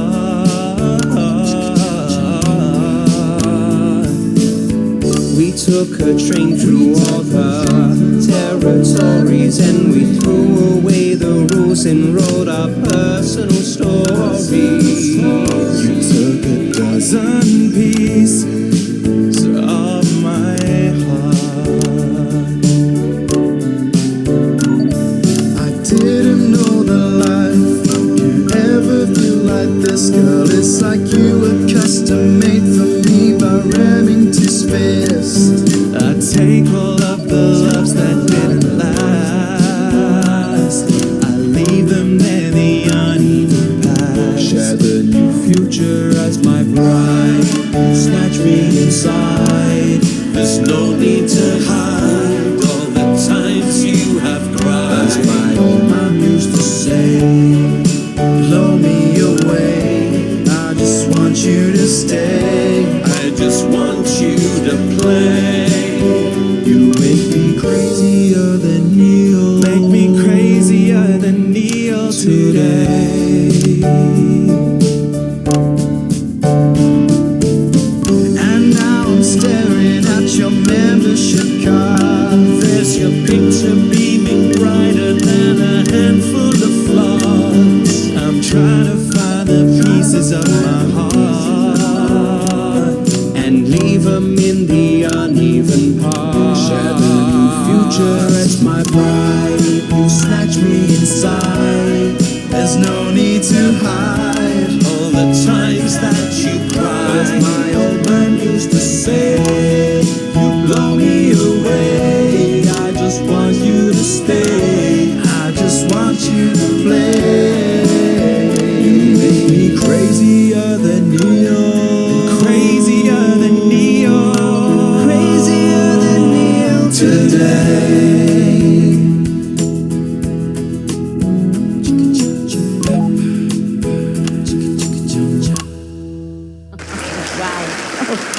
Fantastic, thank you, Nikash. That was actually really good. Best of luck. Thank you for coming in. Now it's almost time for final thoughts tonight. And I've actually asked Stacey to write a few, and they're just being programmed onto the auto cue now. Now, I have no idea what she's going to say. So, fingers on that bleep button in the broadcast room, just in case. Take it away, Stacey. My name is Stacey. I guess you know that by now. I don't know why I put that in there. Anyway. I don't watch the news. There's no need. You hear all the important stuff from your mates, so I don't know what's considered important anymore. But I'm pretty sure that it's not rehashed movies and fucking boy bands, so... Anyway. I'm going to talk about what's important to me. When Advance were first elected, 6 years ago, I was 9 and in a home. Not a family home like you call a home. This was a state children's home. It was fucking awful, actually. It was like a Charles Dickens book. The roof leaked and the walls were damp some mornings. The food was bad. Drugs and alcohol were everywhere. No one cared. You had to watch your back all the time because there weren't enough staff to manage us. And yes, as you'd imagine, there was a lot of... Some bad stuff went down there with some of the staff, okay? Not all of them, but the others knew, and they didn't stop it. And then Advance won the election. And like a miracle, things started to change. They got better. We had nicer food. The home was not just repaired, but redecorated and kitted out with books and sports stuff and musical instruments and video games. Most of the staff were fired, and the new ones, which there were more of, spent time talking and working with the bullies. And you know what? A second miracle. It worked. The bullying stopped. My life, got better. Because finally, there was enough money to do the good things, and Advance had the guts to do it. I joined Go-Getters, and on Liberation Night, that gave me a group of friends that I could talk with when the bombs went off and the power went out. Another miracle. I wasn't alone anymore. And that was the night I finally understood the importance of being in a team. So here's my final thought. I know the people who were doing better under the old system long to go back. You say, we were freer. But what you mean is, we were richer. But for every one of you, there is 100 of me. And even now, after all you've had taken away, you are still doing better than I am, than I likely ever will. You still have homes of your own and families of your own who love you. And I'll never have that. So maybe you should stop looking for the worst interpretation of everything this amazing government does and realise it's not for you. It's for the millions like me.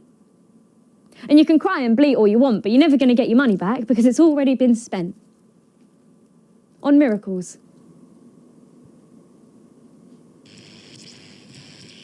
Wow, thank you. Stand by. Stand by. Tomorrow, better. And we're out. Is that all right? Yes. Yes, that was more than all right. Nicely done. I think you might have actually given them something to think about. So I guess you're going to be taking me back to the home now then? I was thinking we could go out somewhere and, I don't know, have a meal, talk about our options, if that's okay. Of course, Miss Wolfe. Security will be standing by. Thank you. So they're always there then? There was a thing a few years ago now. Oh, with that Jeremy bloke? I heard about that. Everyone did. Were you here back then? Doesn't look old enough. She's growing on me. Yeah, she does that.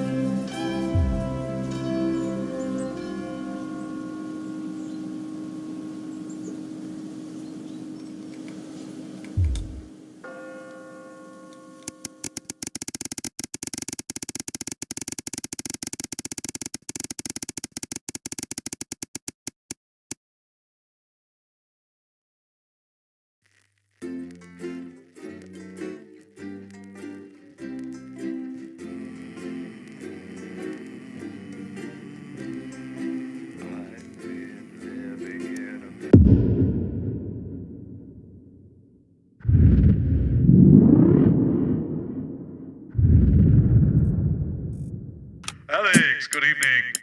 That time again. Best not to focus on the problems and all that. Let's just get started. But just so you know, the problems with your equipment continue unabated. Locked buttons, screens flickering on and off, sparks and the like. I'm sure you'll manage without issue. Oh, and don't forget, you've got free reign of the SFX buttons now. Make sure to use them to keep the show lively. Cheers.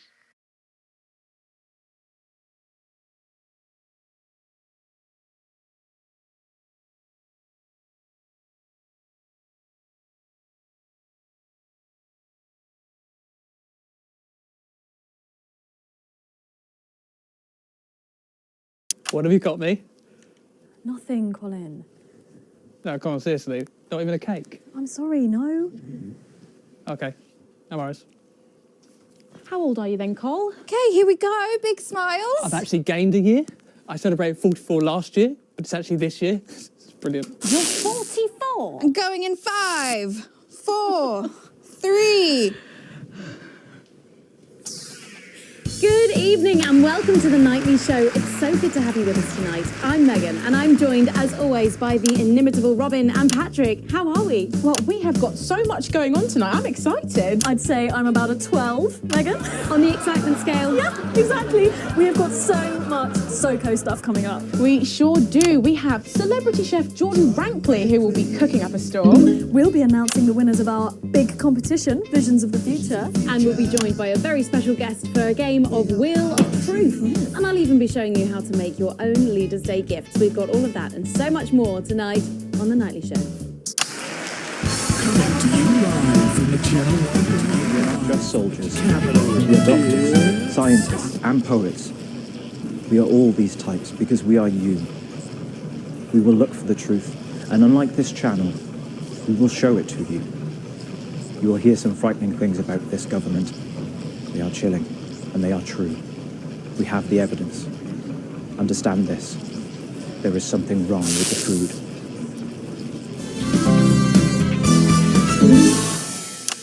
Right, let's have some applause on the way into the next section. Paces by Chef Jordan Rankley. But first, we know you love them, so Robin's going to give us an update on our lovely Nightly Show pets in Pet Corner. Splendid, that's the ticket. Well, Megan, first up we have our hamster, Lord Cheeks. Now, he's a squat winter grey with the scientific name Adipem stultus, and he lives here with us in this cage. Hamsters love hoarding, and they actually have special pouches in their cheeks for storing food. He loves carrots, apples, and chewing tobacco. Now, hamsters are nocturnal, so we'll do our best not to wake him up. But let's just see if we can... Well, the door has been left open. It looks as though Lord Cheeks has actually gone for a little wander, but I'm sure he will be around here somewhere. In the meantime, let's say hello to our tortoise. Now, after last month's viewer vote, she is now, of course, called Slow Barbara. And don't panic, even though it is December, Babs here doesn't actually hibernate. Let's say hello. Oh, she's sleeping. Oh. Babs? Oh.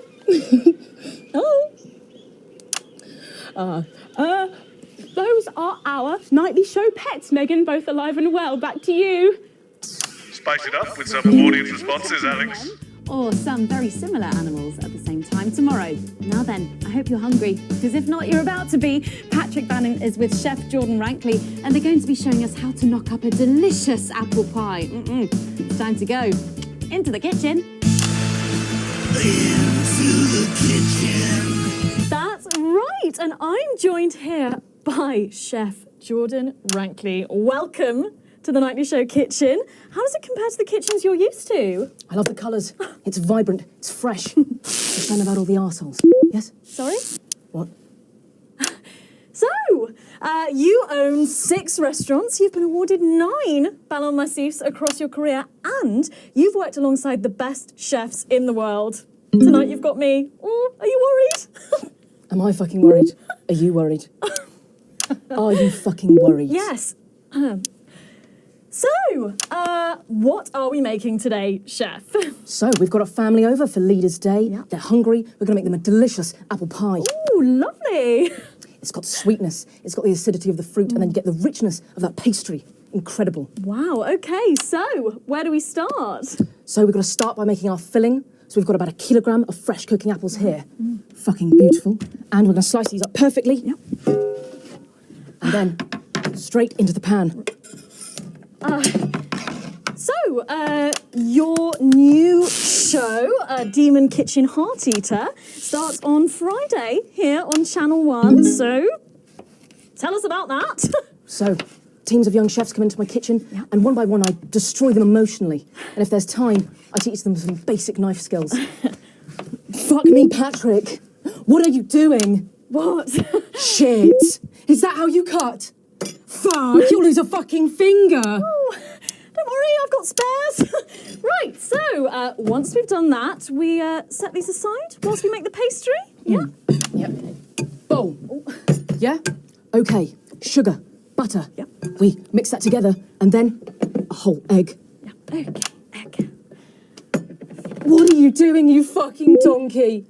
Are your brains the size of that fucking egg? Oh, no, chef. No. Shit. Right. Mix that with a wooden spoon and work in that flour, okay? Work that into a nice ball of dough, just like that. So, what does the notoriously fierce Jordan Rankley do to unwind? Shit the bed. Yeah. What's that? What is that? Well, it's a bit lumpy. Lumpy? It could fucking pass for a sack of spuds. Touch that. Touch it. Oh. Yeah? Pathetic. That goes into chill. Now, we're mixing our filling. Okay. Apples, sugar. Yes. Cinnamon.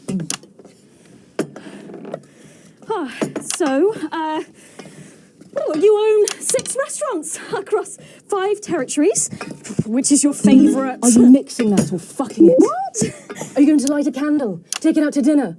Fucking mix it for fuck's sake. Right, now we're rolling out 2/3 of our pastry. God. Bit of flour into the dish.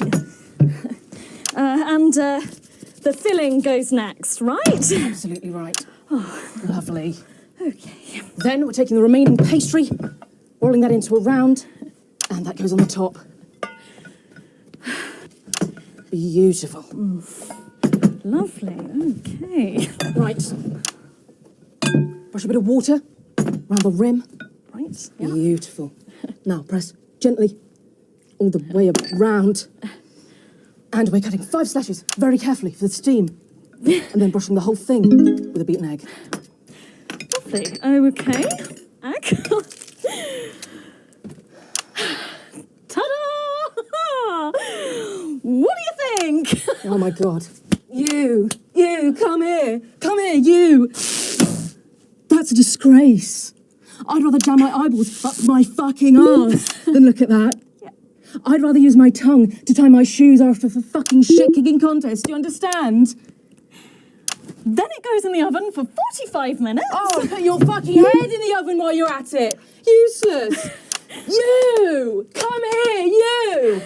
You're the worst fucking thing to happen to food since cyanide. Do you know that? I tell you what.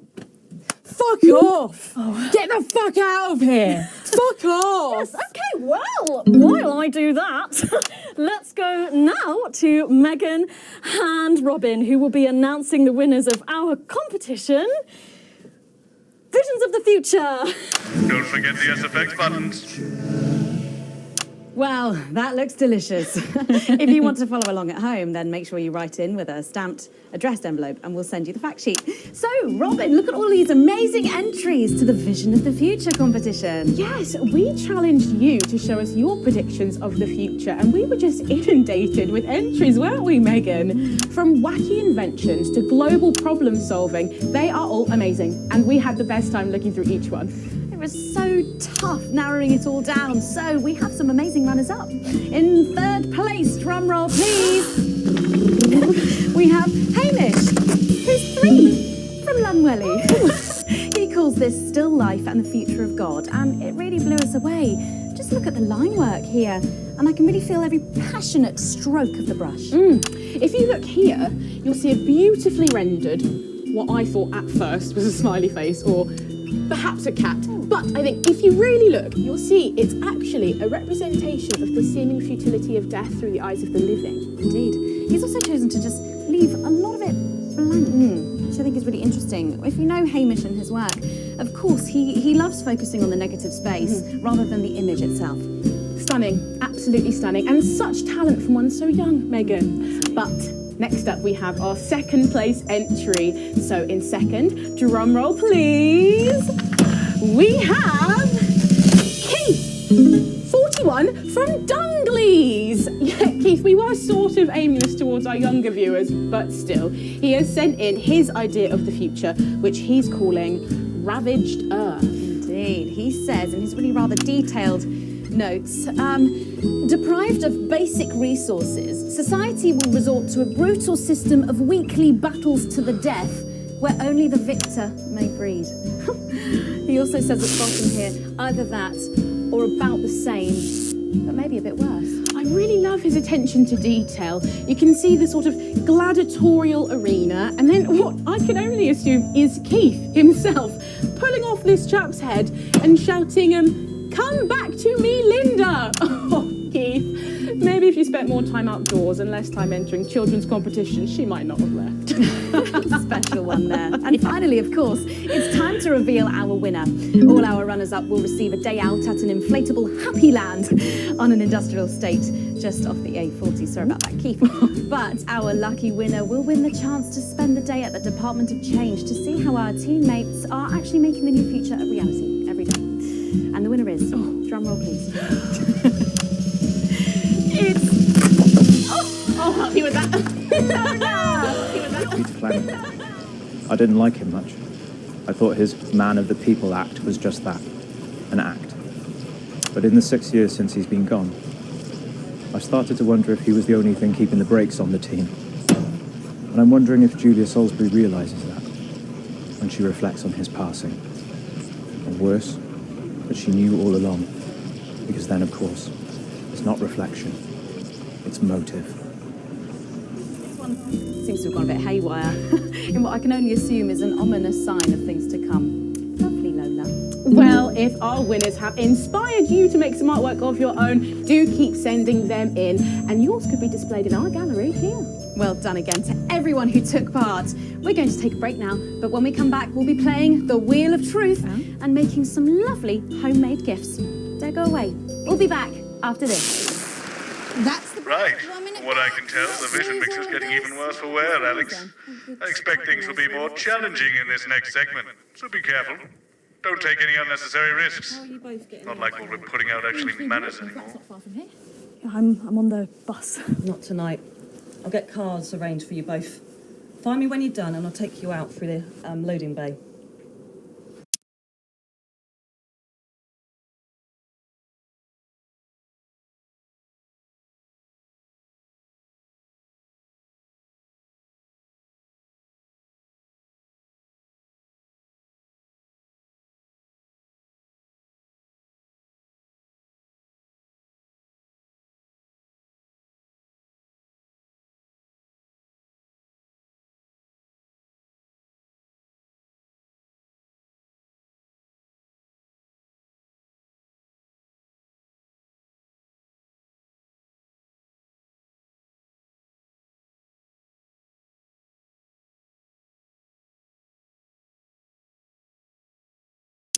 It's playing havoc with the sound. It's bad out there. We're being stretched again. I've had to use a high-pass filter. It's a revolution, Colin. Well, can you ask them to keep it down a bit? Jenny, where's Glyn? Can we get him out here? I'm not sure about this grandma one. Oh, he's writing with our other guest at the moment. But I just wouldn't say grandma. Grandmother? Yes, grandmother's arsehole. That's much better. Oh, okay, everyone, if I could have your attention, please. Sarah just needs a word. Apparently there's been some sort of disturbance near the studio. Now, I'm sure it's nothing to worry about, but I wanted to let you know that I've asked for extra security and they're already on their way. Thanks, Sarah. Okay, 10 seconds, so positions and pose. Okay, this time you've said it. Laughing, and we're going in 5, 4, 3. I know. A bit more audience reaction would be nice, Alex. I'm sorry, we were just saying we can't wait to taste Patrick's pie. Oh, I don't know, I think I could wait. Well, here it is, fresh out the oven. Well, it does look amazing. Jordan, how did our Patrick do? Well, let's just say that pie's got more crust than my grandmother's arsehole. Well, thank you for that. Well, come on, try it. Dig in. Yeah. Okay. Whew.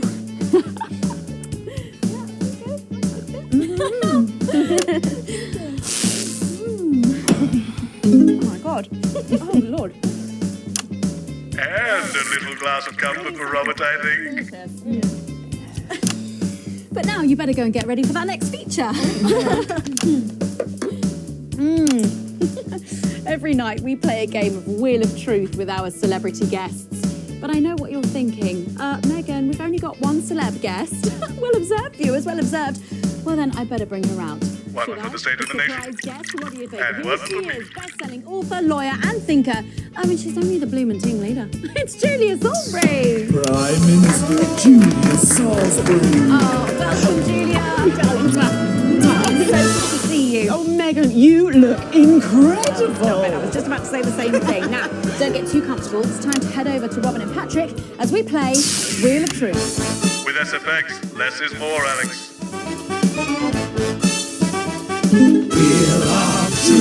That's right, it's that part of the show where we pit our celebs against each other to see if we can break them. That's right, Robin. They're going to spin the wheel to pick a round, and it could be anything from box of flies to slap my face. They really have no idea Lovely. what's in store. So, up first, we have Jordan. Let's give it a spin. Yeah, here we go.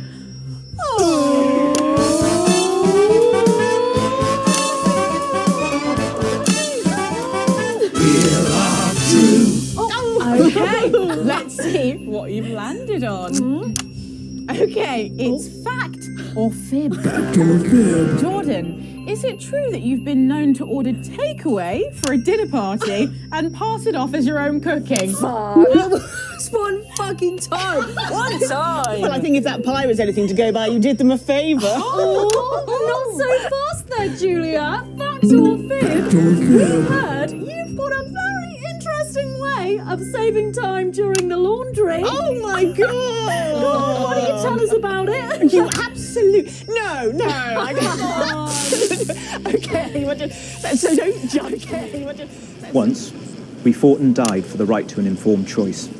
We had journalists we could trust, so we made decisions for the common good. Then we took it for granted. And now we have bread and circuses. So eat your sandwiches and enjoy your clowns while you can.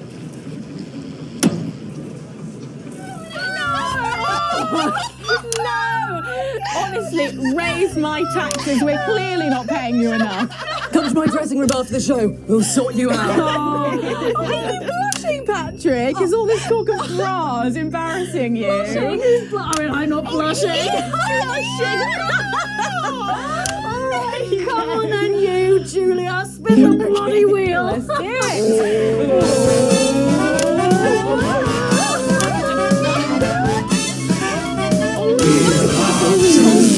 Okay, here we go. It's Guess That Face. I'm going to show you a picture and you simply have to guess that face. Okay, you ready? Here we go. Julia. Oh, who's that? Oh my God! Is that you? Yes. Look, it was a very difficult time fashion-wise. It was fucking hilarious. No, don't. I think it's sweet. The mullet is as popular now as it's ever been. Oh, well, don't get too ahead of yourself there. Jordan. Who? Is this? Does that look familiar at all? Oh, wow! Well, I'm glad I was getting fashion advice from someone who managed to make 7 look like 85. Just what the doctor ordered. I look like I'm haunting the fucking place. Right. We've got to move on. Jordan, let's have another spin. Okay, here we go.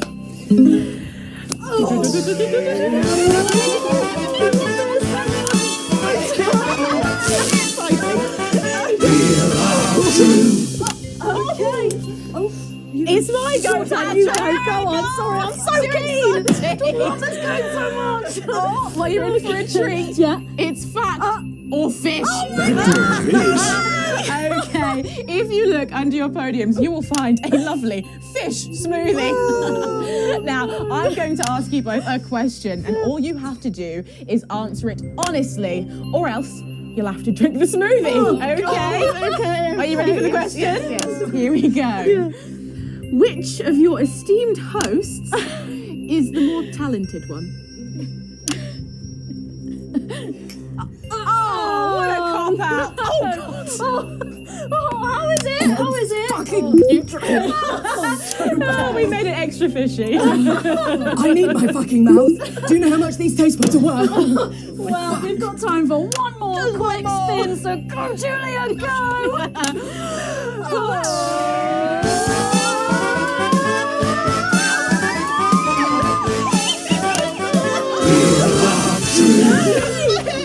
Here we go, my goodness. Okay, so, Julia, take a look in that box under your desk there.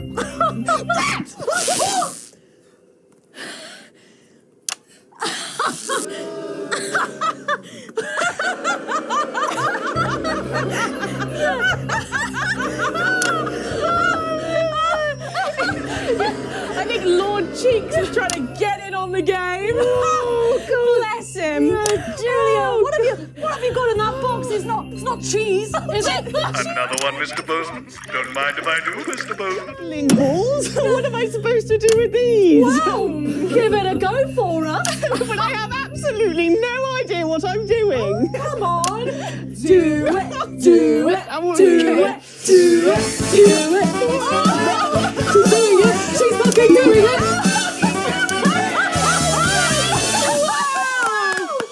Wow. That was so impressive. I have to say, unexpected. Well, gosh, that was our game of Wheel of Truth, and my God, wasn't that fun? That hit the spot. But now it's time to head over to Megan in Crafty Corner.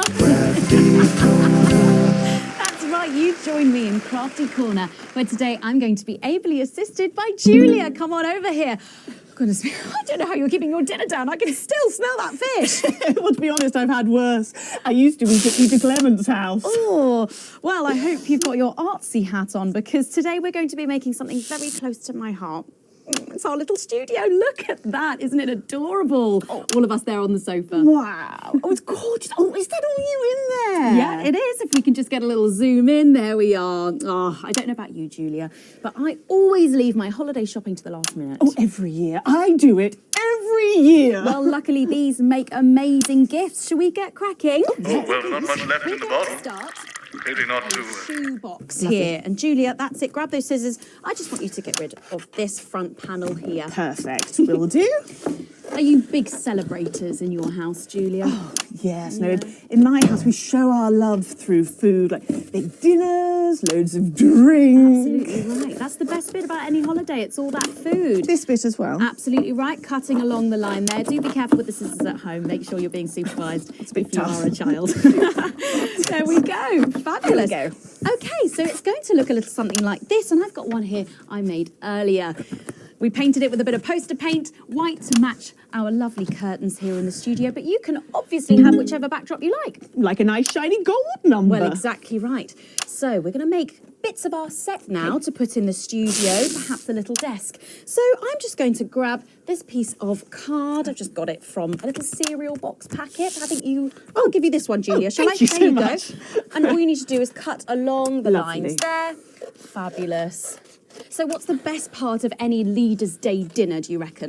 I don't even have to think about it. Really? I love the 3 potato pie. 3 potato pie? I don't know that one. You know, with the chips covered in the mash, all wrapped up in a jacket potato. Is that just me that does that? I don't know, but that sounds starchy.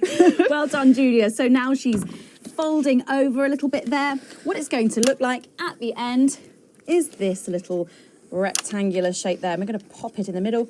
Bit of sticky tape on the back there so it sticks down. Now we need a sofa. That's what we need next. We're going to make that out of a lovely paper cup. Having fun down there. Knocking it all over. I got one though, Megan. Good, fantastic. We're just going to cut along the line here, down the middle. Exactly right. Then when you've done that, around the bottom and again around the top. Well done. When you're done, oh, there we go. It's going to look a little something like this. And look what I've done there. I've stuck some felt down. Nice and comfortable sofas. Yes, can't have our tiny Megan having an uncomfortable sofa, can we? Absolutely not. She'll be on the phone to her tiny agent and getting someone tiny fired. Yeah. Well, there's only one thing missing, isn't there, Julia? What is that? A higher calibre of guests. Nearly. It's people. So all we've done to make our little people is we've stuck a cocktail stick into a bottle cap. We just need a face for that now. I've got a good one here. I know it well. It's me. Lovely. I'm going to stick it down there. A little bit of sticky tape. Oh, my felt's going everywhere. There we go. Oh, I'm a bit lonely. Let's take Robin and Patrick over.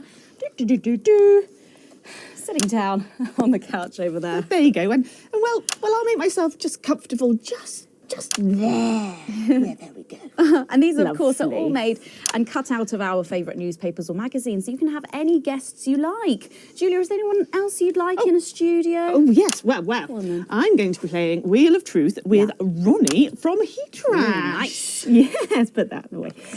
Yes, he's going to be teaching me choreography and I'll be teaching him foreign policy. And of course, you can decorate them however you want. Perhaps you're a bit, I don't know, nostalgic for the old look of our studio. We've got the blue studio down there. Or even a bit of retro red. I've got Sheila Quickstep being interviewed there by... sorry, that's not supposed to be...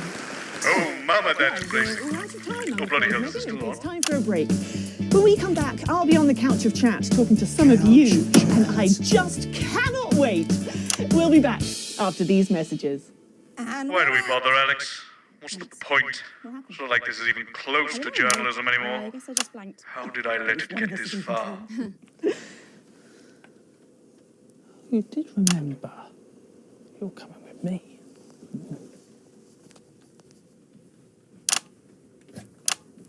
Should we be worried? We've got the Prime Minister here. It's good that she's here. She's the reason for the extra security. Are we going to need it? Possibly. They're back. It's not very reassuring. I know. Good thing I'm not your mum, right?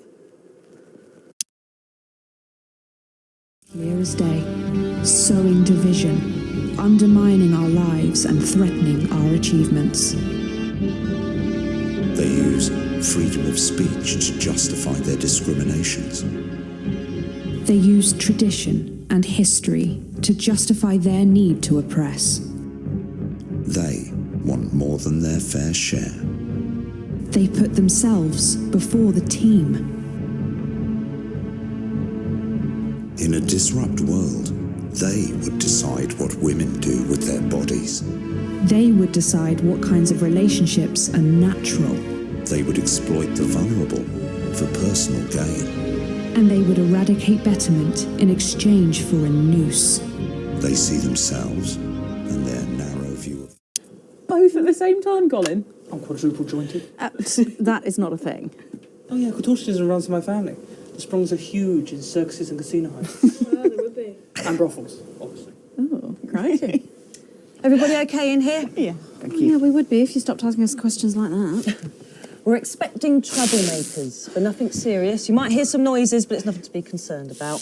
The services know what they're doing. So, nobody freak out when the shooting starts, okay? The show must go on and all that. Tits and teeth. Oh, God, sorry, Prime Minister. Thank you, Jenny. Tits and teeth, armed and ready. 10 seconds, everybody. God, kill Best me. in the business, cheers. In 5, 4, 3... Welcome back to the nightly show where it's time for the Prime Minister to face the toughest critics in the territories. You lot out there. Call us on the usual numbers with your questions for the Prime Minister.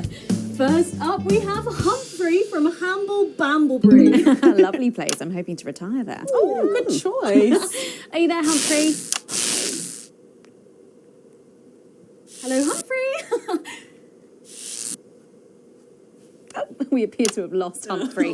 We'll try and get him back, but let's go to another call in the meantime. Who have we got next, Patrick? Next up, we've got Mandy from Arsminster. Oh, I don't think I'll be retiring there.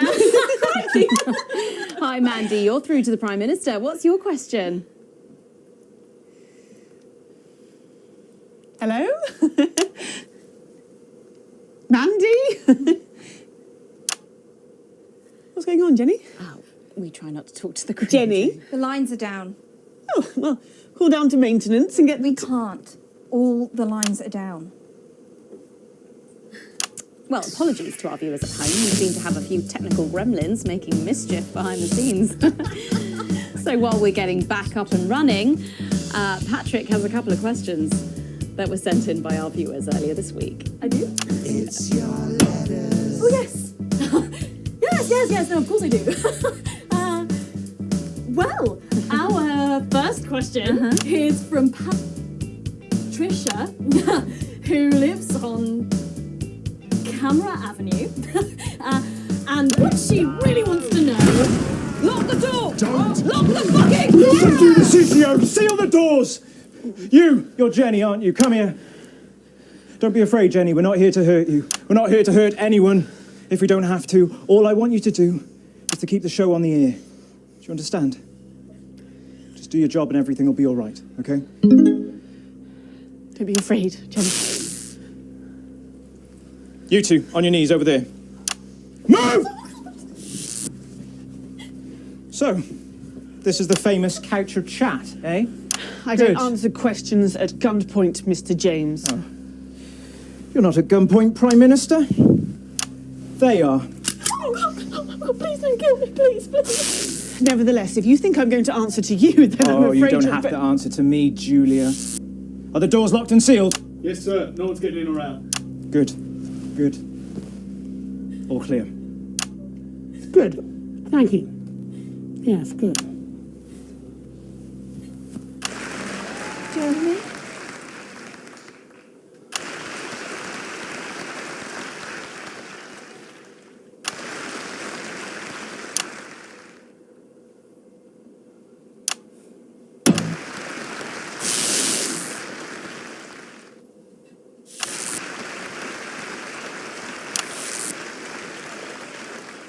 Hello, you.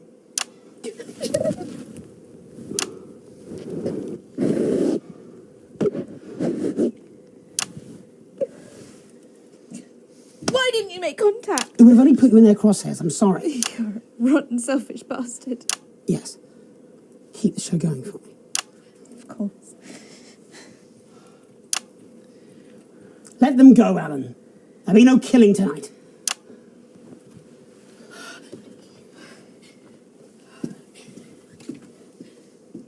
Hello. Sorry, I don't think we've met. I'm Patrick Bannon. Is that what you're telling yourself, is it?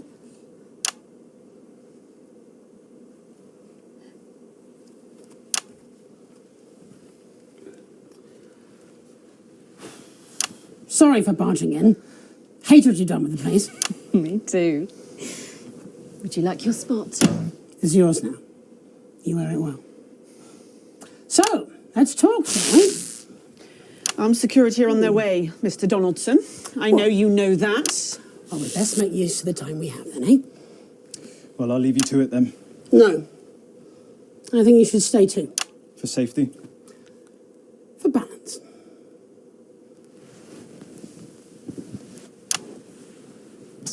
Good evening. I'm Jeremy Donaldson. Let's welcome back the National Nightly News. Tonight I'm joined by probably the two most influential people in the country, if not the continent. So let's see if we can't kick over a few rocks and see what's lurking underneath. Prime Minister, if I could turn to you first. I have nothing to hide. Except that which is already hidden. Prime Minister, what is norethindrone?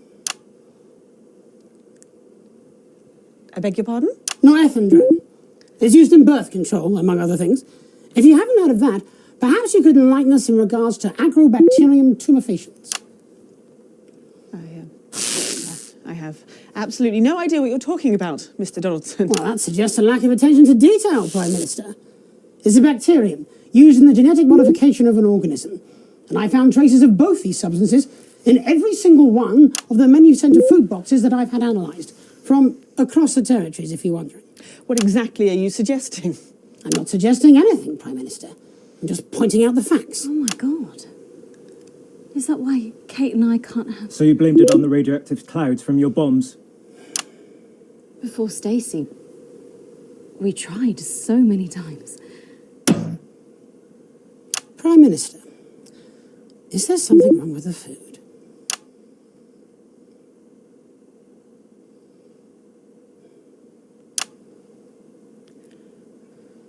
Fine. You want the truth? You think it'll help your viewers sleep at night? Well, here it is. 6 years ago, when we came to power, we got access to the real facts and figures. And they told us we were doomed. The population was expanding at an unsustainable rate. Within 50 years, we would be out of natural resources. We would war over fuel, and then inevitably food and clean water. It was no exaggeration to say that we were facing extinction. It was supposed to be opt-out contraception, an end to unwanted children, a chance to rebalance. But something went wrong in the testing phase. Nature took over. I never wanted this. So you covered it up and blamed the sterility on the bombs. Oh, please don't lecture me on morality, Mr. James. Your hands are far too dirty for that. Disrupt only did what had to be done. Disrupt are not the answer. You'll just take us to an even more extreme version of where we were before. Your miserable policies will kill us all. I'm not the one who built the transition centres. No, you're from a time where people didn't even have the basic right to choose how and when to die. You turned children against their parents. We enabled young people to speak up about the abuse that they were facing. And guess what? Most of that abuse came from within their own families. Identity cards! Grow up! You sterilised us against our will. I built a sustainable future. That's too much. That's not for you to choose. Well, if not me, then who? Who would choose it for themselves? And isn't that at the heart of all this? You don't trust us to choose. You think you know best? You know what's good for us. And if we disagree with you, then you'll send us to betterment. That's why there's no news anymore, because there's no choice. So there's no point. There should be elections. Elections have been suspended. Time to unsuspend them then. If you want to carry on, you'll need a mandate. We have people ready to stand against you in every territory. So, let's turn to you, Mr. James. Yes. I want to assure the public that though Disrupt are occasionally forced to violent means, we are not by nature a violent organisation. Jenny? Yes, Jeremy? Could you have this queued up for us, please? Of course, Jeremy. It'd be a pleasure. Is that from Disrupt leadership? In a way. Mr. James, before you launch into a rather premature election campaign, I think it'd be useful for the viewers at home if you were to also answer a question or two. Of course. When we come to power, one of the first things we'll do is restore a free press. The truth is very important. No more hidden secrets. If you say so. From whom do you take your orders, by the way? I beg your pardon? Well, you're Disrupt's spokesman, but for whom do you speak? You know I can't tell you. It's too dangerous for me to say. Don't worry. I don't share those concerns. You see, I've met with them almost 5 years ago now, back when I was a news anchor. And I also met with them a week ago to discuss tonight's activity. I think they wanted to check that I'd stick to the script, which really shows how little they know me. So this time, I wore a hidden camera. Would you like to see a little of what we discussed? No, you can't. She'll have them arrested. They'll be dead by morning. Not an unfair assessment. Fortunately, it's not up to me. It's up to Alex in the broadcast room. What screen, Jenny? Screen 4. No, you can't. My people will stop you. Cut the power to your machines. Well, I would imagine mine will be doing their level best to ensure that Mr. Donaldson's footage gets the airing it deserves. After all, my security forces will be here soon, and I imagine this will end very badly for all of you. Queued up and ready. Thank you, Jenny. Alex, showing this will have consequences. For someone not showing it, it's up to you. Alex, you got us this far. Please don't fall at the last hurdle. Oh damn, glad I'm not making this choice. All our good work, all the years of disrupting, you could make it all for nothing. Please, don't.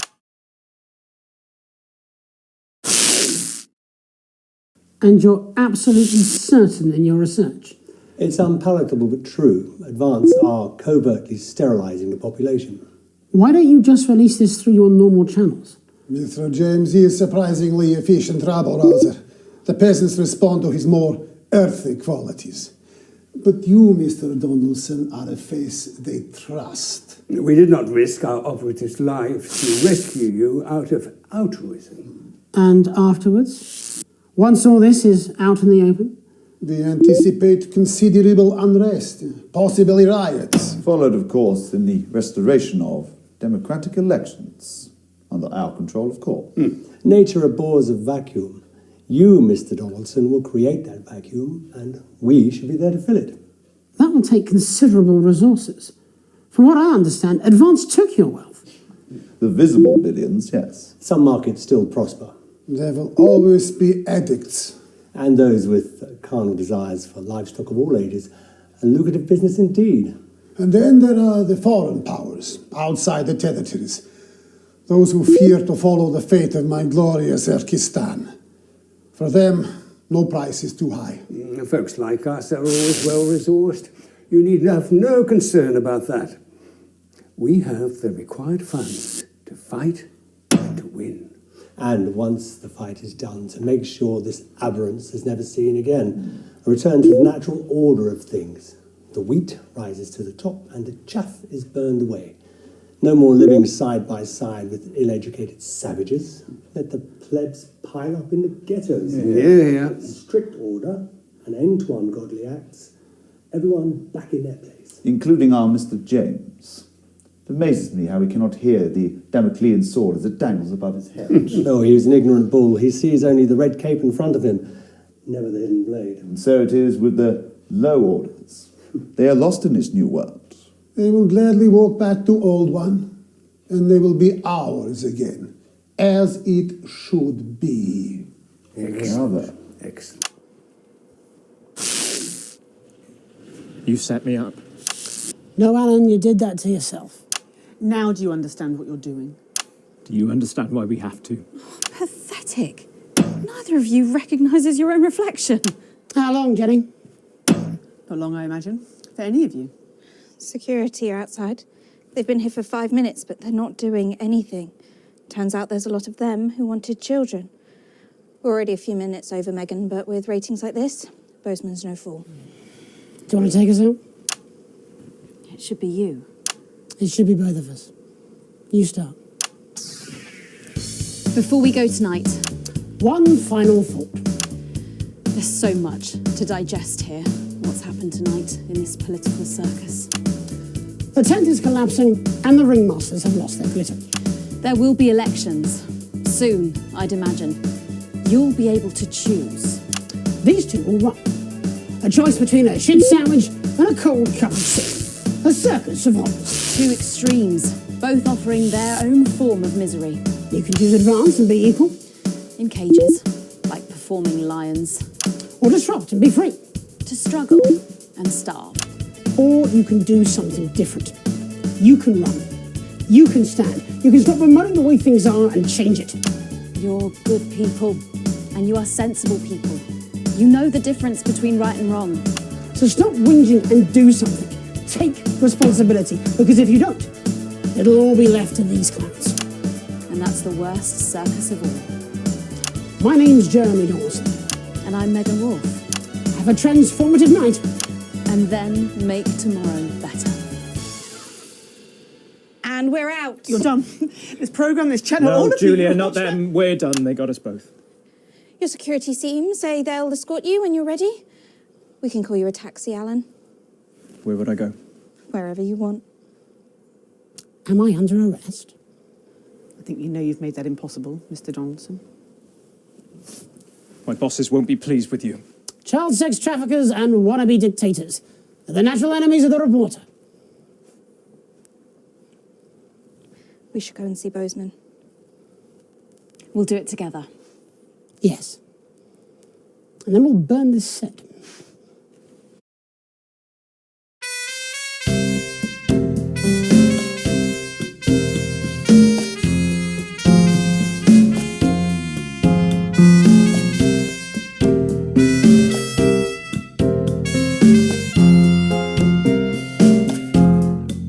There was a time before, a little after the war, when the finest minds would have the deepest roar, and we would celebrate the things they taught us to hate, and there were many things to keep us smart.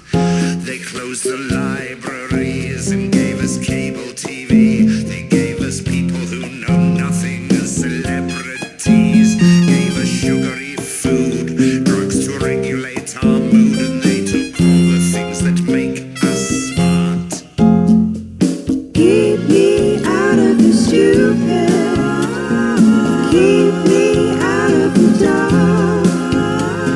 Sail me into enlightenment.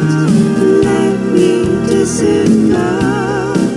Just give us Stephen Hawking, give us Aaron Sorkin, give us Dolly Parton singing, David Attenborough talking, give us Alan Moore, give us Radio 4, just give us anything that keeps us smart. Give us The Hitchhiker's Guide, give us Stephen Fry, give us everybody else involved in making QI, give us the V&A, give us Ai Weiwei, give us everything that makes us smart. Leave me out of your tweeting, leave me out of your trends, sell me into the sanity of my family and friends. Give us novels to forage, Harry Seldon's knowledge, give us Lyra when she's setting off from Jordan College, give us Gorky Park, give us Arthur C. Clarke, give us anything that keeps us smart. Give us Slaughterhouse-Five, Tarantino's vibes, give us Roddenberry, Norman Garston under his eye, give us Bernard Shaw, give us Michael Moore, give us everything that keeps us smart.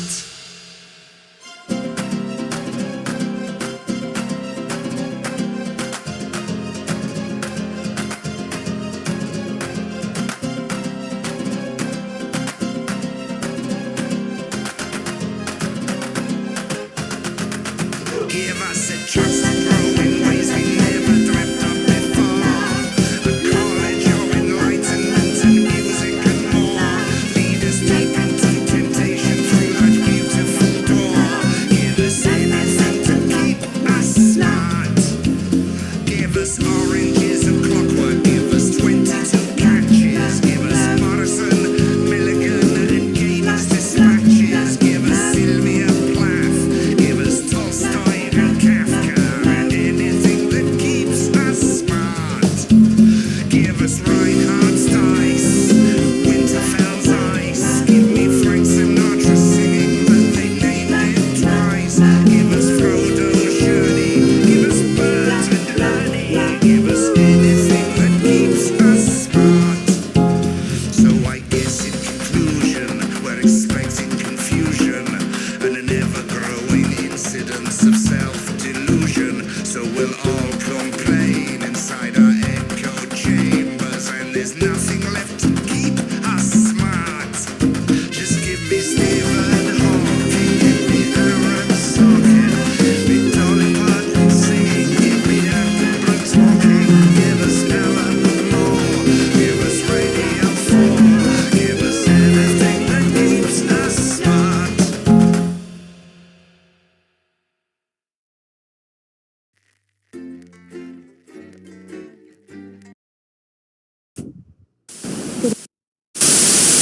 Good evening. I'm Jeremy Donaldson. And I'm Megan Wolfe. Our main stories tonight. The votes are in, and it's a decisive win for Accord. the new centralist party snatched victory from under the noses of the mainstream parties. Incoming Prime Minister Fatima Chowdhury called Accord's win proof that the major parties had lost the trust of the nation and signalled the end of extremist politics. Neither Advance nor Disrupt, who failed to garner even 10% of the vote between them, have released a statement. Later, we'll be looking in detail at the election results across the nation before Jeremy brings us a report on the recent unrest in Valdez. That's all coming up on tonight's National Nightly News.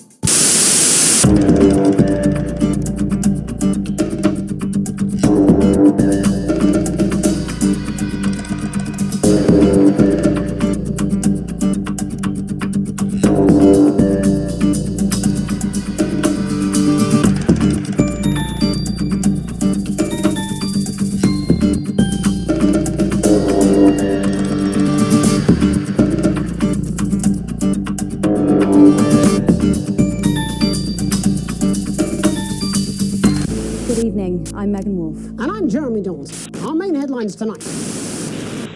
Daddy, it's starting! The people never happy.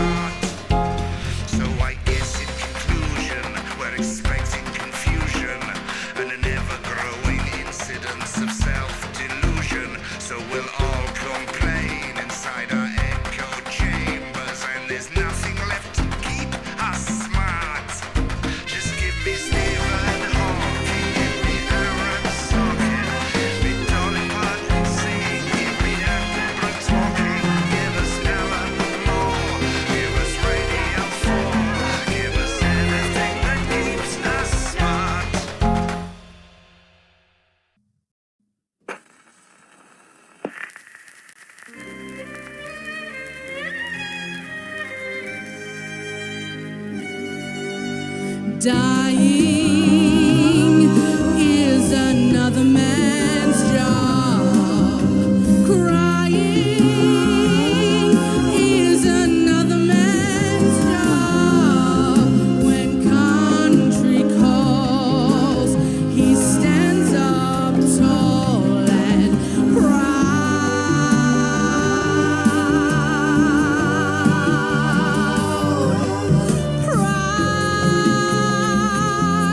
The fears locked up inside,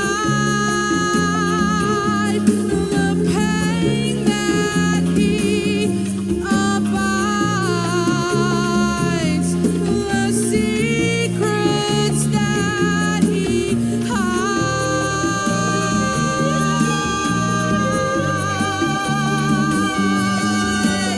Living is another man's job.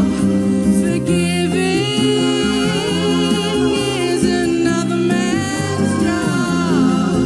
He toes the line and walks behind the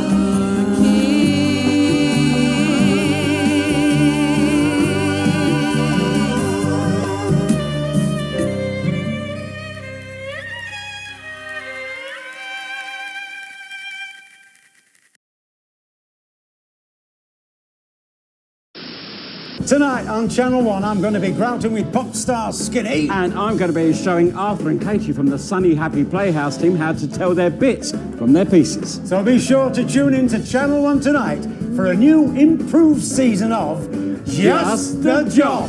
Tonight at 9 p.m.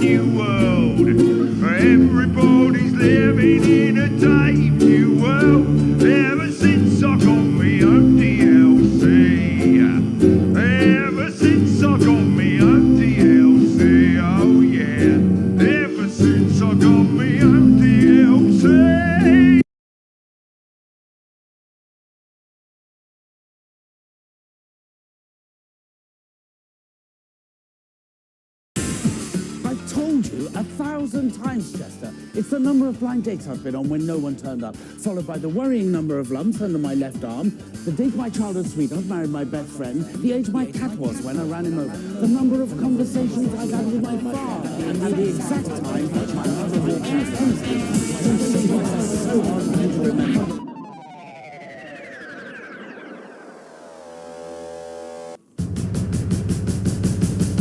We took the words that made us hurt and forced them to their knees. Now every place is super safe and everyone agrees.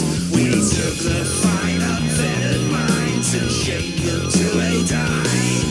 Now there's no Galileos and our thoughts are kept inside. And all we say is drum, bang, bang, street up, wham, wham. Yes, ma'am, no, ma'am. Drum, bang, bang, drum, bang, bang. Now I'm all flim, flam. Got me in and clim, clam. Spinning on my wham, wham. Come and sing the yam, jam. Drum, bang, bang. Took away the shades of grey and made them black and white. Now no one's even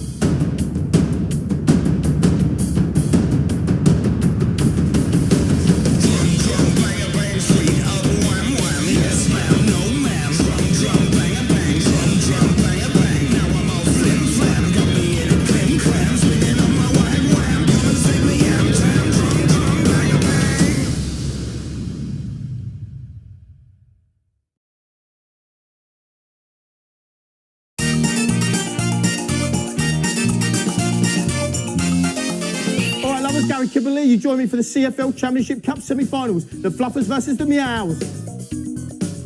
7 minutes on the clock. The Duke with the first goal of the game. A flick of the tail nonchalantly into the net. As you can see, Duchess in support. Any part of the ball crossed the line, it's a goal. All getting lively in the semi-final now. You can see Tiddles has a go at Cuthbert, knowing he's going to get that reaction. He gets exactly what he wanted. Paw to the face. It's an early red card. They're down to 3 caps in the semi-final. The returning Cuthbert makes no difference here. Top scorer for the Fluffers this season, Duke. Rear hind finish from the halfway line. Absolutely blinding. There's a clear instruction here at half-time from Monty Fortune. Get out there, lay the law back down to them, boys. Do not let them get away with this. Fuck. The Duchess has a go at Cuthbert. And as you see, he slinks off to the on-field vet. He's going to need stitches. Last action of this semi-final. Unbelievable finish. Here he goes, rear high. Balls, there he goes. It's unbelievable. Off the post and in. It's 3-0. It's game over. And in the words of Monty Fortune, true master trouncing.